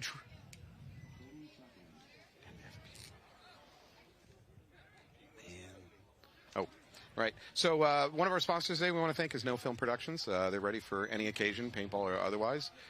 Please give them a call or look them up online. That is No Film Productions. It is not film. Thank you. No film. It's the digital age. Just embrace it. How awesome is that nowadays? You have digital cameras, you take your pictures, you do whatever, even filming anything, and you say, hey, what does this look like? Yeah. You know? You can instantly delete. All right, so it's 4-2. Ruthless, they're down 2 points, 4:45 left. I mean, I feel like they've got to come out and kind of try to punch Mutiny a little bit right now off the break. Here we go. Ruthless needs to make something happen here. Big run at the snake. I think he makes it. At least he sold it really well to the ref. I think he made it. And Mutiny lost the guy in the center, and looks like they delayed out to the snake itself there. Mutiny's all the way up to the S2. I don't think this guy in Ruthless, I don't think there's snake player in Ruthless. I don't think he can shoot left-handed. This whole time, every time, he's just shooting right-handed the whole time. Interesting. Well, maybe they don't have the budget to do that kind of ambidextrous training, which, you know, if they were better sponsors from Dye, maybe they'd have more money in the budget to do those kind of drills. You're welcome, Ruthless. I'm trying here, man. I like it. I mean, some of the things, like, you know, I feel like there's little things as you're playing paintball, right? And early on, I know you can got some of those guys that can shoot great cross-handed. I mean, Todd Adamson comes to mind when I think of that, but not everybody, you know. So I'll be honest, I went later in my career before learning how to shoot lefty-righty ambidextrously. Here we go. Mutiny's actually on their side of the field. And that's a loss. They lost their snake player, which is a shame because he was well positioned. But Mutiny's on their side of the field, and the Doritos. But there's no vision. The Dorito cannot see. I mean, he's aware that he's there, but he has no shot on the Ruthless player. So they've swapped, you know, across the 50 on both sides of the field, but they can't look back and shoot each other. Wow, that was a little over aggressive from Mutiny. Snake corner trying to make that move. And it looks like the Mutiny Dorito player just walked off too. So, see? Oh, there's one Mutiny player trying to make it happen. Going wide. Oh, he had no idea. Yeah, it doesn't. Yeah, there's no. Ruthless, this back player here had his back though. It's okay. I was about to say I don't love that move. So the Mutiny player decided to run kind of wide open, trying to get a kill there, which sounds great and all, but when you're down bodies, what you're really doing is, even if you get that kill, you're throwing your body away. So. Yeah, I mean. Yeah. So the technique when you're 1-on-2 or 1-on-3, it's very simple. Every time you pull the trigger, you yell, "That's a penalty." That's your best. That's your best hope out of that situation. You can win those things. I mean, what you need to try to do is you need to isolate the gunfights, right? Like you need to try to pick your gunfights and isolate them, so you're not fighting more than one person at a time. You can have 3 other guys in the field, but you need to not fight 3 people at the same time. Yeah, absolutely. So if you can try to figure out a way to isolate, like, I mean, I don't necessarily hate that move out far. Yeah. But he could have done something a little bit better, but it's definitely lowered the odds in his favor. Yeah, not great. We'll be right back.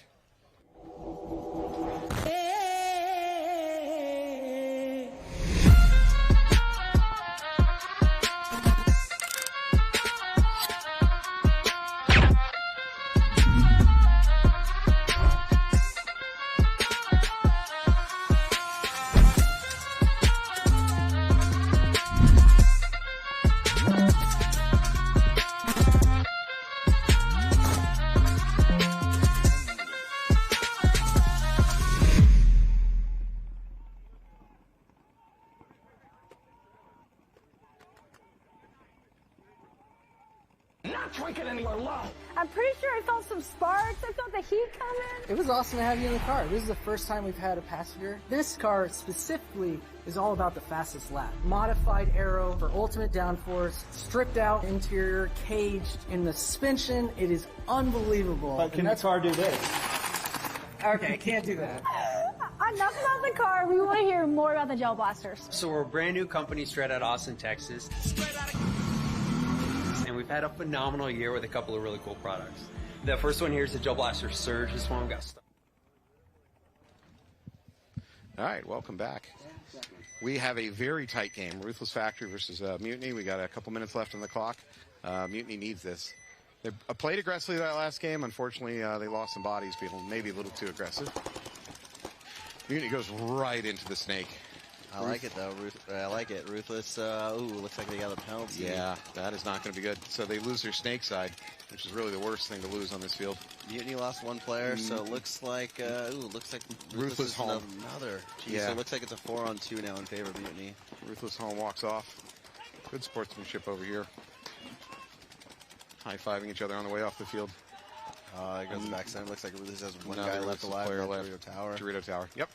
All right. Oh, man. This and the towel. That is exactly what Mutiny needed. I'm sorry, Ruthless did not need. That'll put Mutiny up by 2 points with only a couple minutes on the clock. Yeah, I mean, a couple minutes on the clock. But they did towel it with 2:09 left, so they're okay. Yep. We are at X-Ball, so we'll be back in 1 minute.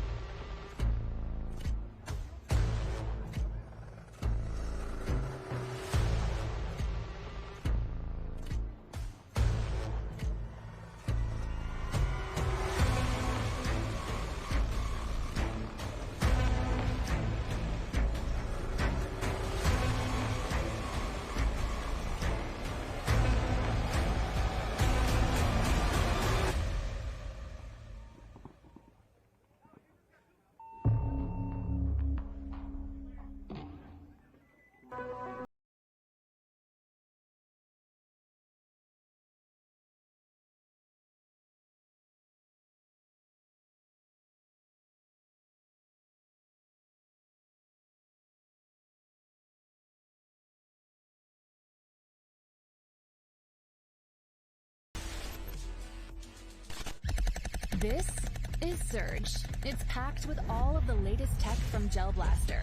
For you, that means epic gameplay, like nothing else out there. It's designed by the Gel Blaster engineers in Austin, Texas, who have made robots, drones, and even spaceships. With Surge, they've taken the best... And we are back. Ruthless taking the field against Indianapolis Mutiny. Mutiny's up by a couple points. Ruthless needs to do something impressive here. They've only got 2 minutes, so they need to finish this quick. I mean, if they get 2 1-minute points, though, they can do it. They just got to be aggressive. That's certainly possible. They're going to have to survive the run out. I would advocate go up the middle to that middle center brick, because I think it's an easy take, and teams aren't taking it on the run out. Yeah. I mean, you just running and shooting, just pick a side. Yep. There we go. Ruthless making very aggressive up to the D2. They do not go in the snake on the run out, but very aggressive up the Dorito side. No, they sent their snake runner down the Dorito side. The snake player they've been having over here, I saw him run out to that Dorito side, that second Dorito out there. So I wonder if they do have the bodies for the front. Oh, it looks like he's shot a couple Mutiny guys. Yeah, Mutiny guy walking off from the God bunker, the last bunker before the snake. Mutiny with a relatively more passive breakout, but that's fine. They don't need it. They don't need an aggressive breakout. So we got a minute and a half left, which time is really slipping away here for Ruthless. Ruthless needs to be winning this game now. Yeah, I mean, I can understand why Mutiny didn't have to go so aggressive, right? But I feel like the reason why Mutiny's been winning so many of these points is because they have been pushing that envelope a little bit. Yep. So I kind of like just, if you have a game plan going, just stick to it. Don't change things up. Don't if you're pushing. And that's the thing. I don't slow play it. You know. I 100% agree. Again, I'm going to speak from a regional level where we're not playing semi-pro. These guys are better, but I see non-semi-pro teams they're not good at defense. They don't train for that. They don't practice defense enough, and so when they come out with a defensive game plan, that it just doesn't tend to work as well as it should. Yeah, and I mean it's not, and also too though is right. Like you've got tiebreakers if they just come into play, right? You got your plus or minus, but at the end of one of the tiebreakers is points left on the clock, right? So if you can finish a match and you have less points on the clock, it's going to be different for these guys because obviously now we're going to use all the time. But if Mutiny was able to score more points earlier, they could have pushed ahead. I feel like they would have been able to take advantage of that. Salted this one away, but they're going to win this anyways. We're down to 20 seconds. They're up by 2. I mean, Ruthless can still come back and score a point, though. I mean, you're right. And they need to, right? Yep. I mean, if they do score a point, they at least get it 5-4, right? Like they still have 12 seconds, and that's the thing is I don't know if they have the sense of urgency right now. They need to be making something happen. No, that's a little too late, I believe. We got players jogging upfield, and and that is match. Yeah, so we've got a couple winners here. Looks like Indianapolis Mutiny beat Ruthless, and Paintball Fit beat the Jesters. Man, here we go. Yeah, good game from Mutiny and good game for Fit. And I want to thank Devin from Dye for being here with us today. Thanks for having me. And I'm sure we'll see you again. Thank you so much. Have a good one, guys. See you soon. Bye-bye.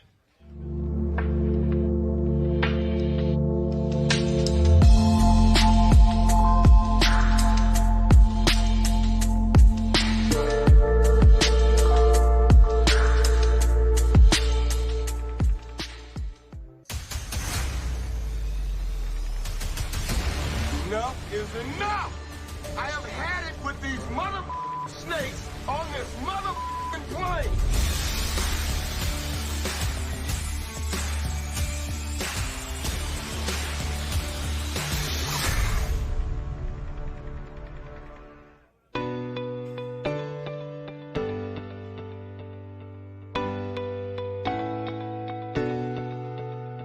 If you want access to the best knowledge in paintball in order to elevate your game to the next level, BKI Paintball is definitely a program that you want to be involved with. BKI, which in this case is short for Best Knowledge in Paintball, is known for being an online platform with hundreds of video tutorials and lessons from a network of pro players called Professors. What you may not have known though is once a year BKI hosts a summer camp. This is an in-person event at Boston Paintball, which is about an hour outside of Boston. This event gives you 4 days of professional instruction from 6 professional players. I just got back and holy moly, it was quite the experience. I'm definitely looking forward to hopefully being able to go next year. It definitely sells out super fast. If you guys want to learn more about BKI Paintball and the summer camp when it comes time to schedule that, you guys can check out the links.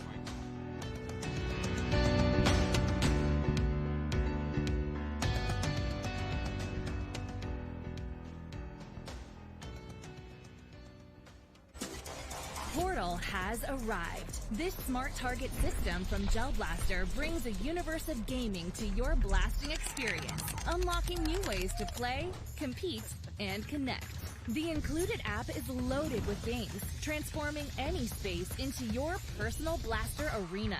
Warm up with single-player modes to dial in your accuracy. When you're ready to compete, go head-to-head against other players with one of the many included games, bringing competition and scoring to your blasting experience. Easily connect multiple Portal smart targets to create a mesh network, unleashing complex game modes that will leave your favorite consoles gathering dust. And with multiple mounting and power options, get creative by spreading out portals to make challenging battle zones.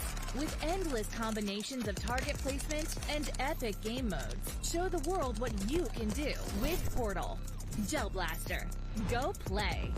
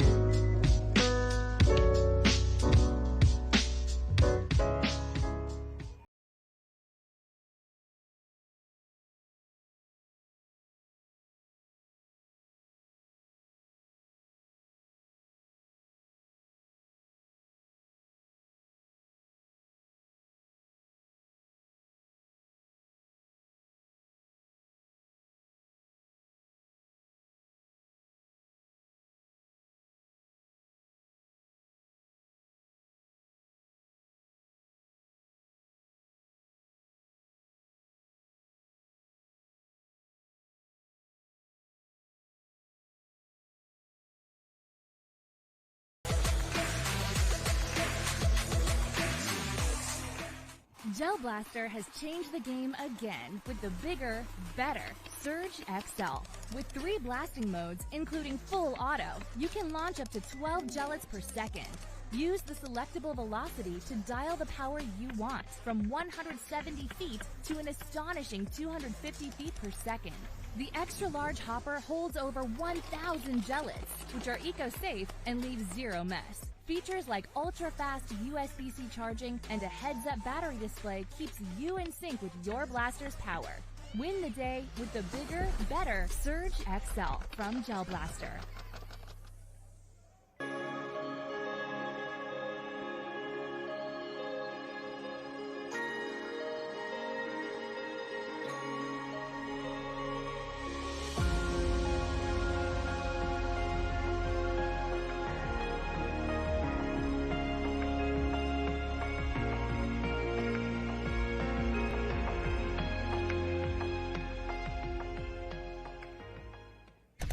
This is Surge. It's packed with all of the latest tech from Gel Blaster, like a built-in lithium-ion battery and ultra-fast USB-C charging, unlocking hours of gameplay. Surge holds over 800 gellets. Activate full auto mode to rapidly blast gellets more than 100 feet. No cleanup required whatsoever. Surge gives you the ultimate blaster experience, period. Join in the fun by getting your Surge today.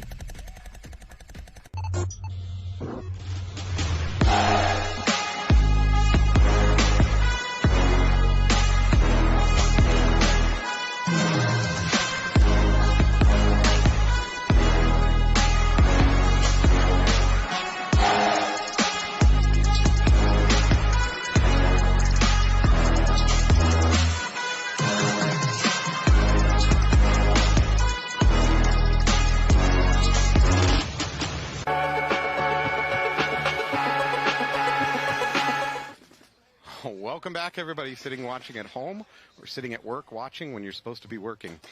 Absolutely. Welcome back to Philly. I'm here with Allie from High Rollers. Allie, tell us a little bit about yourself and your organization. Hi, everyone. My name is Allie. I'm from High Rollers. We're actually one of the new WNXL teams. We're based out of New Jersey. This event right now, we don't have a WNXL. However, you'll see us out there in Chicago. Yeah. So, will it be the first WNXL you guys play? So, no, we did have a WNXL in Florida. Oh, I'm getting a ref trying to tell us something. Oh, teammates go to the same bunker. So we have bingo going on here. Yes, you were not aware of this, but we have bingo. Now the refs are getting involved, letting us know how we should fix it. Everybody's involved. Alrighty, so we have leverage on our right and newbies on our left. Here we go. Newbies one of the high-ranked teams in the league right now. Absolutely. So good move from leverage right up to the 50 snake brick. Yep. So that's Baskin from leverage, going right up to the 50 snake brick, looking inside, getting a kill from stealing a kill from newbies quick. Oh, thank you. So leverage is in favorable position right now. They're up the body. I haven't seen anybody else walk off, so give him credit. I think at this point he can go ahead and wrap and start putting paint cross field. It doesn't look like newbies have anything to stop him if Baskin for leverage wants to drop low and wrap, because that cannot see him if he drops low and wraps. He might choose. And it looks like he's potting. He wants to go. Was I too loud? Could he hear me? He sensed it. He definitely sensed it. Yeah, sending the vibes. So he's in the other team's mini wall, snake side. He's looking for a cross shot on the Doritos, perhaps the Dorito wedge. And he did get that kill. Nice. Yep. So now they're up a couple bodies. They're in fantastic position. So I wouldn't mind seeing this other leverage player go ahead and move up the snake and help do a better job supporting him. Oh, we are getting cross shot. All right. I'm seeing another newbie walking off. Oh, that would be the newbie that he shot from the Dorito side. Yes. Right. So we're still at 3-on-2. Fantastic position. Obviously, all the time in the world. That's not an issue. So the newbies player in the Dorito corner doesn't even realize that he is on their side of the snake. Baskin is. Yeah. He's actually trying to stop the move from the 50. So both a blessing and a curse. There's an awful lot of bunkers that block line of sight. Absolutely. And so it's very possible you can be on the other side, the other team's side of the field. Now, I've watched players pass each other and not even know it. So there is no urgency for leverage. Don't take stupid risks. You're up in bodies all the time in the world. Newbies make a bump out to the snake corner, which unless Baskin chooses to engage down the tape line, it really isn't going to do much for the newbies. And right now, Baskin's just looking cross field. I think Baskin is considering a crawl. I'm just not sure where to. Oh, so yeah. Maybe, do you think the newbies player is shooting a bounce shot? So I do see some paint flying off of. Yeah, good call. There's a lot of bounce shots that we have been seeing in the snake. Now, I haven't seen anybody die off of a bounce shot, but I've seen players get spooked by it and back out of there. All right, so the newbie player chose to frankly, I think it's a good idea. Well, Yes. it's a mixed idea. Yeah, Down yeah, on but- bodies, it's not great to trade, but that Baskin was doing so much damage, it is a good idea to get him out of there. So it's a coin flip on that decision. All right. Well, looks like Leverage is going to take game one. Good for them. Newbies are definitely a good team. Let's see, who is favored in this? Newbies are ranked 6th in the league currently, and Leverage comes in ranked 17th. So that's a good start for Leverage. Next match, we're going to have Killers versus Carolina Crisis. Killers certainly come in favored. They're currently 3rd in the league, and Carolina Crisis is currently the 20th ranked team. Dare to Dream. So these are some good matches, actually, in this set. Yeah. We've watched a lot of back and forth matches today where we thought, oh, okay, this team's got it. You know, they're way ahead. They're ahead in bodies. They got the 50s. And then it roars back the other way. We've seen and not just penalties will always do that, but I mean, just games where teams dig deep, figure out a way to flip it around and spin it back. It's been a really entertaining field to watch. Have you got a chance to play this field? I did. Oh, you did? Yeah, so I did play this morning. Yep. Oh, really? Yep. And it's been fun. All right. Where were you going on this field? So on this field, I've been going on the Dorito side. Yeah. Yep.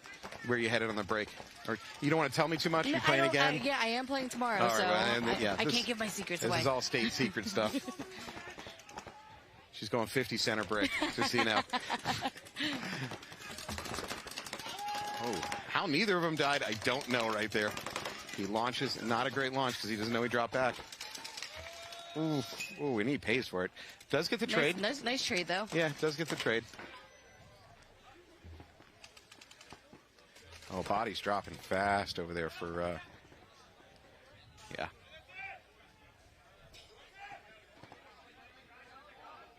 All right, well, that was just a walk-in.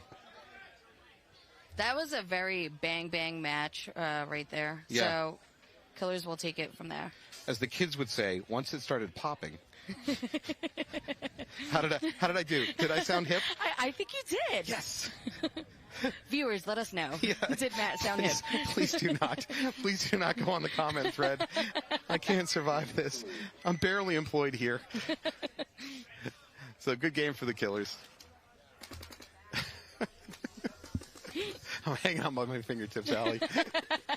Okay, so tell me a little bit about this paintball bingo that we have going on here. Everybody's into it. Armed with your trusty dry erase marker, you're now in charge. Okay. So Devin left you in a pretty good position, honestly. So on the left, you got this board. You are pod dump away from winning this thing. Oh, yes. Pod dump either meaning, well, it could be a bunch of things, and we love to argue about what it means. But either a player does a celebratory pod dump, maybe he misses his hopper and dumps it on the ground, or more like he dives and a pod comes up on his pack. Any of those things will get you the win. Oh. I need a trip and fall, which the field's drying up from the rain. I don't know if that gets more likely or less likely. So Leverage goes straight into the snake, actually. And Newbies matches them. Yep, both teams do. Ooh, they don't know about... Ooh. Okay, Leverage player survived that exchange. Neither one of them really knew the other one was there. Well, didn't last very long. No, it did not. Commentator curse. Sorry. So sorry, Mr. Baskin. Yeah. Oh, okay. That's probably bonus balling. Not a real reason to be shooting a player who's already left his bunker 10 seconds ago walking down the sideline. All right. Well, both teams starting to probe up the snake. Looks like Leverage is the first one to make it deep up the snake. He's in the, what I call the mini wall on the outside of the snake. There's essentially two snakes on this field, an inside snake and an outside snake. And even though the outside snake doesn't have snake beams, it behaves like a snake. Because if you stay low enough, you can use the other beams to just, protect yourself from the line of sight. Yeah, it's pretty much a ladder snake on each side, I feel like. Yeah. So we have another Leverage player walking off. Looked like it probably came from the center. Leverage is also up in that little mini brick, a bunker I underestimated before this match started, before this day started. That little mini brick, the juice box, some people have been calling it, it's very powerful. I like juice boxes, so yep. It's a win. Is there any bunkers called a Capri Sun? And if so, can you help me get the straw? Wait into the until pouch? 2024. We are going to have some Capri Suns on the field. Please. Please, I'm gonna change the high rollers bunker call terminology if I have anything to do about it. All right, good move by Leverage up into the Snake 50. Nobody caught it either. Nobody knows about it, so the newbies are not aware where he is. Aggressive move up into their side of the field. No, he shot too early. But I still don't think they... I don't think they know. No, they don't know.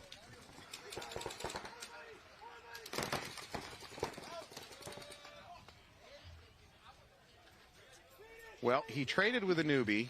Yes. I don't know if tactically that was worth it, because what he's actually done is open up the snake. And do we have anyone on the... Oh, and the Leverage is filling on the Leverage snake. filling up, but he might be running right into a gun. Oh, I did not like that choice. All right, so that's Andy Shoemaker from the newbies. Making his way up the snake. Get behind that bunker. Don't stand in the open. And it looks like he's going to close this one out. Yeah.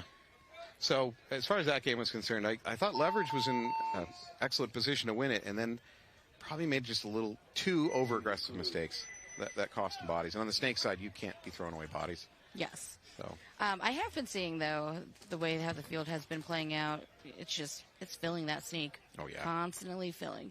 Have you been seeing that on this field? Yeah. Especially the teams that have been successful, they'll throw body after body into the snake. Yeah. It's like a World War II assault on trenches. They just keep throwing bodies at them. That might have been more World War I. I apologize to any historical accuracy in the audience. Disclaimers. Yeah.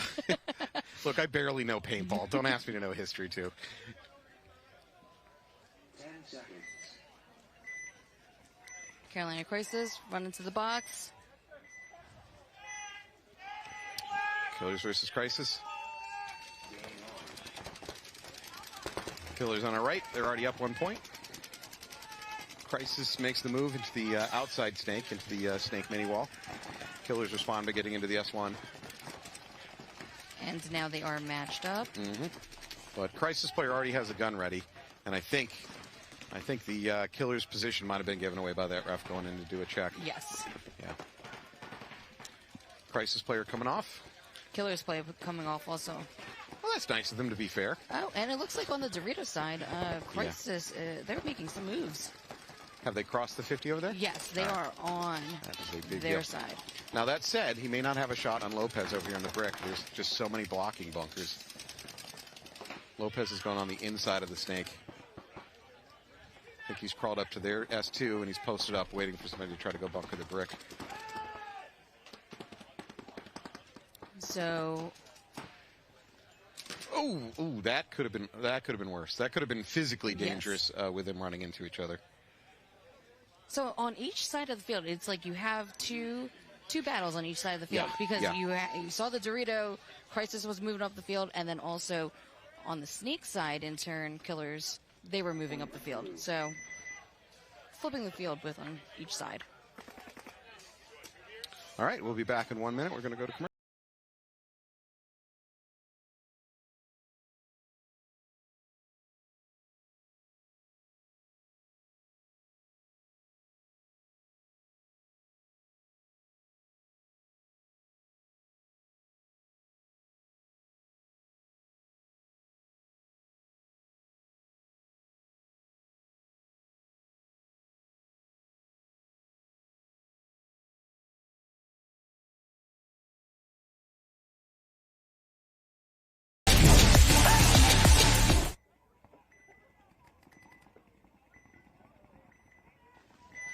We are back. Here we go. Newbies versus Leverage. Tied up 1-1 with 8 minutes on the clock. Allie has just revealed to me where she actually goes on the breakout. I'm going to hold that over her head for the rest of the broadcast. Oh, yeah. Ooh, nice trade in the 50 snake. Yeah. So, I'm biased because I've done a lot of reffing. I've even reffed NXL, but I like to think the refs are doing a pretty good job out here, especially over here on this snake, because there's so much really, really fast action happening at close range. It is a tough thing to ref, and at least what I'm seeing, I think they're doing a good job of it. Yes, they are. All right, so it looks like newbies, they're going to go in a lead for this one. That was a pretty quick point. They pretty much won it on the D side. So back we were talking about at the end of that last point, another thing I feel like I'm seeing out here is, and we did discuss this earlier, there's not a lot of auto kills. And what I mean by that is, let's say I make this cool move up to Snake 2. If the other team didn't see me do that and I can pop up, I can then catch, cheap kills, right? Yes. Well, maybe not me. A better player than me can catch cheap kills. But if they see you make that move, pretty much everything on the Dorito side, I feel, can tuck back in and survive against you. So if you make an awesome move up to the Snake Brick or the S2 or even their S2, if the Dorito side of the bad guy team see you do it, they can probably tuck in and survive. So I think it behooves you, and yes, I just use the word behoove, to do it sneaky style. Especially on this layout. Mm-hmm. Yep. All right, here we go. Carolina Crisis against Killers. Crisis, very aggressive. Actually, very aggressive, yep. Killers also getting up there. Killers in the S2. Oh, and it looks like... both and a penalty. That's going to hurt Crisis. I think the Crisis player is hit on the butt pack. Looks like, yes, he is. Shot in the pack. So, again, not trying to cheat, just doesn't know it, but that's the way the rules work. The paint is just that good out here. Yeah. So while we were paying attention to that, Killers went ahead and took this 50 brick, started wrapping, moving downfield. I'm seeing more Crisis players walk off, including their Dorito. That tower is an awful place to survive in this situation. Yeah. The best that Crisis player could have done was probably just get his gun, just shooting a stream of paint, and try to live behind your gun. Oh, yes. And even that's not a great strategy, but it's all he had. That's really all he had. They were coming from both sides. Yeah. Yep. As we say, your reward for being the player in your team best able to survive is being surrounded and shot to pieces. That congratulations, your teammates all died. Your reward is to be surrounded and just crushed. Wow, my producer Bob is removing plastic bags from on top of electronics. He's very confident that the rain is gone. I'm pretty confident. Yeah, let's see how this move works out. You know what? And we just probably cursed it. Yeah, we did. We're about to do thousands of dollars in electronics damage because we called the rain in. Oh, nope, he's going back to the bag. He's bagging it up. He doesn't believe us. Or he's worried that we're correct. Bob of Comp Sports, doing a great job out here, despite my performance. He's been very cordial with me. I think that means he doesn't like me. I actually think that means he likes you. I get cordial a lot. I know what it means. Oh, no. Oh, yeah, he just got blasted by his own team. Oh. So, newbie player. Kills? Yeah, newbie player just got blown up in the back. I think. I could be wrong, but I think he just got blown up by his own team. All right, so you might want to check your bingo board. That is an item that comes up on some of the bingo cards. No, doesn't look like this one. Okay. Darn. Right. You still need a pod dump. I just need a pod dump. Yeah, here we go. I believe this is Baskin. Yep, so it's Baskin from Leverage at 50 Sneak Brick. Yep. And it looks like Chester following up into the sneak. Backing him up. I wouldn't mind seeing Chester going ahead to that inside snake. Probably crawling up to the S2, seeing if we can do some more damage. Unfortunately, they just lost the little mini... man. And a penalty. Yep, I see a penalty on newbies. So, Leverage just lost their middle mini brick.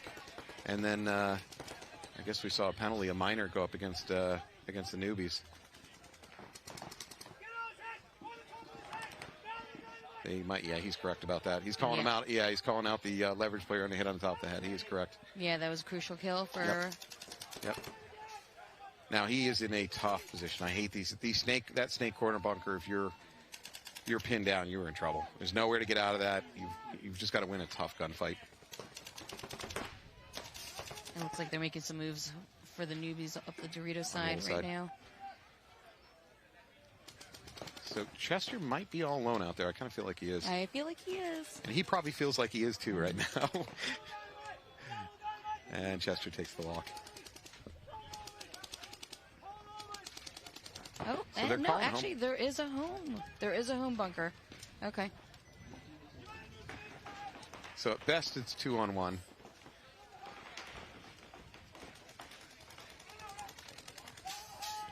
Yep, they're calling him dead. Wow, that was interesting. So, Mr. Yeah. Shoemaker. Yeah, so Mr. Shoemaker there turned to the opposing pit and said, "You should towel it." Wow. All right, that's some good trash talk. I appreciate that. Yep. So actually, both these teams, they do come from the same fields, both from Jersey. Oh, they're Jersey teams. Yes. So who are you going to root for? They are from both my home fields, so Boy, that's a tough one. Yeah, I can't say. I Okay, can't say. when we go to have to go on commercial. mute. Yeah. Yeah, when we go to commercial, you'll tell me. Yep. I'm going to make some hand signal to the audience or something, which way that she's really rooting for. Not this one. Yeah, I'm going to cause you as much strife as possible in your life when you get home. All right, here we go. I think we got Killers versus Carolina Crisis. Looks like a relatively conservative breakout over here for Killers. They're still doubled up at home. They didn't try to go to the snake. They just took the snake insert. And Carolina Crisis, they've been going into that snake. Yeah. They've been making their way down. They just lost their snake side can on the back line. They do have the S2, and they did refill that snake side can from home.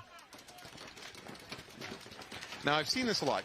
Can you see the Carolina Crisis player posted up on the snake brick? Yes. Right? There's nothing in the snake brick, but you have to behave as if there is. You just don't have a choice because generally it's going to be hot. So the snake is always hot. Yeah, and this field, it really is. But it's a shame because he's going to sit there with a gun up waiting for somebody to try to wrap, and there's nobody there. Now, they no longer have any presence on the corner to even know if that snake brick is hot. So he's just got to treat it as if it is hot. Looks like the Crisis players behind the snake, they're dropping off. Yeah, they lost that snake can, which probably tells me the Dorito side's getting pushed over here for the Killers. Carolina Crisis player still posted up on that snake brick. Crisis player fills out. Tries to help support his snake player.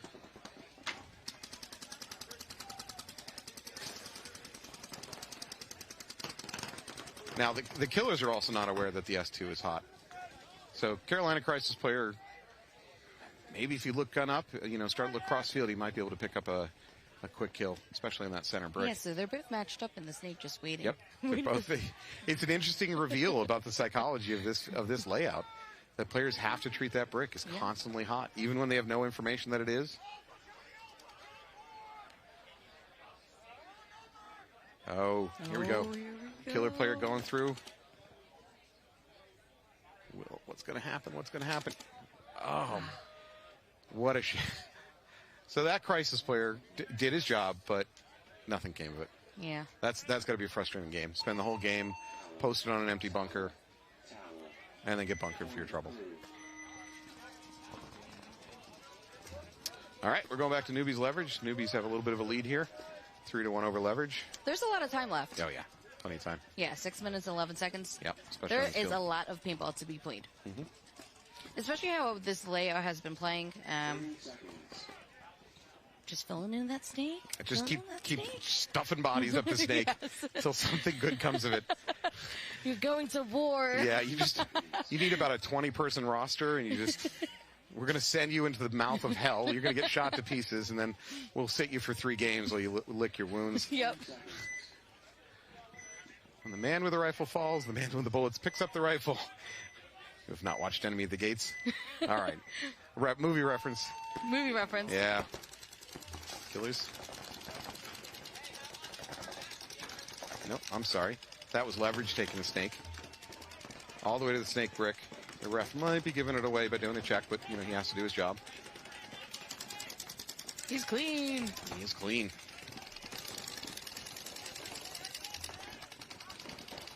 Leverage player trying to wrap. He's not aware that the Newbies have a body just 2 bunkers in front of him. If he wraps too wide, he's gonna get clipped. Number 11 is posted. Yeah. He Yep. backed and tried to go around, and he paid for it. That's unfortunate. Leverage responds by going ahead and moving up into the mini wall. Ooh, not good. Leverage to lose another player, Snakeside. So Snakeside's now pretty much wide open. Wow. It's falling apart. Leverage tried to fill back into the home. from the Dorito side, died for their sins. Yeah, and they towel it.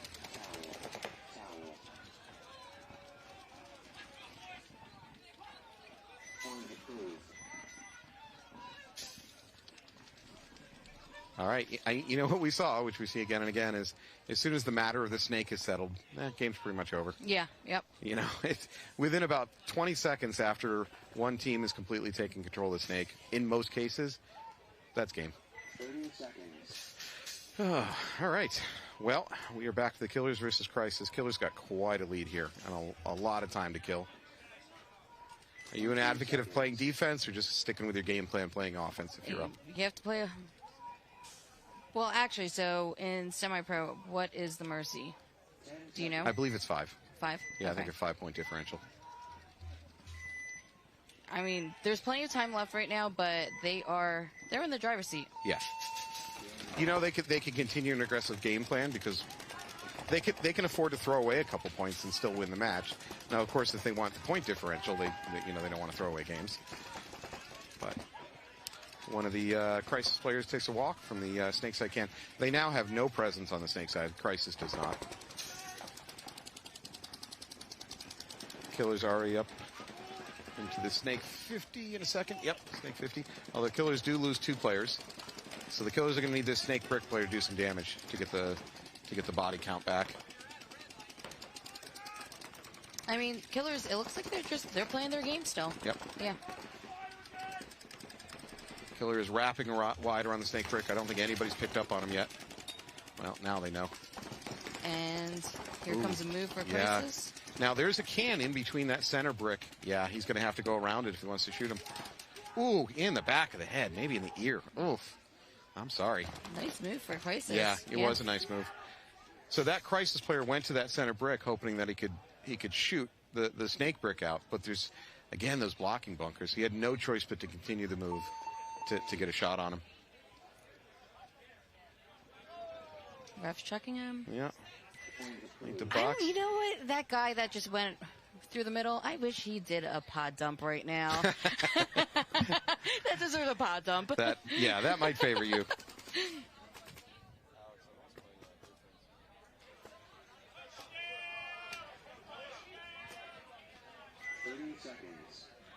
All right, we are going back to the newbie versus leverage.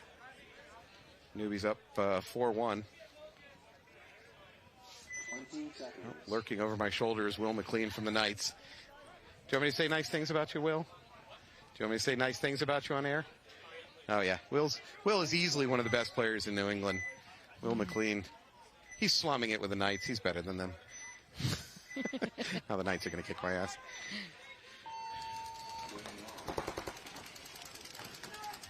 Here we go. Aggressive breakout. Yep, both teams. Right up in the snake. S2. Yep. Oh, did he get clipped on that gap? Doesn't matter. He's going to get bunkered. There's also a minor called on leverage. So we're going to see 3 leverage players walk off in quick succession. That is not what they need when they're down 4-1. Absolutely, it's not. And they're going to lose the God. He's probably going to get shot in his pack. Yep, there it goes. They're down 4 bodies. And it is a 1 on... Yeah, if I'm the... slow it down, newbies. Doesn't matter. They towel out.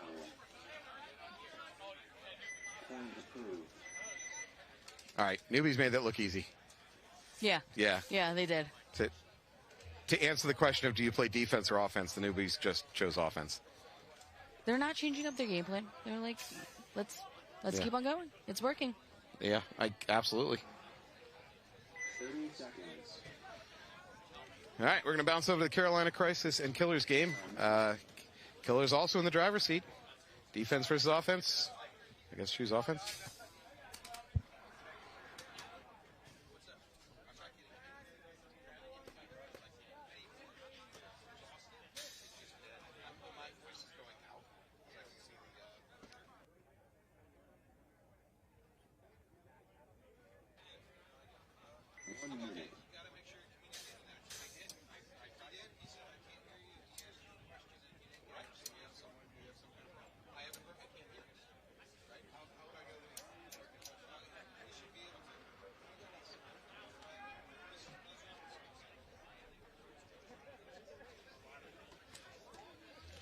All right, fighting a little bit of a technical gremlin.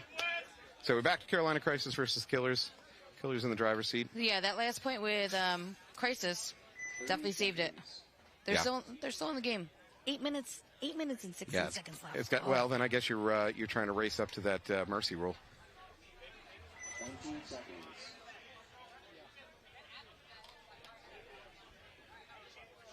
All right, Killers. Now's the time to try some unusual breakouts. Why not?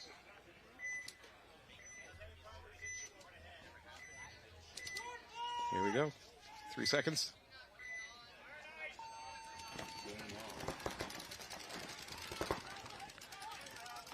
Uh-oh. Crisis goes out. That might be a flag. Yep. There's going to be a minor on Crisis. So Crisis dropped flag. 3 players real fast. Yep. Well, now, okay. Killers think it's kill 4, so. Boy, that is not what Crisis needed. Wow. The only thing the Killers did wrong is maybe finishing that too fast.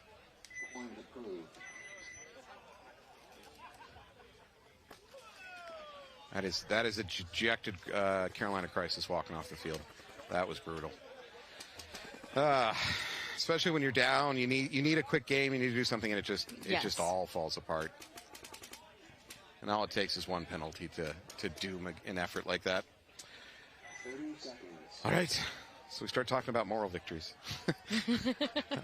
I don't know what else to do. All right, back to Newbies versus Leverage. Newbies up 5-1. 4.5 minutes on the clock. Certainly have a chance at a mercy rule.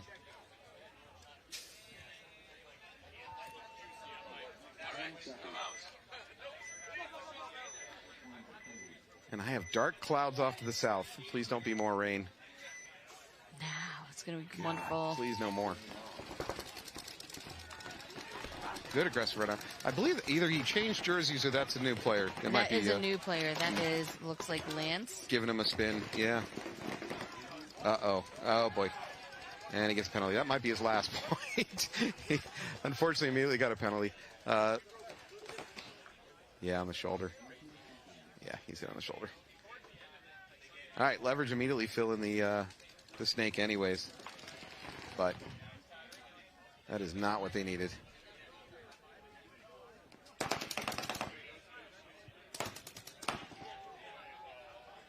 So we have newbies in the snake corner. I don't see any other newbies pushing into the snake itself. They're probably going on a little bit of a defensive footing at this point. Although, frankly, it's Leverage is the one down bodies. And there's another 2 Leverage players walking off. A little bit of confusion there. But yeah. What, me? I do that a lot. Yeah, all right. So newbies just standing there. I think they're going to see how long they can let the clock run.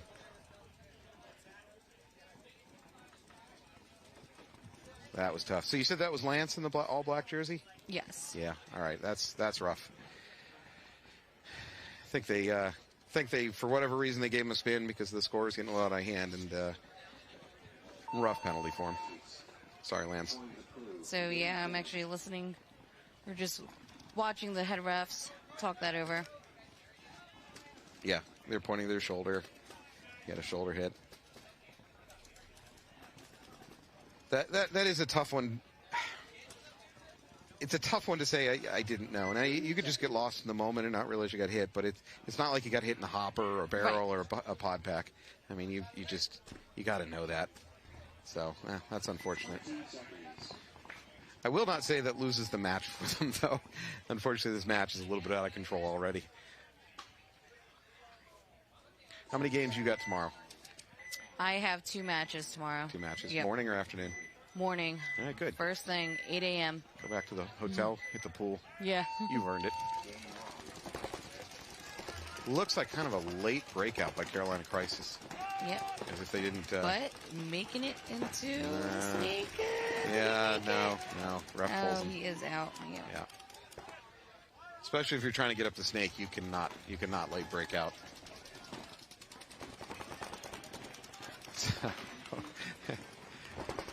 Can I tell you, I was playing with the Hurricanes at an NPPL 10-man long time ago. And we had the photographer Cleo back then. She was the one, I think her name was Cleo. She's the one that did the photography. Anyways, at one point my teammates asked me, Falby, how do you get up that far? We don't think you're that fast, but you always seem to get up to far bunkers. I go, that's really simple. I just watch the ref, and when I see him drawing his breath to either yell or blow the whistle to start the game, I just go.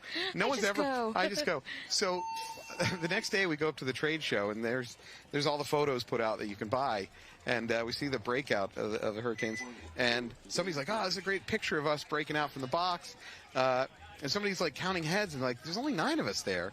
And if you look right on the edge of the film, you can see just my foot. I knew it. About 10 feet away from the box. Hey, man, I got to take whatever I can. I'm not the fastest player in the world. All right, so Killers, 6-1 over Crisis. Refs coming off. Yep, and then Newbies took that one also. All right. So thanks for watching that match. We'll be back in a minute, and thank you so much, Allie. Absolutely. All right, good luck tomorrow. Thank you. Wherever you're going on the field. Sports Park has only been open 7 months, so we're a young field. We're hungry. We continue to develop. We continue to iterate.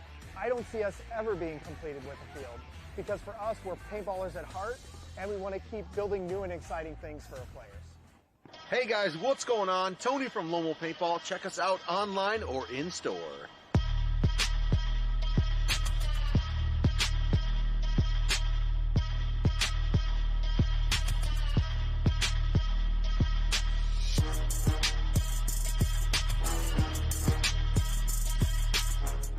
LomoPaintball.com. Celebrating 35 years, Blast Camp is one of the most historic and longest-running facilities in the country.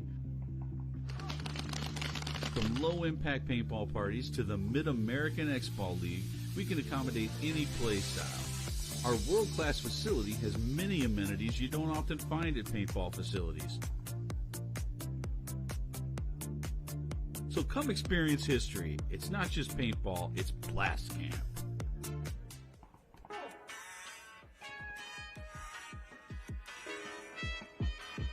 The Missouri All-Stars have been playing together out of Kansas City for about going on 5 years. Our play style is super aggressive. We like to just be in your face constantly and just keep the gas going the whole time. D4 season, I had hit Walker up and was like, hey man, like, what's the situation with this carbon gear? It looks awesome. I would like to get my guys in it. And from right then and there, D4 season 4 years ago, he got us plugged in. We've been with him ever since. They're here at every event. They have gear that you can buy on hand. They have lenses on hand. If you have a tear in your knee pad, you need to swap that out. They'll have that for you. I've literally had Walker in my pit in Dallas ask me if I need help with pits. Like, you can't ask for anything more from the sponsor. If it's meant to be, I'm up and coming, but calming down, I'm sitting.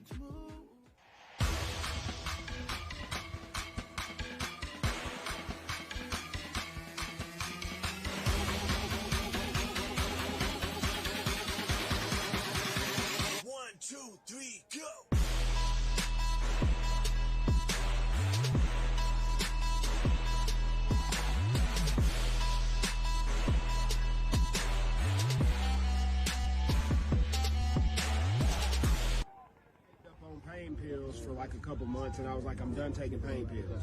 So my wife went ahead and she did the research and made the salve, and I started using it and ain't took a pain pill since.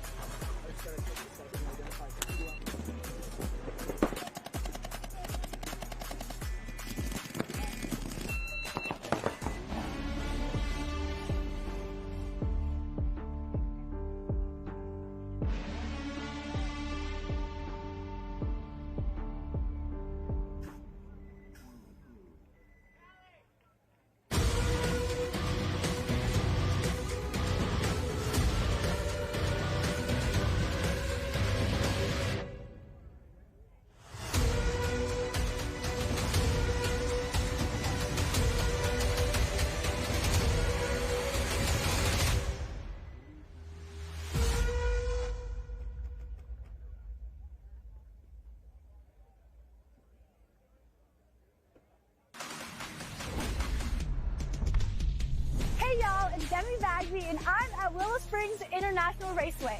We're about to stack up a Gel Blaster Surge and Surge XL against a spec'd-out electric race car to find out exactly how fast these blasters can really fire. Let's check out the car. What's up? What's happening? I've heard so many great things about you. My name is Demi. Craig, good to meet you. Look. Field goggles on. Warning. Live field goggles on.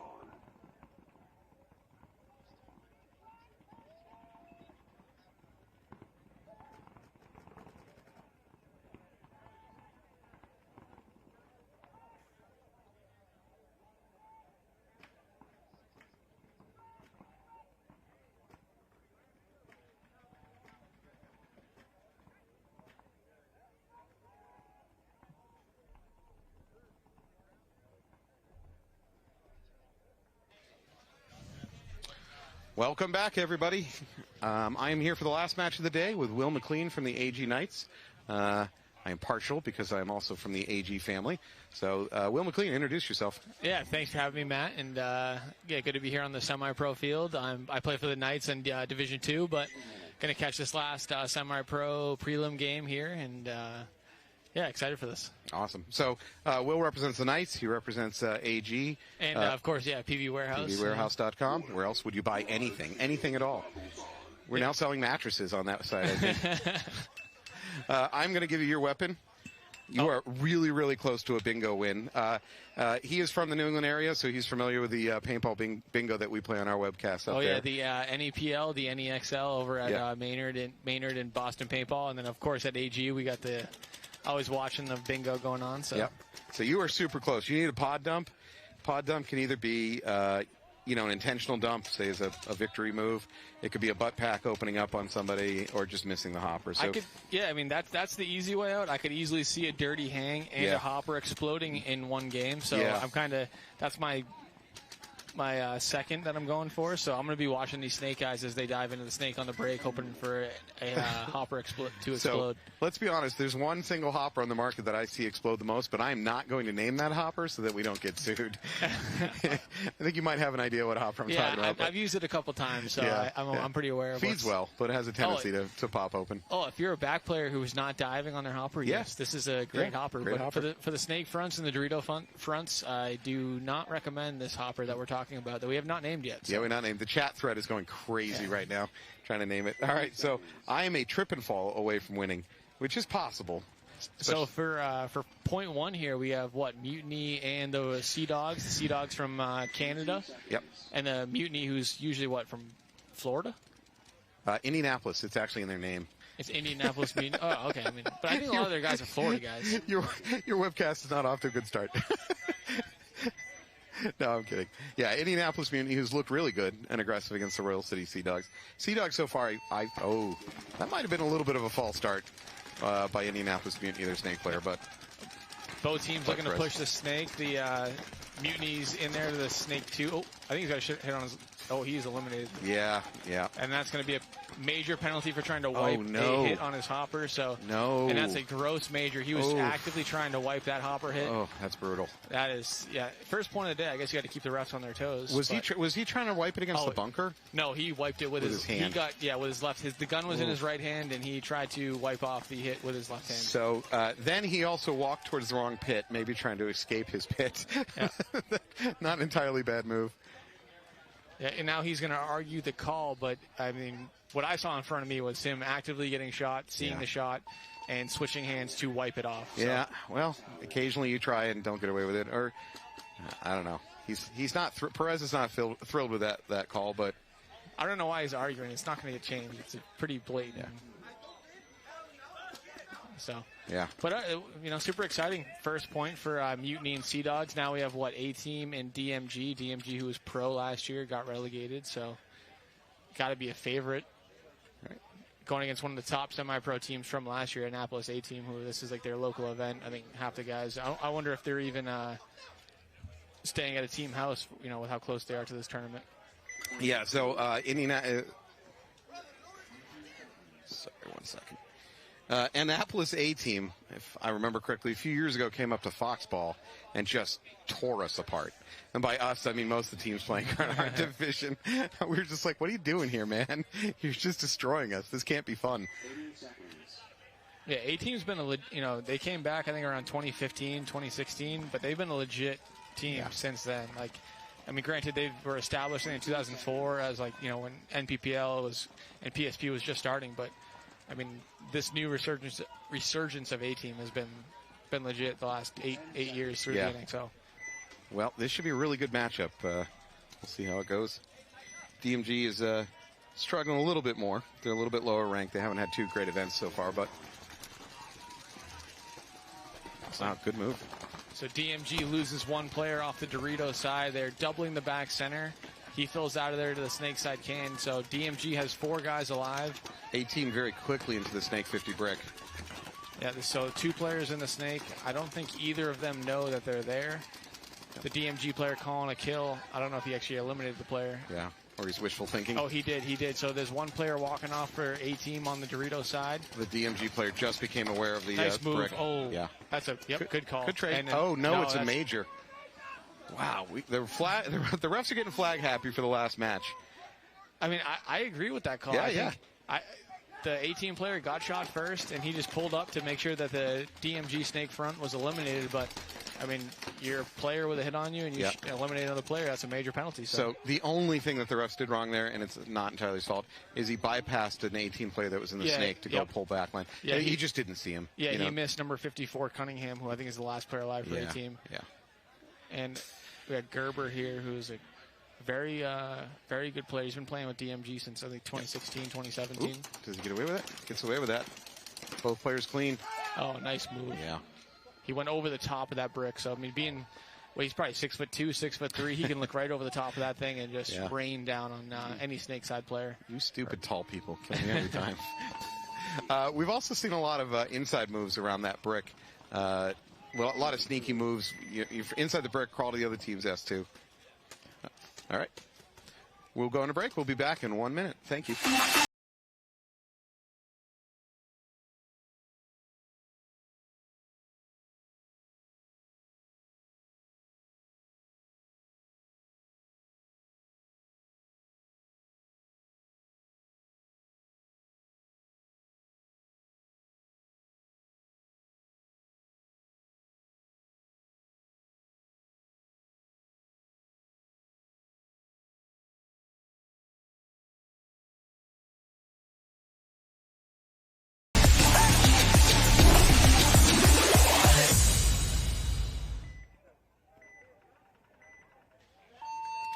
We are back, and here we go. Pearl City's. So Sea Dogs go to snake on the break. They're getting checked right now, and he's eliminated. Yep. Sea Dogs have 4 guys alive. One of the Mutiny player walks off very quickly from the Dorito side. So it's a 4-on-4, but Mutiny has the advantage because they are in the snake right now, looking inside at Royal City Sea Dogs Dorito players. Better position. And oh no, he filled at the wrong time. Yeah, Mutiny put it on him there. Yeah, he filled at the wrong time. Mutiny player was looking at the Dorito side, and but that said, I see another Mutiny player drop. So 3-on-3, but the advantage stays to Mutiny as he is in the 50 snake. That's J-Mac. I have seen a lot of games where on this field where it appears that one team is up in bodies and position, and then the game flips a bunch today, a surprising amount. So I won't call any game over just because it's situationally it looks like they should win. Yeah, the Sea Dogs have a guy in the snake insert. He's looking to make the move out wide. Mm-hmm. J-Mac playing very patient for Mutiny here in this 50 snake, just down the wire. Mutiny drops another player from their home. Oh, I believe that just leaves 2 players, and unfortunately they're both on the same side of the field. That snake corner is an awful bunker to try to live in once the Dorito side gets broken. Oh yeah, I've played that from experience. It is it gets very. I mean, it's a cake, so it gets very small very quickly. Real fast. So this Mutiny player up in the there we go. Okay, Mutiny drops from the snake corner over to the snake can. Yeah, smart move. J-Mac still staying very disciplined for Mutiny down the wire, waiting for the Sea Dog player to hopefully come out. But so that said, I think the Mutiny player doesn't need to be patient. He needs to do something to win this game because they're losing the positional war real fast here. Yeah, the Sea Dogs are calling the Seattle, which I assume that's their code for that 50 snake. J-Mac then goes inside to the Sea Dog side of the field. So Sea Dog's putting a lot of paint on that Dorito side tower, but I'm not entirely sure there's anybody there. Yeah, you're definitely right. They're shooting the heck out of the tower, but it's they've already have kill 3. Yep. Which I think the snake side can player, he's moving over to the Doritos right now. But Mutiny still only has 2 alive. Yeah, Mutiny player in there. Oh, I don't think they know about it. Big shot from J-Mac. I think he shot the back center. Yep. So it might be 2-on-1 at this point?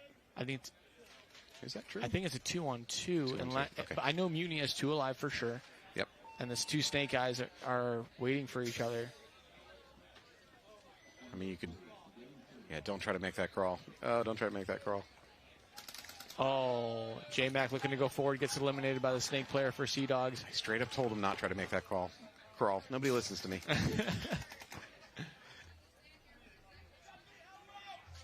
And the Sea Dogs player, he's talking like he has a player Teammate. with him. Yep.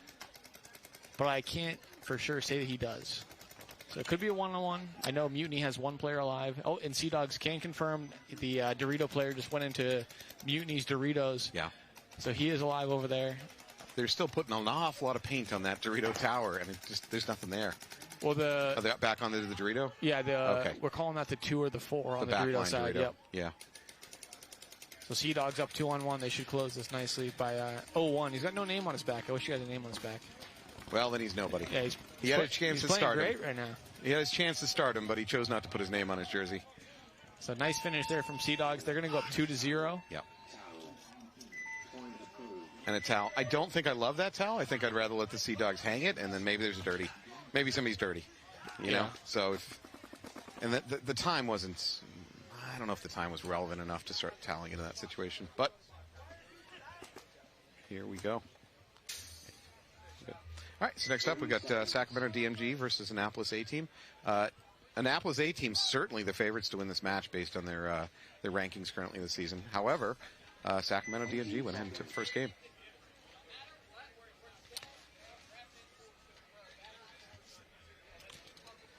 So A-Team likes to play fast, though. Like, I mean, I've watched them a lot in the last couple of years, and they'll go down 1-0, 2-0, and then bring it right back really fast. So they're a team that they're not looking to play slow. So like that first point is kind of like get the jitters out if I had to guess. I don't think this field favors teams playing slow. No, not at all. Yeah. Not at all. Not the last 2 layouts, that's for sure. So A-Team looks like the back center player is going to be shooting snake way. Let's see if he can eliminate the DMG snake player. So A-Team sending a body running straight into the snake, which is a little bit of a surprise. Both teams make the snake on the break. Yeah. Most teams have been getting into the snake by running around the outside snake corner and then up into that mini brick. Yep. And then moving up from there. Yeah, there's 2 or 3 different routes into the snake that's relatively safe on this layout. Yep. DMG has lost Gerber, so it's a 5-on-4 advantage for A-Team. A-Team has good positioning too up at the 50 brick. And another one that goes out. So nice shot from Kim, number 10 here, is in the 50 snake. He eliminates DMG's second second player who was out of the snake. DMG has 3. A-Team has 5 right now. Yeah, still hasn't lost a body. They're well in control of this game. And I think this is Ben Cunningham who's in the snake now with Kim, number 10 for A-Team. Yeah.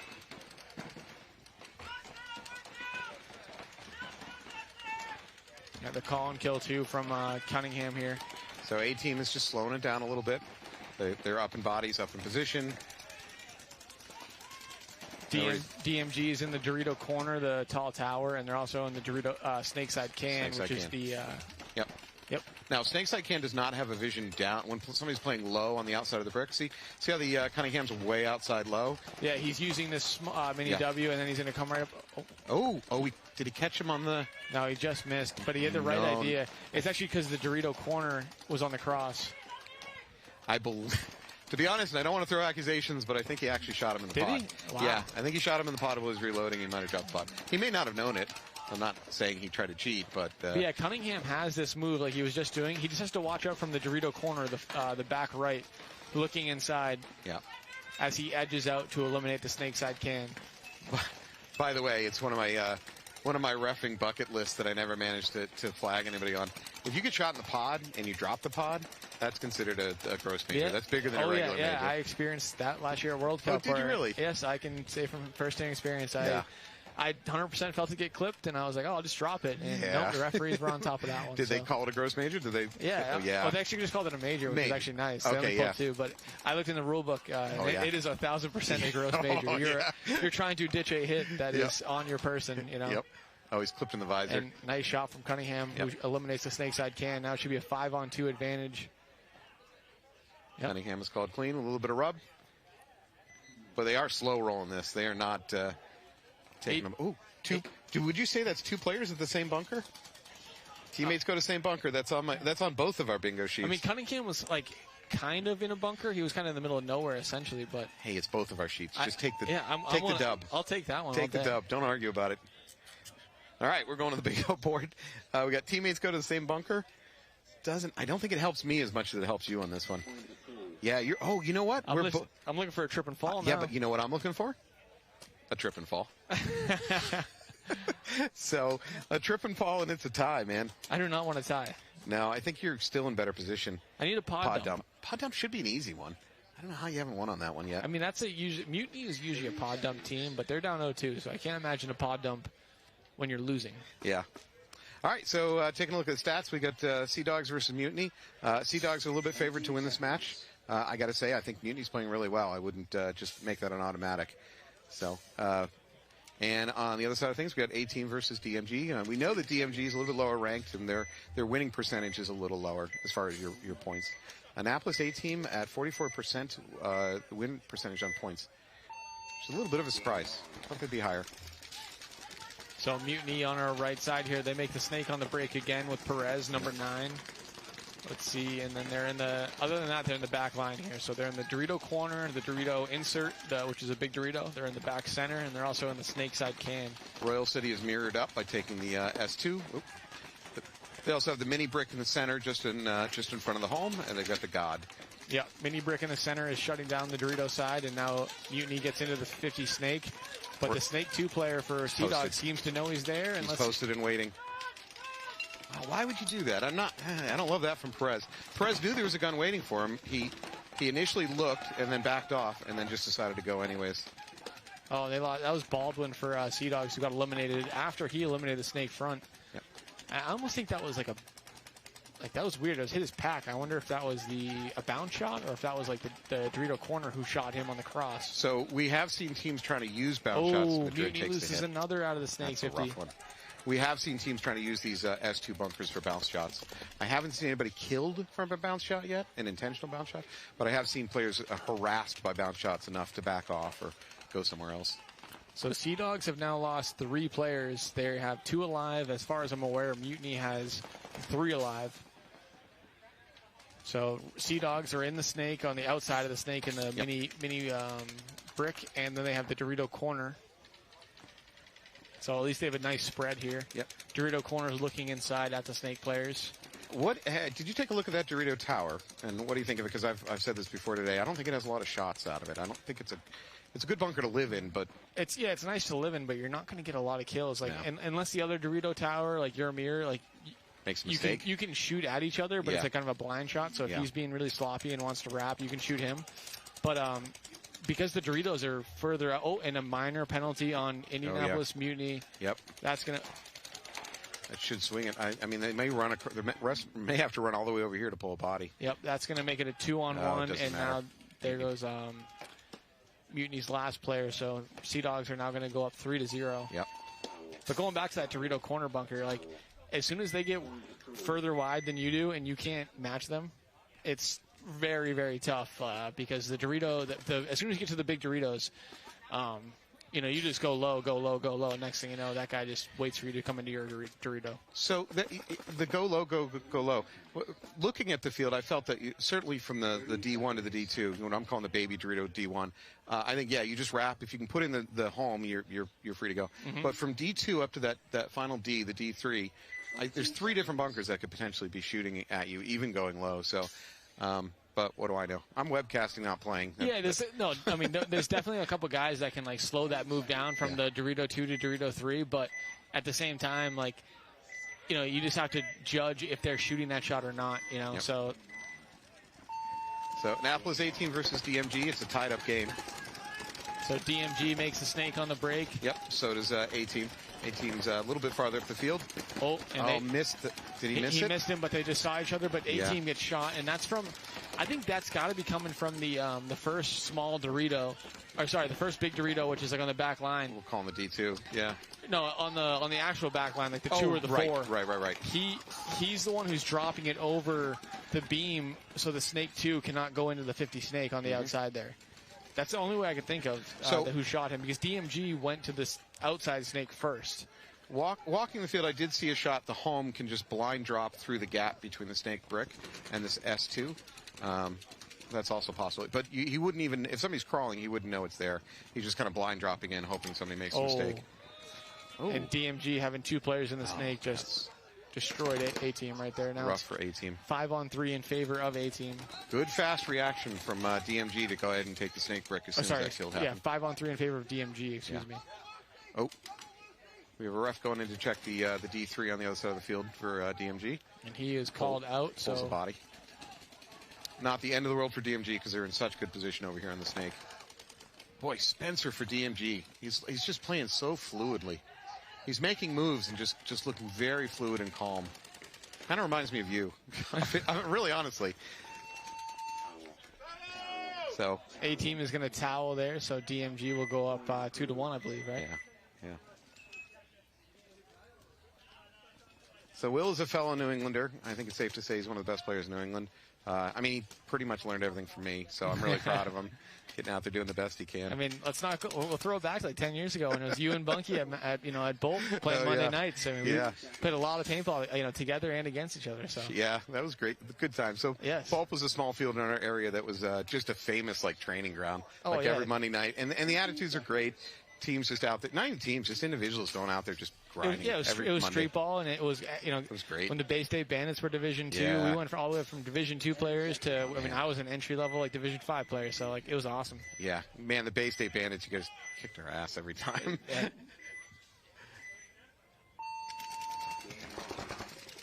Right. So we have Indianapolis Mutiny versus Royal Sea Dogs. We're going to go ahead and swap broadcasters just to give, I believe it's Carney, another chance to talk. So thank you so much, Will. Hey, thank you for having me, guys. Appreciate it. Good luck tomorrow. Go kick some ass. Yeah, I've got to turn it around, so I appreciate it. I believe in you. You can do it.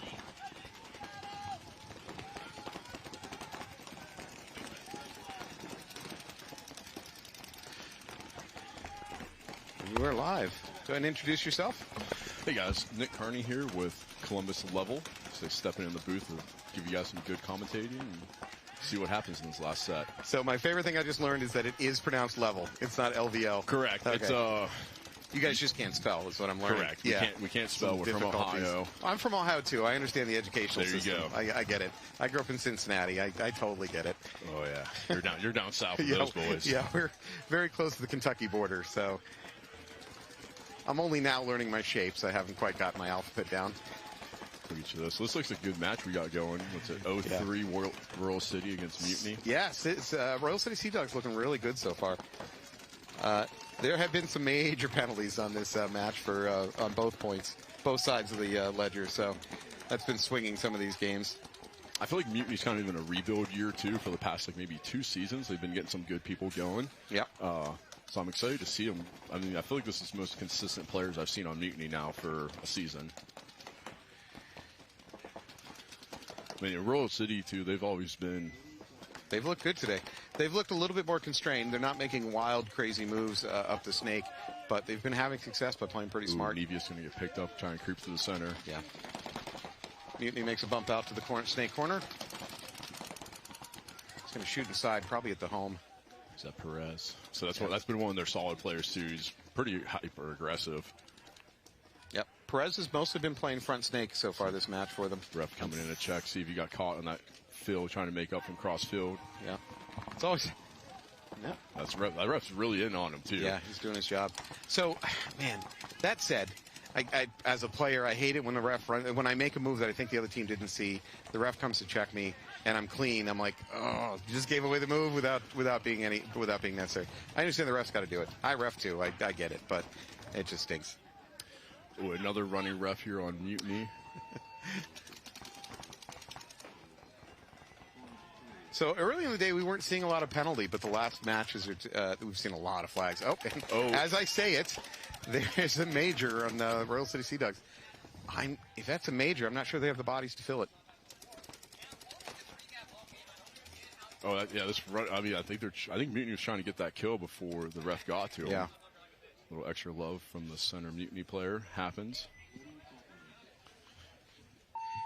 Yeah, boy, I really nailed that. I start talking about penalties. The second I say that, a red goes flying. Ouch, that's rough for the Royal City Sea Dogs. So the question is, did they have the bodies to fill the penalty? I'm not entirely sure. They might be starting down. I think that's what they're trying to discuss right now. A little ref meeting going on, trying to figure out. So I say, I mean, I'm also excited for this next point too. From the Midwest or so, we've practiced against A-Team for a while, so it's always good to see those guys out here. And DMG's been an interesting team too, being in pro and then getting knocked down and going from there. Are you familiar with our bingo game? We picked up on the bingo game earlier watching you guys. We realized what it was, and this is entertaining. It's how we entertain ourselves. We don't even have to worry about what's going on in the field. We just entertain ourselves. So you are a dirty hang and a hopper explodes from getting the diagonal. A trip and fall, I believe, wins it for both of us. It'll end up in a tie. Ooh, no pod dump. Has there been any celebrating here on? No, I haven't really seen. The most I've seen celebrated is, and I don't remember what team, telling the other team's pit, you should towel it now. Ooh. That was some pretty good trash talk. And it felt like it was in good spirit. So there you go. A-Team on the break. Yep. A-Team needs a win Justin here. Kim going all the way in Snake. And I'm not sure who went all the way in the Doritos for A-Team. Looks like a clean break from both sides. I don't see anybody who's walking off yet. I feel like A-Team definitely has a better positioning here. Yeah, DMG is not quite threatening yet down the Snake side. So another interesting thing, and we talked about this in the last match, is I've watched Snake players go into the S2 and spend the entire match with their gun on the Snake brick, assuming it's hot, and it's not hot. But I mean, it's one of those things where if you see a Snake player go in there, especially if you're in the Doritos, I mean, you have to assume they're going all the way. They're going there to be a thorn in your side. Right. So it's always safe. If they go in Snake, assume it's hot, keep an eye on it, see if you can figure out where they go. Ooh, it looks like they are going to get Justin Kim out there of the 50 Snake. That's a big loss for A-Team. Obviously, but they still have the Dorito player who's about in the 40-yard line. A-Team can move up the Snake still. Yeah, he does. Snake 1. Should be able to just go ahead and prop the Snake 2. See, again, you see the gun posted up on the Snake brick from the A-Team player. You just have to operate in the assumption that Snake brick is hot at all times. I feel like Lewis, this is one of their newer players, too, that they've picked up. And say this is not a familiar face for me. Oh, A-Team is going to lose the Dorito player, though, taking the walk. There we go. Good move to the outside. This is Lewis. I don't know if that's a 1 or a 7. DMG did get out to the corner, though, so they have the corner, so they can shoot down the tape, kind of keep that. He needs to kind of go forward, though. That said, you can still get to the brick and do damage from it, even with that corner hot. I have not seen that corner absolutely shut down the Snake, the outside of the Snake. Oh, DMG's going to lose 2 coming off. That's rough. DMG has no Snake presence. There's really nothing to stop Lewis from going ahead and moving a little farther up the Snake. Yeah, so he is calling to his players a red alert, so that usually typically means that there is a Snake. To my knowledge, they're incorrect. I don't believe there's a Snake player at all. No, they're definitely incorrect on it, but. So we've talked about this on the webcast. Sitting here on the sidelines talking like we know everything. It's true because we do know everything. When you're on the field and you're head down under a bunker and you're under a bunch of fire, you have so little information. Little information. That's what I mean. Comms are huge. Yeah. If you see it, make sure to yell it, spread it. I mean, even getting into developing where you have calls where people make it to spots. So DMG has went ahead and filled in the mini brick just on the outside of the Snake.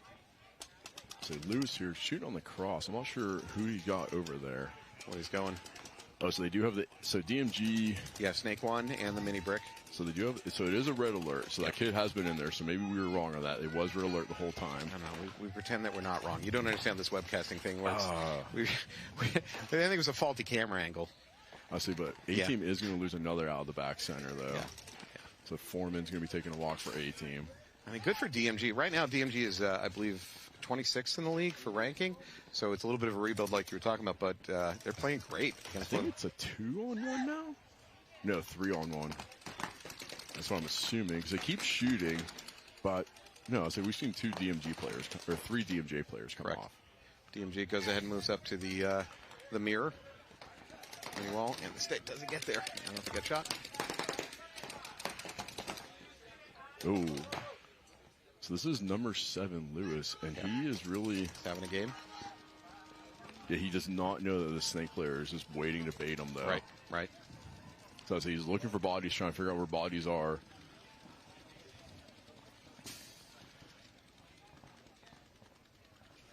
It's gone real quiet. I believe it is a one-on-one. Yeah. Oh, and he got him. Lewis is dead. Wow. All right. Well, that patience paid off. Oh, no. The DMG player walks off. Oh. So A-Team did have a player over the Doritos hanging out. Yep. Number 12. It's good. We've watched a lot of good games on this field today. A lot of good games that I watched teams go up in both bodies, position, and then flip it back around, and not just on penalties. So this has been a very entertaining layout for spectators. Love it. Yes, I've only caught a little bit of the pro match. It was over there, helping the boys out, making sure that they're all good to go. Yep. So we got Royal City Sea Dogs and Indianapolis Mutiny back on the field. Sea Dogs up 3-1. We got about 5.5 minutes on the clock. Still, that's a lot of time, especially for Mutiny being a hyperactive team. That's a lot of time to work with. I mean, I've seen them win quick points. I've seen them win long points, but we'll see if they can put it together. Yeah, I agree with that description. I generally see Mutiny being they're not a passive team. No. I think Jay back here is going to take a big bite. Yeah, going for the straight run in. The straight run in has not been the popular way to get into the snake today. Going around that outside back corner has probably been the most popular way to get into the snake. So he is going to get mirrored up in the snake here. Yep. Look at the Sea Dog player going ahead and locking down on that lane, hoping that the Mutiny player tries to make that jump over to the brick. So far, it looks like it's a 5 alive for both teams. So interesting. The Sea Dog player keeps looking out at, I believe, the ref. Oh yeah, he's definitely looking at the ref to see where the ref is looking right now. Yeah, which is, I mean, it's not a bad tactic. Ref's going to be looking at players. Yep, perfectly legal. Yeah. Oh, it looks like Mutiny is on their side of the Doritos. Sea Dog loses their back line. Loses 2 off back line. Oh, good move. Good, quick, instantaneous move by the Sea Dog player. And the kill.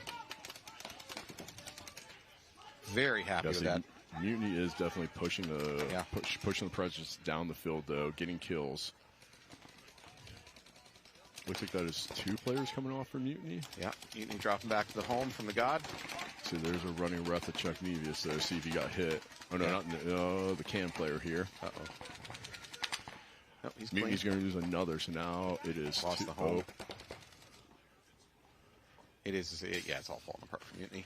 Rosado has been playing fantastic for Sea Dogs today.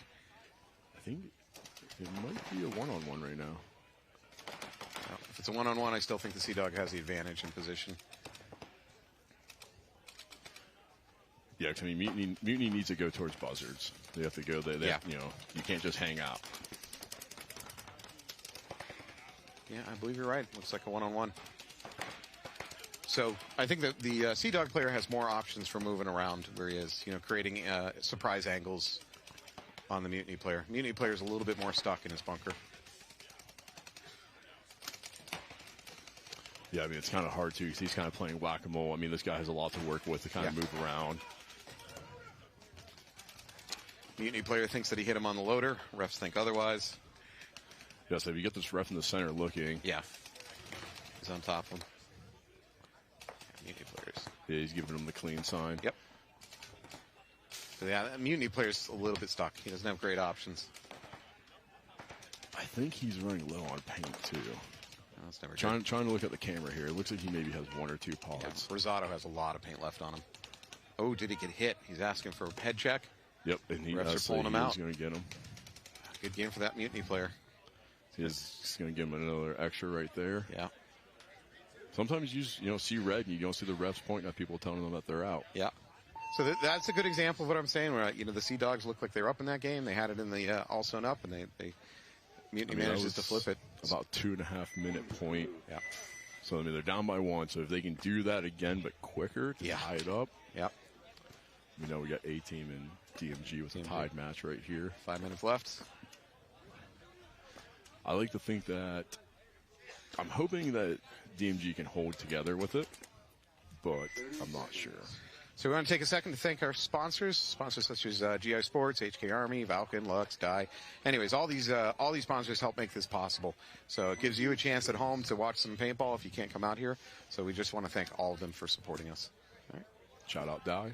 Shout out Dye. Best markers out there. You sound like you might be biased. Is that possible? It's potentially. It's potential. Potential. We just had Devin from Dye here in the booth a couple matches ago. He was good, really good at commentating. DMG, strong move right in the snake. Ooh, but he's looking at the ref like he got hit. Yeah, it's never a good sign when you look at the ref. And it's on the goggles. Justin Kim did get peeled off too, so A-Team did lose their snake presence. Yeah. DMG did lose their snake, and they lost their backside snake, so the DMG player's going to try to field from the Doritos out. Annapolis makes a slightly awkward move, but manages to go ahead and get into snake one from the snake can. What do you got to do to dodge through paint and get through there? Yeah. Wow, real aggressive. He's going to go right up the S2 of the other team. I believe that's Rob on his back right shoulder blade. When he dove in, I think that's what he caught it off that the pillow. Yep. Because he had a real awkward dive there. We have to head off the comment thread at home screaming that he's playing with a hit. We have to get ahead of it. Let him know. Yeah. I feel like he could, if he looks back inside, he can lob him over the pillow to shoot that Dorito corner. He's going to tactically retreat, though, which I think he still has a shot. He is going to get clipped. Clipped on the butt. It's a tough way to go. Dorito tower drops over here, though. Yeah, see, A-Team is pushing down the Doritos right now. Yeah. DMG just has a snake corner left. Ooh, I don't know if he's aware of just how far his... yeah, it doesn't matter. There it is, yep. Good game from A-Team. They needed it, too. So there's going to be almost 4 minutes still left on the clock when this is over.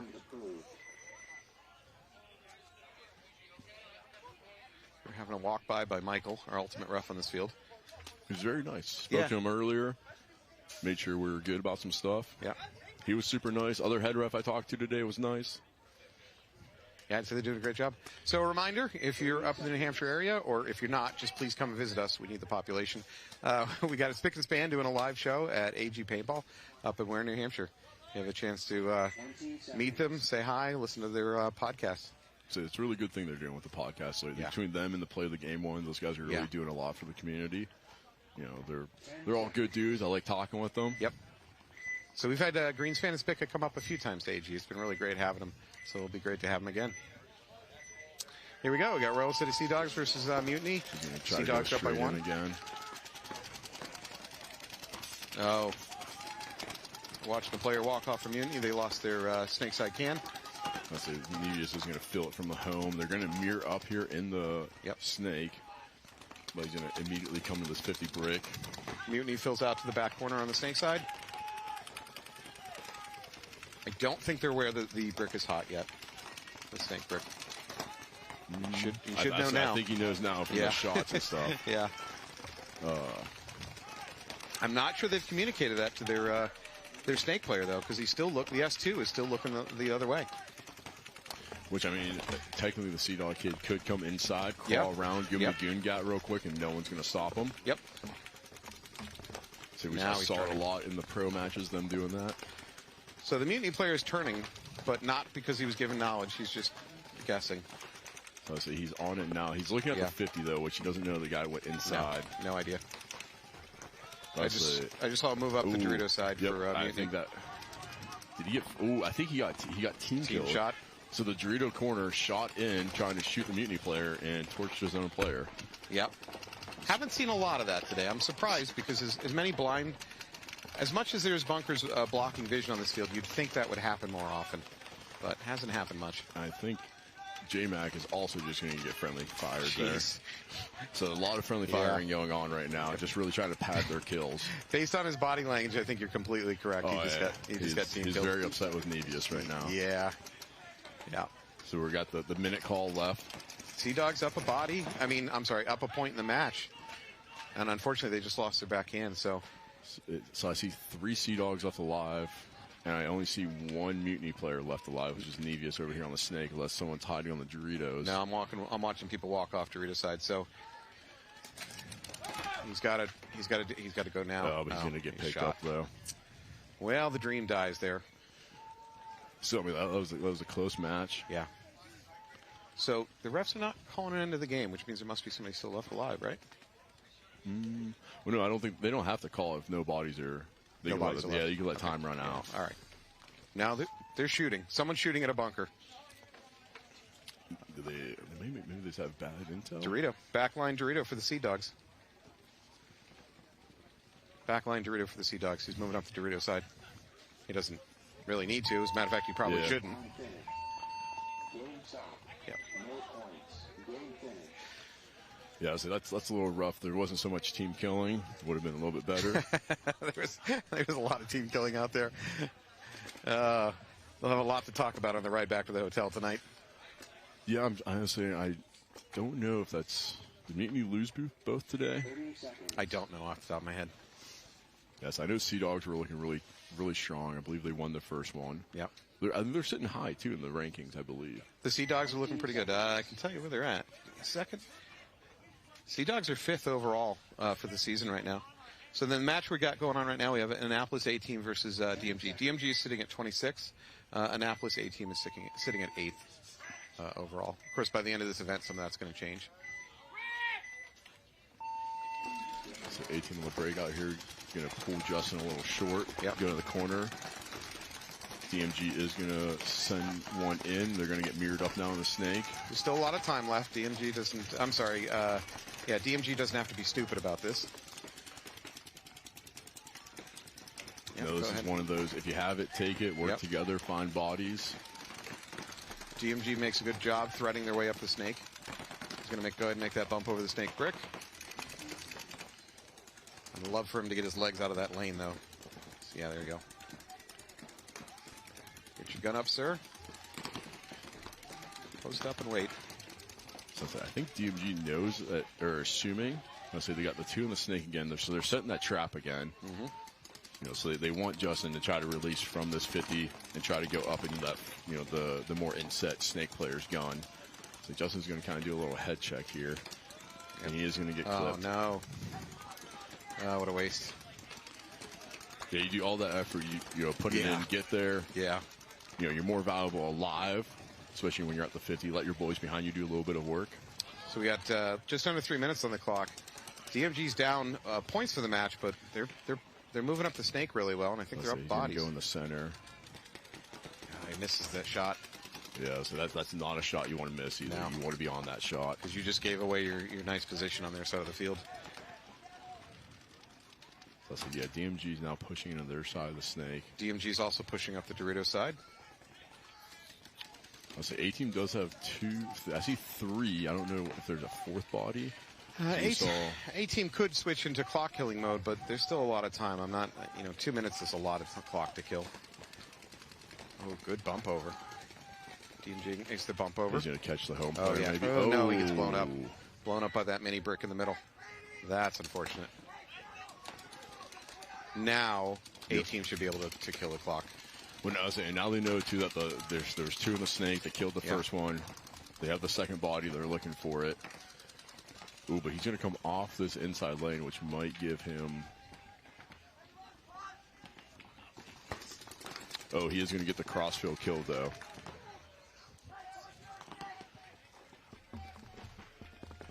Oh, we're at a minute and a half. I understand that move from DMG. I don't think it was a high percentage move of pulling that one off, but I understand why they have bodies here to launch. There's 3 bodies. Yeah, body flying up the middle. Is he clean? Does he have a hopper hit? No, it might be Rob. See the other player looking at him. So we have a minute 8 left on this match. So we'll say minute 5 now. It's going to be a real interesting next game, next point. 3-3 as long as he's clean. I mean, you have a minute left. You might burn the clock, go in overtime. That way you have a full, nice 5 minutes to work with. Yeah, so we're going to have an interesting next point. We're going to go commercial for a second, pay some bills, and we'll be right back. Thank you.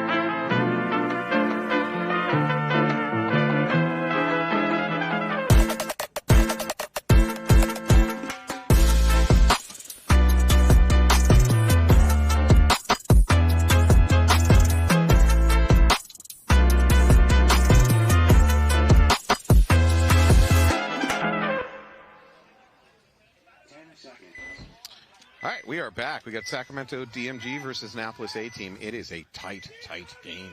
We got 1 minute on the clock, so we're going to see if teams want to just settle for a tie or they're going to send it and try to win it. I think the answer is try to win it? Yeah. They both sent the snake guys mirrored up. DMG's just lost their Dorito Tower. I'll say so. A little bit of snapping here in the center, and then the DMG player's gonna go inside. He's got to. Oh. Well, the ref just got blown up. Sorry, ref. Sorry, ref again. It's so weird. I feel like he's trying to shoot the bunker and make him think that he's there, but another DMG player coming off the field. We got 30 seconds left here. We also have a cornhole game going on in the background that keeps making me think there's flags flying. Ooh, and A-Team is pushing it down their Doritos. Well, they are trying to win it. They're in their Doritos. The snake player has no idea what is happening right now. If he would just turn around and look inside. 10 seconds. I think this is going to go to a tie. No? Yeah, the DM. Oh. Ooh, maybe. No, I don't think he got there. He didn't get there. Wow. So I don't know. I would be upset with that back ref for not pulling that player out of the back. Enough. So he just let him sit there, and that's why. That A-Team player came out of a Dorito. Came out of a Dorito, paused for a second, and then started running. And that 1 second of pause, just killed him on that. Yeah. And all right, we'll be right back.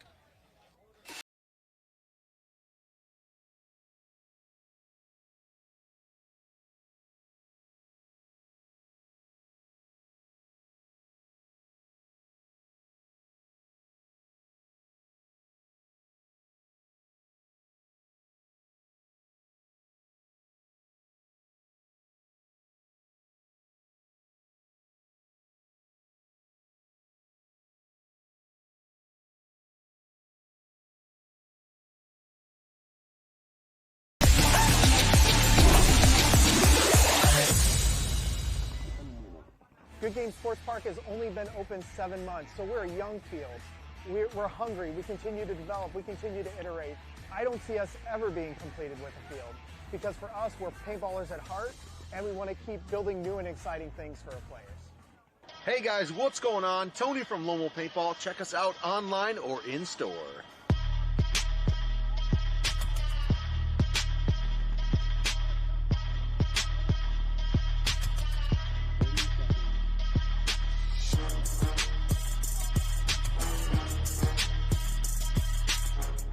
NXLpaintball.com. Celebrating 35 years, Blast Camp is one of the most historic and longest-running facilities in the country. From low-impact paintball parties to the Mid-American X-Ball League, we can accommodate any play style. Our world-class facility has many amenities you don't often find at paintball facilities. So come experience history. It's not just paintball, it's Blast Camp.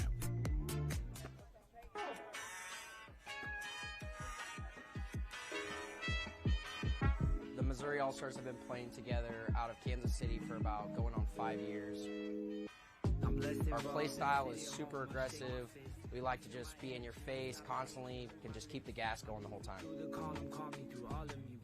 D4 season, I had hit Walker up and was like, hey man, like, what's the situation with this carbon gear? It looks awesome. I would like to get my guys in it. And from right then and there, D4 season 4 years ago, he got us plugged in. We've been with him ever since. They're here at every event. They have gear that you can buy on hand. They have lenses on hand. If you have a tear in your knee pad, you need to swap that out. They'll have that. All right, we are back. This is a tense overtime situation between Annapolis A-Team and DMG. DMG has played really out of their minds so far this match too. DMG's going to lose their snake corner, but they still have their snake, and he's on the cross, so he's shooting inside here. A-Team very quickly into the snake brick. Don't think DMG notices it. DMG loses their snake player with a visor hit. So that's a kill too. I would say A-Team still looks like they're 5 alive. Yep, and A-Team's got the position certainly. Just lose, take out the home. Try to fill in the snake. I think he's going to get killed. That was, speaking of bonus bowling, that's a fine trade for A-Team. I mean, A-Team's fine with that. They're up on bodies. This guy get Yeah, take out that back Dorito, and they should be that should be it. So so there they go. They're calling out the kill 4, so they know they're going to get it. Kill 5. Unless I'm mistaken, is there another DMG player hiding out there somewhere? Not that I saw. No, I think that might be it. So I'm not biased here. I'm not rooting really for either team. But I will say, if DMG was the underdog, a big underdog coming in this match, and they played lights out, and it's tough to see them not win it after taking on one of the better teams in the league. Yeah, I mean that's definitely, like I said, from them having a rough season last year, and then dealing with what they dealt with, I feel like they're showing up a little bit here. Oh yeah, so it's definitely good to see. So you might as well go ahead and hit the buzzer. So we got Ben over there. Looks like he's dying a little bit. Yeah. No puke yet, so we're good. Is that an ever-present danger with Ben? No, I feel like that's a lot of players. It's humid out here. It's a little hot. Yeah. Muggy. You're running back and forth. Sometimes you feel like you got to get rid of some of those demons. All right, well, that was that match, if I'm not mistaken. So Annapolis A team hangs on for the win.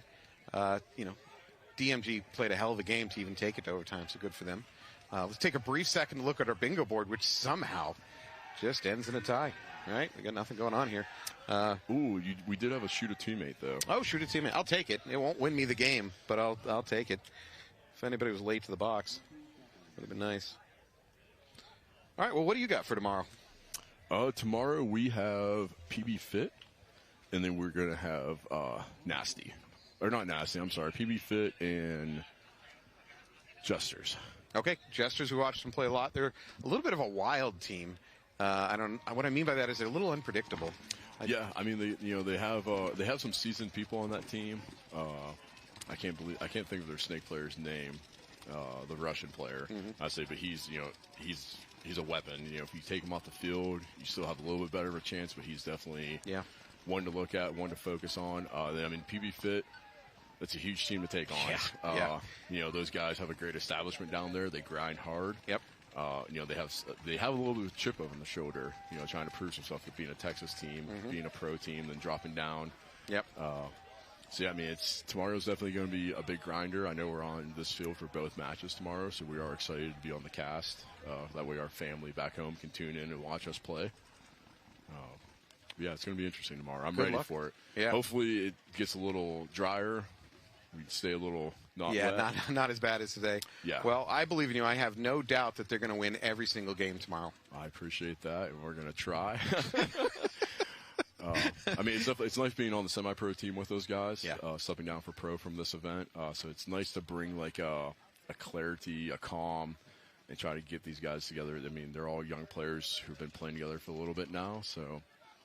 Hope we can be the seasoned vet to help them out and take them to victory. Seasoned pro. You got the gray hair and what I assume is the credit rating to back up the veteran status. Yeah, especially if I've been in paintball this long. Yeah, absolutely. Tell me about it. Well, thank you so much. It was great having you. Thank you very much. Good luck much. tomorrow. And thank you, everybody, for tuning in. It's been wonderful to have you. Thanks to our production team. Thanks to the refs. I always have to thank the refs. They have the worst job out there. So good work to them. It's a lot of fun. And please tune in tomorrow. Tomorrow you don't have to be at work, so you don't have to hide from your boss to watch this webcast. There you go. Yeah, there we go. All right, thank you so much. Have a good night, everybody.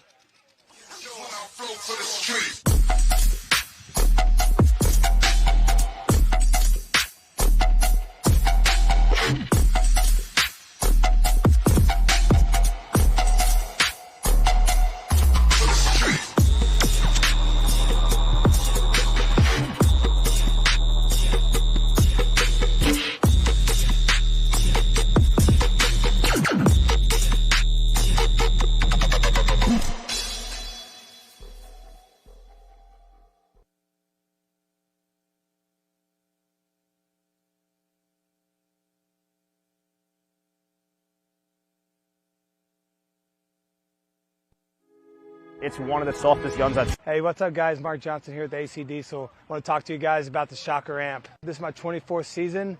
I'm playing in the pro division. I want to talk about the amp. Straight out of the box, under $1,000 retail gun.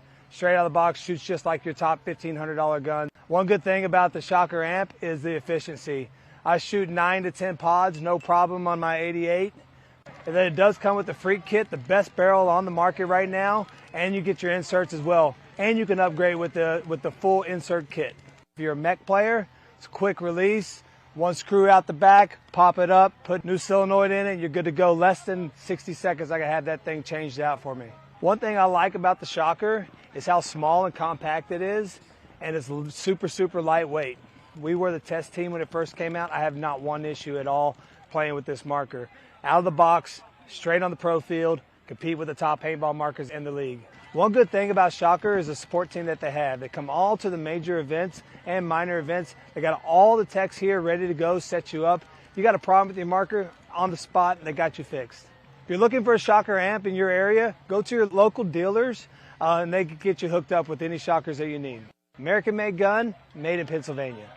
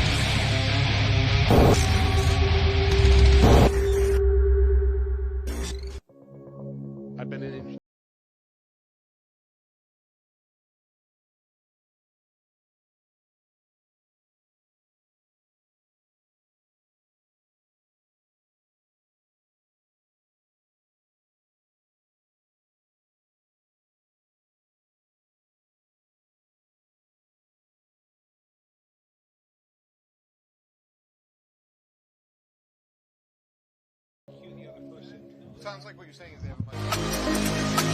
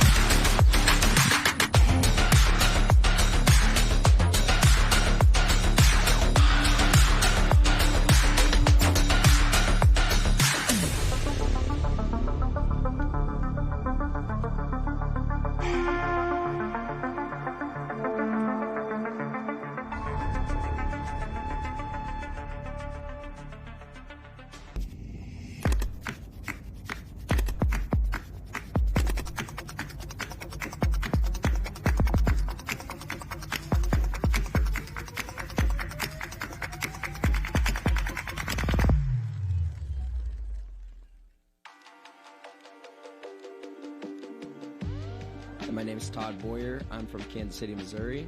I play for Kansas City, Missouri All-Stars. Started the team about 4 or 5 years ago. Started the D4 season playing MSXL. We won the series. Won the series in D3. We are now playing semi-pro. Back in May of 2021, I opened up my own field. I took a huge risk, spent my whole life savings on building the KC Sports Complex. I wanted to build a high competitive atmosphere for people to come out and learn from some of the best in Kansas City, and I believe I achieved that by building the field. January 2nd, I went in to get my shoulder surgery. I had been having issues for about a year. I went in and we ended up finding out that I had a bicep tear, labrum tear, my AC joint had to be cleaned as well.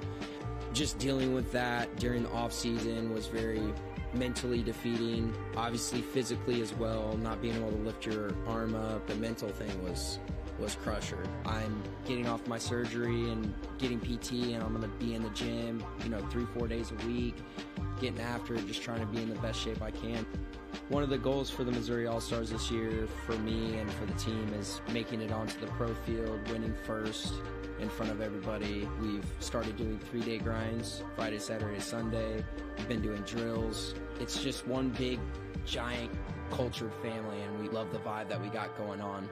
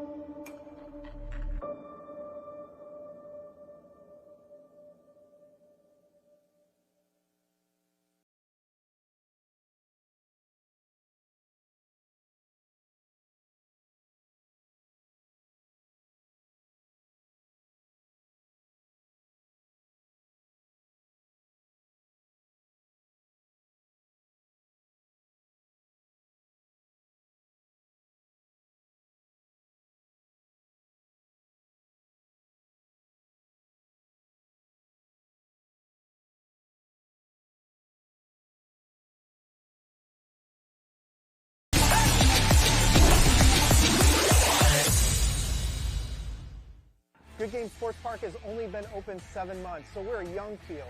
We're hungry. We continue to develop. We continue to iterate. I don't see us ever being completed with the field, because for us, we're paintballers at heart, and we want to keep building new and exciting things for our players. Hey guys, what's going on? Tony from Lone Wolf Paintball. Check us out online or in store.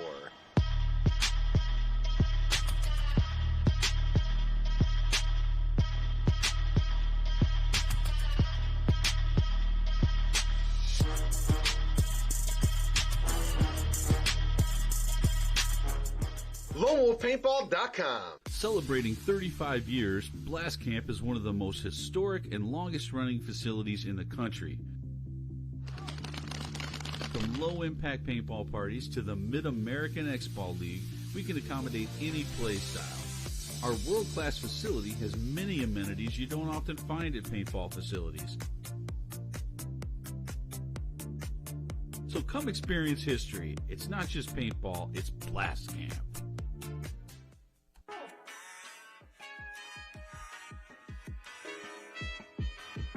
The Missouri All-Stars have been playing together out of Kansas City for about going on 5 years. Our play style is super aggressive.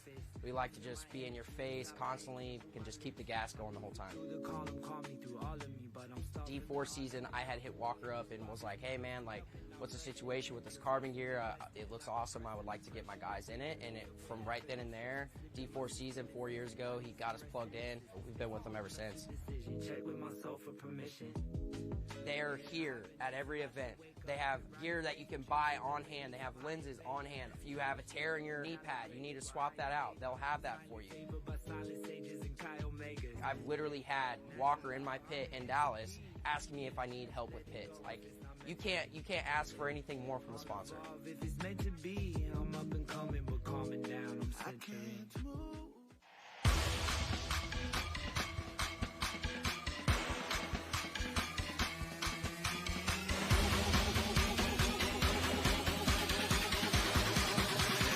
One, two, three, go!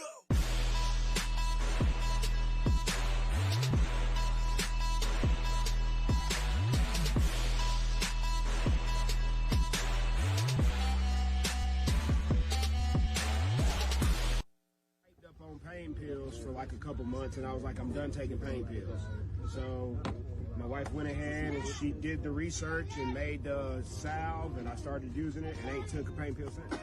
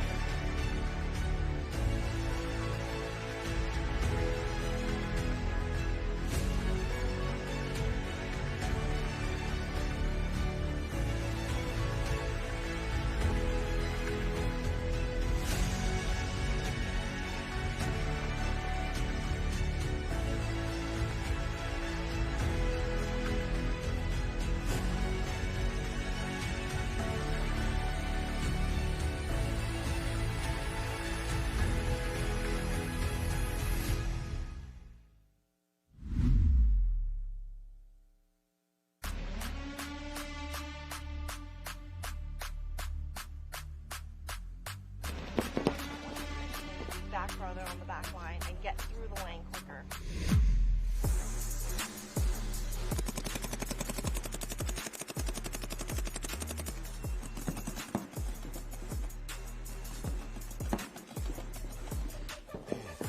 You're hungry.